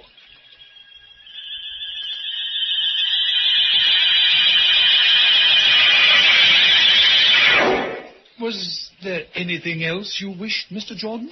Ma'am? No, Gabriel. Just go to bed. We'll sit here for a while. It's rather late, sir. Nearly midnight. By your clock, Gabriel, but it seems to have stopped. So it has. It needs rewinding.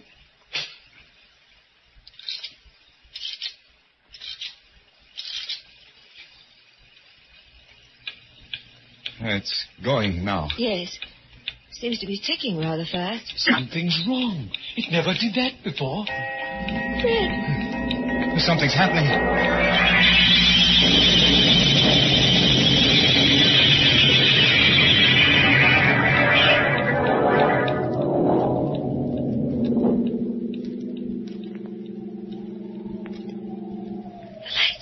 Switch them on, Fred. As soon as I find the switch. What happened? I don't know. Maybe the storm, lightning. Where's Gabriel? Oh. Gabriel. Gabriel. Never mind, dear. Can't you find the switch? Here it is. Oh. Fred. All that dust. Like the first time we saw the house. It's as if no one had been here for years. Where's Gabriel? There is no Gabriel. We're back in 1946. And that means he's dead. You mean the clock did go backwards? Something else.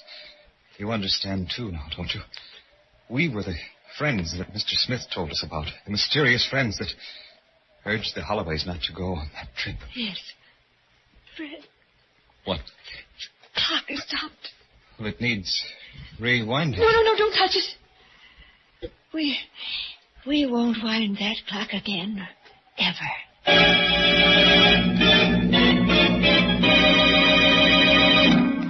A house without tenants, except for the dead, and a clock that runs backward in time. If it was your clock, would you wind it? Or are you afraid it would keep you up nights while you waited for it to strike 12 for murder at midnight?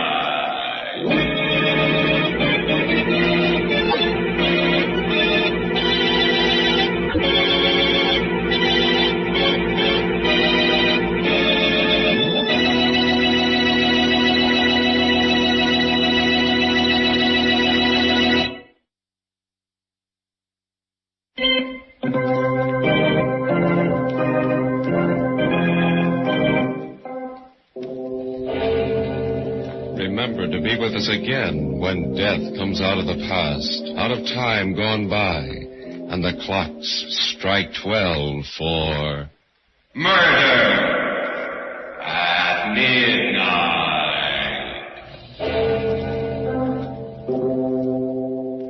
The Jordans, husband and wife, were played by Vinton Hayworth and Elsie Hitz. With music by Bert Berman, Murder at Midnight was directed by Anton M. Leader.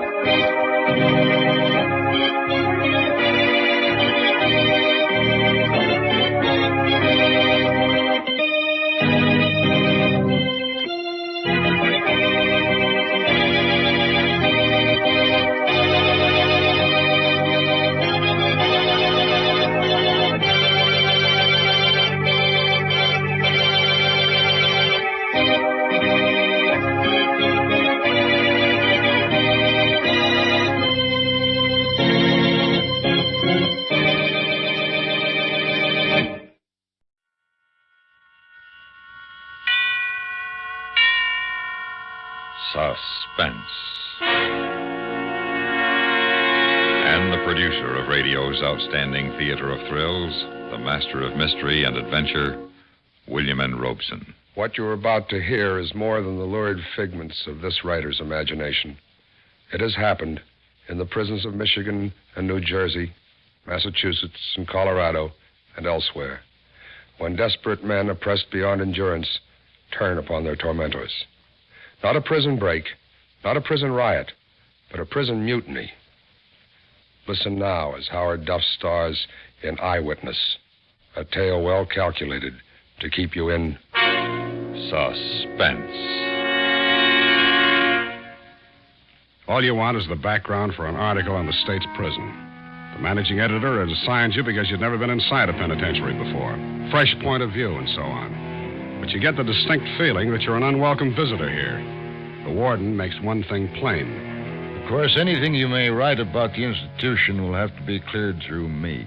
And outside the main gate, your guide, the captain of the yard, comes up with a charming thought. Inside there, you may see somebody you know, or there may be somebody who knows you. They may try to speak to you.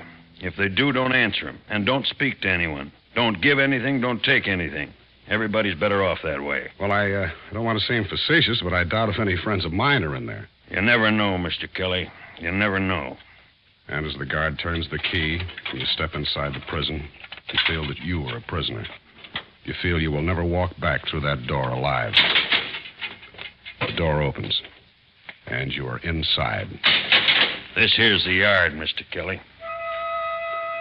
The yard. Men.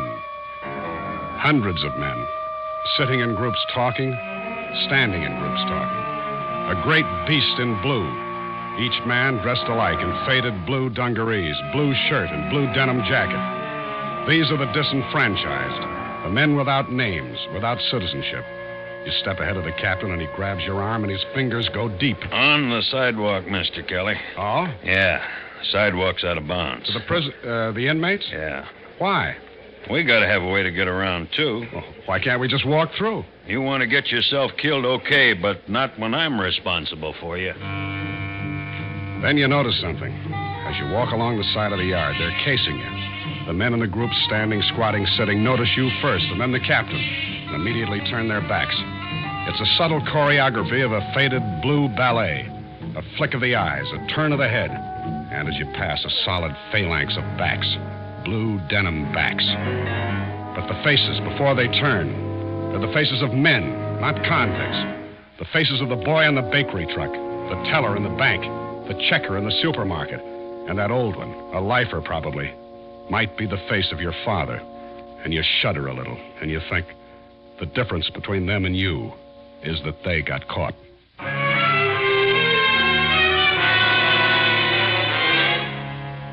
Captain Wolf shows you the dining hall, where dinner begins at 3:30 in the afternoon, in order that 5,500 convicts, eating in shifts, can finish their evening meal by 6:30. He shows you condemned row. He shows you the death house. A feeling of suffocation grows on you. The pall of prison begins to shroud you. You've had it, and you want to walk out of those gates as fast as you can, because you can. Well, it's been a very interesting tour, Captain. Now I think... Wait a minute before you go, Mr. Kelly. Here's something you ought to see. What's that? The old block, that building right ahead. Built more than 100 years ago. Oh? That's where we keep the bad ones. Bad ones? Yeah, in solitary. The tough guys, the deviates. It softens them up fast. Most of them.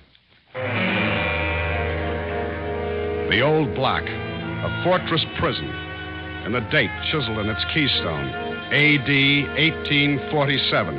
A reminder that it was built when prisons were intended only to punish, never to correct. This'll take only a minute, and you ought to see it. Ain't changed much in over 100 years, I can tell you. You stop in front of the heavy steel door, but no guard peers through the bulletproof glass peephole. The door is not instantly unlocked like the others had been. That's funny. Should be a man on the door at all times. Oh, there he is. Go ahead on in, Mr. Kelly. You walk in, your eyes temporarily blinded by the transition from the bright daylight to the dimness of this corridor. The door clangs behind you, and you feel something sharp jab your back. All right, both of you. Stand where you are. Say, what is this? You're referring to what you feel in the middle of your back. It was once a file from the machine shop, now it's a shiv. And if you make one move, Wolf, I'll drive it straight through your gut. Frisk him, Joe. Yep. Here's a sap. Good. This gun. Good, we can use him. This one's clean. He's an outsider. You can't get away with this. We can't. We have. I'm happy to report, Captain Wolf, that the old cell block is completely controlled by its 32 inmates, with the 4 guards and the captain himself as hostages, not to mention an anonymous outsider. Now, listen, you're asking for trouble. Mr. Kelly here is from the Capital News Telegram. Oh, a journalist. Well, I couldn't ask for a better a guest.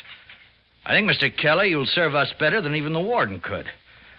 I trust we didn't tear your jacket when we were forced to stick you a moment ago, Mr. Kelly. I don't think so. I hope not. The name, Mr. Kelly, is J. Conrad Allen. That's spelled with 1 L, Mr. Kelly. Whether I end up a live lifer or a dead hero, be sure, Mr. Kelly, to spell it with 1 L. Hey, Connie, don't call me Con. The name is Conrad. I'm sorry, Conrad. What do you want me to do with these 2? Lock them up with the guards? No, not yet. I'll need Captain Wolf's cooperation. You won't get it. Would you like to bet on that? Well... How about you, Mr. Kelly? Are you going to cooperate?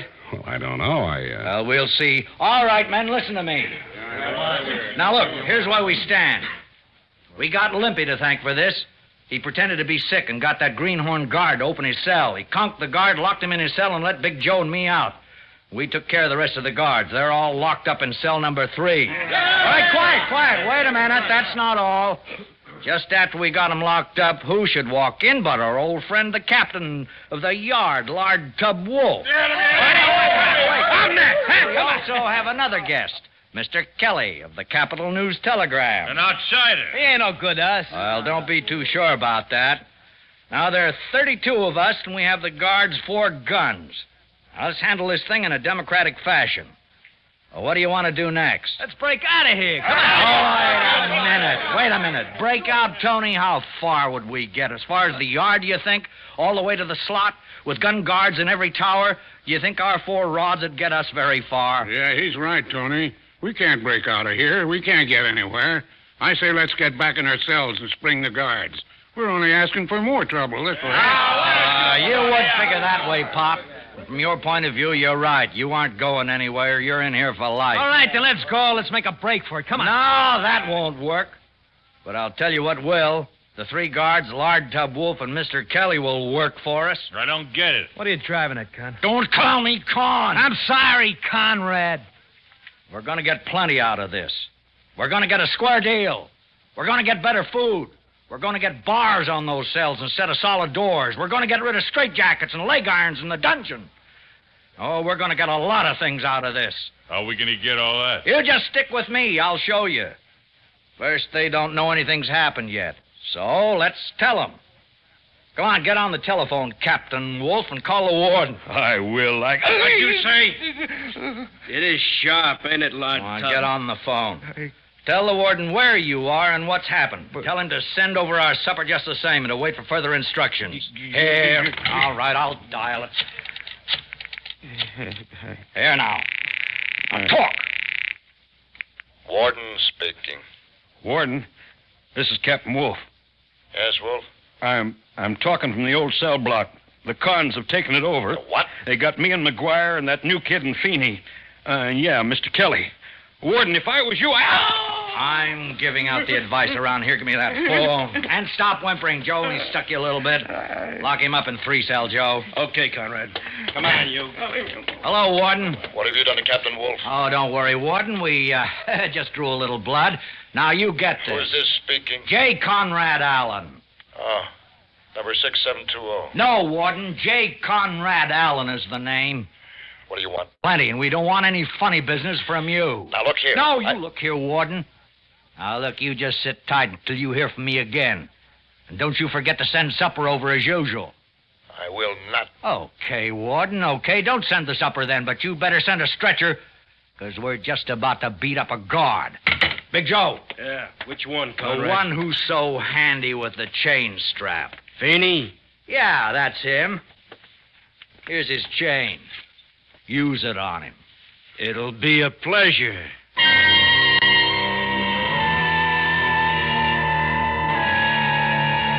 You throat goes dry as you watch it, and your insides turn over. It's amazing how little time it takes to beat a man into an insensible pulp of the length of chain. And then it's all over, and they toss Feeney's bleeding hulk out into the yard.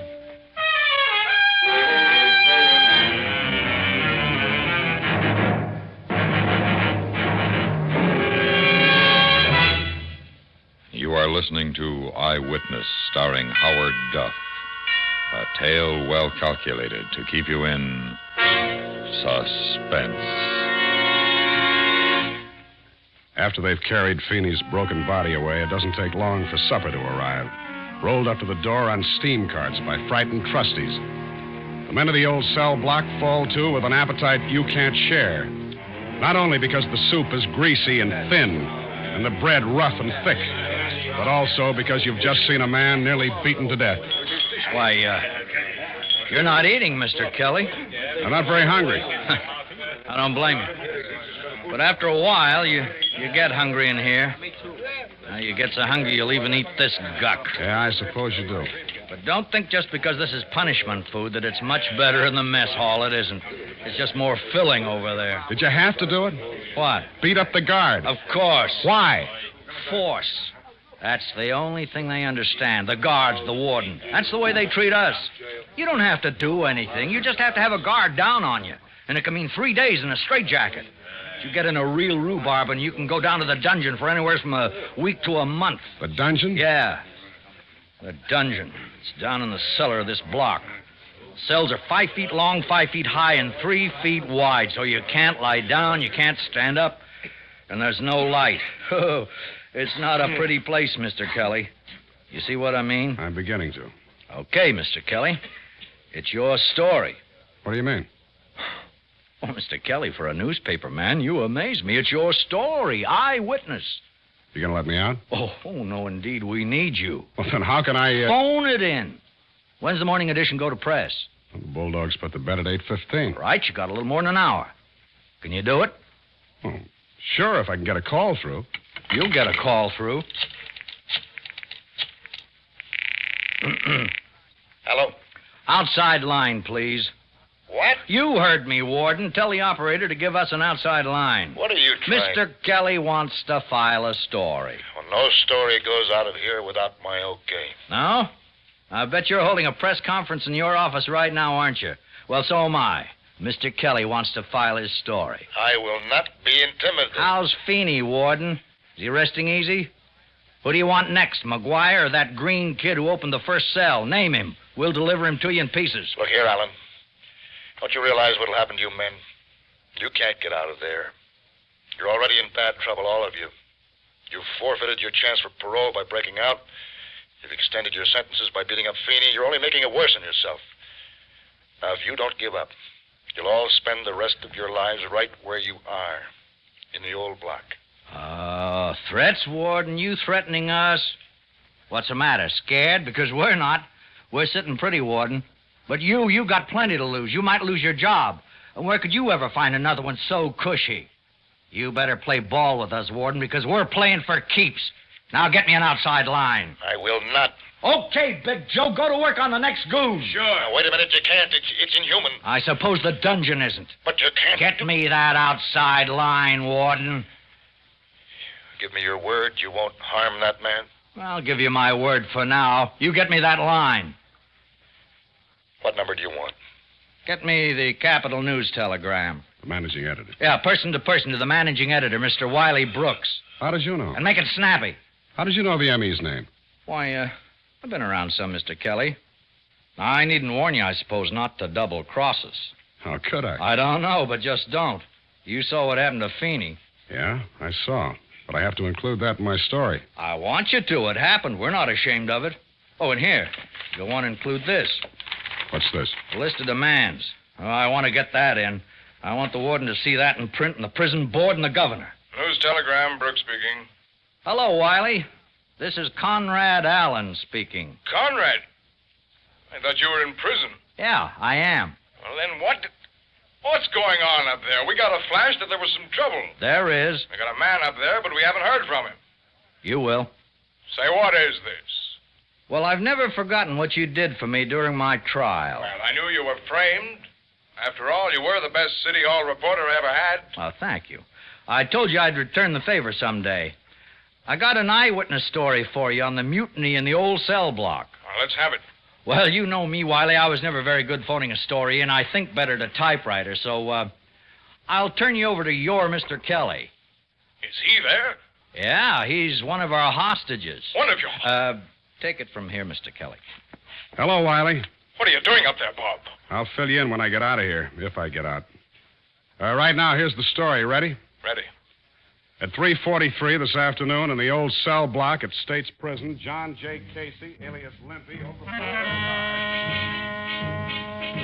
You dictate the story as fast as you can, including the mutineers' listed demands. Abolition of the dungeon, better food, abolition of the use of straitjackets, chains, whips, and blackjacks, and no reprisals against the prisoners involved in the mutiny. Well, that winds it up as of this minute, Wiley. Wait a minute. I got something to add. Just a minute. Conrad Allen, that's spelled with one L. I know. He wants to add something. Hello, Wiley. Yes, Conrad. Look, I got 3 guards left. Now, your bulldog still hits the street at 10 p.m., doesn't it? That's right.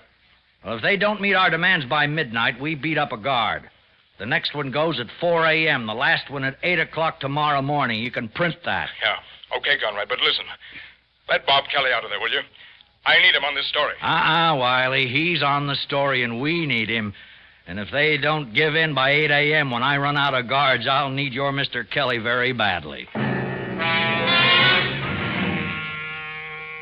You hear it, you don't believe it. And then you think of Feeney. You're not so sure. The time drags on. Some of the men go back to their cells to sleep in the unaccustomed half-freedom of open doors. A couple of them pull the doors quietly shut because sleep is impossible with the doors open. 8 o'clock. 9 o'clock. 10. Well, paper's on the street now. 11 o'clock. The tension mounts.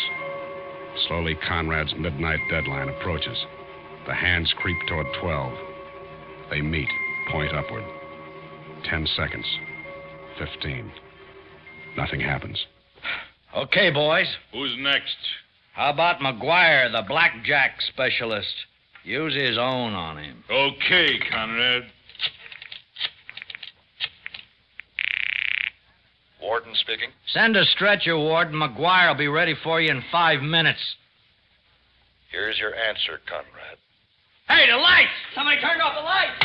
So that's the way he wants it.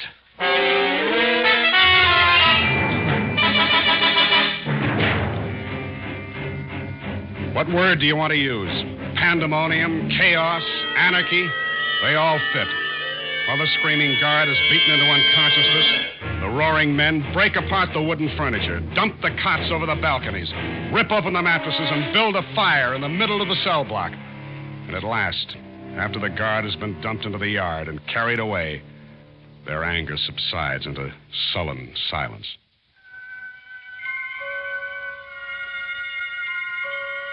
Four more hours drag by, and at last Conrad's next deadline arrives. Ready to give in, Warden? Are you thirsty, Conrad? What do you mean? You will be. Why, the crummy... Hey, Limpy. Yeah? Turn on the water tap in your cell. Huh? Turn it on. It's just a trickle. It stopped. Well, come here. Yeah, Conrad. Look, keep it to yourself, you understand? Yeah, but what does it mean? They turn off the water? Well, just keep it to yourself. Don't tell the other guys. Oh, they'll find out soon enough. Yeah, but let's not tell them, huh?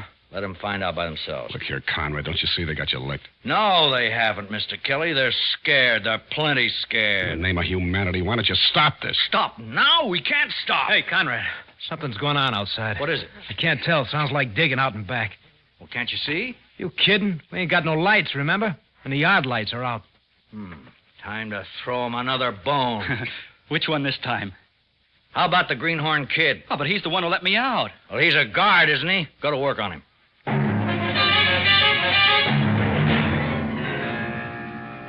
So the greenhorn kid gets his and is dumped into the yard. And you sit and wait in the darkness until gray light spreads over the gray walls and through the tiny windows, turning the blackness of the block into a lighter black, and one by one, the men awakened. Hey, Conrad, there ain't no water on the taps. I know. What is this? Did they turn off the water? Yeah.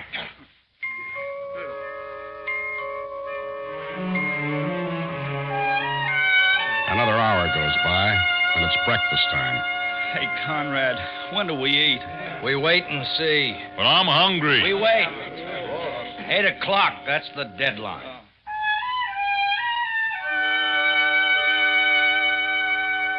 And at last, 8 o'clock. Okay, boys, this is it. All right.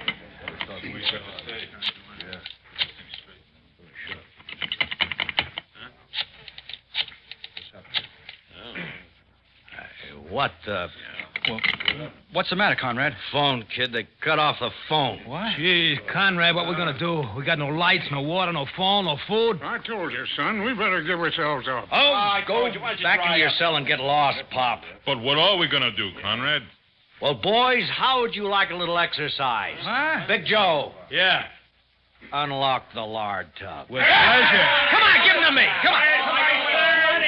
Now, boys, with Lard Tub Wolf, it's going to be different. Everybody gets a crack.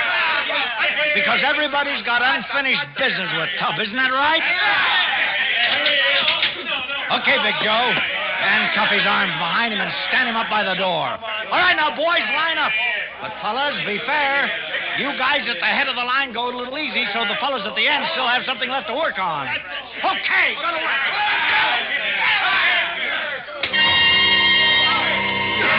You thought you'd seen cruelty before, but this is mass bloodlust. The tormented turning on their tormentor. Each man delivering his retribution on the captain of the yard. Calculatingly, deliberately, one with a fist, another with a foot, a third with a length of chain, still another with an iron cot leg, and you turn away. And the effort of your retching blots out the sounds of agony and empty victory. Good old Lard Tub. Boy, I got an idea he might quit his job. After he's able to walk again. Hey, Conrad, I just thought of something. Yeah, what's that? What are we going to do next? Nothing. It's their move. Yeah, but we ain't got any more guards to beat up. That's right. But we've still got Mr. Kelly. Your heart stops beating for a long instant as the wild, bloodshot eyes of 32 desperate men center on you. Yeah, that's right. I was forgetting.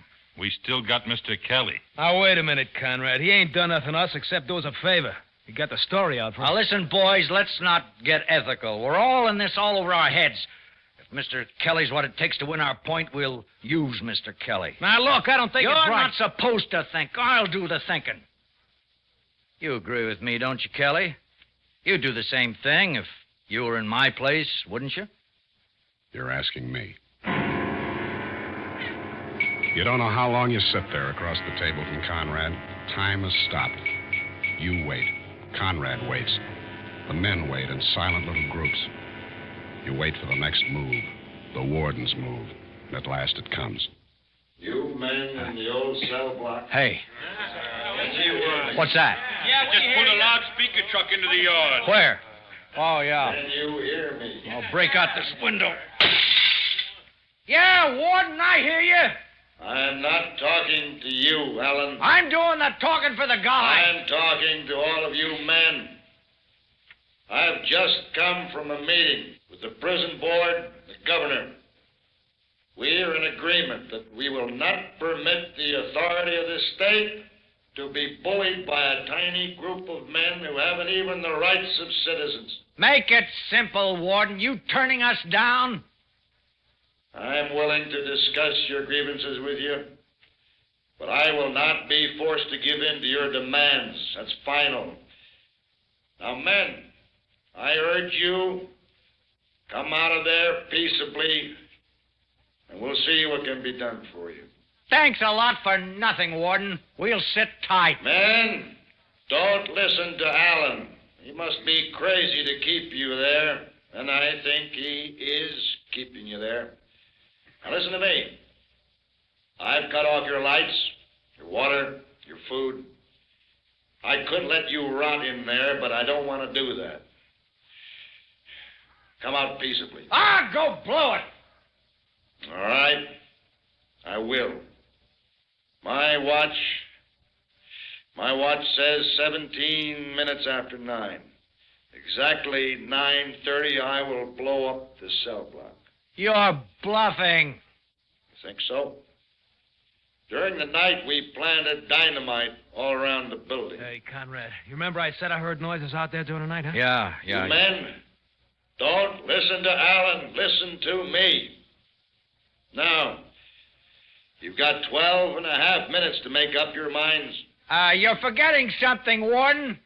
We still got the newspaper reporter in here, Mr. Kelly. I can't be responsible for him. I got all my guards out. I won't bargain any further. There's just a little more than 12 minutes. Think it over, boys. Well, Mr. Kelly, looks like you aren't as valuable as I thought you'd be. I'm sorry about that.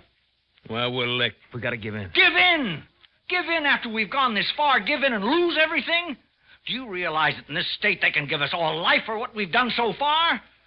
Me, I'd rather be blown up than spend the rest of my life in this hole. No, Conrad, please, you gotta get us out. It's all your fault, you little punk. What do you mean? If you hadn't cocked that greenhorn guard yesterday just because you wanted to make up to Conrad, we wouldn't be in this fix. Lay off the kid. Why, you little jerk, I ought to break your I head. said lay off the kid!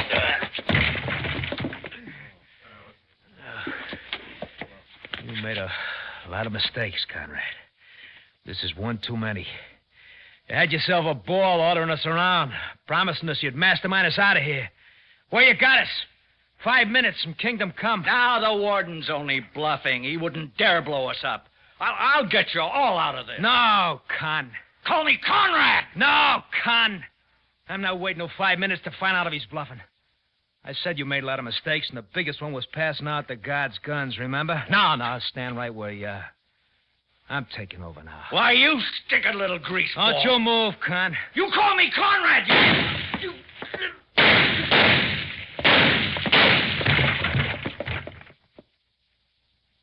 Less than 5 minutes, boys. I'm going out. Anybody joining me?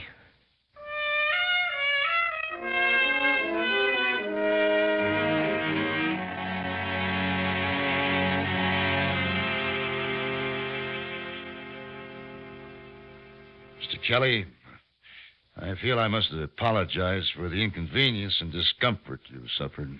That, Warden, is the understatement of the year. As I said yesterday, you will, of course, clear any stories you write about the situation through me. I doubt it. But we can't permit... Look, Warden, I'm going to report it just as it happened. And when I get through, I don't think J. Conrad Allen, spelled with one L, mixed up and twisted though his values may have been, I don't think he will have died in vain.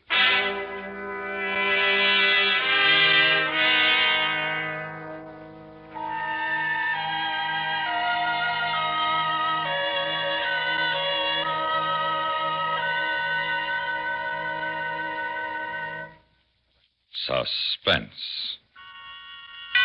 in which Howard Duff starred in Eyewitness, written, directed, and produced by William N. Robeson.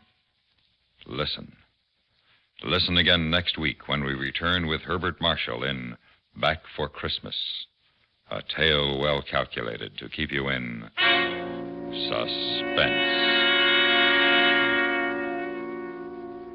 Supporting Mr. Duff in Eyewitness were John Daner, Lou Merrill, Joe Kearns, Jack Crucian, Court Falkenberg, Barney Phillips, Tony Barrett, Dick LeGrand, and G. Stanley Jones. The original musical score was composed and conducted by Jerry Goldsmith.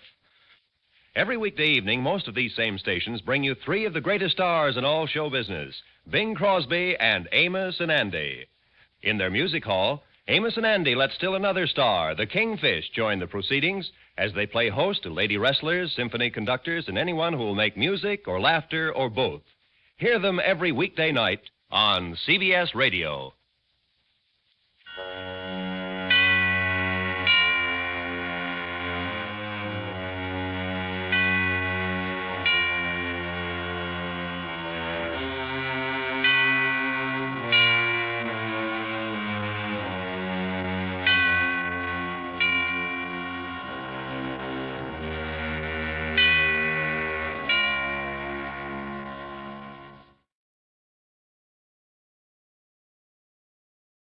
The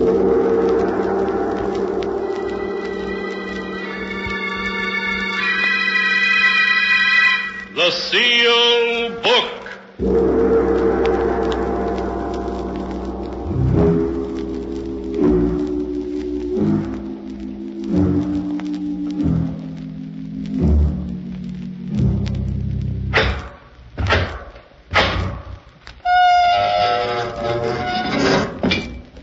Once again, the keeper of the book has opened the ponderous door to the secret vault, wherein is kept a great sealed book, in which is recorded all the secrets and mysteries of mankind through the ages.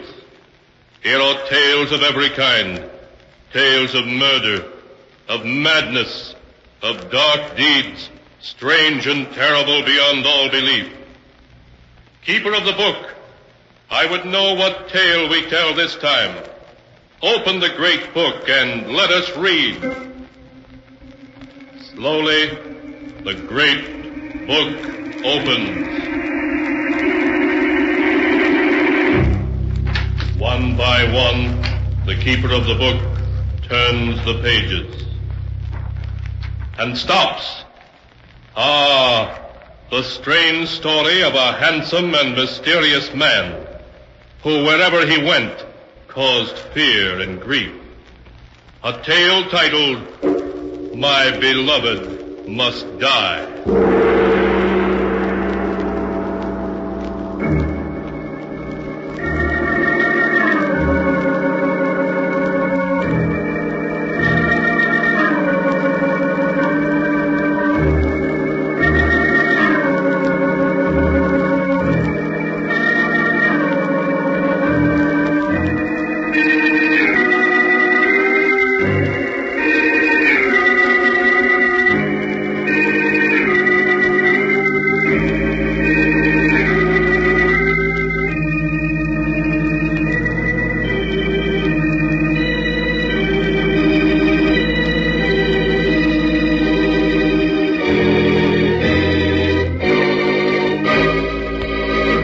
Here is the tale, My Beloved Must Die, as it is written in the pages of the sealed book. Our story begins in a large, smartly furnished apartment. Beautiful Joan Sanders sits at a desk, a pen in her hand. Her face is white and tense as she begins to write. Dear Mr. Rand, as you have long been a friend of the family, I'm writing this letter to you so that you may know why I'm going to do what I must. Believe me, there's no other way out. I know if you were here, you'd say murder's never justified, but I feel positive that in this case it is. I find it difficult to gather my thoughts so that I may write to you exactly what's happened. I suppose it all began that afternoon 2 months ago when Millie returned from her vacation. Oh, Joan, I had a wonderful time. Everything was just perfect. And, Joan, I met a man. Oh, no wonder everything was perfect. Oh, Joan, just wait until you meet him. His name is Victor Duval. Oh, tell me about him. Well, to begin with, he's 32 years old, a little over 6 feet tall, very broad-shouldered, dark complected, and has the most beautiful black eyes I've ever seen. Oh, really, Joan, he's handsome enough to be a Hollywood star. But, Millie, what about Frank? Have you forgotten you're engaged to him? No, but, well, perhaps we aren't really suited for each other. Oh, you grew up together. You know how Frank loves you. Yes, I know, but Frank seems so young and immature. Has Victor told you that he loves you? No, but he will in time. I feel certain of it. Well, promise me, Millie, that until that time you won't break off with Frank. All right, Joan. I promise. Oh, my goodness. It's 5 o'clock already. Have you got a date? Yes, Victor's calling for me at 6. We're having dinner together and then going to the theater. Oh, Joan, I was never so happy in all my life.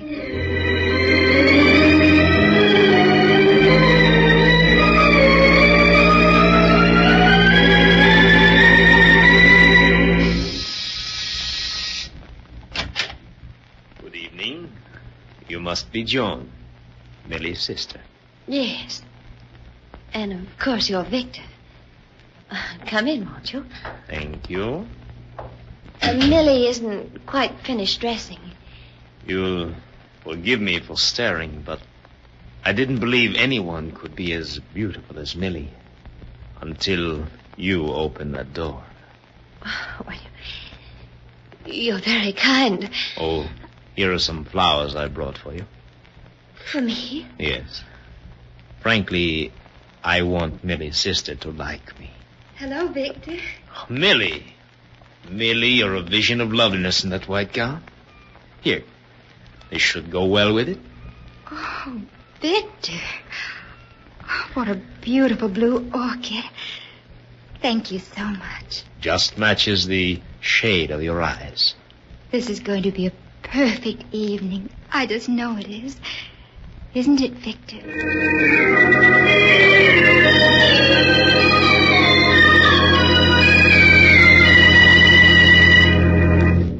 Millie hadn't exaggerated in her description of Victor. There was something about him that set him apart from other men. It was more than his looks, his voice. Perhaps it was his extraordinary eyes. They were very large, deep, black eyes. And when he looked at you, they seemed to exert a hidden power, an almost hypnotic power. Whatever it was that set Victor apart from other men, you sensed it the moment you saw him. Later that evening, the doorbell rang. I opened the door to find Frank there. Hello, Frank. Can I see Millie a moment, Joan? Well, she isn't here. She's gone out for the evening. Gone out? With Duval? Why, yes. So that's why she refused to see me tonight. Might have known it. What do you think of Duval? Well, I only saw him for a few minutes. He seems very nice. You women are all alike. We're all taken in by his good looks and his fine manners. But I tell you, he's not to be trusted. Something strange about him. Strange about him? Well, what do you mean? It's hard to put into words. Wherever Duval goes, trouble seems to follow. Duval apparently has nothing to do with it. Somehow I always have a feeling he's behind it. Oh, Frank, aren't you letting your imagination run away with you? All right, I may be wrong. But I want you to promise me one thing. You'll, keep a close watch on Millie. I don't want to see anything happen to her that she'll regret.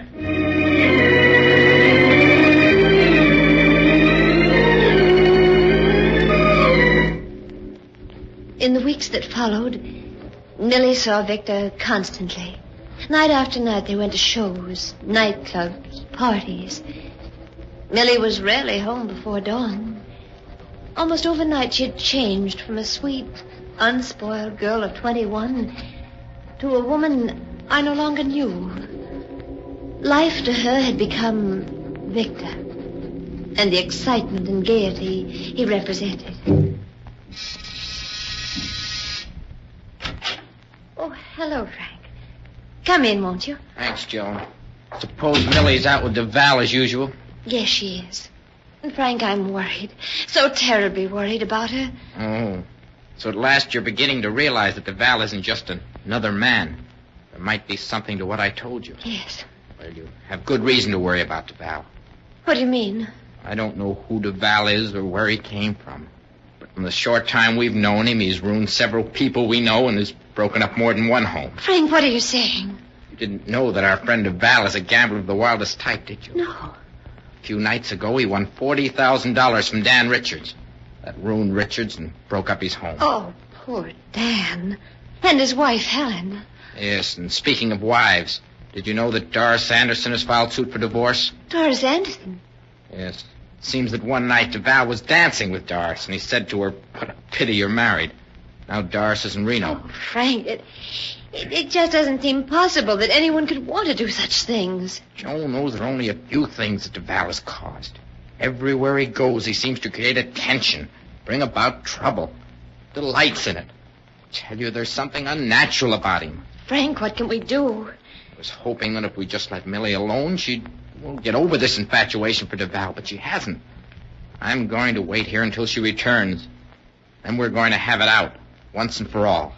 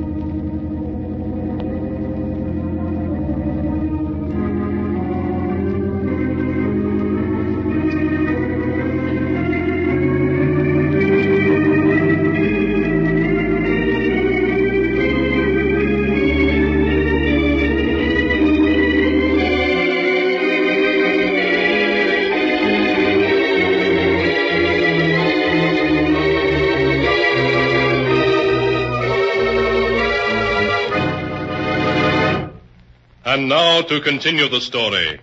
My beloved must die, as it is written in the sealed book. The hours slipped by as Frank and Joan awaited the homecoming of Millie and her escort, Victor Duval. A little after 3 a.m., the door to the apartment was quietly opened, and Millie slipped in, followed by Victor. Good evening, Joan. Joan, I didn't expect to find... Frank, what are you doing here at 3 o'clock in the morning? It's time you and I had a little talk, Millie. Frank, you're not going to lecture me, are you? Millie, you must listen to me. Can't you see what Duval's doing to you? He's making you cold and cynical like himself. There's something evil about him. His eagerness to create trouble, to see people unhappy. One time you would have despised him. Now you've changed. You've become like him. Oh, really, Frank? You're going too far. Millie, you know I love you. I'm only saying this for your own good. I'm tired of your constantly interfering in my life. I think our engagement's a mistake. Millie, what are you saying? Millie, you don't mean that. No, I love you and I can't live without you. I'm afraid you'll have to, Frank. Here's your ring. We're through. All right, Millie. I know when I'm licked. But I warn you, Val will bring you nothing but heartbreak if you don't give him up. Someday he'll stand smiling at you, just the way he's smiling at me now. And then you'll see him for what he really is.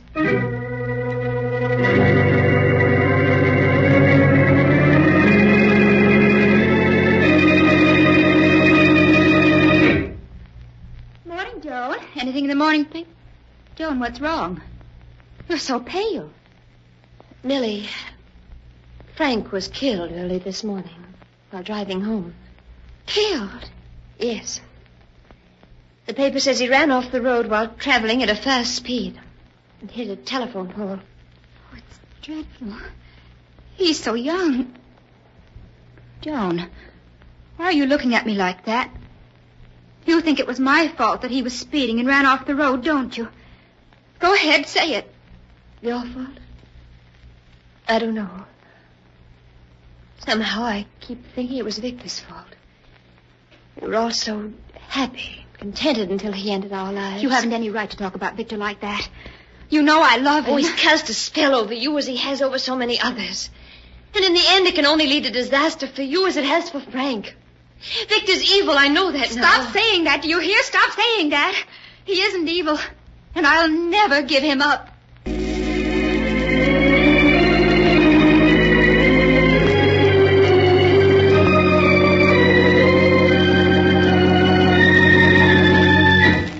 During the weeks that followed Frank's death, I scarcely saw Millie.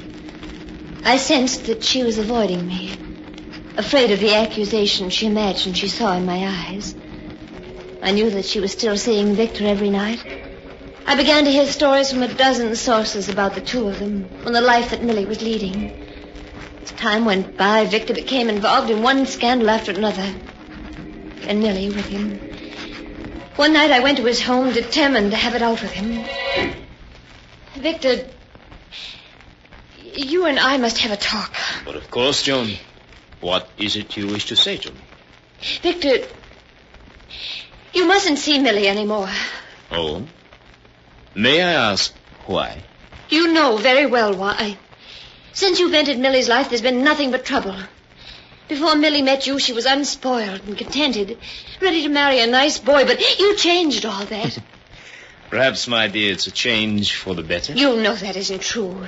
If Millie weren't in love with you, she'd never be leading the life she is. You've taken her and tried to change her into someone like yourself. Someone who's evil and corrupt. You know, you're very beautiful when you're angry. You're amused by all this, aren't you? You enjoy knowing I'm worried. Well, all right, but just remember, you'd better not see Millie again. John, you wouldn't by any chance be forbidding me to see Millie because you happen to be in love with me yourself? Me? In love with you? Yes.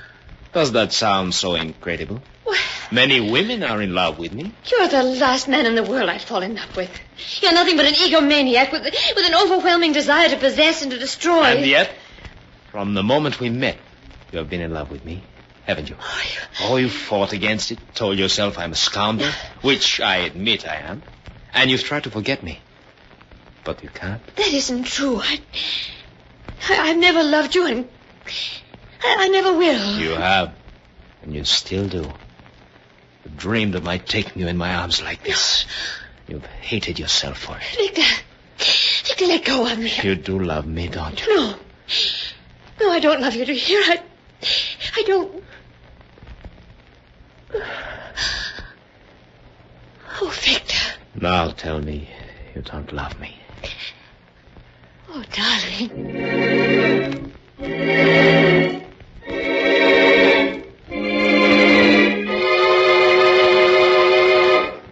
Even now, a month after that night that Victor took me into his arms, I'm confused.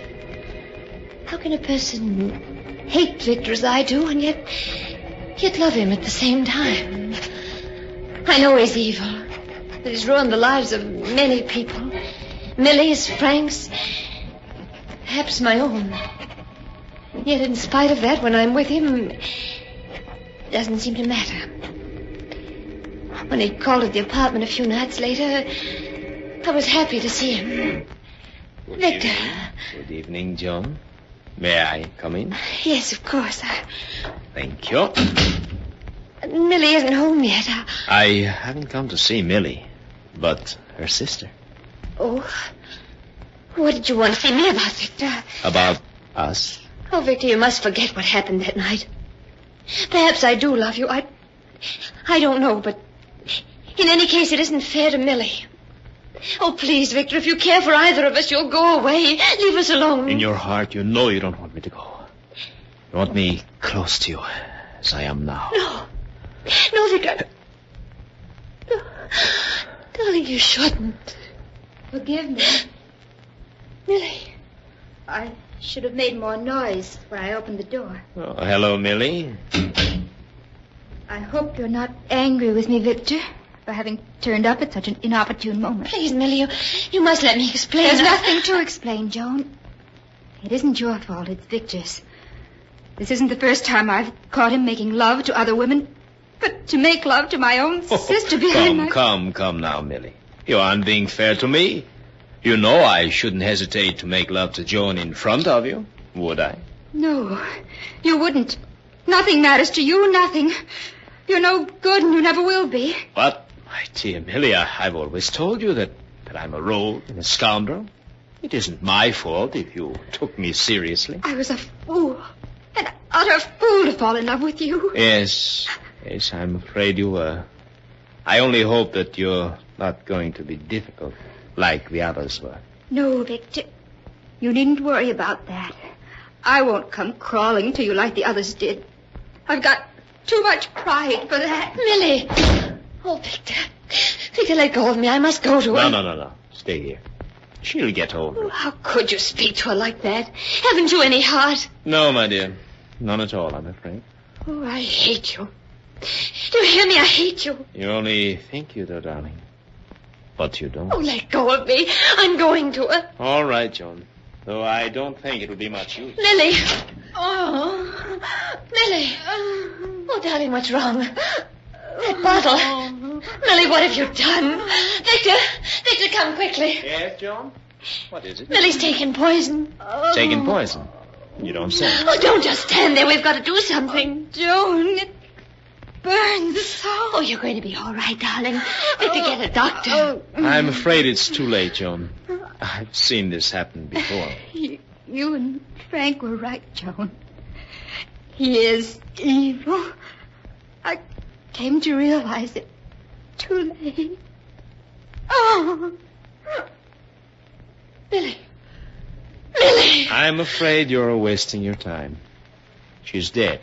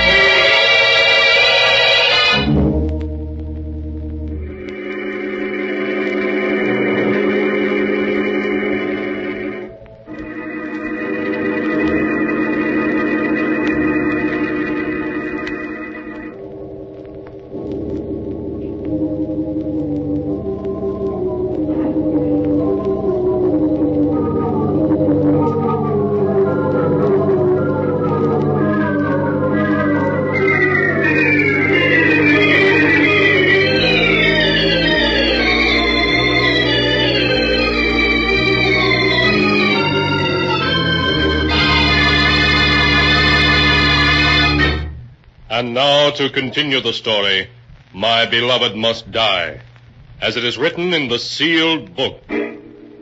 Joan Sanders, her face white and tense, sits at her desk, writing to a family friend, explaining why she is going to do what she must.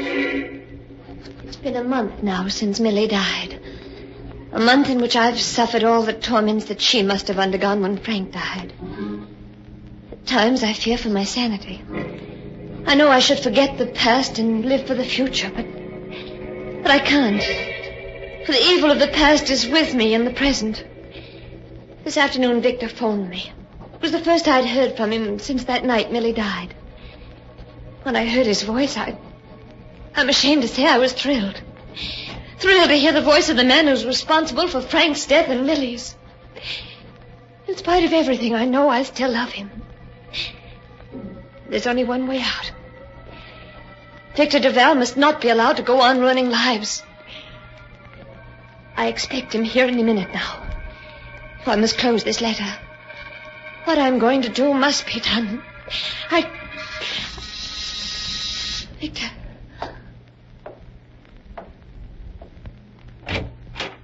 Hello, Joan.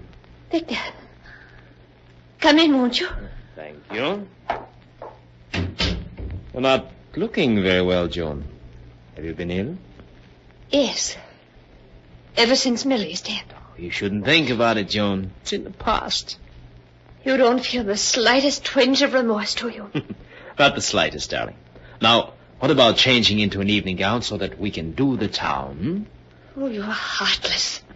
Inhuman. There's no other way out. My dear, whatever are you talking about? This, Victor. A gun. Yes, Victor. Don't be foolish, my darling. Put the gun away and get dressed, eh? I could hardly miss you at this distance. Well, what are you waiting for? Why don't you shoot? Even knowing you're going to die doesn't frighten you, does it? No, my darling, no. You see, nothing in this world frightens me. Not even death. Oh, you are inhuman. That horrible smile on your face. Scoffing at me, at everyone. You live only to hurt and to destroy, don't you? Yes, I despise you all. Every human being. Your righteousness, your smugness, your futile attempts to achieve happiness. There's nothing I delight in more than to send you down into defeat. To watch you suffer, kill each other, commit suicide. Oh, you fiend. Yes. Well, you've done your last evil deed. Where did you fall? I've shot you. Evidently, you missed. Well, I won't miss this time.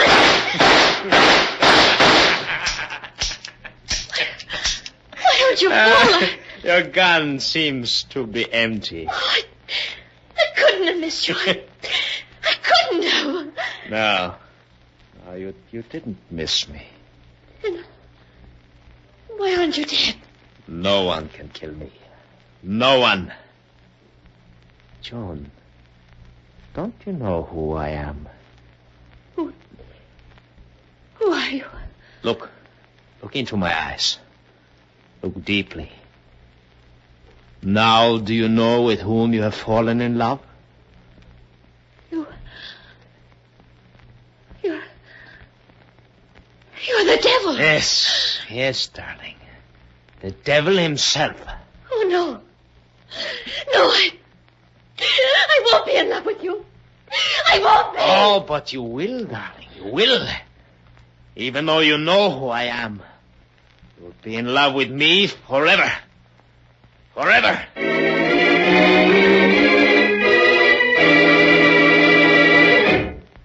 And so end the tale. My beloved must die, as it is written in the sealed book. A few days after Joan Sanders had unsuccessfully attempted to kill Victor DeVal, she suffered a nervous breakdown. When the doctors questioned her, she kept repeating over and over that she'd fallen in love with the devil.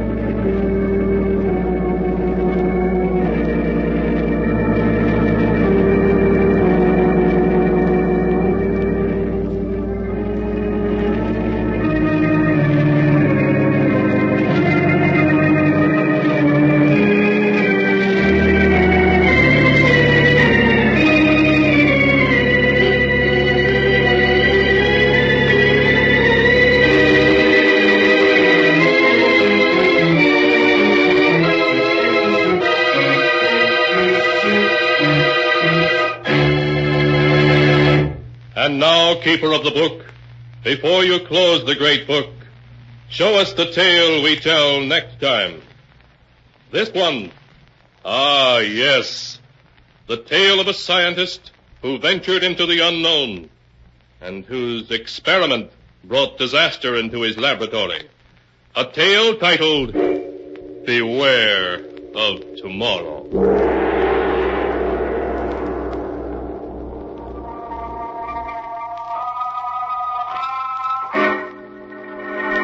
Be sure to be with us again next time, when the sound of the great gong heralds another strange and exciting tale from The Sealed Book. The Sealed Book, written by Bob Arthur and David Cogan, is produced and directed by Jock McGregor.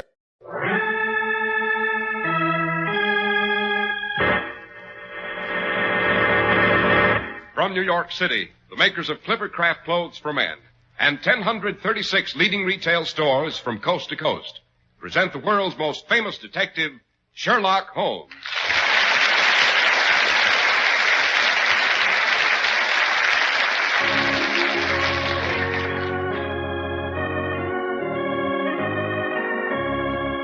Tonight's adventure, Death is a Golden Arrow. And so here we are, as usual, in front of Dr. Watson's cheerful fireplace. There's a hint of spring in the softness of the air, but a fire still feels mighty comfortable after sundown, eh, Dr. Watson? Right, Mr. Harris. It's rather like a man who wants to show off his new spring suit, but still hasn't managed to do without his overcoat. Well, if they're both Clippercraft, chances are one is as impressive as the other, Dr. Watson. Right you are. And next Sunday is Easter. And because Clippercraft prices are so low, this week's a good time to buy your Clippercraft suit and topcoat. These low prices, you know, are the result of the unique Clippercraft plan that concentrates the buying power of 1,036 of the finest stores across the nation. It's a year-round operation that results in substantial economies in manufacturing and distribution costs. It puts money in your pocket, even in these days of high prices, through the tremendous savings that result. And this is important, too, at a friendly local independent store, a store you can trust. Fresh new assortments of spring Clippercraft clothes, including long-wearing worsteds, are ready now at your Clippercraft dealers. Beautifully tailored, finely styled, expensive-looking suits at only $40 and $45. Top coats in fine coverts and worsted gabardine at only $40 and $45, and sport jackets at only $26.50. Seeing is believing. Simply compare Clippercraft with clothes selling for many dollars more.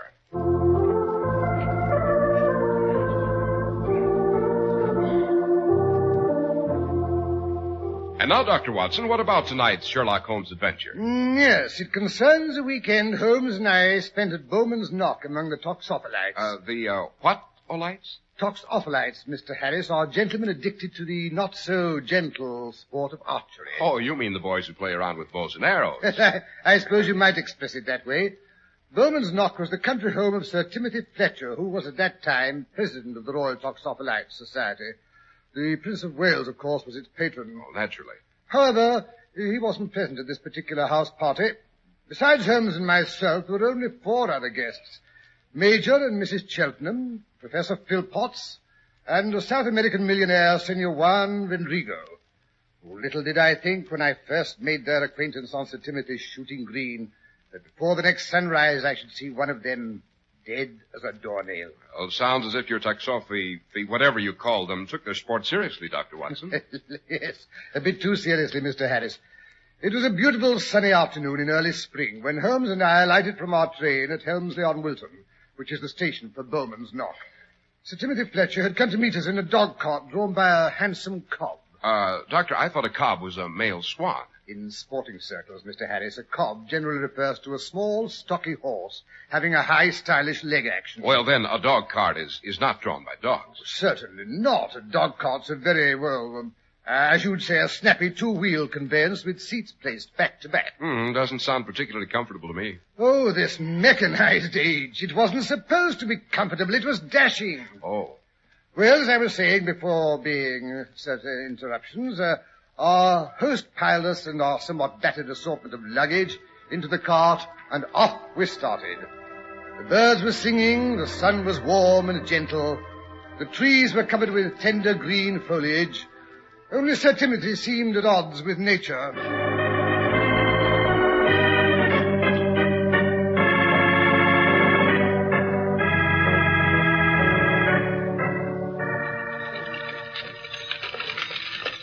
Confound it, Holmes, I don't like it.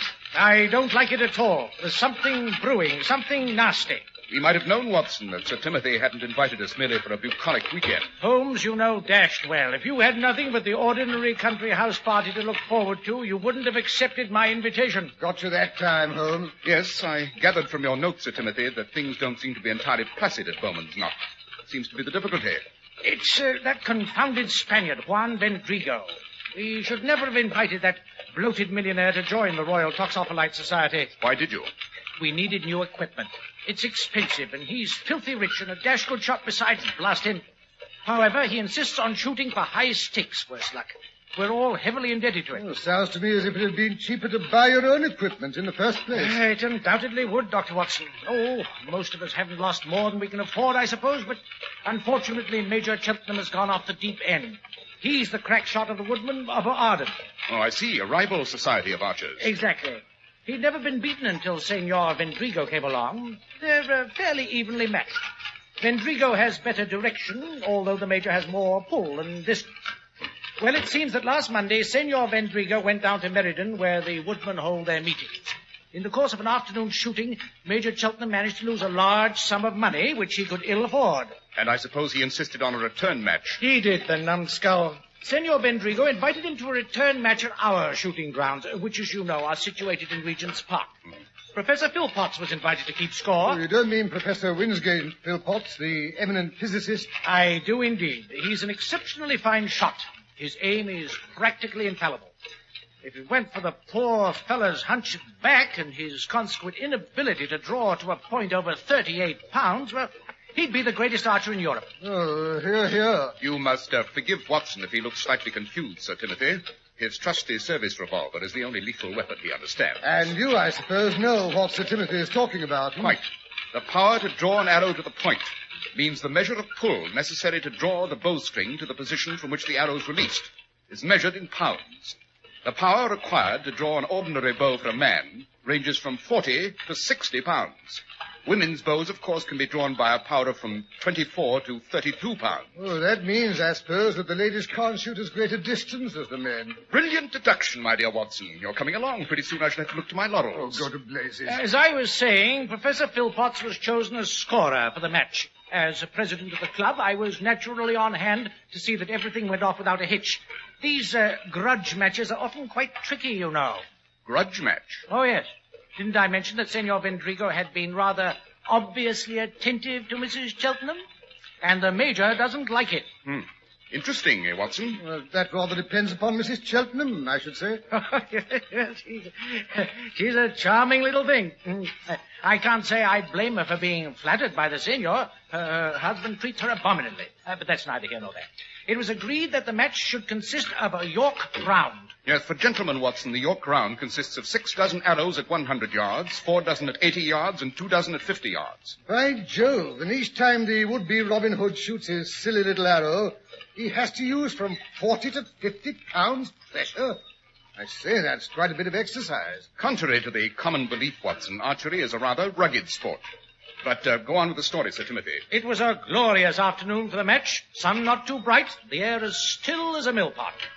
Philpotts and I were arranging the arrows close to the south hedge, when suddenly from the other side of the bushes we heard 2 voices raised in a rather, nasty argument.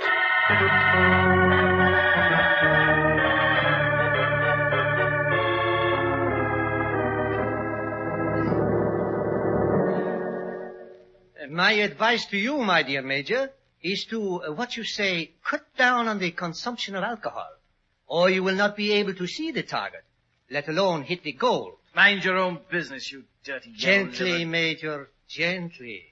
Do not make me to lose my temper, or I shall refuse to shoot the match. Go ahead. What's it to me?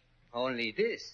If you do not win back what you have lost to me, you must pay what you already owe. But that you cannot do. You would have to go into bankruptcy. And if you go into bankruptcy, You will be obliged to resign from the army in disgrace. No. Why, you dirty young... You have said that once already. To me, the repetition is offensive. It is only from the goodness of my heart, remember, that I give you the opportunity to win back your losses. What can I gain from the match? What do you mean? You have no money to wager. You have already lost that. You have no property you can mortgage. There is only one thing that still belongs to you of any value whatsoever. What's that? Your charming wife, of course. Leave my wife out of this. Oh, do not be alarmed, my dear Major. I do not wish to marry the lady. In my country, we do not believe in divorce. No, we will make other arrangements. What are you getting at? I suggest, merely suggest, mind you, that should you lose the match... Which isn't likely. There's no wind today. I never miss when it's still. I say, should you lose, you will arrange to neglect your wife sometime this weekend, when we are all guests at Bowman's Knock. You think I'd stand by and see any man make advances to my wife? Oh, heaven forbid. I merely suggest I shall we say, visit Mrs. Cheltenham. Surely, if you have confidence in your wife and your ability as an archer, what can you possibly lose?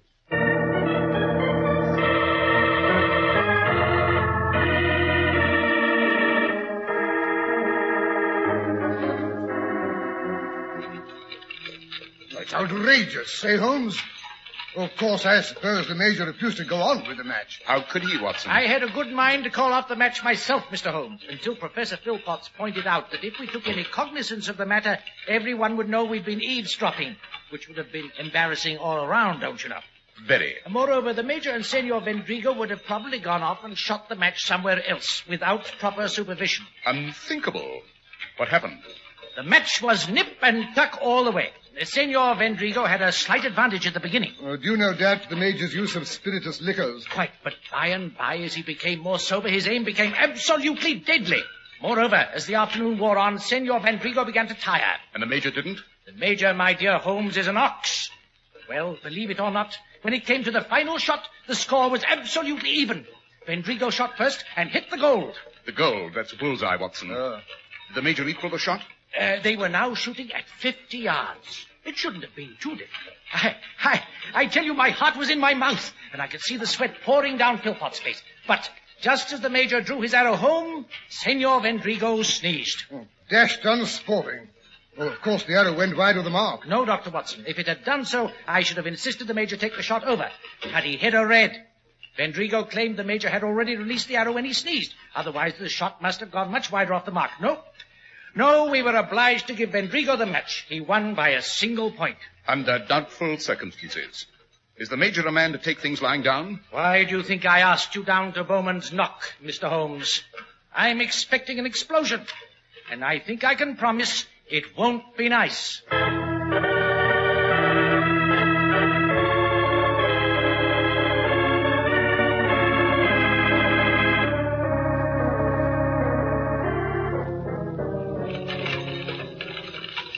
Suppose we alight here, gentlemen, and let the gatekeeper drive the luggage up to the house. Here you are, Rogers. Yes, sir. Tell Parsons the bags go in the tower bedroom. Yes, sir.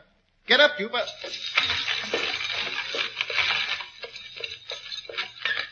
Now then, we'll walk across the park, Holmes. I want you and Dr. Watson to meet the rest of the house party. I left them clout shooting on the south green. Clout? What sort of bird or animal is a clout? It's neither, Watson. A clout is a small white target placed near the ground. Right. Clout shooting is an informal variety of archery. Don't hold with it myself, but it gives Major Cheltenham a chance to show off his confounded Norman bow. It's an atrocity, if you ask me. Nearly 6.5 feet long. And would you believe it? It takes over 70 pounds to draw the silly thing. It's been in the Cheltenham family for years. The Major claims it goes back to the Norman invasion and probably belonged to William the Conqueror. Yes, I believe he was supposed to have had a bow that no one else could draw. It couldn't be the same bow, Holmes, not after all these years. Quite. I beg you, don't say that to the Major. It would be sacrilege. Tell me, Sir Timothy, how is your party getting on? Any signs of violence so far? None whatever. They arrived in a group by the early morning train. Apparently the trip down had been completely amicable. Well, maybe the storm has blown over. I doubt it. The Major's neck is puffed up like a poisoned pup. And Senor Vendrigo keeps tapping incessantly with the fingers of his left hand. Both, I take it, danger signals. Right. We're nearly there. Just around the next hedge. Duck, Watson. But I say... Oh, confound it. Someone shot my hat off. Look, there it is. An arrow straight through it. Lucky you were wearing your top hat, Watson. Fast is a call of warning. The golfer shouts for, the archer calls fast. Confound it. No one had any business to shoot in this direction. What silly Oh, fool. dear. Oh, dear, I do hope no one's hurt. I tried to stop the Major, but I'm afraid he's been drinking again. And like a small boy with a snowball, he just couldn't resist a top hat. Holmes, that's not very funny. I might have been killed. Oh, no, I don't think so. My husband is really an excellent shot. Then you, I gather, are Mrs. Cheltenham. Oh, sorry. Where are my manners? Mrs. Cheltenham, may I present Mr. Holmes and Dr. Watson? How do you do? Oh, not Mr. Sherlock Holmes. I'm afraid so, Mrs. Cheltenham. But it's nothing to be alarmed about, madam. He's really quite harmless, you know. To anyone who stays on the right side of the law. Ah, here come the others. Good Lord. I made a hash of your hat, old man. Sorry. Yes. But you'll admit it did fly through the air like an eagle. A golden eagle. At least this time it is not the Latin exuberance which is to blame, Sir Timothy. No, British lack of judgment, I'm afraid. Gentlemen, this is Mr. Holmes and Dr. Watson. Major Cheltenham, Senor Vendrigo. How do you do? Oh, yes, Professor Philpotts. As usual, I am the postscript. Which so frequently carries the gist of the communication, Professor. Thank you, Mr. Holmes. My ego could do with a bit of bolstering. These two have been putting it over me all afternoon. I can't hope to equal their archery scores, you know. Why don't you give up, Philpotts, and shoot with the women? Arthur. Major, really? Oh, do not feel badly, Professor. Even I cannot draw that great hulking bow he so brags about. It is fit for nothing but to kill cows. That's about enough. Oh, Arthur, please. Huh? Oh, well. I can't blame you chaps for being jealous, I suppose. Here, have a look at this bow, Mr. Holmes. Ever seen its equal? It is rather remarkable, Major Cheltenham. I've certainly never seen a self-bow this size. Yes. It consists of a single piece of yew, as flexible as the day it was made. If you have the strength to draw it, of course. Which you apparently have, Major. That's right, I have. What's more, I'm the only one that has. Oh, but here, I'd best retrieve my arrow out of the doctor's hat. Here, I say, you've torn my hat to shreds. I'm sorry, but these arrows are valuable, you know. Can't use ordinary arrows with this bow. As you can see, these arrows are painted gold.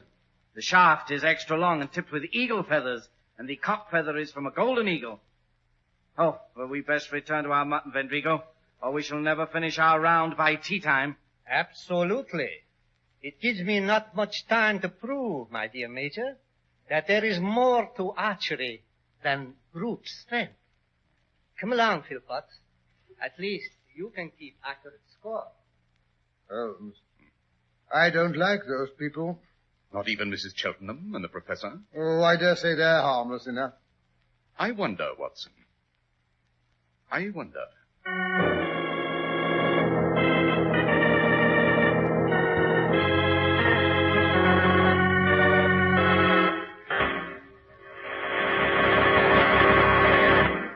You want to do a friend a real favor. Simply tell him to hurry to the store in your community that sells Clippercraft clothes. Where else can he find such remarkable quality at prices so exceptionally modest? He'll wonder how, in these days of high prices, such values, including beautifully tailored, long-wearing worsteds, are possible. The answer is the famous Clippercraft plan, concentrating the buying power of 1,036 of the nation's finest stores from coast to coast. The plan's the reason you get these wonderful, really costly-looking Clippercraft suits at only $40 and $45. Spring top coats in fine coverts and worsted gabardine at only $40 and $45, and sport jackets at only $26.50. Yes, selling expensive clothes at inexpensive low prices at the nation's finest independent stores is the great big idea behind the Clippercraft plan. That's why men who know insist on Clippercraft clothes. So be sure to visit the Clippercraft store in your city.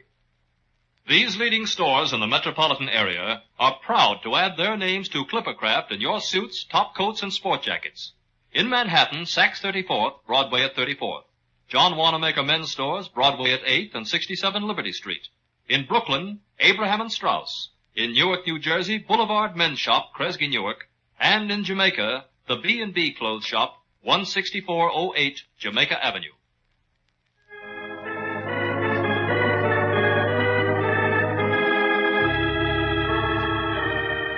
And now back to our story. Night has fallen. It is past midnight. Holmes and Watson are hiding in an upstairs closet. I say, Holmes, why are we sitting here in this darkened linen closet? It's past midnight and my legs are getting cramped. If you must wait for an accident to happen, why not go back to our room where we can be at least comfortable? Impossible, Watson. This closet has a much better view of Mrs. Cheltenham's door and the two corridors which approach it at right angles. Just what you think is going to happen. I don't know, confound it. Wait a minute. I hear steps on the front stairs. Sounds like the Major. Because his steps are unsteady and you know he's been drinking. It doesn't take a genius to deduce that, Holmes. I didn't say it did. Quiet. He's turned the corner.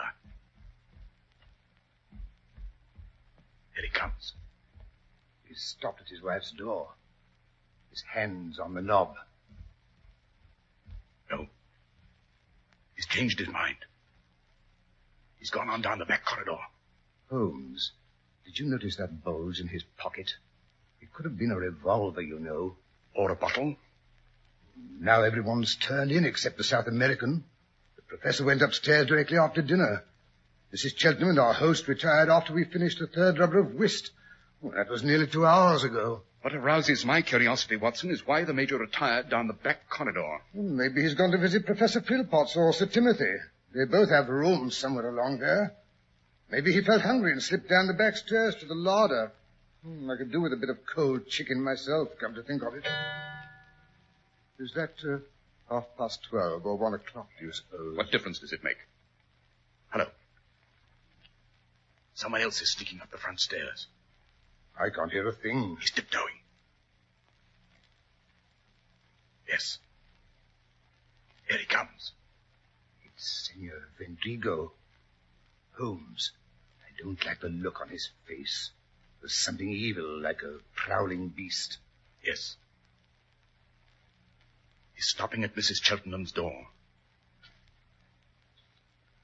He's looking up and down both corridors. Now he's taken hold of the doorknob. Great Scott, Holmes, what happened? Vendrigo's pinned to the door, something sticking out of his back. It's a golden arrow. Shut up, Watson, and come along. What's happened? Someone shot Vendrigo with one of the Major's arrows. He's dead, killed instantly. The arrow is embedded over 2 inches in the solid oak of the door. Could only have been my bow that made that shot. Clean through the man and into the door. Only an arrow from my bow has that strong a flight. It's gone home. The arrow's gone home. Hee hee. Stop that laughing, you fool. You're drunk. That is not laughing, Dr. Watson. It's the word of call of all archers from time immemorial. Hee hee! Hee hee!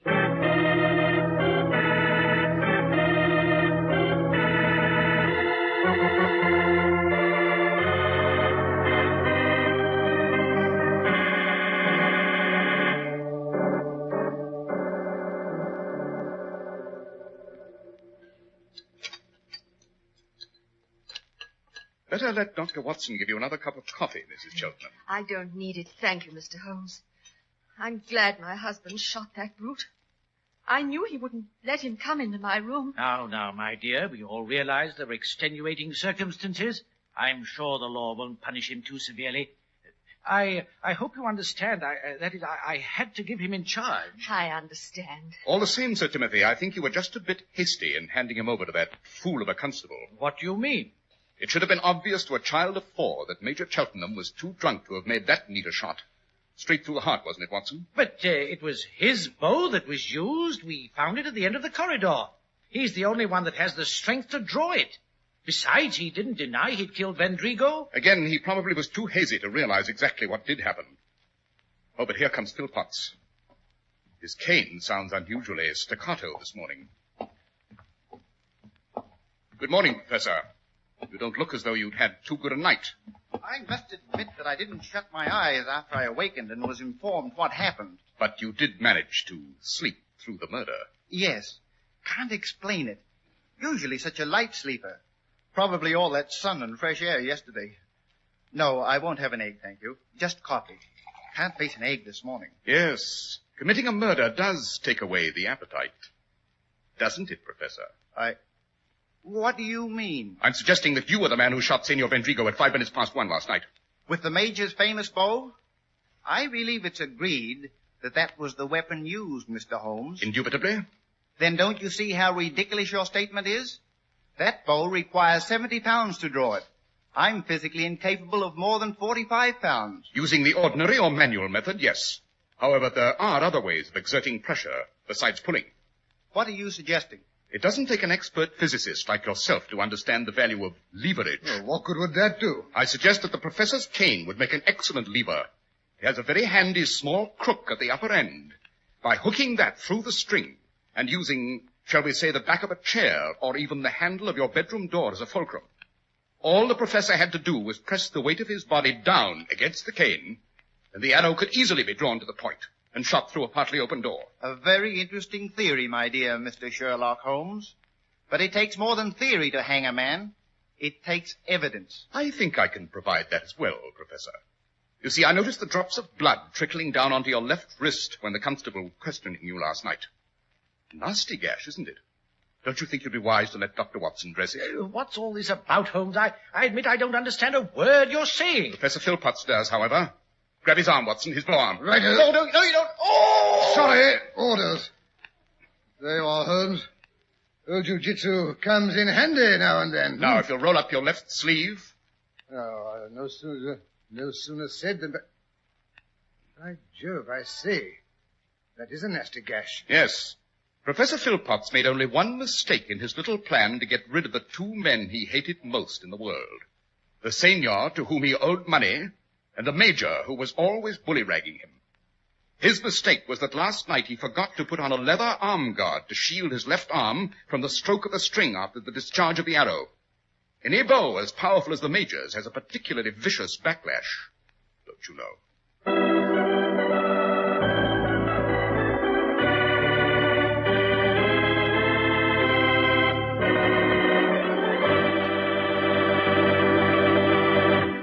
Well, Dr. Watson, that was certainly an exciting and instructive adventure. You know, I feel I know almost as much about archery as Robin Hood. Well, that's not so vital, Mr. Harris. The important thing is you know all about Clippercraft clothes. Well, thank you, Dr. Watson. I hope you profit as much from my dissertations on that subject as I do from yours.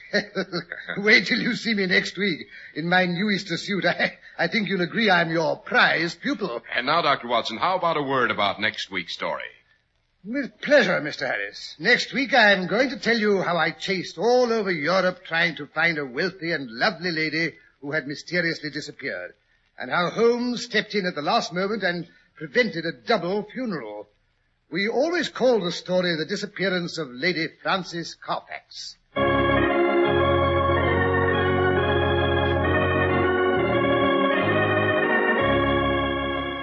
The makers of Clippercraft Clothes and 1,036 leading stores from coast to coast have brought you another in the new series of broadcasts featuring the world's most famous detective, Sherlock Holmes.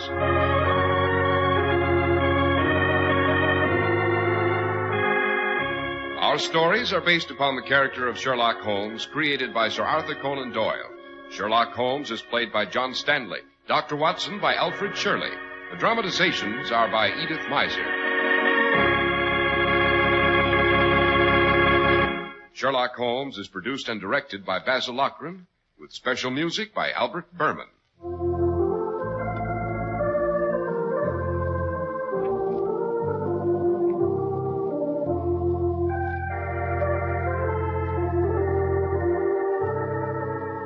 If you don't know your Clippercraft dealer, write Clippercraft, 200 Fifth Avenue, New York City. Wouldn't you give a lot if Jimmy, the youngster next door, could be free from crutches and join in the ball game with the gang? Well, there's a way you can help Jimmy and all crippled kids by bringing services through Easter Seals today.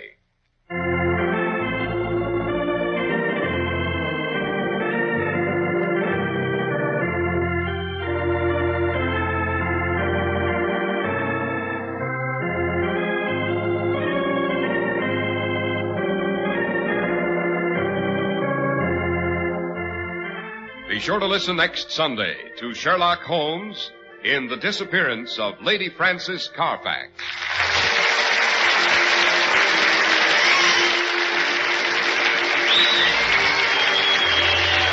This is Cy Harris speaking for Clippercraft Clothes. This is the Mutual Broadcasting System.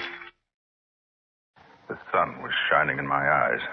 A cruel, brutal sun that had sucked every drop of water from the earth, and now it was trying to kill me. I rolled on my stomach, and I started crawling. 100 times I died, but each time I saw his face before me, and I lived again. That's the voice of a man who keeps a dark appointment on Theater 5.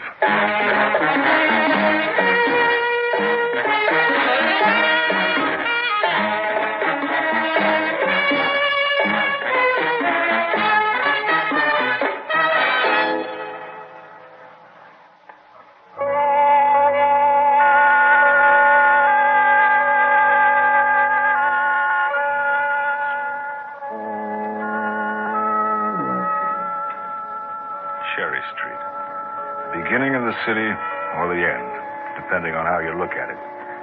That's what the man said. The beginning or the end. Well, we'll see. Mister? Yeah? Lousy night, eh? Fog cuts right through you. Goes right into your bones. You know, a cup of coffee feels real good inside of me. So would a bottle of Sneaky Pete, huh? Oh, no, not me, mister. Just a cup of coffee's all I want. Just a dime for a cup of coffee, that's all. How about $1? $1? Oh, gee, thanks, mister. Hold it.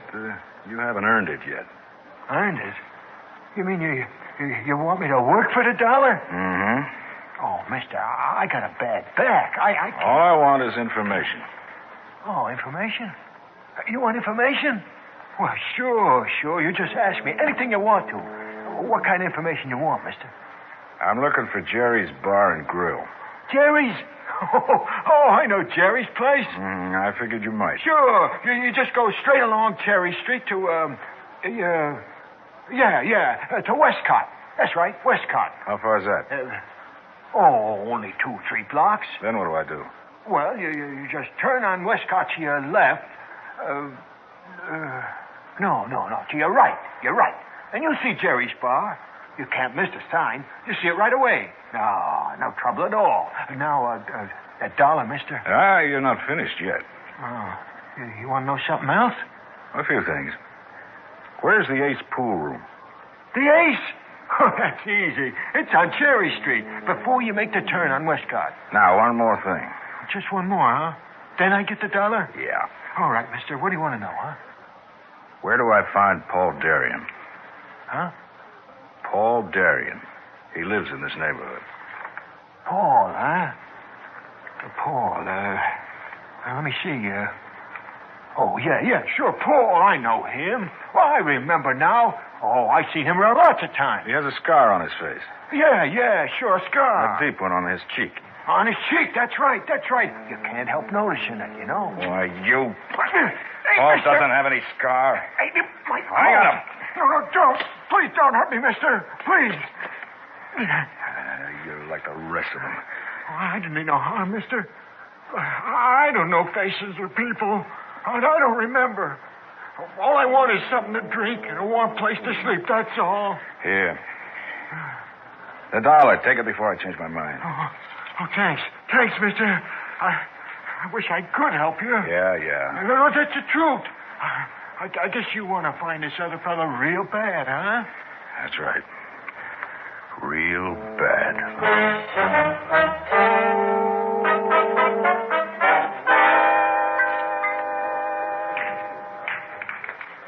$6 in a side pocket. I was asking you about Paul Darien. I told you. I never heard of him. 9 in the corner. Pretty good, huh? Paul used to tell me about this place. He said he came here at least a couple of nights a week. I never saw him. He's tall, blonde hair, and good looking. Hey, look, fella, why don't you just give up?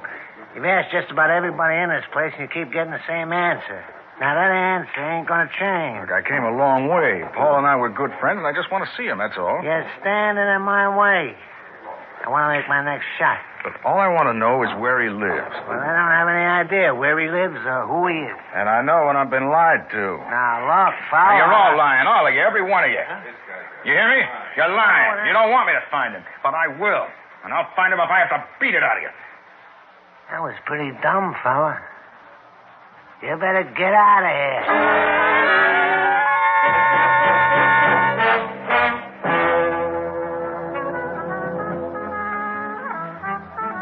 Another shot, friend? Yeah, fill it up. That'll be 40 cents. Take it out of my change. I started to ask you about a friend of mine a while ago. Oh, yeah. What did you say his name was? Paul Darien. Huh. You know, it's funny. You get to know some people by just their first names. They might be regulars, come in almost every day of the week for years. All you know is their first names. Sometimes it's only a nickname, like Shorty or Lefty. Well, Paul's the kind of man you don't forget. Yeah. Well, there's one Paul who comes in here a lot. Truck driver. What's he look like? That's hard to say. It's another guy, short, dark. Paul Darien's tall and blonde. He's not this one, that's for sure. How about another drink, friend? No, I think I've had enough. Come on, this one's on the house. Well, I'll take a rain check if you don't mind. You're the boss. Oh, by the way, yeah. Do you know of a decent hotel nearby? Well, not a decent one, friend. There's a lot of flop houses around here. But there's a Mercury Hotel that's about a mile away. They got real good rates by the week. But I don't know how long I'll be staying, and the rates don't bother me, but I'd like to be nearby. Well, Mercury's pretty reasonable all around. Guess I could take a cab there, huh? Sure. Turn left outside, go 1 block to Western Avenue. Plenty of cabs on Western. Well, thanks a lot. I'll be going now. Yeah, come again. I probably will. Good night. Good night, friend.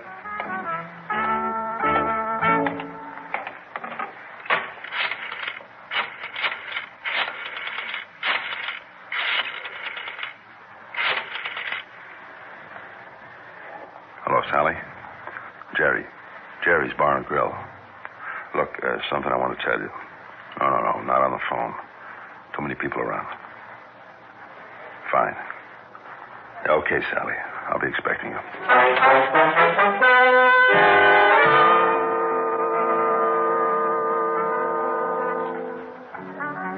I can't stay long, Jerry. I have to get back to Paul. Yeah, well, you sit right over here at the end of the bar where we can talk. How about a drink? No, thanks. What is it, Jerry? Well, there was a fella in here asking about Paul.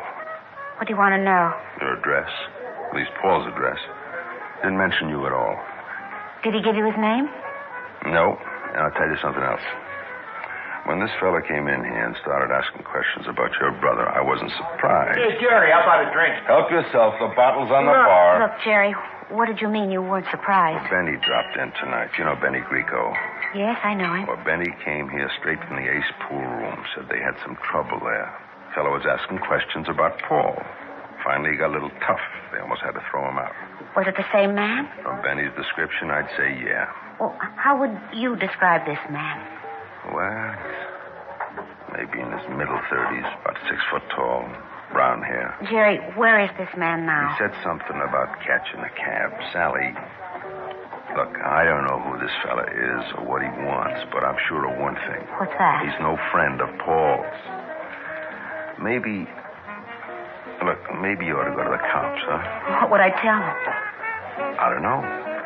Well, thanks for phoning me. I have to go home now. What are you going to do? Nothing. Good night, Jerry.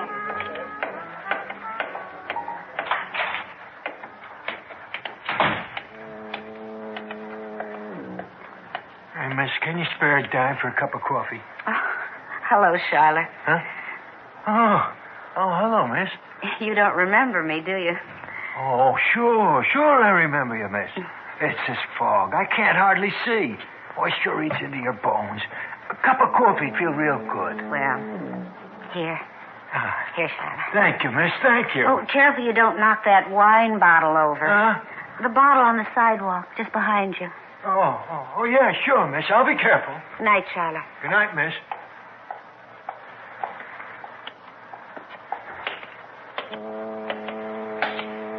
Mister, you got a dime for a Get out of my way. Huh?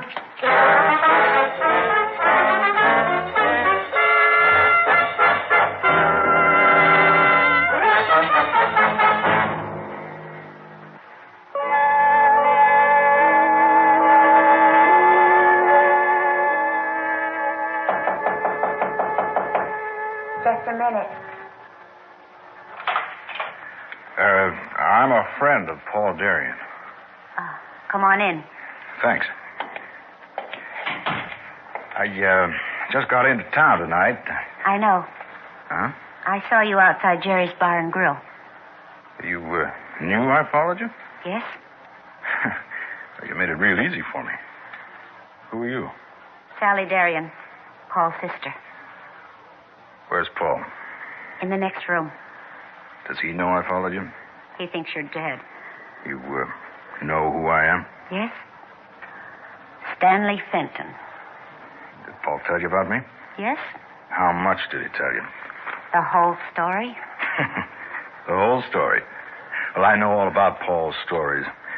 There was even a time when I believed them. There was a time when you could believe them. Must have been before I met him. That was in Arizona, wasn't it? Yeah. Arizona. We walked for 7 days through the desert. And then we reached the foot of Indian Mountain. The end of the rainbow. It's up there, Stan. Just like that old man told us. All the gold you can carry on your back is up there waiting for us. Yeah, well, I hope so, Paul. I hate to think of making a round trip for nothing. You take my word for it, pal. It won't be long before we'll do our traveling in style. I can just see myself driving down Cherry Street in a pink Cadillac. They'll eat their hearts out. And Stan, you'll be riding right beside me. Oh, I don't know. City life doesn't appeal to me. It's the only kind of life there is. Oh, I don't mean Cherry Street. That neighborhood is strictly for losers. Well, then why do you keep talking about going back? Because I want everybody there to know I'm a winner. That's why we're going to dig all the gold we can carry out of that mountain. If there is any gold up there. Oh, there's gold, all right. There's got to be. There's just got to be. It's more than a year ago, wasn't it? 13 months. Paul told me there was gold. Yeah, plenty of it. Only you had to sluice down tons of dirt to get an ounce. We were getting 2 ounces a day. But it didn't rain. The sun baked everything beneath it. After 2 weeks, the stream we were using for our sluices became just a trickle. But Paul wanted to stay. Yeah. He kept saying that this was our one big chance. There was this dark cloud on the horizon, and Paul said it would bring rain. But we watched it all day, and it moved to the west of us. There wasn't any rain. That day, or the next, or the next. Finally, our stream dried up completely. We went from one water hole to another. All of them were dried out, baked hard by the sun. Ahead of us, there was nothing but desert. We had 35 ounces of gold and a gallon of water. All we need is one rainstorm. Just one good rainstorm. Just one. Well, look at that sky. Rain doesn't come out of a sky like that. How long would it take us to get back to the river? At least 6 days. 6 days. 1 gallon of water. That's about 2/3 of a pint each day. Is that enough? I don't know. Don't give me that. Paul, for the past week, it's been more than 110 degrees in the shade every day. Now, in that kind of heat, a body needs at least a quart of water a day. Or what? Or it dehydrates. And we don't have nearly enough water, do we? Wait a minute. What if we had another gallon of water? That'd be a gallon each. That'd be enough? Probably, if we rationed it out carefully. That makes it all very simple. Simple? Sure. You see, if we both try to make it, we'll die out in that desert. But if only one of us... Oh, no,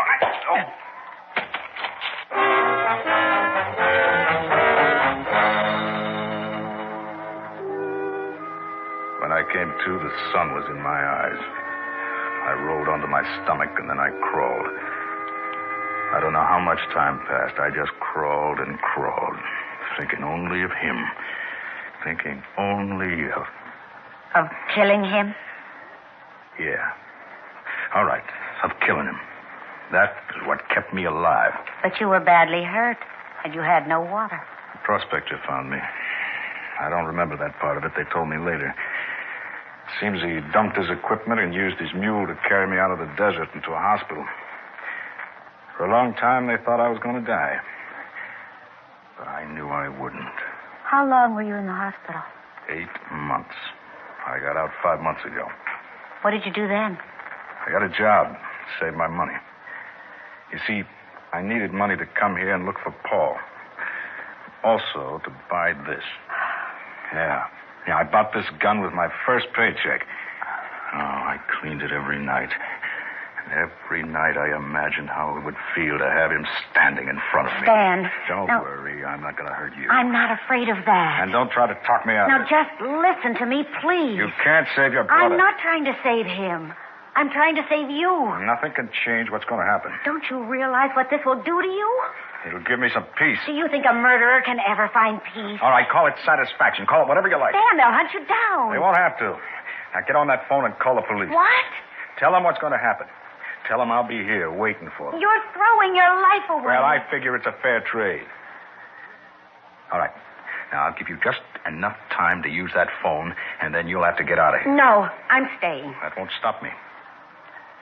Killing him has been the only thing on my mind night and day, every second of every minute since he left me out there to die. If you kill him, you'll destroy yourself. Your hatred is a poison. It's the drug that kept me alive. Once it was, now it's something else. Yeah, you might be right about that. But it's something else. A hunger burning inside of me. A hunger that won't be satisfied until I put some bullets into him. And what happens after that? I don't care. I just don't care. But I do. Now, get away from that door. No. Now, don't force me to hurt you. I don't want to do that. Why worry about hurting me? You're going to kill a man, aren't you? Yes. If it's the last thing I do, yes. All right, Stan, all right. Let me show you this man you're going to kill. There he is, on the bed. Paul? That's Paul? It's what's left of him. Sally. Sally? I'm here, Paul. I thought I heard something. No, dear, it's all right. No, it was his voice. I'm sure. Sally, I see him. No. I see him. No, dear, no. But there's someone. It's the doctor. He gave you some medicine, and he stopped by to see how you are. Looks just like him. No, the light plays tricks with your eyes, Paul. Yes, it can't be him, can it? No, dear, of course not. I killed him. That's why my arm's paralyzed, huh? It's my punishment. And I wouldn't be punished if he was still alive. Oh, dear, close your eyes. Yeah. I imagine things. I see things that aren't really there. Go to sleep. You never know when I'm dreaming or when it's real. You stay near me. Yes, Paul. I get so frightened when I get... Well, there he is, Stan. There's the man you want to kill. I swore I would. All you have to do is raise the gun. It'll take only a split second. But you'll have the rest of your life to think about it. Stan, listen to me. Listen and believe me. There's a world out there that has good things in it, wonderful things. Don't throw it away because of him. He said his arm was paralyzed. That's his guilt. That's his guilt. Kill him, and the guilt will be yours. Do you want that? Look at him, Stan. Do you want that? No. No, I don't want that.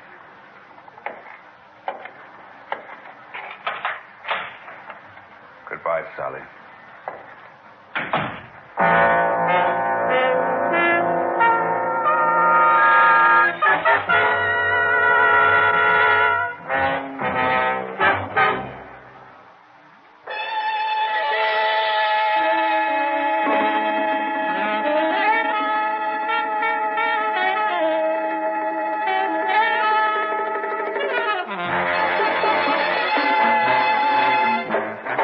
Theater 5 has presented Dark Appointment, written by Don Herring and directed by Ted Bell. In the cast, Evelyn Juster, Stan Watt, Nat Poland, Owen Jordan, and Robert Dryden. Audio engineer Neil Pulse. Sound technician.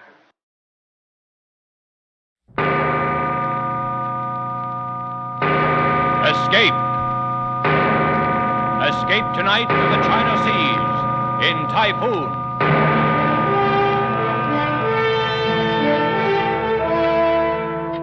The Columbia Broadcasting System and its affiliated stations presents Escape, a new series of programs of which this, the fourth, is Typhoon by Joseph Conrad, produced and directed by William N. Robeson.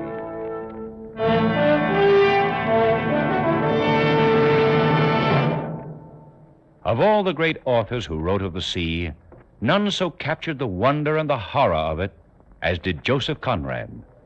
Tonight, we escape to the China Seas in his great story, Typhoon, told in the words of a certain Mr. Jukes, chief mate of the China coast steamer Nan Shan, a young man of very remarkable perceptions.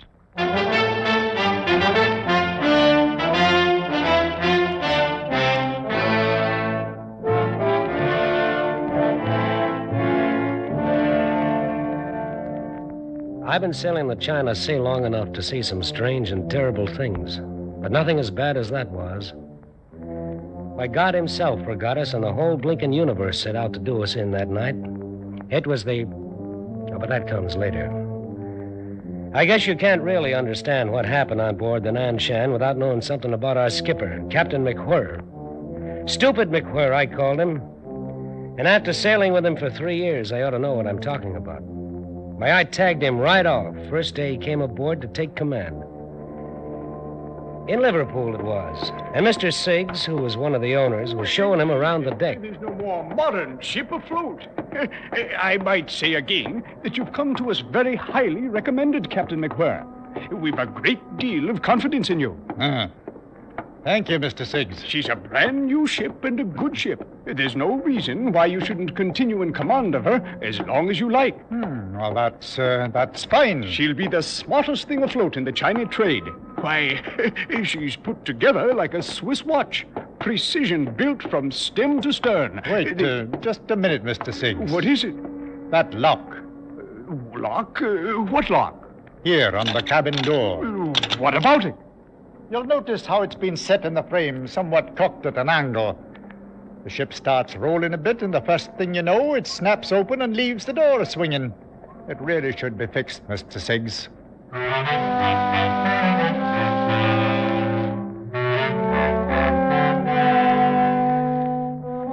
That's Captain McWhirr, the best berth he'd ever had. New command, a brand new ship. But instead of pinching himself to see if he's awake, he complains about a lock on the cabin door. Yes, see what I mean? Captain McWhirr, I see what you mean. I'll have it attended to right away. I think you'll do all right. Thank you, Mr. Siggs.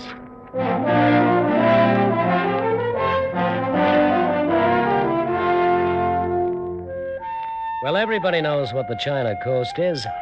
You haul out of Bangkok for a quick run up to Singapore and then shove off for Hong Kong. 2 days ashore, you do it all over again. 3 years of it.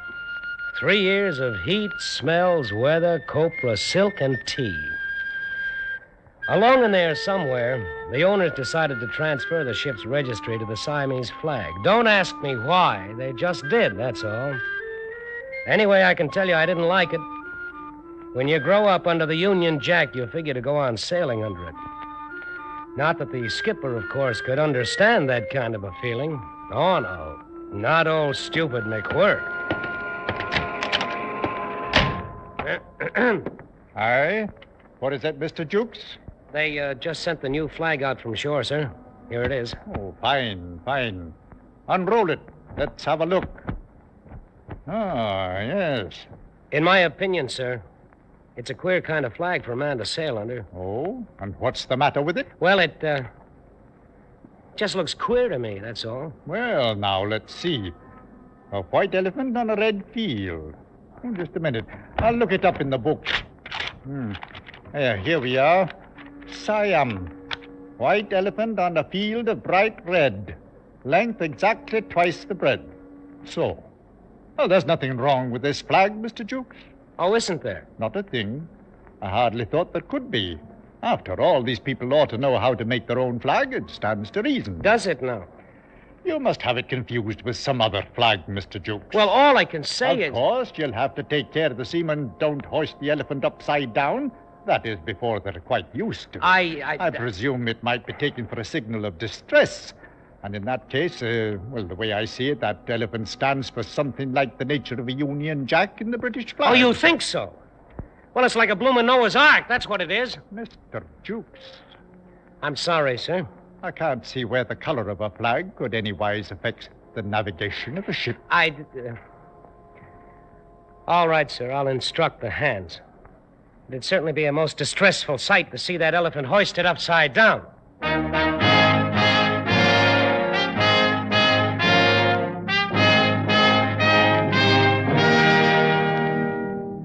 Well, that was Captain McWhirr. Couldn't get a thing through his head if you drew him a picture. And that's the skipper we had to sail under on the maddest, wildest trip that any coaster ever took. We were loading out in Singapore. Half the cargo had already come aboard. The sun was blazing, and the smoke from our stacks hung over the decks like a blanket. The Nanshan's winches puffed away aft, and the cargo chains creaked and clattered across the combings. I was in the waist supervising the loading when Mr. Rout, the chief engineer, came up. Hey there, Jukes. What's going on down there on the dock? Looks like a bloomin' army. I don't know, Mr. Rout. Must be a mob of coolies on the move. Here comes the captain. Could be some of his doing. Mr. Jukes. Aye, sir. Keep the forward between deck clear of cargo. There'll be 200 coolies coming aboard, and we'll plan to bank them down there. Good Lord, where are they bound? Foochow. We'll have to put in there this trip. Yeah, but we're not fixed to handle passengers, sir. Oh, they'll bring supplies aboard with them. Every man's got a camphor wood chest, so you'll have to nail deck battens down there to keep them from sliding. Yes, sir. I'll see to it. They've all been working on a plantation north somewhere. 2-year contract. They're dying to get home.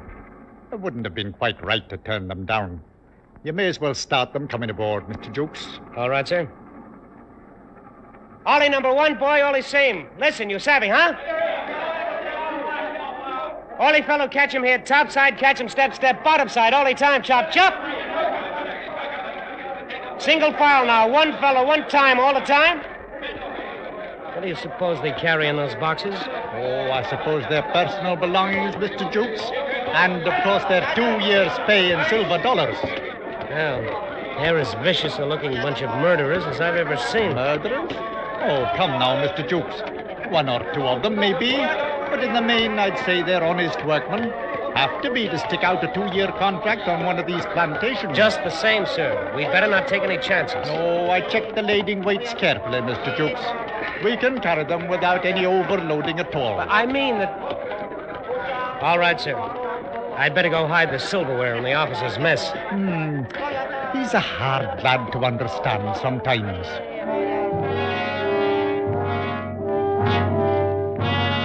I could say I had a premonition right then, and I wouldn't be lying. Anyway, that's how it started. At the hottest time of the year, 200 half-civilized coolies aboard, a captain with no more imagination than you could stick in your ear, we steamed out from Singapore and laid a course for the port of Foochow.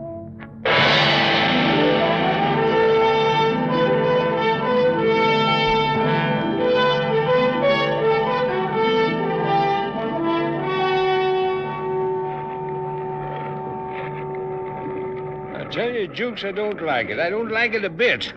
What don't you like about it, Mr. Round? Well, the looks of things. Something ominous about it. Oh, there's a bit of a swell running all right. There's not a breath of wind. It's uncommonly hot, that's all. Gives a man the jumps. You're as bad as the second mate. He's been groaning around like the voice of doom all day. Well, I don't know. Mr. Jukes! Oh, that's the old man. I'll see you later. Keep your steam up, Mr. Round. Are you calling me, Captain? I was, Mr. Jukes. What was all the long conversation with Mr. Rout? Oh, why, nothing much, sir. I didn't see any harm in talking a bit. I'm not on watch, you know. Oh, no, nothing wrong with it, nothing at all. I just wondered what you could find to talk about. Well, different things. I don't know. I've seen people on shore sit around a table and talk for 2 or 3 hours. I never could understand it. It's just conversation, that's all, about nothing in particular. Seems pretty silly.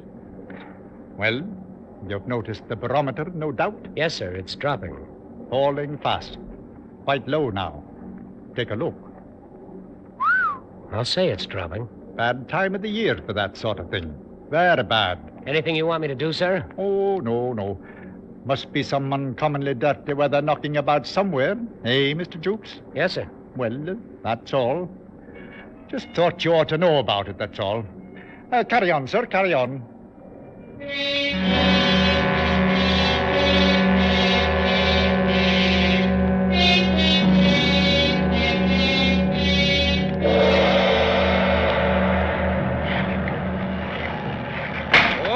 There's a heavy one, all right, mate.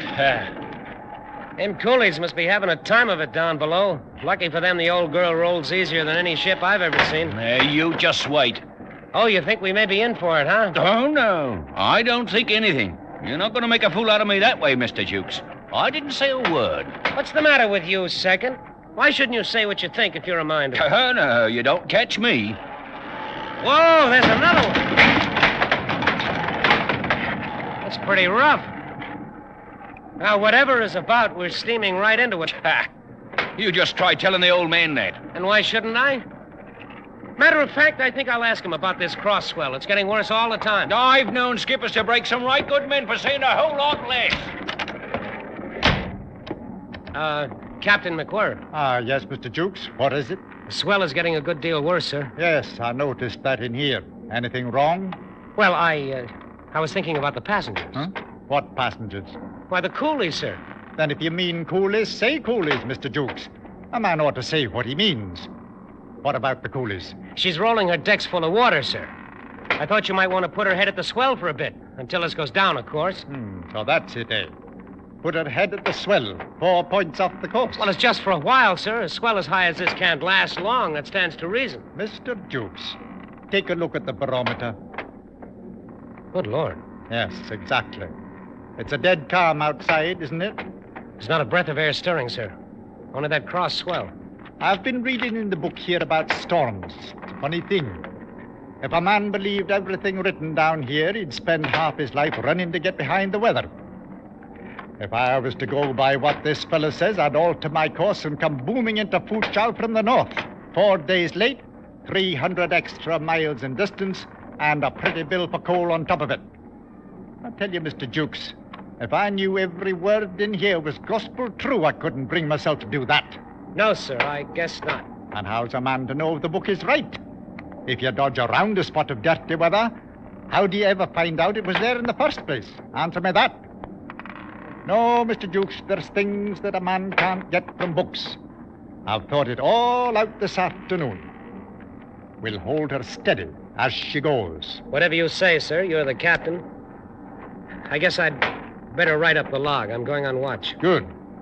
I dare say we're heading into something a bit out of the ordinary. Call me at once if anything shows up in the night, Mr. Jukes. All right, sir. I'll see to it. And, Mr. Jukes. Yes, sir. If you're going into the chart room, please close that blinking door. I can't stand to hear a door banging. Yes, sir. 8 p.m. Swell increasing. Ship laboring heavily and taking water on all decks. Still a dead calm and very hot. Batten down the coolies for the night. The barometer is still falling. All appearances indicate an approaching typhoon.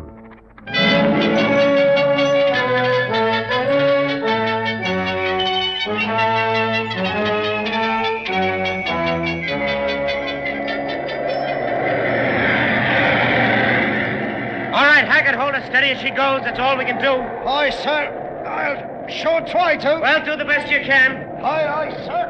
Mr. Dukes. Mr. Dukes. Aye, Captain, I'm coming. Stand by. Over here, Mr. Dukes. Starboard bridge rail. Right, sir. Coming over. Mr. Dukes, why didn't you call me? Oh, there was no warning, sir. Hit us all of a sudden about 5 minutes ago. Blasted right out of a dead calm. The book was right in some parts, anyhow. How's it go in the wheelhouse? Hackett is... Look out, sir. Hang on. What about Hackett? He's on the wheel. Second is putting up shutters. The window glass will go if she starts breaking any higher. Oh, she'll break higher, Mr. Dukes. Much higher. It's a happy thought. You haven't altered her course? No, sir. Heading straight at the wind. Good. Nothing else we can do, Mr. Dukes. Understand? Yes, sir.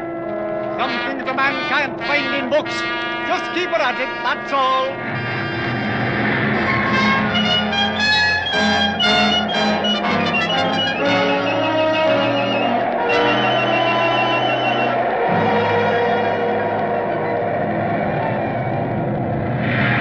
Captain, our boats are starting to break away. That's all right.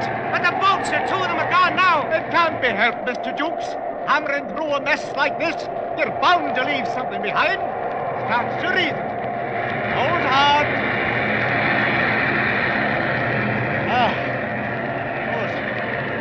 She's still rising, all right. That one broke over the wheelhouse. We're done for sure. What's that, Mr. Dukes? You say something? I said. Is there any chance at all, sir? Can she live through it? She may. We can hope so now, at least. She's a good ship. It's all a man can ask. What's that? Somebody yelling? It's below us on the foredeck, sir. Up here, starboard bridge. Man shouldn't be on that deck unless he has to. It's a bit dangerous. Are you there, sir? Over here. What's the trouble, bosun? Them Chinese, sir. Wait, hang on. The Chinese. What about them? They've all fetched away, sir. One big lump. It's horrible. Yeah, now what do you mean, fetched away? Rolling around in the hold in one big lump. Screaming like bloomin' maniacs, sir. All adrift. Mr. Dukes? Yes, sir.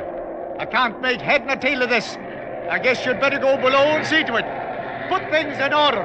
Well, what shall I do, sir? I can't tell you up here. Find out what's wrong. Straighten it out, that's all. That's all? Take the bosun with you. I'm going to try for the wheelhouse. All right, sir. Come on, bosun. Aye, sir. Just straighten it out, that's all. Well, how's the wheel stand, Hackett? As steady as she goes, sir. You realize, of course, we've hit a typhoon? Aye, sir. Sorry I can't give you relief. Can you manage a while longer? I'll hold her to the course, sir. As long as there's a ship beneath her. That won't be long. Oh, anything wrong, second? Wrong. We're all as good as dead men, that's what's wrong. Oh, no, I wouldn't say that. She's still afloat. And we've got it lucky here on deck. Plenty of chance to see what's coming before it hits us. A man always feels better when he can see what's coming. But it's a different story down below there. Not having knowledge of what's going on. Not knowing if we're afloat or sinking. Now there's the lads that's got it tough. The ones down there in the engine room.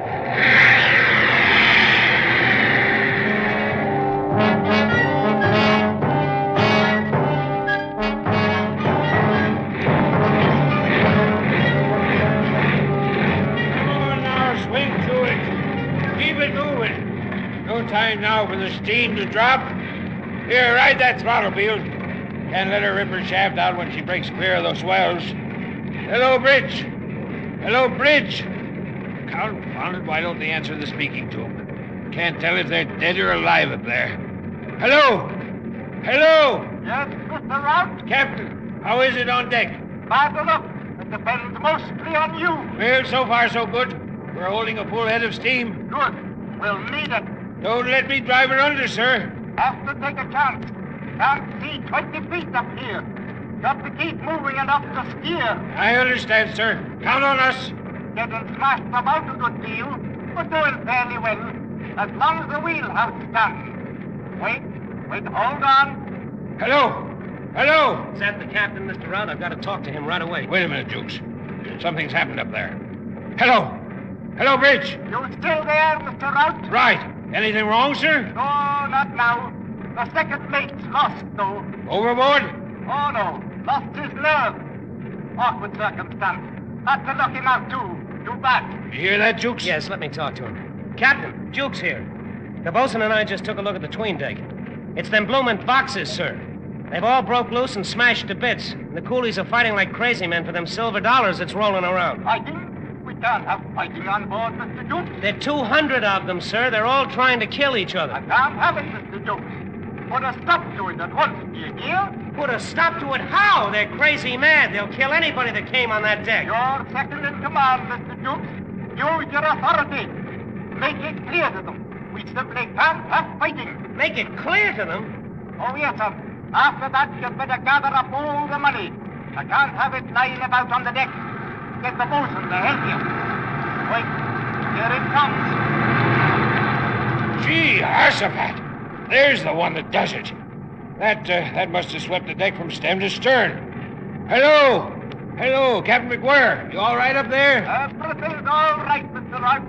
All the boats and half the starboard rail carried away. Nothing serious. There's nothing to worry about, Mr. Rout. Carry on. Nothing to worry about. Carry on. Hey, you're all right, Captain. As you say, sir. Carry on. Carry on? Hey, now. Where you going? Eh? Where do you think I'm going, you loudmouthed old windbag? Out on that deck to get myself murdered. Nothing serious, Jukes. Nothing to worry about. The whole bloomin' world's falling apart, and I'm out picking up silver dollars. Captain's orders. Come on, bosun. Don't miss any of them, Jukes. Carry on, boy. Carry on.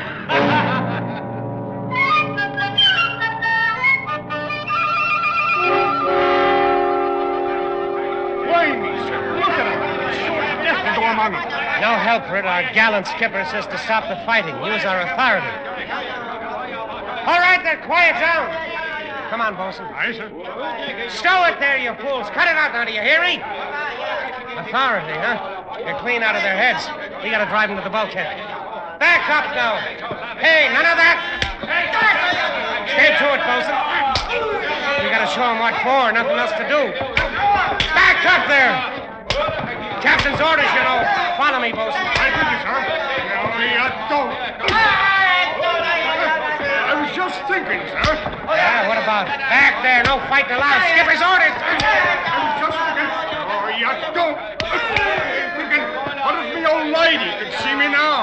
She'd say, oh, you jolly sailor lad. Keep moving there.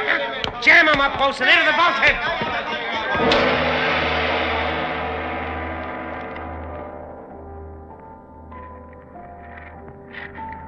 Captain. Where are you, Captain? Over here, Mr. Jukes. You got everything cleared up down below? Oh, yes. We took care of everything, sir. I thought you would. The wind fell all at once, stopped cold. It's been like this for 10 minutes now. If you think it was an easy job to bring that mob under control. The coolies? Oh, I dare say it wasn't. Had to do what's fair by them, though.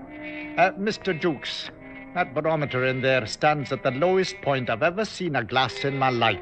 You mean there'll be more of it? The worst yet, according to the book. It'll break sudden now. Any minute. A puff or two of wind, and then it hits. She's taken a horrible beating, sir. She has indeed. And she's in for a worse one. We haven't much chance, have we, sir? She may come through it. She's a good ship. There's the first puff. It'll hit us hard when it comes. You left them pretty safe, did you? The coolies? We strung lifelines, gives them something to hold on to. Good. I'd like to give them all the chance we can, whatever happens. Oh, they'll be all right, sir. I broke out rifles. Paraded the crew, put them to guarding all the companionways leading off the 'tween deck. You armed the crew, Mr. Jukes? Oh, sure. We won't have any trouble with them now, sir. Mr. Jukes, please have those rifles returned to the magazines at once. What? There'll be work for every man aboard in a few minutes. I can't spare seamen to stand around and hold rifles when it isn't necessary. Isn't necessary? Don't you realize those savages will think we stole their money? But they'll tear us to bits if they ever get out of that deck. Oh, I think they'll understand we're dealing fair by them.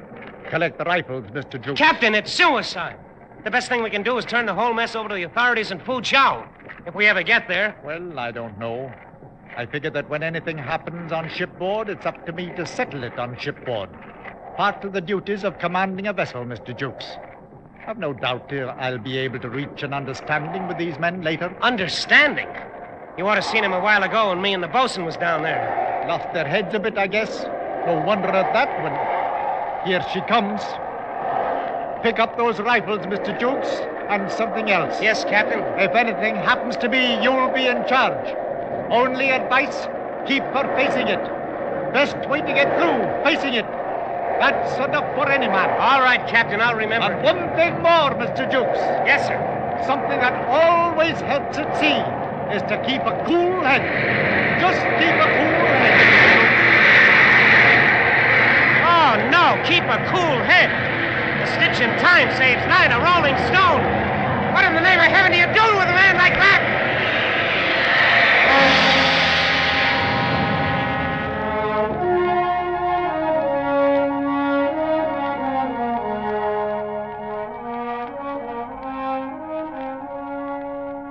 There was a clear blue sky and bright sunshine the morning we steamed into Fuzhou Harbor. Mr. Rout was leaning on a hatch combing, smoking a pipe, and the bosun lounged on the foredeck, waiting to pick up a line from the wharf. And the captain? Well, he was engaged in a most unusual occupation. Keep moving. He was sitting at a table on the foredeck, handing out silver dollars to them blinking coolies. All divided up even, the same amount to each one. Craziest thing you ever heard of in your life. You see, the way the captain figured it, since those blighters had all worked for 2 years at the same rate of pay, then their savings ought to all be about equal. As you can see, of course, that wasn't necessarily true by any means, wasn't even legal. But you couldn't tell him anything. Well, that's that. Mr. Jukes. Yes, sir. Coming, Captain. Well, Mr. Jukes, I've disposed of our little collection of silver dollars. Ah, that's great. Only wait till those boys get ashore and file claims against us. Oh, no, they won't do that. As a matter of fact, they were quite pleased at having it arranged that way. Figured it might avoid a lot of arguments later. They sent a spokesman to thank me. Well, I'll be... Mr. Jukes, you may as well give all the hands 6 hours leave before we start working the cargo. Whatever you say, Captain. Oh, yes, and before the carpenter leaves, I wish you'd have him fix the lock on that port cabin door. What? That seems to have got broken somehow. During the storm, I suppose. I can't stand to hear a door banging, Mr. Jukes. Aye, sir. I don't suppose it matters that the ship is battered from stem to stern, half her topside carried away, and smashed till she looks like a bloomin' Tinson freighter. Mr. Jukes, I don't understand you. You don't understand me, sir? Do you understand that we've come through the worst typhoon on the China Seas in 20 years? We're the only ship that got through? It's true. I suppose we were a bit lucky. Lucky, sir? With 200 murdering cutthroats running loose aboard and the very heavens doing their worst? We had a job to do, and we did it. That's all, Mr. Jukes. That's the important thing. Yes, sir. That's all. That's all, he says. A job to do. A bit lucky. What can you do with a man as thick as that? But then, as I started to turn away, Captain McWhirr said something else that surprised me. With emotion wrung from the very bottom of his soul, he uttered words I never thought I'd hear coming from so stupid a man. But I'm glad we brought her through, Mr. Jukes. Truly I am. She's a good ship, Mr. Jukes. A good ship. I should have hated to lose her. I should have hated to lose her.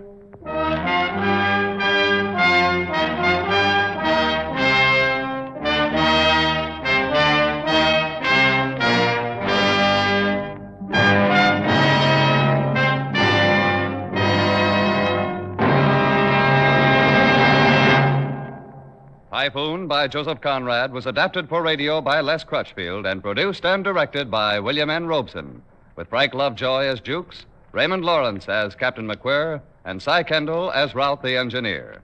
The special musical score was conceived and conducted by Cy Feuer.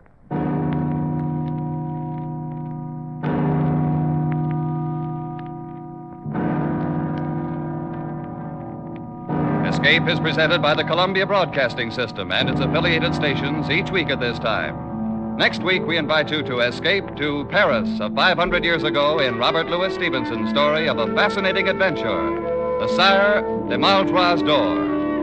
And so good night until next week at this time, when again it will be time to escape.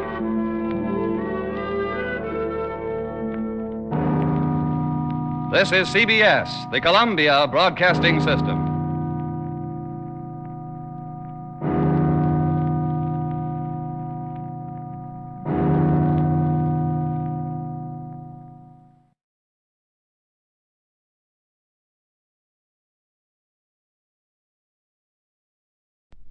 WBBM FM, Chicago. Wrigley's Spearmint Chewing Gum, the refreshing, delicious treat that gives you chewing enjoyment, presents for your listening enjoyment John Lund as Johnny Dollar. Hanley Conrad, Johnny. Oh, hello, Mr. Conrad. You employed? No, I'm not. All right. Ever heard of a man named Howard Arnold? Big attorney? Represents some of the biggest... Oh, yeah, that one. I've been reading about him. Attorney for George Castro. That's right. Represents the whole rotten syndicate. Yeah. We insure him for $500,000. We wouldn't want anything to happen to him. With that outfit behind him, nothing could. Castro's got more guns than the Army and Navy. I've known Arnold for a long time. Went to law school with him.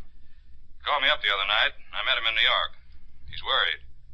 He didn't say it, but I think he's had that falling out with Castro. He wanted to know if I could give him some protection. Why doesn't he go to the police? That's what I asked him, but he said the police wouldn't lift a finger unless he helped expose Castro. What do you want me to do? See him, find out what's on his mind, and stick with him till he feels safe. Okay. Thanks, Johnny. He lives at 944 Sutton Place. I can leave in an hour.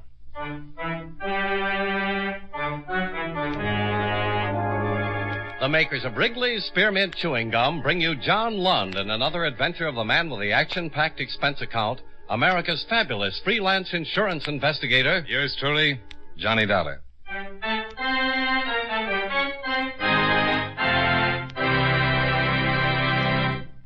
Friends, the makers of Wrigley's Spearmint Gum present these weekly adventures of Johnny Dollar because they know that millions of you enjoy Johnny Dollar. That's true of Wrigley's Spearmint Chewing Gum, too. It's enjoyed by millions, day in and day out. People find that chewing on a smooth, delicious piece of Wrigley's Spearmint Gum somehow makes the time pass more pleasantly. Whether you're working, driving, shopping, or just taking things easy, that good, tasty chewing gives you enjoyment and satisfaction. So always keep a package of Wrigley's Spearmint Chewing Gum handy. And whenever you want a refreshing, delicious treat, chew a stick. You'll like it. You really will.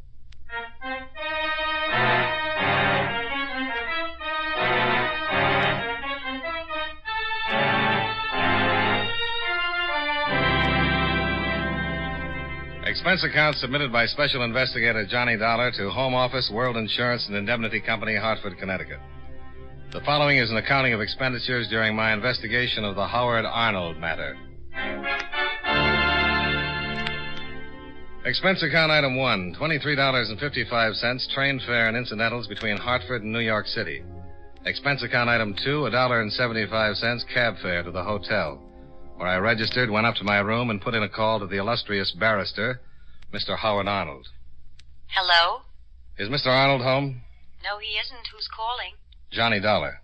Oh, yes, Mr. Dollar. Mr. Arnold's not home. May I take a message? Just tell him I'm staying at the Ellsworth Hotel. Maybe I can reach him at his office. No, he's not there. I've been trying to reach him all morning. But I'll certainly tell him you called. Thank you.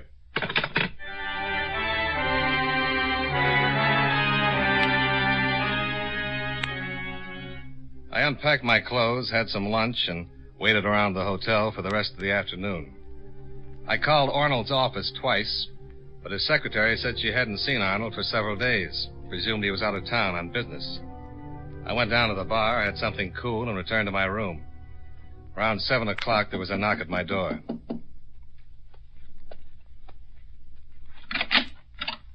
Mr. Dollar? That's right. Howard Arnold. Oh, come in. My wife told me you'd called. Yes, and I checked with your office several times. I haven't been to my office. I haven't Been home, even.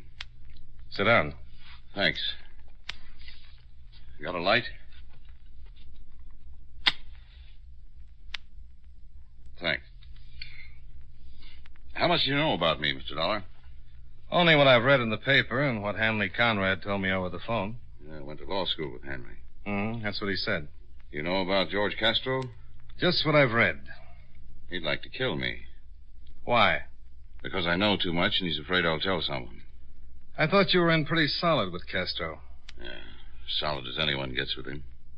Our relationship's been getting thinner and thinner for the last year. It finally stretched too tight and snapped. I called Hanley right after it happened. I knew Castro's next step would be to try to liquidate me. Well, I'm here to see that he doesn't. Yeah, Hanley mentioned you, said you were capable. But just to be with me in order to keep Castro's boys away isn't very practical. Well, I didn't think so either. If Castro wants you, it'd take a lot more than me to stop it. But if you think so, too, why did you... I really want you to keep something for me. It's better insurance than 20 efficient bodyguards. I'd have given it to Hanley the other night, but I didn't have it then. That's why I asked him for someone like you, someone who's capable of holding on to something as hot as this is. Just what is it? There's enough in this envelope to send Castro and the rest of the outfit away for 100 years. Couldn't you just leave me a bundle of dynamite? As long as I have this evidence and Castro knows that if anything happened to me, it'd get to the police, I'm safe. Castro knows you've got it? He sure does. I told him by phone a half hour ago. And all you want me to do is hang on to it? That's right. For how long? Until I make some arrangements. I'll let you know. Then what do you want me to do with it? You'll give it back to me. Wherever I am, you'll get it to me. Okay. All right, there you are. Now, if you don't mind, I'll use your phone. My wife's probably worried.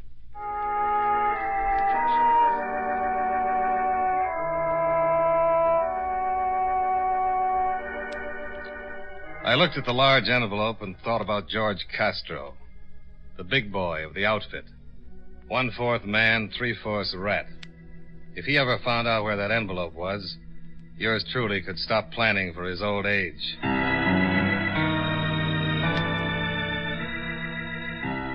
I had dinner, sat in the bar listening to a thin blue piano player for about an hour, then went back up to my room, where I'd hidden the envelope in the dresser, taped to the bottom of the second drawer. Shut the door. What? Shut it. What goes on? Must be a good little boy. I'll get over there and sit down. Okay. Hey, I know you. Good. You're Marty Fleet, one of Castro's happy little trigger men. Hooray for you. Sit down. Now let's have it. Have what? Don't play games, huh? A little while ago, you had a visitor. I did? Yeah, and he left something with you. Let's have it. Have what? You're going to make me go to all the trouble of tearing this joint apart. Not if it's going to make you grouchy. If I spend a lot of time looking for it, what are you going to be doing? You want me to help you? No, I do better by myself. You're going to tell me where it is? If I knew what you were talking about, I'd be... Okay, so I waste my time and tear the joint apart. Shall I, turn my back? No, you just take a nap.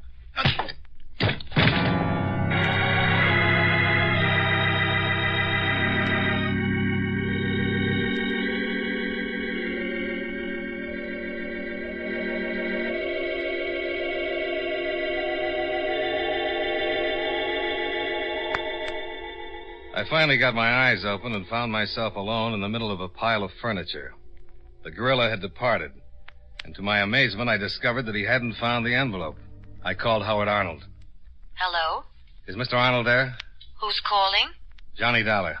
Just a moment. For you, dear, Mr. Dollar. Hello, Dollar? Well, I think so, but I wouldn't swear to it until I find my head. What's wrong? One of Castro's boys paid me a visit. Did he know I'd been there? Obviously, he wanted the envelope. You didn't give it to him. He was persistent in a physical sort of way, but I still have the ugly little thing. That's bad.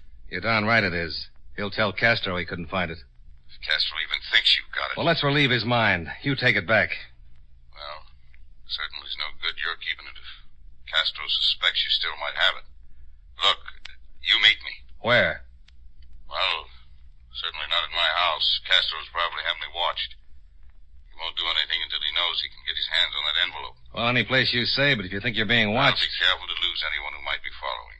I know a spot. It's about 2 miles off the main highway to Connecticut. Well, why all the way out there? Can't we just meet in a gas station or something? No. When you turn over that envelope, I want to be in the safest place possible. But that's a long way. It just doesn't make... Please, Mr. Dollar, this is the way I'd like it. I know what I'm doing. It's deserted, away from everything, and the last place Castro would think of. Okay, if that's the way you want it.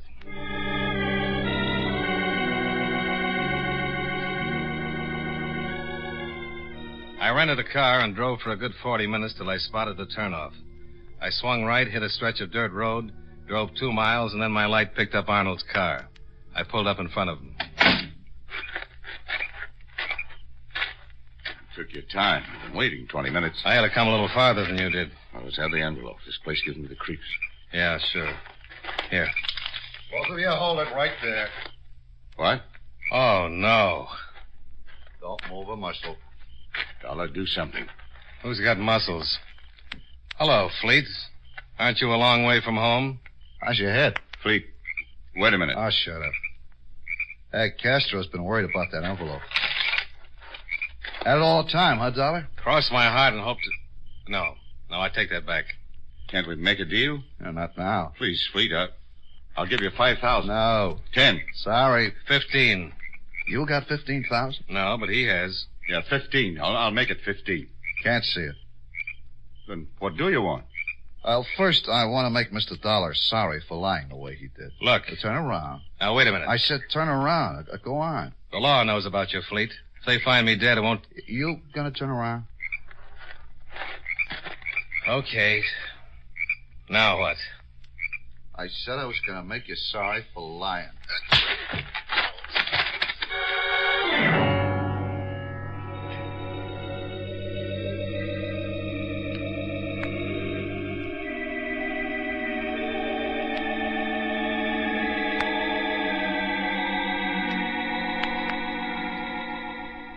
Well, there it was again. That disgustingly familiar deep black hole. The hole works. I don't know how long I was out this time, but when I slowly pulled myself back, I thought at first that part of the dream had stayed with me. I got to my feet and made my way to the edge of the road. The whole sky seemed to burn with a brilliant yellow light. I looked down in the ravine, and there was Arnold's car, resting on its side where it had rolled, the flames roaring up around it, the charred arm of a man hanging out of the window.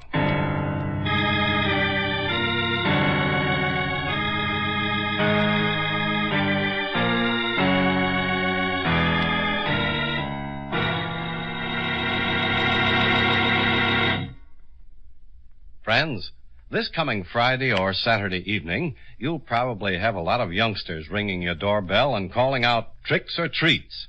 Well, here's a suggestion that'll make a real hit with those youngsters and give you a lot of Halloween fun, too.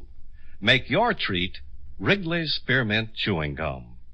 Kids love chewing gum, and they really appreciate it when you give them sticks or packages of Wrigley's Spearmint. It's a wholesome, healthful treat, too, and it's inexpensive. You can treat a whole army of little goblins and spooks without running up a big cost or going to a lot of trouble. So, when you go to the store, get some packages or a box of Wrigley's Spearmint Chewing Gum. You'll agree it's a perfect treat for Halloween.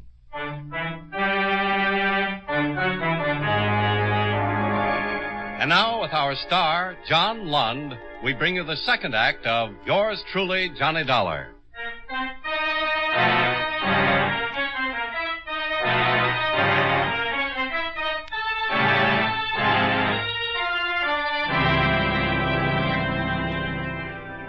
I made it back to the road and flagged a car that drove me to a phone. I called the police and the fire department. 40 minutes later, the fire department arrived, and the wagon hauled what was left of Arnold down to the morgue. I explained what had happened to a Lieutenant David of homicide. Then we drove back to the station, where I made a statement. I'm having Castro picked up now. Got a call out on Marty Fleet, too. I still can't figure how Fleet got out on that road, Lieutenant. He followed Arnold. No, he couldn't have. Fleet worked me over and took my room apart. And when I woke up, he was gone. All in all, I was out for about 10 minutes. Yeah? Arnold lives a good 30 minutes from my hotel. When I arrived, Arnold said he'd been waiting 20 minutes. Uh-huh. It would be impossible for Fleet to tail Arnold, then. Unless he had wings. Ever think he might have waited around, tailed you? No, he was already there when I arrived. Maybe somebody could have told him. Well, who? How do I know? Maybe Arnold told his wife, and she said something. She's down in the morgue now, making an identification on the body. Yeah? We've got George Castro downstairs. Well, hold him. You got Castro downstairs. Yeah, I heard. I want to talk to him. Lieutenant? Yeah. Mr. Arnold's outside. She identify him? Yeah. Said the body was Arnold, all right. Pretty hard to tell, but the ring and the watch clinched it. She's feeling pretty bad. I'll bring her in. Yes, sir. Now, come in, Mrs. Arnold. This is Mr. Dollar. How do you do? Hello.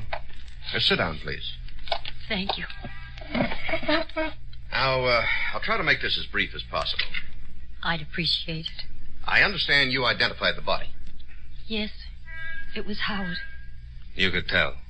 I'm certain. That was the watch and the ring. They belonged to Howard. Did you know your husband was going to meet Mr. Dollar before he was killed? No. He didn't say where he was going.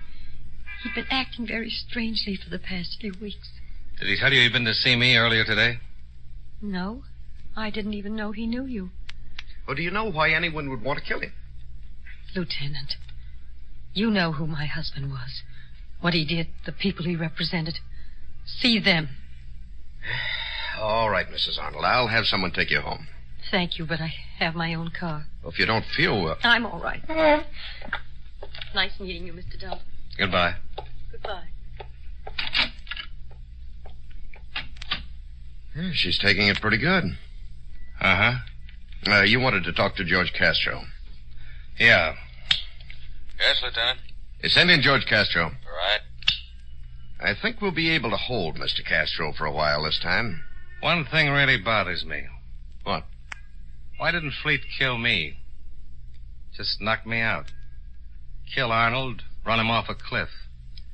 Something really out of place in this one. Here's Castro, Lieutenant. Well, how are you, Lieutenant? Sit down, Castro. Are you going to introduce me? If it's important to you, the name is Dollar. Okay. Now, what's this all about? Howard Arnold was killed a couple of hours ago. You don't say. Shot. Piled in his car and run off a cliff. Caused quite a fire. Oh, such a shame. Well, don't look at me. It's all right, Castro.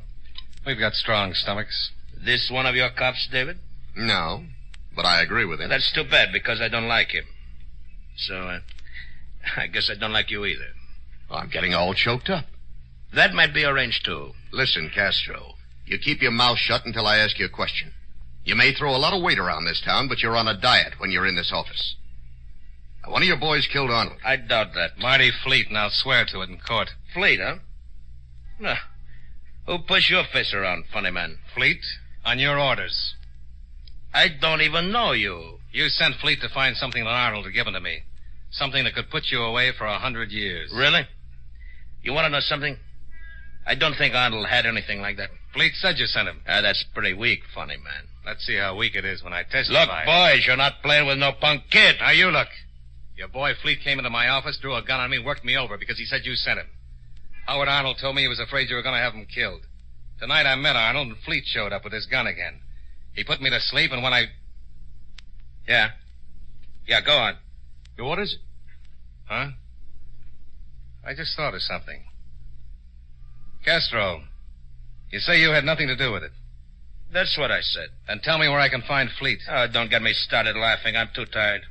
Okay, then hang. This guy's got a sense of humor, Lieutenant. You should have him on the force with the rest of you funny cops. I don't think it's so funny, Castro. He's just telling you the truth. I'm going to hold you this time. There's not going to be any writ. Huh?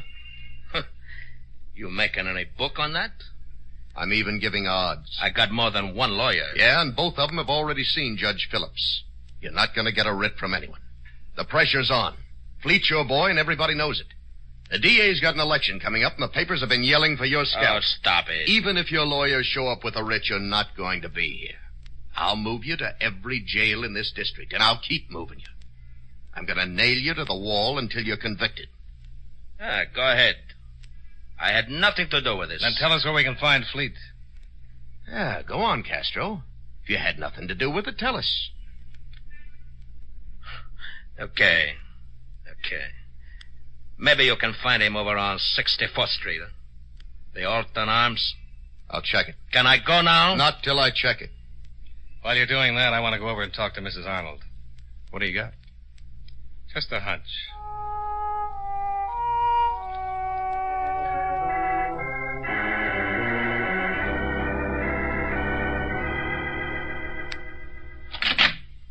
Yes?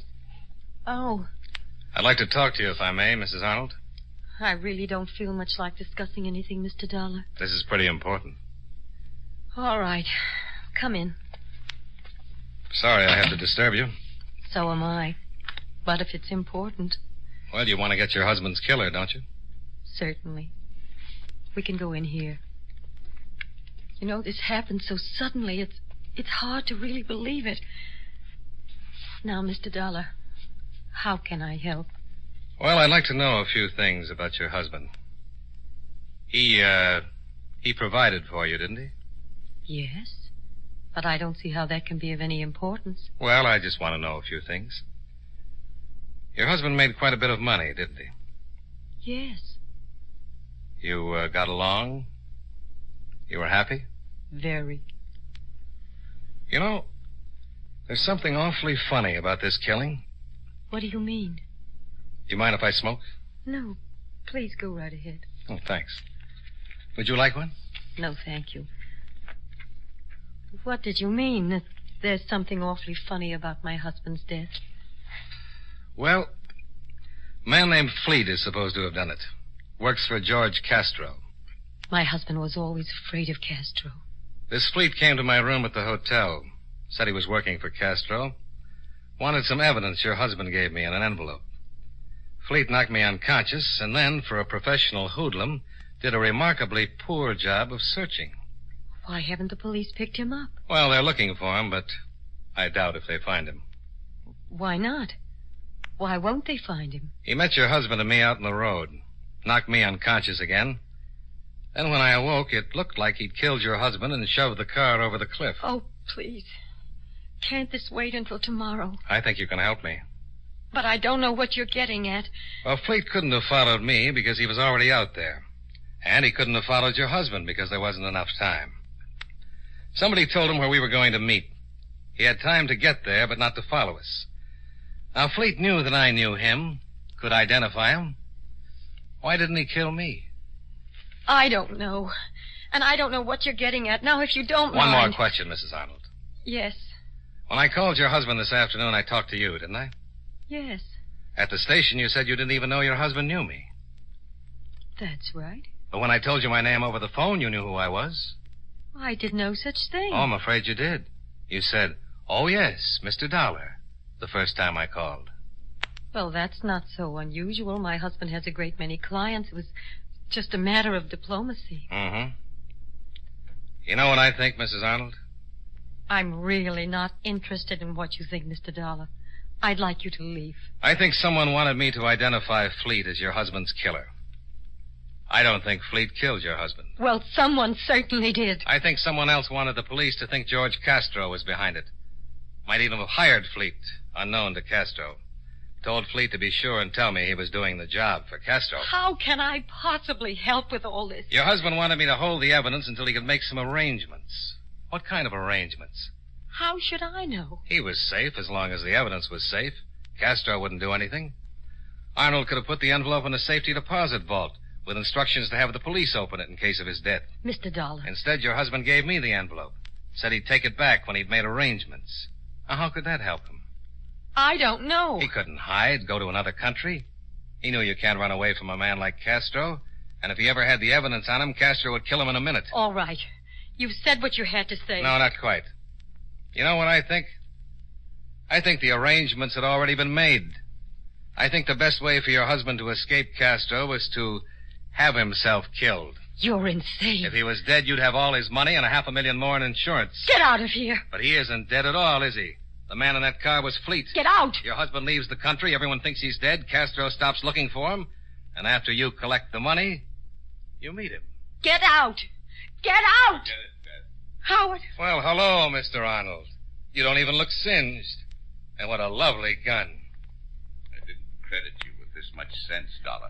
Howard, what are we going to do? We're going to do just as we planned, with one slight change. Your car's in front, isn't it, Dollar? Yeah? Get our car, Beth. You're going to follow us. Where? Get the car. Fleet was the body in the burning car? Yes. You hired him to throw the blame on Castro? Of course. You're really a pretty messy guy, Arnold. You won't have to worry about it long. The police know I came here. They're going to wonder who killed me. What's the matter with Castro? He's sitting in the lieutenant's office right now. He has so many efficient assassins. Let's go. Okay.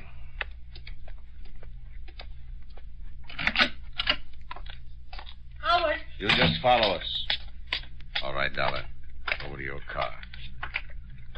You drive. Howard. What? There's a car coming up the drive. Howard. Look at that nice squad car.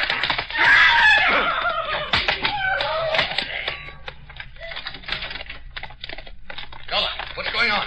Oh, hi, Lieutenant. You've met Mr. Howard Arnold? Holy. He's alive. Yeah, but slightly unconscious. Better get them both in the car. Right. Sergeant. What's going on? I'll tell you all about it as soon as we can sit down in some nice, loud saloon. Okay? Well, It's on the expense account. Okay.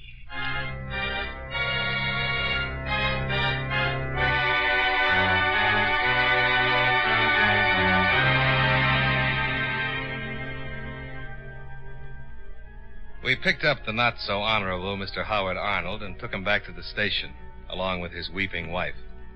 I filled in some of the details on the way, and later, after I'd changed my shirt, the lieutenant met me in the bar, and I explained the whole thing from start to finish. Between the start and the finish, I ran up expense account items 3 through 25, $27.75, drinks and dinner for two. Expense account item 26, $49.18, car rental and hotel bill. Item 27, $21.43, train fare and incidentals back to Hartford. Expense account total, $123.66. Yours truly, Johnny Dollar.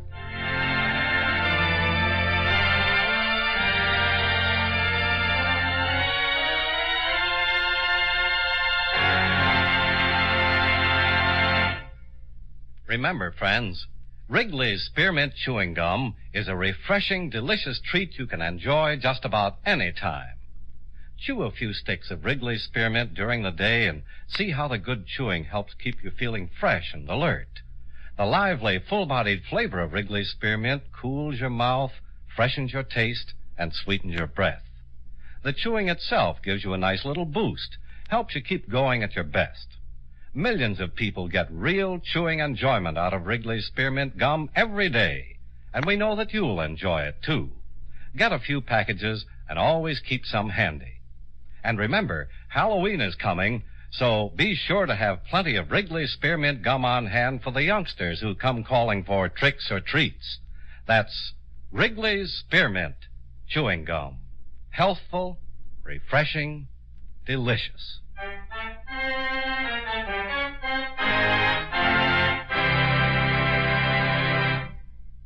Yours truly, Johnny Dollar, brought to you by Wrigley's Spearmint Chewing Gum, stars John Lund in the title role and was written by Blake Edwards with music by Eddie Dunstetter. Featured in tonight's cast were David Young, Jeanette Nolan, John McIntyre, Hy Averback, Frank Nelson, and Bill Conrad. Yours truly, Johnny Dollar, is produced and directed by Jaime Del Valle.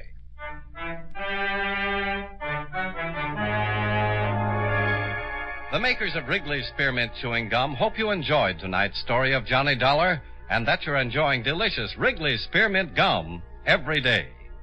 This is Charles Lyon, inviting you to join us again next week at this same time when, from Hollywood, John Lund returns as... Yours truly, Johnny Dollar.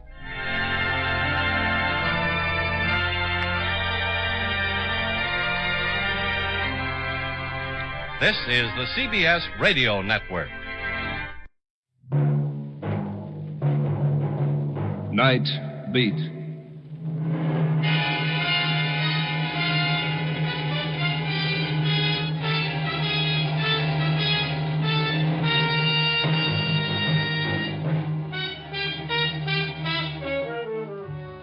Hi, this is Randy Stone.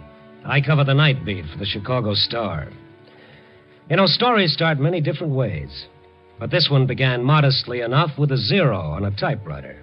That's right, cipher, naught, nothing. But to one man of Chicago's 4 million, that 0 meant death.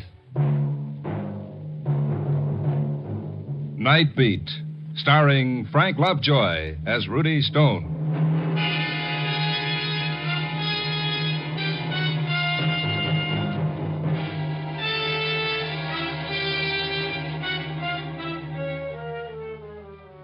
Mine is a funny kind of a job.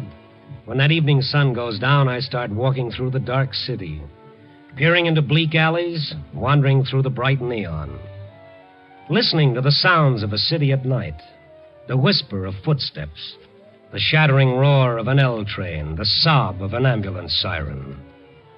I wander up the boulevards, down the back streets, searching for something in the dark city.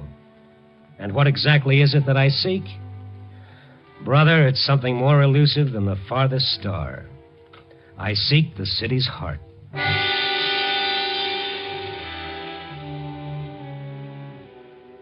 Tonight I must have walked for miles. The cold wind off Lake Michigan, ad-libbing with my ribs and the hot breath of my deadline biting into my neck.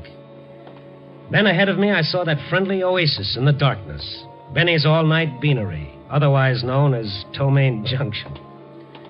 Throwing caution to the winds, I started through the door for a cup of coffee. Operator, answer me. Nobody around but Benny polishing the counter. Operator, I've and been this little disconnected blonde from the yapping party. excitedly into the wall phone near the door. Please hurry.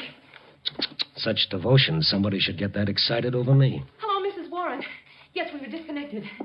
Has he come home yet, Mrs. Warren? How are you, Benny? How's the bicarbonate king? Oh, hiya, Randy. You always say that, but you keep coming back. Glutton for punishment. Oh, you've got to find him. You've just got to. Get her. What's with her, Benny? Oh, no, 25 calls she makes like that. 25 times she gets the same answer. 25 times she comes over to get more nickels. Business is good, huh? Yeah, a hole in the head. What's in it for me making change all night? Give me some change, please, Nichols. Lady, sooner or later I gotta run out. This is it. I gotta have some. I don't make 'em here, lady. Now, will you then please... Any change, quarters, dimes. Let me take a look, see if I have any. Oh, yes, please do. But hurry. Please hurry. I gotta reach him. Randy, make with the catch. He's passing out. Oh, easy, lady, easy. Out cold. Coffee, Benny, quick.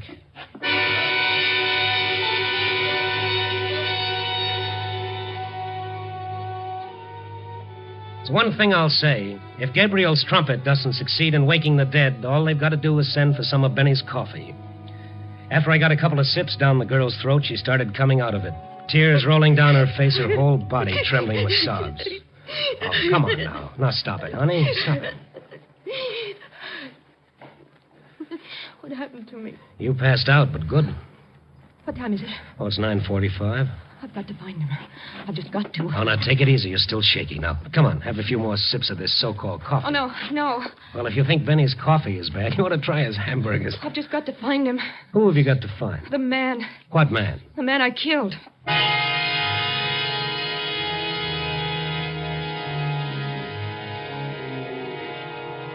Ask a foolish question, you get a foolish answer. Only before I could ask any more questions, a little lady was on her way out of the place. I looked at Benny just to make sure he'd heard the same thing I had. He'd heard. His mouth was hanging open like somebody had taken out the hinges. I left the beanery and started after the girl. At first, I thought I'd lost her. Then I saw her sagging against the side of a building under the elevator tracks on Deermost. She saw me coming. Why did you follow me? What do you want? Oh, I'm just an old busybody. I don't know what to do. I'm going crazy. I should call Mrs. Warren again. Maybe he came home. Who? That man. The man you killed, huh? Well, that makes sense. Now listen. Oh, lady. you don't understand. You just don't understand. This you can be sure of. I've got to find him. I've just got to. You've killed him, but you've got to find him. Yeah. I must go. Please let me go. I'm not holding you, kid. I don't know where to turn. You don't want to go anyplace, do you? You want help? All right, here it is. I don't know you. My name is Stone. Now that we're formally introduced. The newspaper columnist? Well, the man's got to eat. Oh, maybe you can help. Maybe you can, Mr. Stone. Yeah, but first I've got to know why you keep calling the home of the man you killed to see if he's gotten in yet. This is slightly confusing. All right, I'll tell you. My name is Ruth Baker. I'm receptionist and secretary for Dr. Stanley Loring. The specialist? Yes. Go ahead. There was a man, Philip Warren. A week ago, he saw Dr. Loring for an examination. Today, this afternoon, he came back for the report. I was in the outer office when Mr. Warren left the consultation room. He looked strange. Strange and frightened.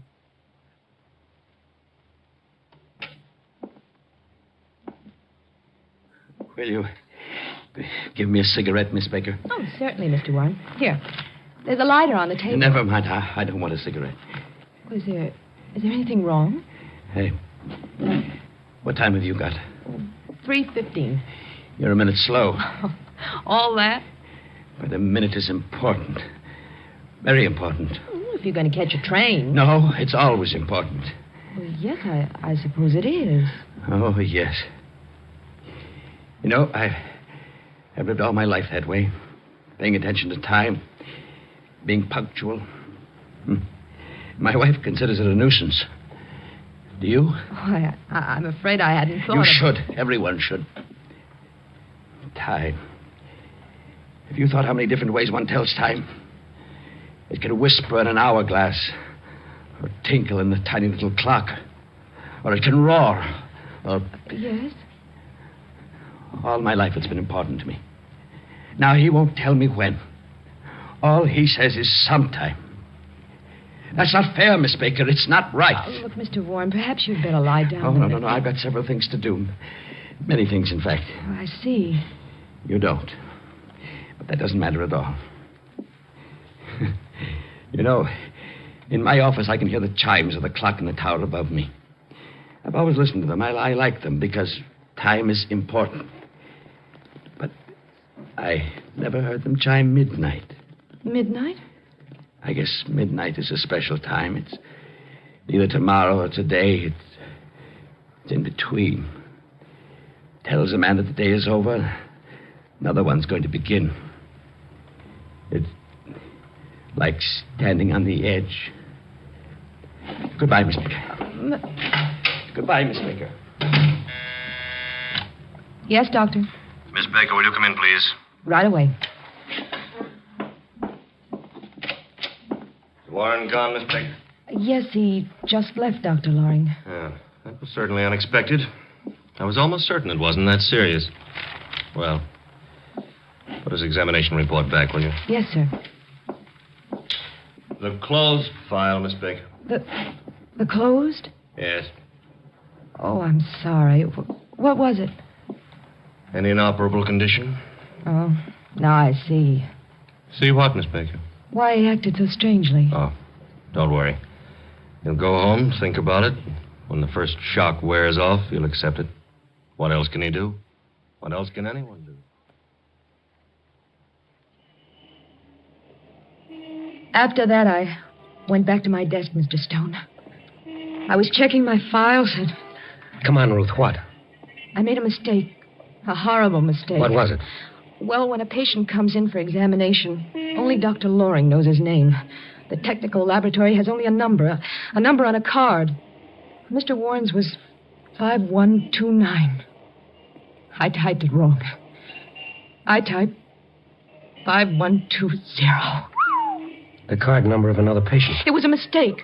I put Mr. Warren's name under the wrong laboratory number. The number of a man who is going to die. Certainly Dr. Loring will be able to tell if Warren... Well, just a routine checkup would indicate symptoms. It took actual laboratory work to make certain. Oh, I see. He'll kill himself. He's that kind of a man. And if he does, I've killed him, murdered him. And if he... I don't want to live. I'll kill myself, too. Oh, now, come on. No, there's no time for that. Does Dr. Loring know? I told him right away. And he tried to reach Warren? Oh, we've been trying since this afternoon. At his home? Everywhere. He must have gone home first because he left his wife a note. Suicide note? Yes. Ruthie, come on, let's go. Where? Warren's home. And if he's not there, well, Chicago's a big city. It'll be tough finding one man among 4 million people. But we can try.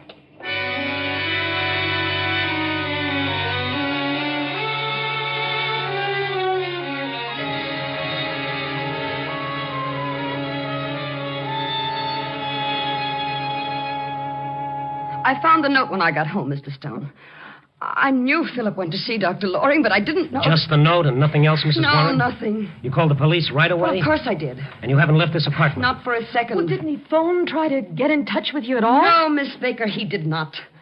And if my husband isn't found before he kills himself, I'll see to it that I've been telling you it was a mistake. Anyone could make a mistake like that. Mistake? To make a man believe he's going to die in horrible pain? No, that's no mistake. That's murder. The cruelest kind of murder. Don't, please. Get out of here and leave me alone. Get out. Wait a minute, Mrs. Warren. Why crucify this kid because she made a mistake that could happen only once in a million years? To my husband. To anyone. Oh, leave me alone. You want to find him, don't you? Well, now, what kind of a question is that? A nice, reasonable question. You want to find him. All right, help us. But what can we do? By midnight, he'll be dead. The note he left said so. Someone's at the door. It might be him. I'll get it. Irma. Mr. Warren? Warren? Why, no, Paul. Yes. Paul, what did you find out? Oh, nothing. I checked every precinct station between here and the Oak Street beach.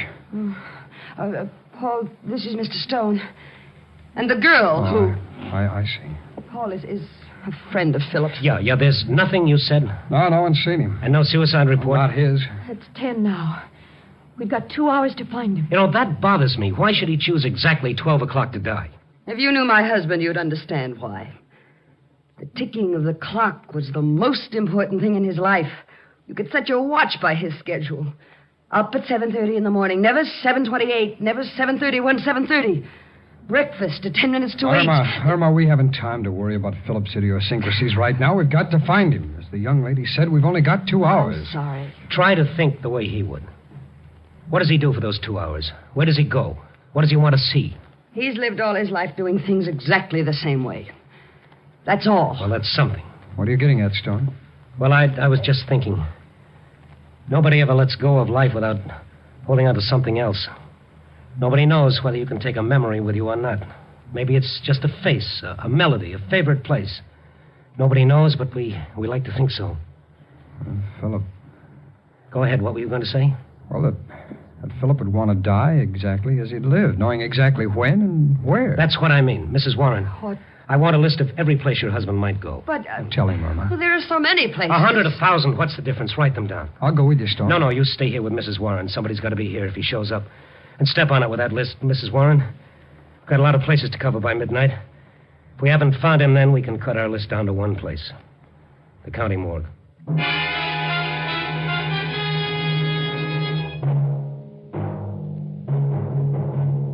Nightbeat stars Frank Lovejoy as Randy Stone.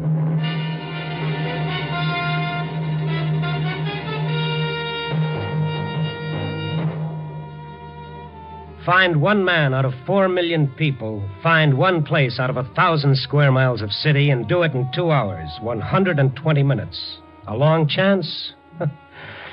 Compared to our job, $1 on the Irish sweepstakes was money in the bank. We had 2 things in our favor. One, Mrs. Warren had called the police. 1,000 cops had Warren's description. 2, Warren himself. The way he lived was a clue to the way he might die. On time, punctual. But where?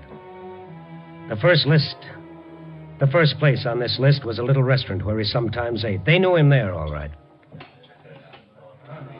Mr. Warren? Yes, I know him. Has he been in here tonight? Tonight? Yes, tonight. I see you don't know Mr. Warren very well. Mr. Warren comes here on Tuesday evenings only. This is Monday. Cross off one place. Go to the next. Yes, they knew Mr. Warren. No, he hasn't been in tonight. This is Monday. He comes here only on Fridays. Grab a cab and hurry on. Watching the minutes go by. Watching Ruthie die a minute at a time. Telling her no matter how bad we were doing, the cops would find him for sure. The cigar store, where he stopped for cigarettes, missed him by an hour. The Newsreel Theater. Sure, an old customer, but he comes on Wednesday for the new weekly show. Ruthie wanting to call Mrs. Warren again to see if the police had found him yet, but no time. 40 minutes gone, an hour lost, going down the list. Paper, late edition, get your paper. Hey, kid. Oh, paper, mister? No, not right now. Listen to me. Every night a man stops by here. His name is Warren. Oh, I know him. What about him? Well, has he been here tonight? Well, sure. Hey, what gives with that guy? What do you mean? Well, any other night he's by here 6 o'clock sharp. Tonight he comes past after 10. Buys a paper, a late edition. He's never done that before. In fact, I never seen him after 6. Which way did he go? Did he say anything to you? Nothing. All he does is buy the paper, walk away, and then he throws the paper away like he don't want it in the first place. Which way did he go? Straight up Michigan. That way. You got to admit it's unusual. Yes, I admit it. I admit it. Thank you. Come on, cabby, move.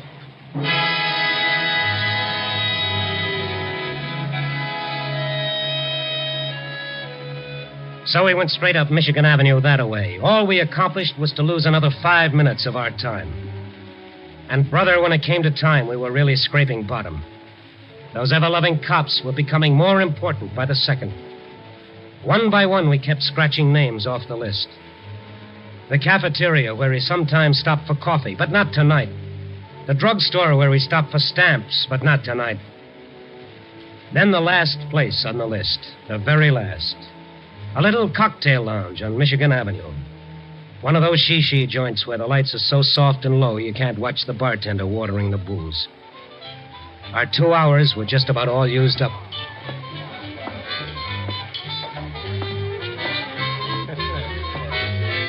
May I help you, sir? Oh, pal, if you can. Nobody else can. I beg your pardon? I'm looking for a man named Philip Warren. Do you know him? Oh, yeah, quite well. I consider Mr. Warren one of my special customers. Was he here tonight? Well, why do you ask? We don't have time for anything but yes or no answers, please. Yes or no? No, I really don't feel I'm at liberty to discuss with complete strangers. Randy, it's not going to work. We're not going to find him. Something wrong with Mr. Warren? Well, to put it mildly, yes. Now, come on. Well, if you'll tell me why you no, want listen, you please. see, it's not really proper to tell just anyone who happens to inquire. Pal, man. unless we find him in the next 15 minutes, Warren is going to die. You're joking. Look at this girl here. If Warren dies, she'll... Never mind. Look at her face and tell me I'm joking. Oh. All right. I didn't know. Mr. Warren's a good customer, you know. Two strangers asking... Was he in here, and how long ago? Well, he came in a little while ago. I thought it was strange, you know, because he's late. It always comes in promptly at 5:35. Never mind the details. How long ago? About 10 minutes ago.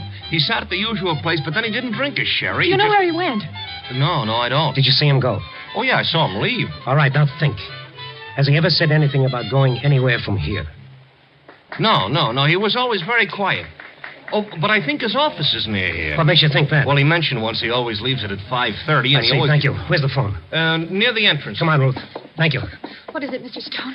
What did you think of? You got his home phone number? Oh, yeah. Written down Good. here. Thank you.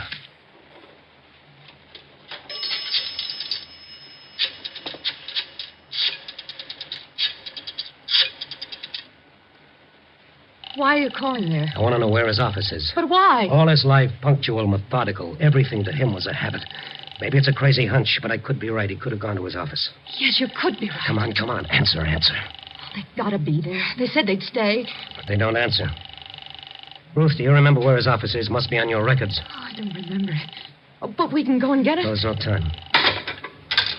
Try it again. They're not there. I told them to stay there, the fools. What? The phone directory. Might have a business listing for him. Warren. Paul. Philip Warren. Is it? No, only his home phone, the number I just called. Mr. Stone. What? If Mrs. Warren isn't home, she might have gone to the police. Maybe they found him. That could be it. Keep your fingers crossed that they found him alive.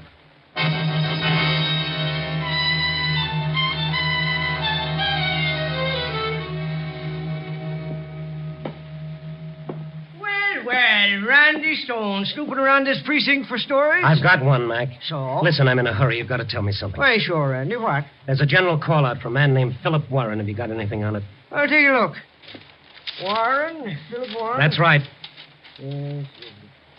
Oh, Mac, come on. No, nothing here on that name, Randy. Nothing. Mac, you're crazy. The call went out this afternoon. Every precinct has got it. Well, this is one of them, but there ain't a thing here. Take a look for yourself. Here's the sheet. No, I'll take your word for it, Mac. Listen, put out a call right away. He's got to be picked up. Yeah. He killed somebody? He'll kill himself. You hear that, Mac? He'll kill himself if he's not found before midnight. Before midnight? But that's just 15 minutes. Yes, I know.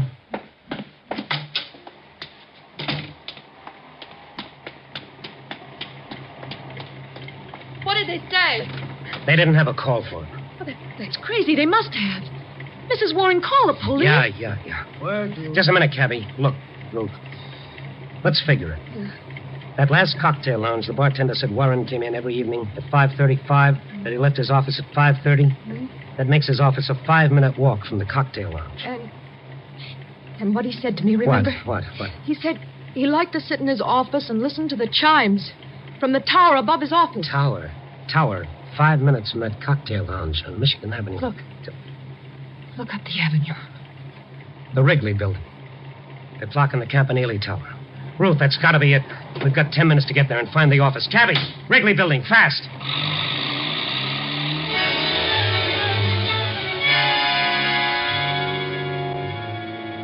The red on the traffic lights didn't mean a thing, but it still took us 3 minutes to get to the Wrigley building. When we got there, the hands of the clock on the Campanile Tower pointed to 7 of 12. And as we looked up, the larger hand crossed out another minute of Warren's life. One more went by before the night watchman heard me pounding at the doors. And then he opened them. Hey, what's all the fuss? Look, my name is Stone. Chicago Star. Yeah, will that give you the right to pound on doors? No, please, just listen. Does a man named Philip Warren have an office in this building? No, he ain't got no office. Are you sure? Sure, of course I'm sure. Man named Warren works here. Philip Warren? Sure, works for Western Research. Did he come in tonight?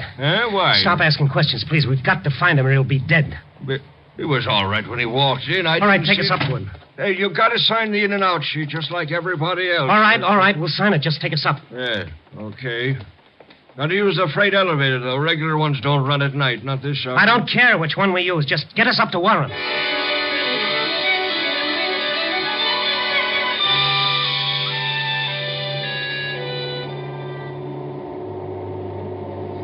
I stopped looking at my watch while that freight elevator droned its deadly way up to the floor where Warren had his office. And then at last, we were there. Western Research Office is right down that way. I'll just... You'll call the police. Huh? Call the police. Tell them you're calling for me to get here as soon as they can. Oh, sure, okay. Thank you. Come on, Ruth. There it is. There's no light inside. It's open. There's no one here. Find the light switch. I can't. All right, never mind. I'll light a match. What's the matter? I thought I saw someone at the desk when you lighted that match. All right. Follow me. Look. Mrs. Warren. What are you doing here? Well, I thought of the same thing you did, and I... Herman, you still here? Yes, Paul. Mr. Stone is here, too. Stone? Yes. Turn on the light, Paul. Why wasn't the light on in the first place? Well, we thought if Philip came here and saw a light, he wouldn't come in. That's right, Stone. We called the police. They had nothing yet, so we came here. We thought that You called the police? We just couldn't stay home and do nothing. The police didn't tell you anything, huh? No, everyone's looking for Philip. I'll ask you nice, Paul. Where is he? I don't understand. Let's stop playing patty cake. Where is he? I tell you, we don't know. Sure you do. Well, you're one of his best friends. Where is he? Come on, give. Well, we don't know where he is. We came here for the same reason you never did. called the police about your husband like you said. You didn't want them to find him. You're insane, both of you. Come on, poor boy. Tell me where he is. I tell you, I don't know you. Now, let's try it again. Come on. Stone, you're... Never mind me. Let's stick to the subject of the moment. Where is he? I told you. Where is he? All very neat and clean, wasn't it? Let the old boy kill himself. Just don't do a thing about it. Stop it, Stone, stop it. You tell me when, Paul. How much insurance was he going to leave to your lady friend? You sure it isn't one of those non-cancelable policies, Paul? You know some of them don't pay you off on suicide. Tell me where he is. Tell me. Stop it. He's on the tower. He's on the top of the building. I saw him. He's going to jump. Here's your boyfriend, Mrs. Warren. Catch! The tower, Ruth. Come on. The elevator. No time. Tower's only 2 flights up. Come on, I'll need you.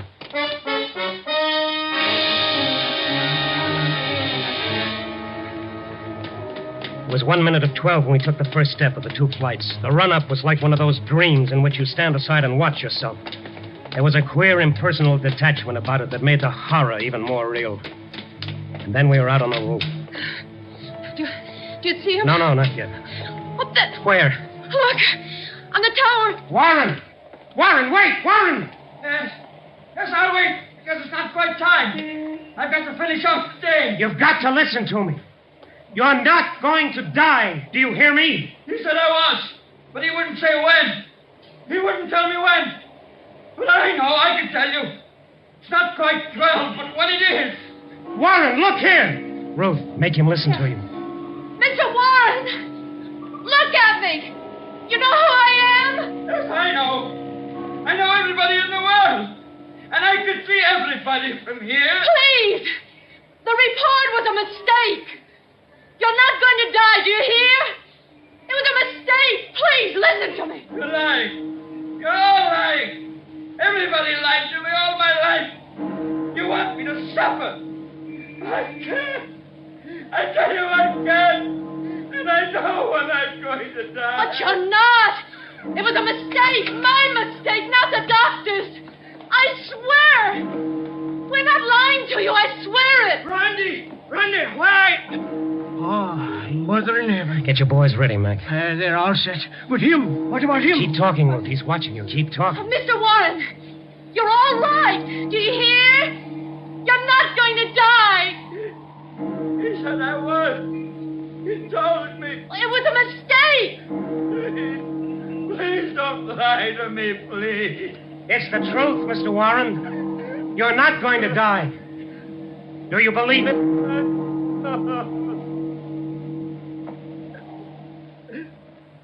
Thank heaven. Thank heaven. You can get him now, Mac. He'll hold on until your boys reach him.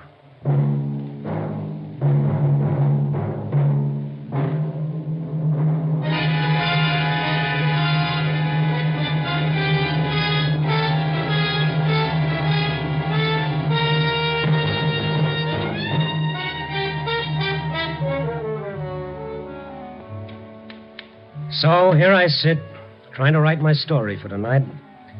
But I keep hitting that one key. 0. 0, cipher, naught, nothing. Ah.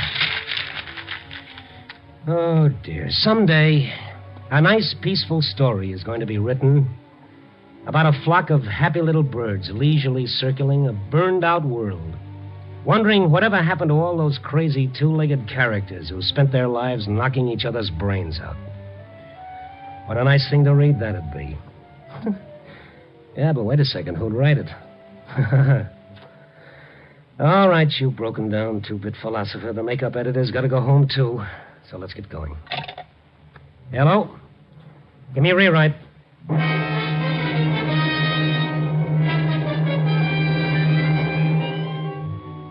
Nightbeat, a new dramatic series, stars Frank Lovejoy as Randy Stone. Tonight's story was written by Russell Hughes.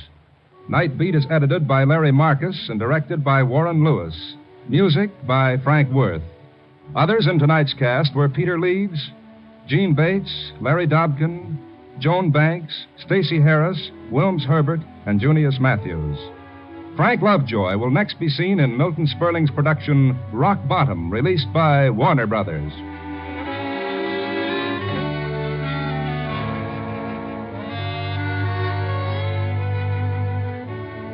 Listen next week at this same time and every week as Randy Stone searches through the city for the strange stories waiting for him in the darkness. The stories that come out of the shadows to find their way into Nightbeat.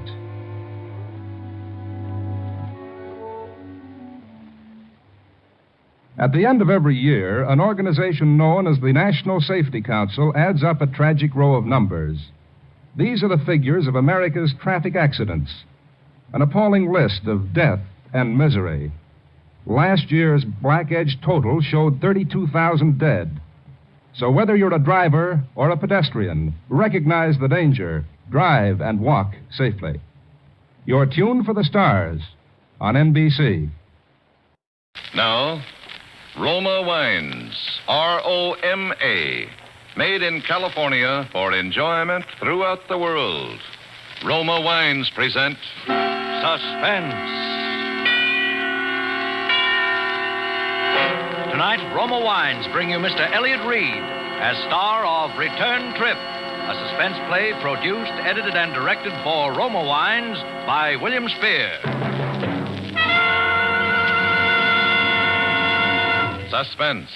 radio's outstanding theater of thrills, is presented for your enjoyment by Roma Wines. That's R-O-M-A, Roma Wines. Those excellent California wines that can add so much pleasantness to the way you live, to your happiness in entertaining guests, to your enjoyment of everyday meals. Yes, right now a glassful would be very pleasant, as Roma Wines bring you Elliot Reed in a remarkable tale of suspense.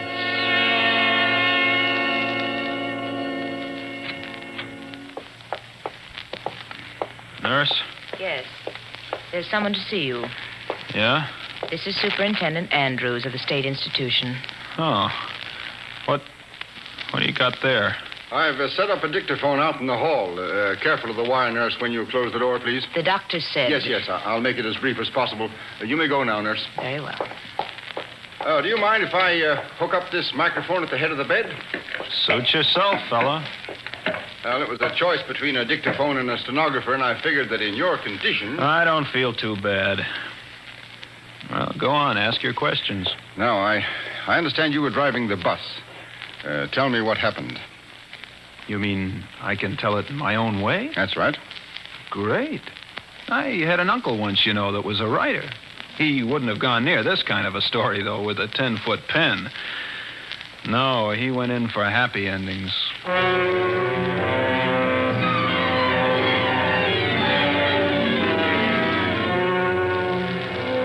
Uncle Mort wouldn't even have liked the beginning of this one. Kind of dreary-like up there at the asylum that afternoon. You remember, there'd been quite a snowfall the week before. And far as the eye could see, everything was a dirty gray. Like a corpse that's been waiting too long for the undertaker. Well, around 4 o'clock, it got so dark, the lights had to be turned on in the asylum. And then the wind started moaning like a lonely banshee. Fine day for a murder, as the fella said. Well, there were 3 passengers sitting in the bus when I went outside for the return trip. 2 men and a woman. Maybe I ought to call her a girl, because she wasn't really much more than that. Anyway, these 3 passengers all had return tickets, and I went down the aisle collecting them. Tickets, please. Can I have your tickets, please? Driver, how soon do we start? Right away, miss. But we're 2 minutes late already, driver. Oh, these little jerkwater bus lines never keep to their schedules. Now we'll never get out of these mountains before that blizzard lets loose. Can I have your ticket, please, mister? You really think there'll be a storm? Why, sure, it can't fail. And, lady, when they have snow up in these godforsaken mountains... Well, this morning on the bus coming up, a man was telling me... Well, here we go, folks.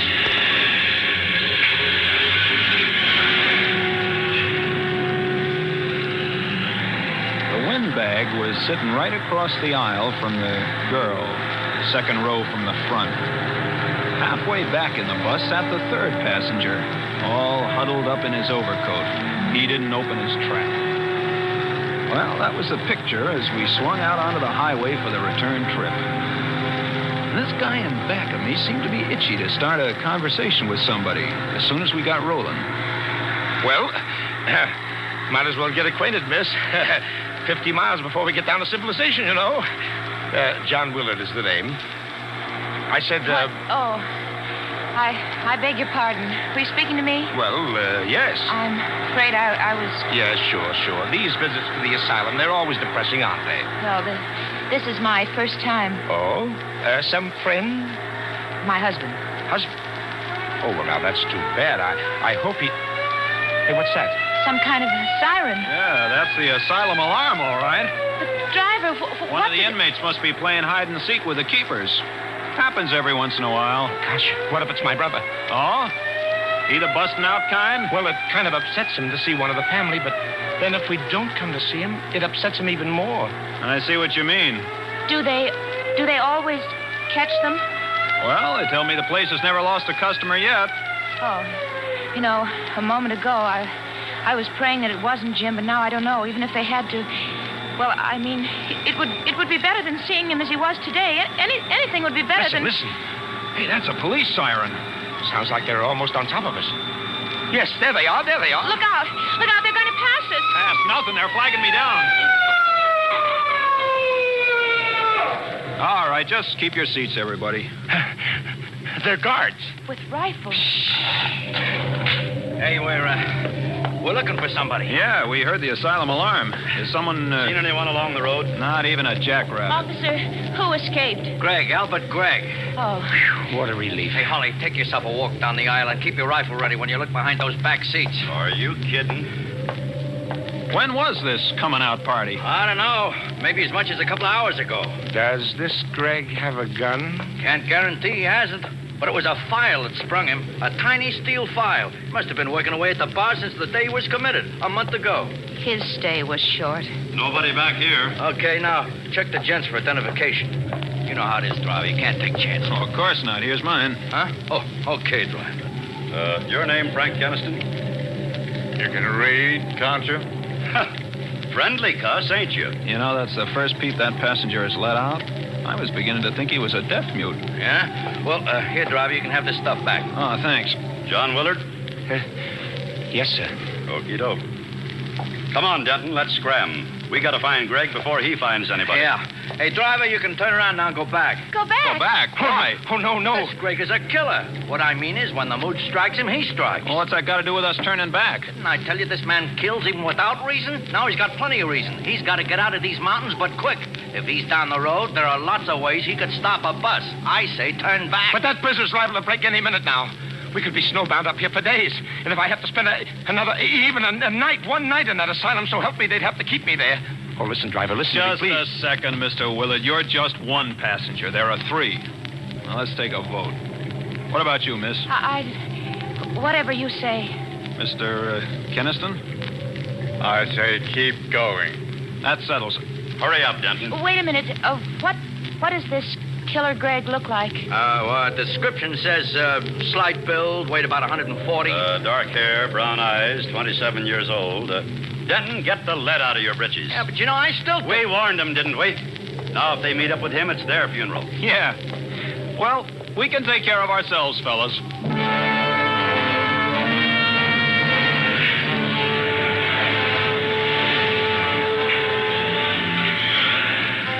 Well, after the guards left, I really set that bus to rolling. Out of the mirror up above the driver's seat, I could see that the girl was plenty scared. But she had nerve, I'll say that for her. When we slid around some of those snowbank curves, her lips would be drawn so tight the lipstick had a white border. But she didn't say boo. Willard, the windbag across the aisle from her, gave up trying to draw her into a conversation. And as for the third passenger, that English guy, Keniston, sitting halfway towards the back there, he kept acting like a clam afraid of losing its oyster. Might as well have had lockjaw, if you get what I mean.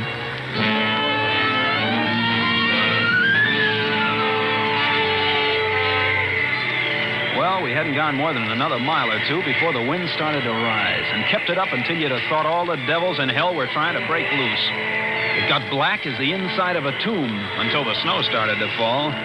But with that wind whipping it around, it didn't exactly fall. Mister, that's what I call a blizzard. This is getting on my nerves. What have we got here anyway? A collection of zombies? Somebody say something. I was just going to say... You were going to say that the weather is rotten. Yeah, and she can say that again. But that isn't what I was going to say. No? What then, lady? It occurred to me why the guards asked for identification. Huh? The description of Killer Greg. Slight build, 140 pounds, dark hair, brown eyes, 27 years old. So what? It's a remarkable thing. That description would fit you, Mr. Willard. Huh? Oh? And Mr. Keniston, too. What's that? Me? That's a peculiar thing, isn't it, driver? Yeah. Come to think of it, both of them could fit that description. And I've also heard that he's got a very soft face, almost like a woman. What do you think, Mr. Keniston? I don't happen to feel like talking. Yeah? Well, personally, I think the more I think of what she said, the more remarkable it becomes. Yeah, she's got something there. Only remarkable isn't the word. What do you mean, Mr. Willard? This man, Greg, may be insane, but he's not dumb. Now, put yourself in his place. He knows he hasn't got a ghost of a chance making a getaway in the asylum clothing, see? So he borrows the wardrobe and identification of some stranger. Do you follow me? We're way ahead of you, Willard. It wouldn't be difficult for a killer. I should say not. But that still isn't the end of his problem, see? He's fighting against time. Yes. He's got to get out of these godforsaken mountains down to civilization before they can throw a noose around the whole area. And he knows if he's brought back alive, he'll be wearing a straitjacket until he's old as Methuselah. You got quite an imagination, Willard. Yeah? Well, thanks. Now, the odds that Greg will be able to get himself transportation are mighty slim, except for this bus line. So let's suppose... You've got a great imagination, all right. You got it all figured out. Bit too fat, if you ask me. Remember, please, sir, you're the one who was so dead set against turning back. Really, Keniston? Well, I'll leave it to the lady here and the driver. Do I act like a lunatic? Huh? Well? Search me. There were times, long periods of time, when Jim didn't either. My husband, I mean. That was the terrible part of it. He'd be just like the old days, and we'd be so happy together, and then all of a sudden, just without warning, he... Oh, I heard of lots of cases like that. Well, they tell me that sometimes it takes half a dozen of those special doctors, those... Psychiatrists? Yeah, psychiatrists. Yeah, well, sometimes they got to put a person under a microscope and study him for a long time before they can be sure, one way or the other. And many's the time they make mistakes. Well, I heard it one time when... Shut up! Nobody's going to talk like that about me. It's Keniston that's been acting crazy. And I'll bet it wouldn't take a half a dozen psychiatrists to... What's that? Huh? An avalanche! An avalanche! No! Well, it's coming down!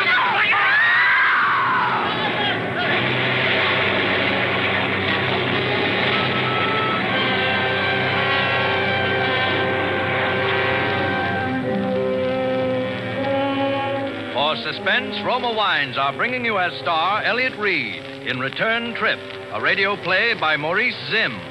Roma Wines' presentation tonight in radio's outstanding theater of thrills, Suspense.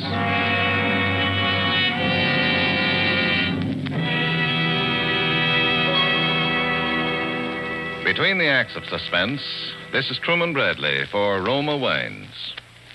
Nowadays, renewing old friendships interrupted by the war is a popular American pastime. For most of us, hardly a week goes by without some friend of pre-war vintage dropping in to say hello. Well, that's one of the reasons so many Americans keep Roma California Sherry on hand always. For the gold and amber radiance and tempting nut-like richness of Roma Sherry capture the very spirit of gracious hospitality. And Roma Sherry does more than welcome guests. Roma Sherry is the perfect first call to dinner.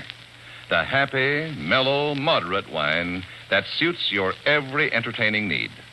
Like the other fine Roma California dessert wines, Roma Port, Roma Muscatel, and Roma Tokay, Roma Sherry is a true wine from just the luscious goodness of the finest grapes.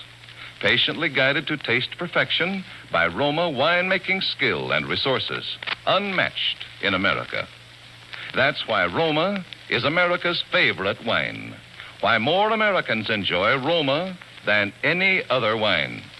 So insist on Roma, R-O-M-A, Roma wines, and enjoy unvarying goodness at reasonable cost, always. And now, Roma Wines bring back to our Hollywood soundstage Elliot Reed, starring with Wally Mayer as Mr. Willard, Kathy Lewis as the girl, and Raymond Lawrence as Mr. Keniston in Return Trip, a tale well calculated to keep you in suspense. Well, Superintendent, what do you think of the yarn so far? Let's hear the rest of it. Okay. If you'll help me get a swig of that water. Sure. The way they got me rigged up here. Oh, thanks.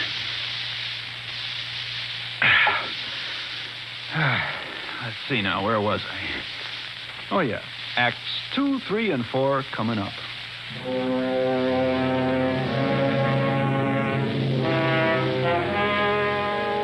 Well, after the avalanche struck, I just sat there gripping the steering wheel, sort of stunned. There wasn't a sound except for the wind, and that was muffled by the snow barrier that packed us in. Even on the far side, the bus was buried up to the middle of the windows. Well, all this was only a matter of seconds, I suppose. And then suddenly the quiet was broken by the most gosh-awful racket. It was as if somebody had up and given the signal for my passengers to go completely nuts. Get me out of here! Get me out of here! Look out! Willard's got an axe. The axe! Take it away from him! Let go of it, Willard. Let go of that axe. No! That did it. He's the one. He's the one. Lucky I saw him grab that fire axe. It's what the district attorney likes to call a lethal weapon. And then some. Step back. He's coming too. Tie him up. You'll find a rope in the dashboard compartment. Get it for me. Driver, I'll report you for this. You will, huh?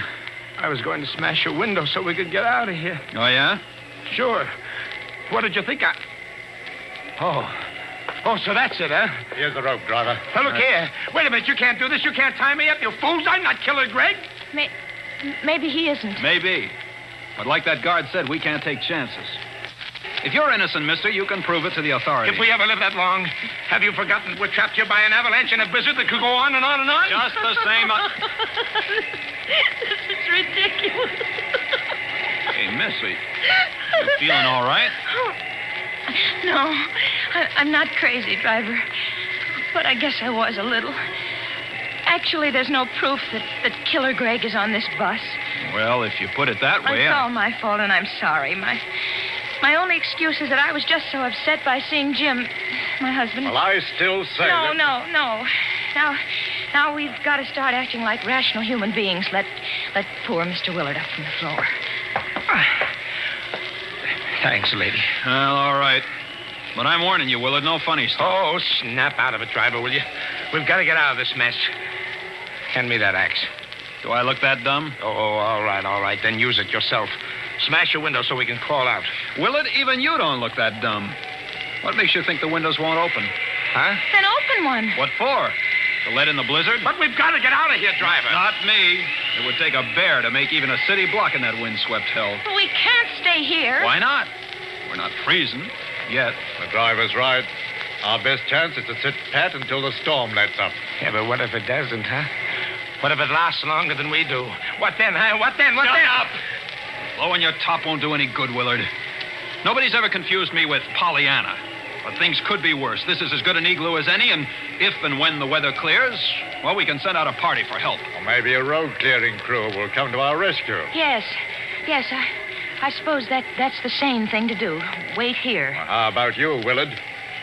You also decided to do the sane thing? I don't like that crack. You one more like it. Look, we're not starting that again. Now, it's going to be a long night, and we might just as well make ourselves comfortable and try to get some sleep. Sleep. Cut it out. Now, miss, you take the back seat. It's the only one that runs the full width of the bus. You can use your lap robe for a quilt.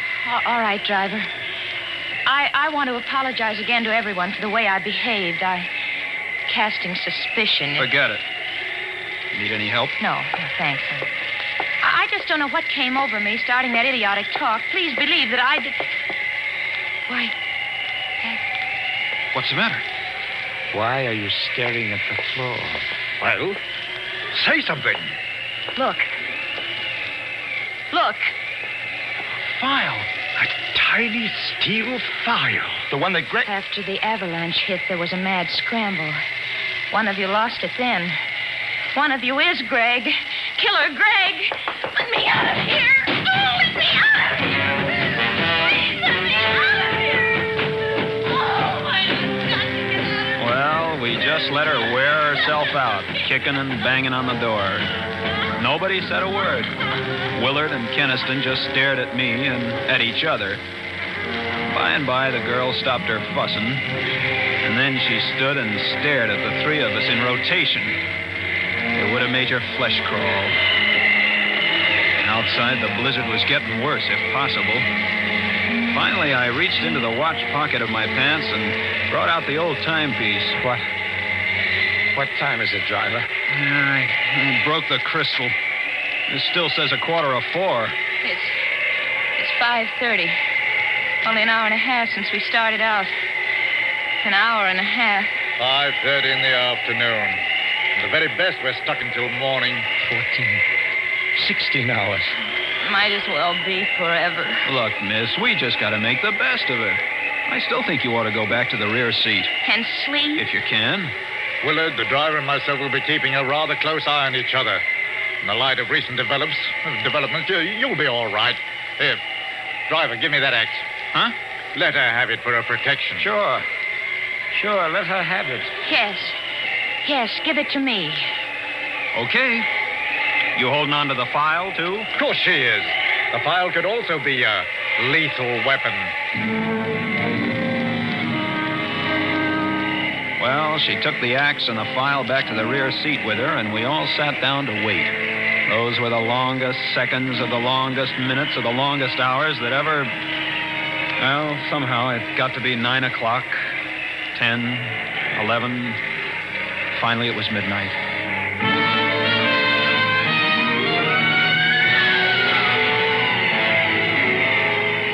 Ever fought against sleep, with the cold numbing you and the wind lulling you? Sometimes even the fear of sudden death can't win against those odds. Time and again, the girl's eyes would close just for a second, and then they stayed closed longer, and her head nodded and her body slumped over against the corner of the seat.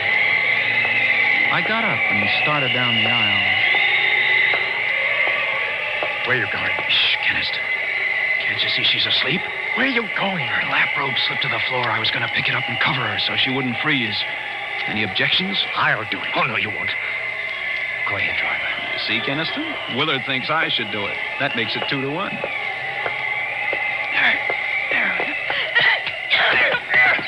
Help me! Help me with this wildcat! Get that file away from her before she jabs my eyes out!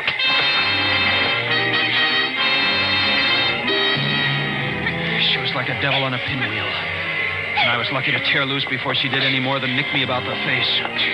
Afterwards, when Willard told her what I was up to, she apologized. But I didn't go near her again all the rest of that night. Well, about 5 o'clock, the blizzard stopped. And at 7, the sun managed to break through. Then we held a council of war. We can't send out for help. Why not? Don't you see, Mr. Willard? If we split up the men, whichever of you is Greg would have too good an opportunity. Whether he goes or stays. You could go alone. I'd never make it. We could all go together. How about that, driver? Well, no, I'd rather stick with the bus, Keniston. But before we decide anything, let's get out and look around. We got a window open on the far side of the bus and crawled through, the girl first. She was still clutching the axe and the file. Come here and look. What? Another few yards and we'd have escaped the avalanche entirely. We can shovel our way out. I'm sure we can. There were 2 shovels in the tool compartment at the tail guard of the bus. That only let 2 men shovel at a time, with the third man getting a breather meanwhile. It took a lot of shoveling. What's the matter, driver? Hurt your hand? Oh, nothing much. Ooh, this feels good to take off those stiff leather gloves. Nasty blisters you got on that right hand. I'm thumbing. Say, Keniston, are you shoveling or talking? We'll never get out of here at this rate. It's your turn anyway. I'm tired. Not as tired as Willard looks. I'll relieve him. No, that's all right. I can keep going yet for a while. Okay, then. Keniston? Yeah. Let me take a turn. I know I won't be of much help, but I can at least try. No. You're mountain guard. Though I'm sure you could do as well as Keniston. Keniston. Where's Keniston? Why, he's right. Stop him! Keniston was making a mad dash through the snow. Willard dropped his shovel and tore after him. I yelled for Willard to let him go, but I don't think he even heard me. For a while, it looked like Keniston was going to make it. But then he floundered and fell in a snowdrift, and before he could get underway again, Willard nailed him.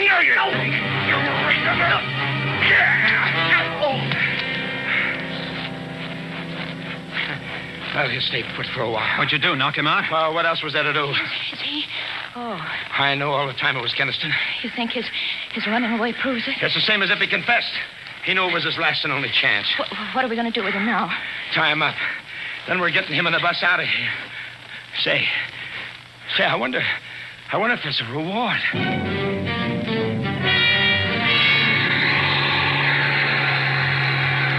In no time at all, we had the bus clear and headed for civilization. Those snow-covered mountain roads weren't exactly my idea of a speedway, but I gave my motor the gun. Willard and the girl didn't take their eyes off Keniston. I kept watching him, too, out of the mirror over the driver's seat. He looks like he's coming, too. Don't worry, driver. Those knots I made in the rope won't give. Besides, I'm keeping the axe handy just in case. He's opening his eyes. Watch him now. Watch him. Yes, watch me. And listen to me, too. Shut up, Keniston.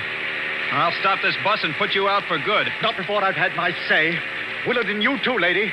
Why do you think I tried to make a break for it? Because You're were... Killer Greg. You fools!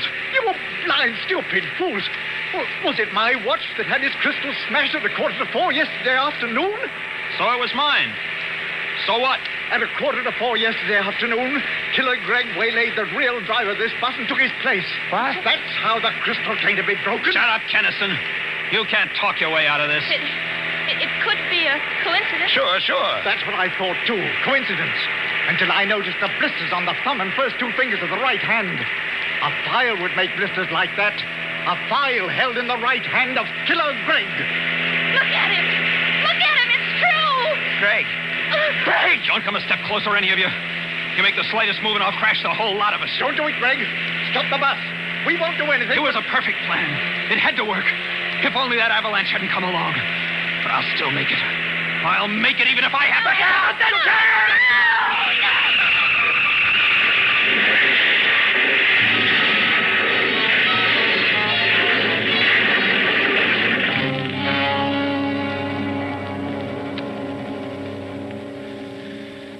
It rolled over and over and over and over. The bus and the glass all smashed. Everybody was all mangled and... All right. Go to sleep now. Sleep? Who can go to sleep? Who can go to sleep? Anyway, I outlived those 3. Killer Greg.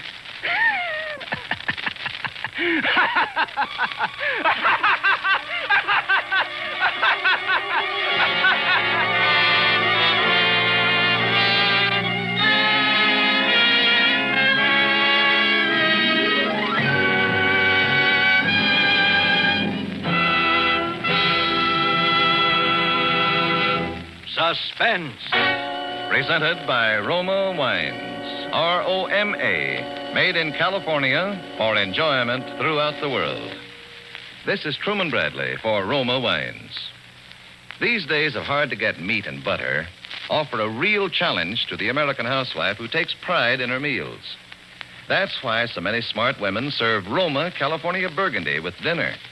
They know that even the simplest meals taste better, becomes more enjoyable when served with a fine, robust Roma Burgundy. Discover for yourself the satisfying taste harmony of Roma Burgundy with food. The next time you serve a savory pot roast, oven-browned meatloaf, or a piping hot dish of spaghetti heaped with a spicy sauce, bring out all its flavorful goodness with a bottle of red Roma Burgundy. Or, if you prefer a lighter wine, let Roma California Claret or famous Roma Zinfandel add magic taste and friendliness to your next meal. Remember, Roma, America's favorite wine, costs no more than ordinary wines. So insist on Roma, R-O-M-A, America's first choice in wine. Elliot Reed appeared through the courtesy of Paramount Pictures, producers of To Each His Own. Next Thursday, same time, Roma Wines will bring you Mr. Leon Ames as star of Suspense, radio's outstanding theater of thrills. Produced by William Spear for the Roma Wine Company of Fresno, California. This is CBS, the Columbia Broadcasting System.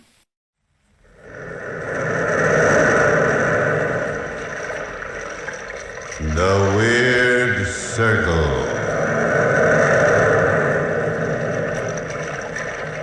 In this cave by the restless sea, we are met to call from out the past stories strange and weird. Bellkeeper, toll the bell. so all may know we are gathered again in the Weird Circle.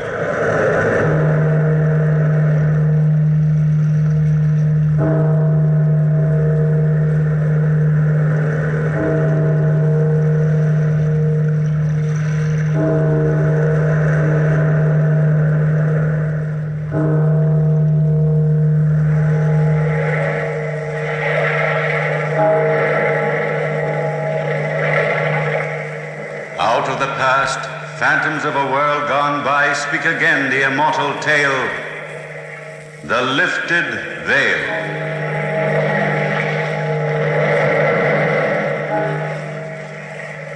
A certain Dr. Minier was working in the experimental laboratory of his office when young Latimer Hemming dropped in to see him. The two friends smiled genially at each other. Then Latimer suddenly started pacing nervously up and down the length of the room.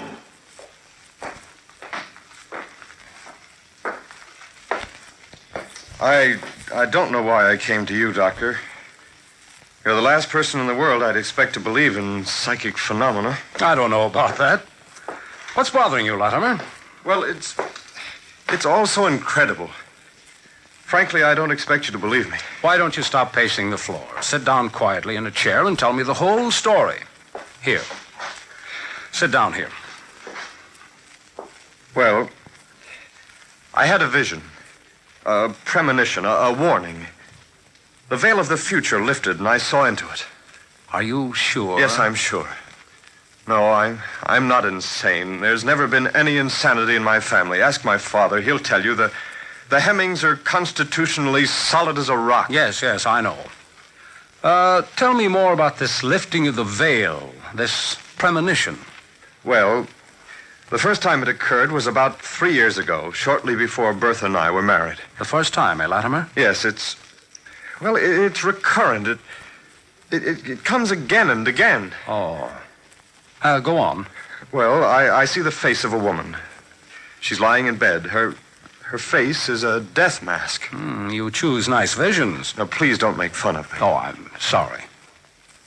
Well, anyway, suddenly the woman sits upright in bed, points an accusing finger at me and says, "You killed one man, and you'll kill another." And then, laughing hysterically, she falls back in the bed. Mm-hmm. And then what happens? Well, then the vision becomes hazy and disappears. Now, don't tell me I've been working too hard. I've never done an honest day's work in my life. I'd say forget the whole thing. Yes, that's what I was afraid of. I've been trying to dismiss it from my mind, Dr. Minier, but... Well, the other day, my wife hired a new maid, a person by the name of Archer Bernard. What's so extraordinary about that? She has the exact same face as the face in my vision. A perfect replica. Oh. What'll I do, Doctor? Shall I tell Bertha? Shall I force her to discharge the maid? You know how practical Bertha is. She'll think I've lost my mind. Yes, she will. I don't know how to advise you, Latimer. But if this Archer girl threatens your peace of mind, there's only one thing to do. You mean dismiss her? Yes. But I wouldn't tell Bertha the real reason. Any excuse will do. Yes, of course. Don't make an issue out of it, Latimer. Women get stubborn at times. Yes, how well I know that. Doctor, would you do me a favor? Why, certainly. You're a good friend of Inspector Kane at headquarters. Would you have him do a little checking up on Archer? Yes, I'll do it. No harm in investigating the woman, I suppose. Stranger visions than this one of yours, my boy, have come to my attention. Well, I'll see you at dinner tonight. At dinner? Yes, your wife invited me. Oh. And frankly, I'm rather curious to see this new maid, Archer Bernard, myself. Well, good night, Doctor, Good and night. thanks. Thanks tremendously.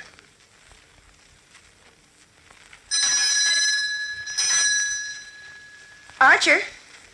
Archer? Yes? Answer the doorbell, will you? Of course. Right away, madam.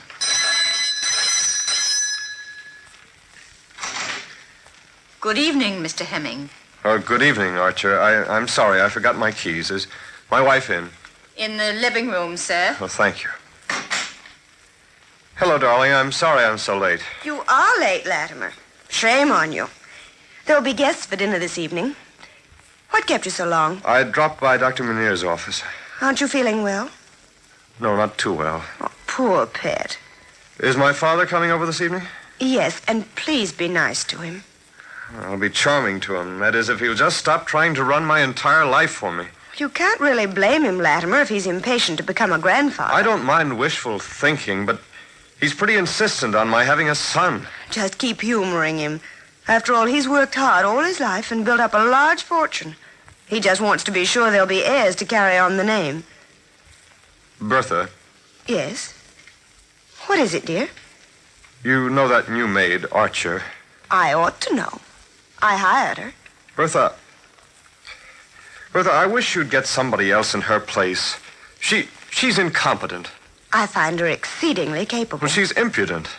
Well, I'll talk to her about it. Please, Bertha, if you don't mind, I'd just as leave you didn't... Darling, if you had any idea how much trouble I've gone to get, well, any kind of help at all out here, you'd realize what a perfect gem Archer is. You concentrate on your father and let me worry about the servant's pet. Yes, but... I won't hear another word about it, Latimer. Now go upstairs and get dressed. Your father and the doctor will be here within the hour, and if you're not prompt, your father will take out his temper on me. So hurry, dear, please. I won't be long. Hurry, dear. You always dawdle so long. I'll hurry. I wonder. Perhaps if I'd told Bertha the truth. Maybe it's all in my mind anyway, but the vision, the premonition, so recurrent. I might try talking to the girl myself.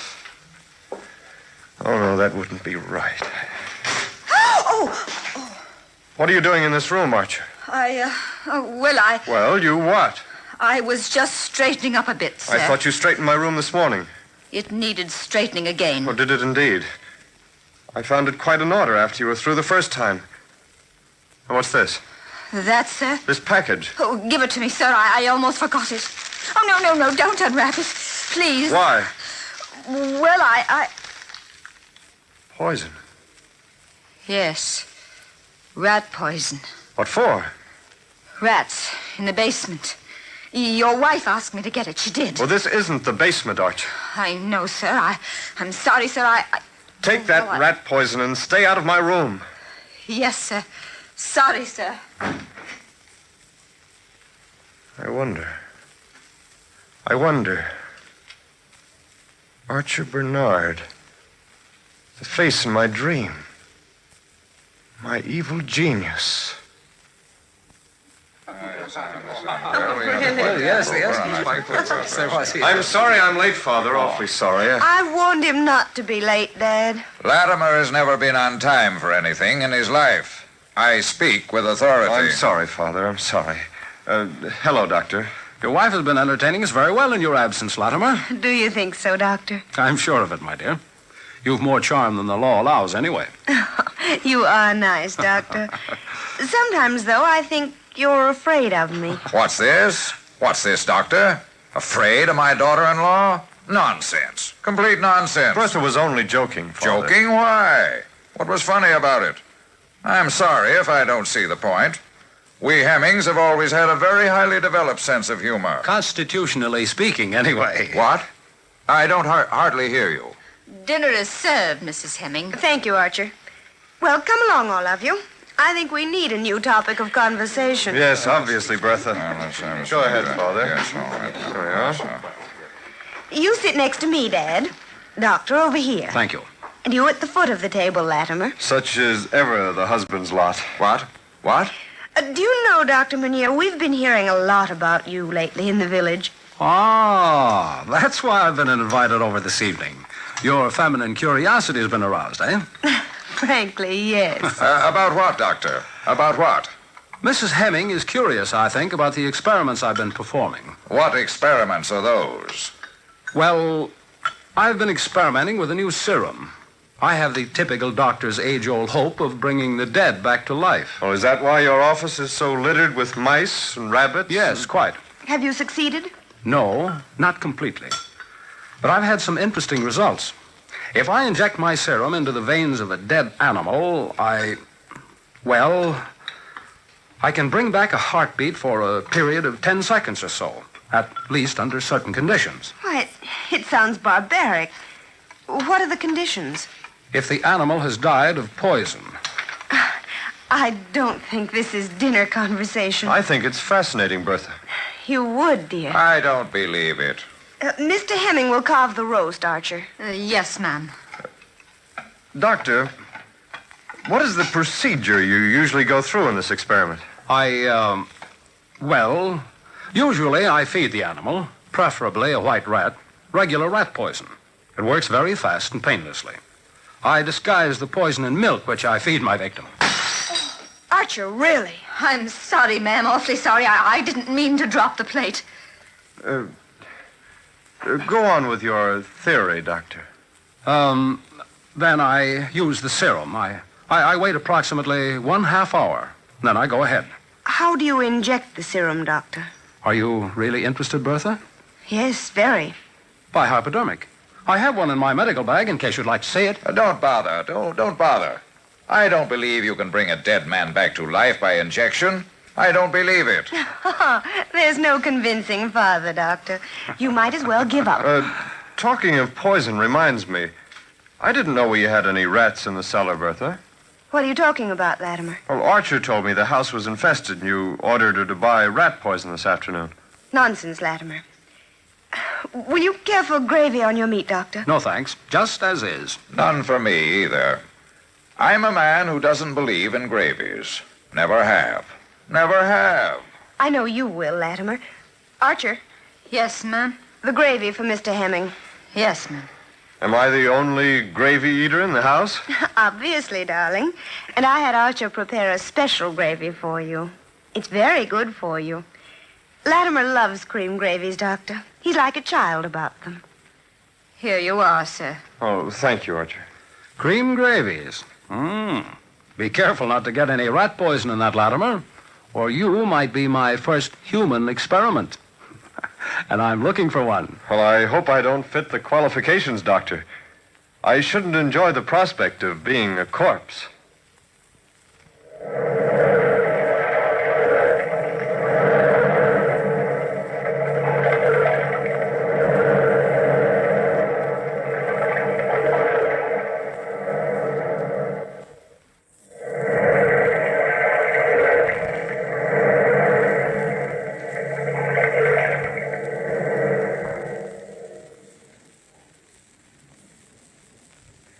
It's been a very enjoyable evening, Bertha. A very enjoyable evening.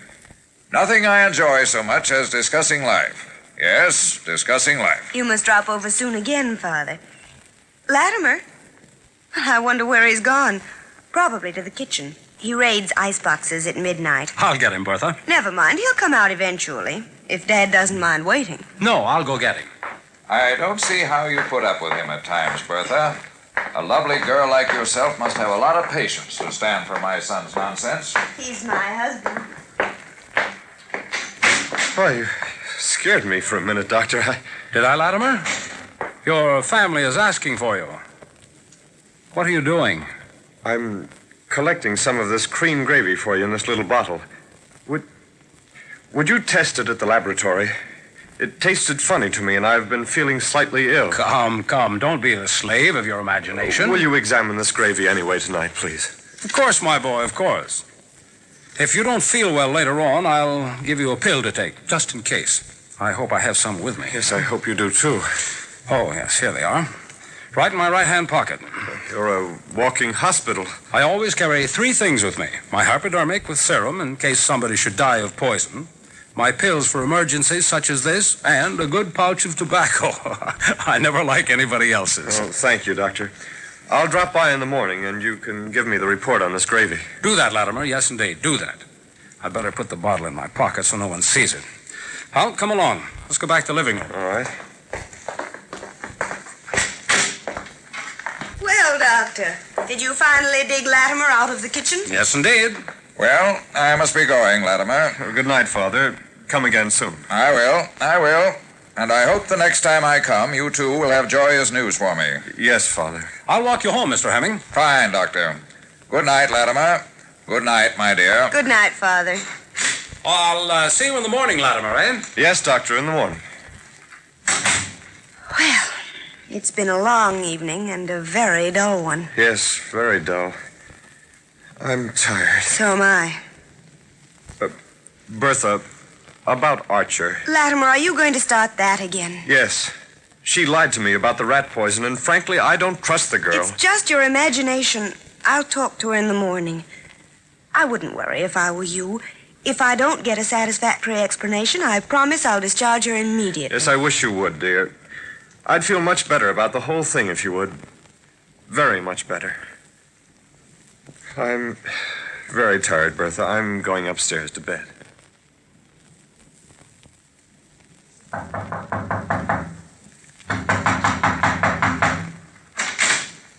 Oh, good morning, Latimer. Good morning. You keep your word, don't you? Up at the very break of dawn. I didn't sleep very well last night, Doctor.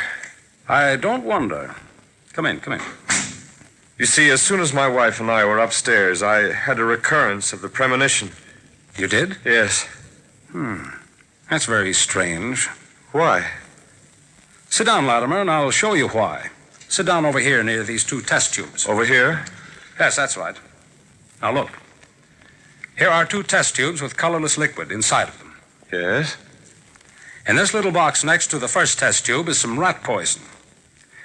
Now, as I drop some into the first test tube, what happens? The liquid is turning red. Very good so far. Now, in this jar is the cream gravy you were served last night. As I drop some into this tube, what happens? It turns pink. Which means only one thing. That a small amount of rat poison is present in the gravy. Small amount? Just enough to make you ill, not to kill you. It's a cute little trick. Progressive illness. Nobody would ever suspect poison in that case. It would take about 7 months before you die. Nice girl, Archer, huh? Yes, very nice. But why has this been tried? That's what interests me. Why? Doctor, I haven't the faintest idea. What did you find out about Archer Bernard? Well, I asked Inspector Kane, and he suggested I drop in this morning. Could you go over with me right away? Yes, of course. He has all the information we'll want. Oh, what are we waiting for? Let's go.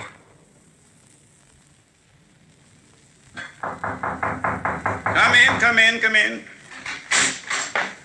Good morning, Inspector Kane. Morning. This is Latimer Hemming, the gentleman I told you about. Yes. How do you do? How do you do, sir? Sit down, gentlemen. I understand you've inquired about a certain Archer Bernard. Yes, I did. What do you know about her? We ask you first. Well, we've already made quite a thorough investigation of the lady in question. Yes? Her name is not Archer Bernard, but Doreen Macefield. Macefield? Why, that's my wife's maiden name. Doreen Macefield. Why, this Archer woman must be my wife's... Sister, yes. She's her sister. Dr. Bertha once told me about her sister. Yes, Doreen Macefield was arrested 5 years ago for petty theft. She was released from prison only a few months back. Well, why are you looking for her now? Because at that time she was also suspected of murder. Poisoning? Exactly. The victim was a friend of your wife's. Oh, what happened, Inspector? The evidence was insufficient to indict her at the time, but conclusive proof fell into our hands quite by accident the other day. Your call was coincidental. We were about to go to your house to pick her up. Well, why don't you come along with us, Inspector? Yes, my carriage is waiting outside. Splendid, Doctor, splendid. Poor Bertha, spending her lifetime trying to protect her sister just because she loves her. Why didn't she confide in me? When we see Bertha and her sister together, we'll have the answer to many things.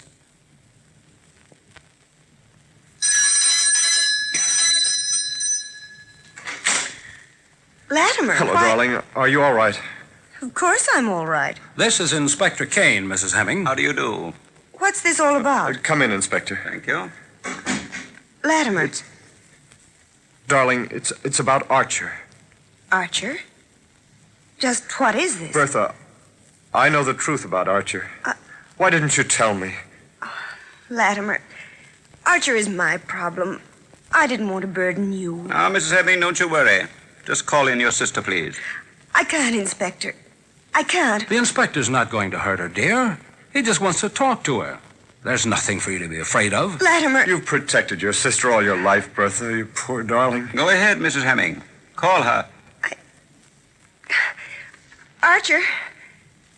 Archer. Look, Doctor, look. Her face is bloodless. It's ghastly, like the face I see in my vision. Archer, she's sick. Quickly. The woman's going to faint. Help me, Inspector. Certainly, pause. Oh, I never wanted. Archer. Doctor, save. Archer. Oh, Doreen. Oh, Doreen, my darling sister. Doreen, speak to me. It's no use, Bertha. Archer committed suicide. She's... Dead? Oh, no. No. Inspector, help me carry her into her room. I want to examine the body. Certainly. Oh, my sister. My darling sister. I loved her, Latimer. No matter what she did, I loved her. Of course you did, Bertha. Of course you did. Take her feet very gently, Inspector. Which way is her room, Mrs. Hemming? At the head of the stairs. Ready, Doctor? I'll come along. No, Mrs. Hemming. No, Bertha. Why don't you go to your room and rest? If we need you, we'll call you. But Please, do as I say. I'm still your doctor, remember. All right. Latimer, as soon as you can, join me in Archer's room. Yes, Doctor, as soon as possible. Oh, Latimer, will you forgive me? Forgive you, Bertha. There's nothing to forgive. You're a very honest, faithful person. Now, come along, darling. Lie down and rest. This has all been such a frightful shock to you. Dear Latimer, so understanding. So understanding. My wife is resting now, Doctor. Good. Then you can give us some help here. The half hour is almost over. You mean you're... Archer died of rat poisoning. I feel that this first human experiment will be a definite benefit to the future of science. Yes, but this is not a scientific laboratory, Doctor. No, I realize that, but this opportunity comes once in a lifetime. The doctor is quite right, Mr. Hemming. Give him permission to go ahead. If my wife ever found out, she'd die of horror. There's no need for her ever to know. The half hour is drawing to a close, Latimer. Have I your permission? I should say, has science your permission? Yes, of course, Doctor. Go ahead. Inspector, help me roll up the sleeve. Certainly. Now, what are you going to do? It's a good thing I always carry this with me. Well, first I draw some of my own blood. This way. Doctor. It's not as painful as it looks. Now, I mix my blood with a serum. Like this. Fascinating, Doctor. How much longer have we got till the half hour is completed, Inspector? 3 more seconds. Oh. All right, Doctor. Now. I inject the serum into her arm. Like this. What are you doing, Doctor? Bertha, stay out of this room. Don't you dare experiment on my sister. Don't you dare. Hold her back, Inspector. Easy, my dear, easy. There, look. Look, she's beginning to breathe again. It works. Oh, no. Oh, Bertha. Bertha, I hate you. No, sister, no. I went to jail for you 5 years ago because I loved you and you abused her. No, darling. It was I that took the blame for everything you did. No, sister, no. Admit it, Bertha. Admit you killed one man. And you wanted to kill another because you hated him. She wanted to kill you, Latimer, rather than have a child. Kill you, yes. Yes, and get your father's money. I was going to tell you, but she poisoned me first. Sister. Archer. Archer. Oh, I can sustain her life no longer. Archer. Oh,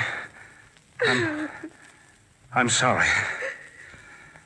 Archer Bernard is dead. She lied. Try to leave the room, Mrs. Hemming. You'll be wanted at headquarters. It's not true, Inspector. It's not true. I'm afraid it is, Latimer. When the dead return to life, they have too short a time to lie. Bertha, I'm sorry to have to tell you, Mr. Hemming, but we have suspected your wife for a long time. We could have proved her guilt without a voice from the grave. Come along, Mrs. Hemming. Bertha. Doctor. The veil. The lifted veil. The premonitions come true.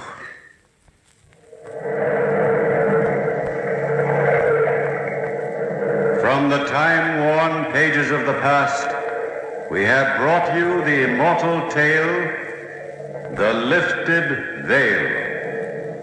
Bellkeeper, toll the bell.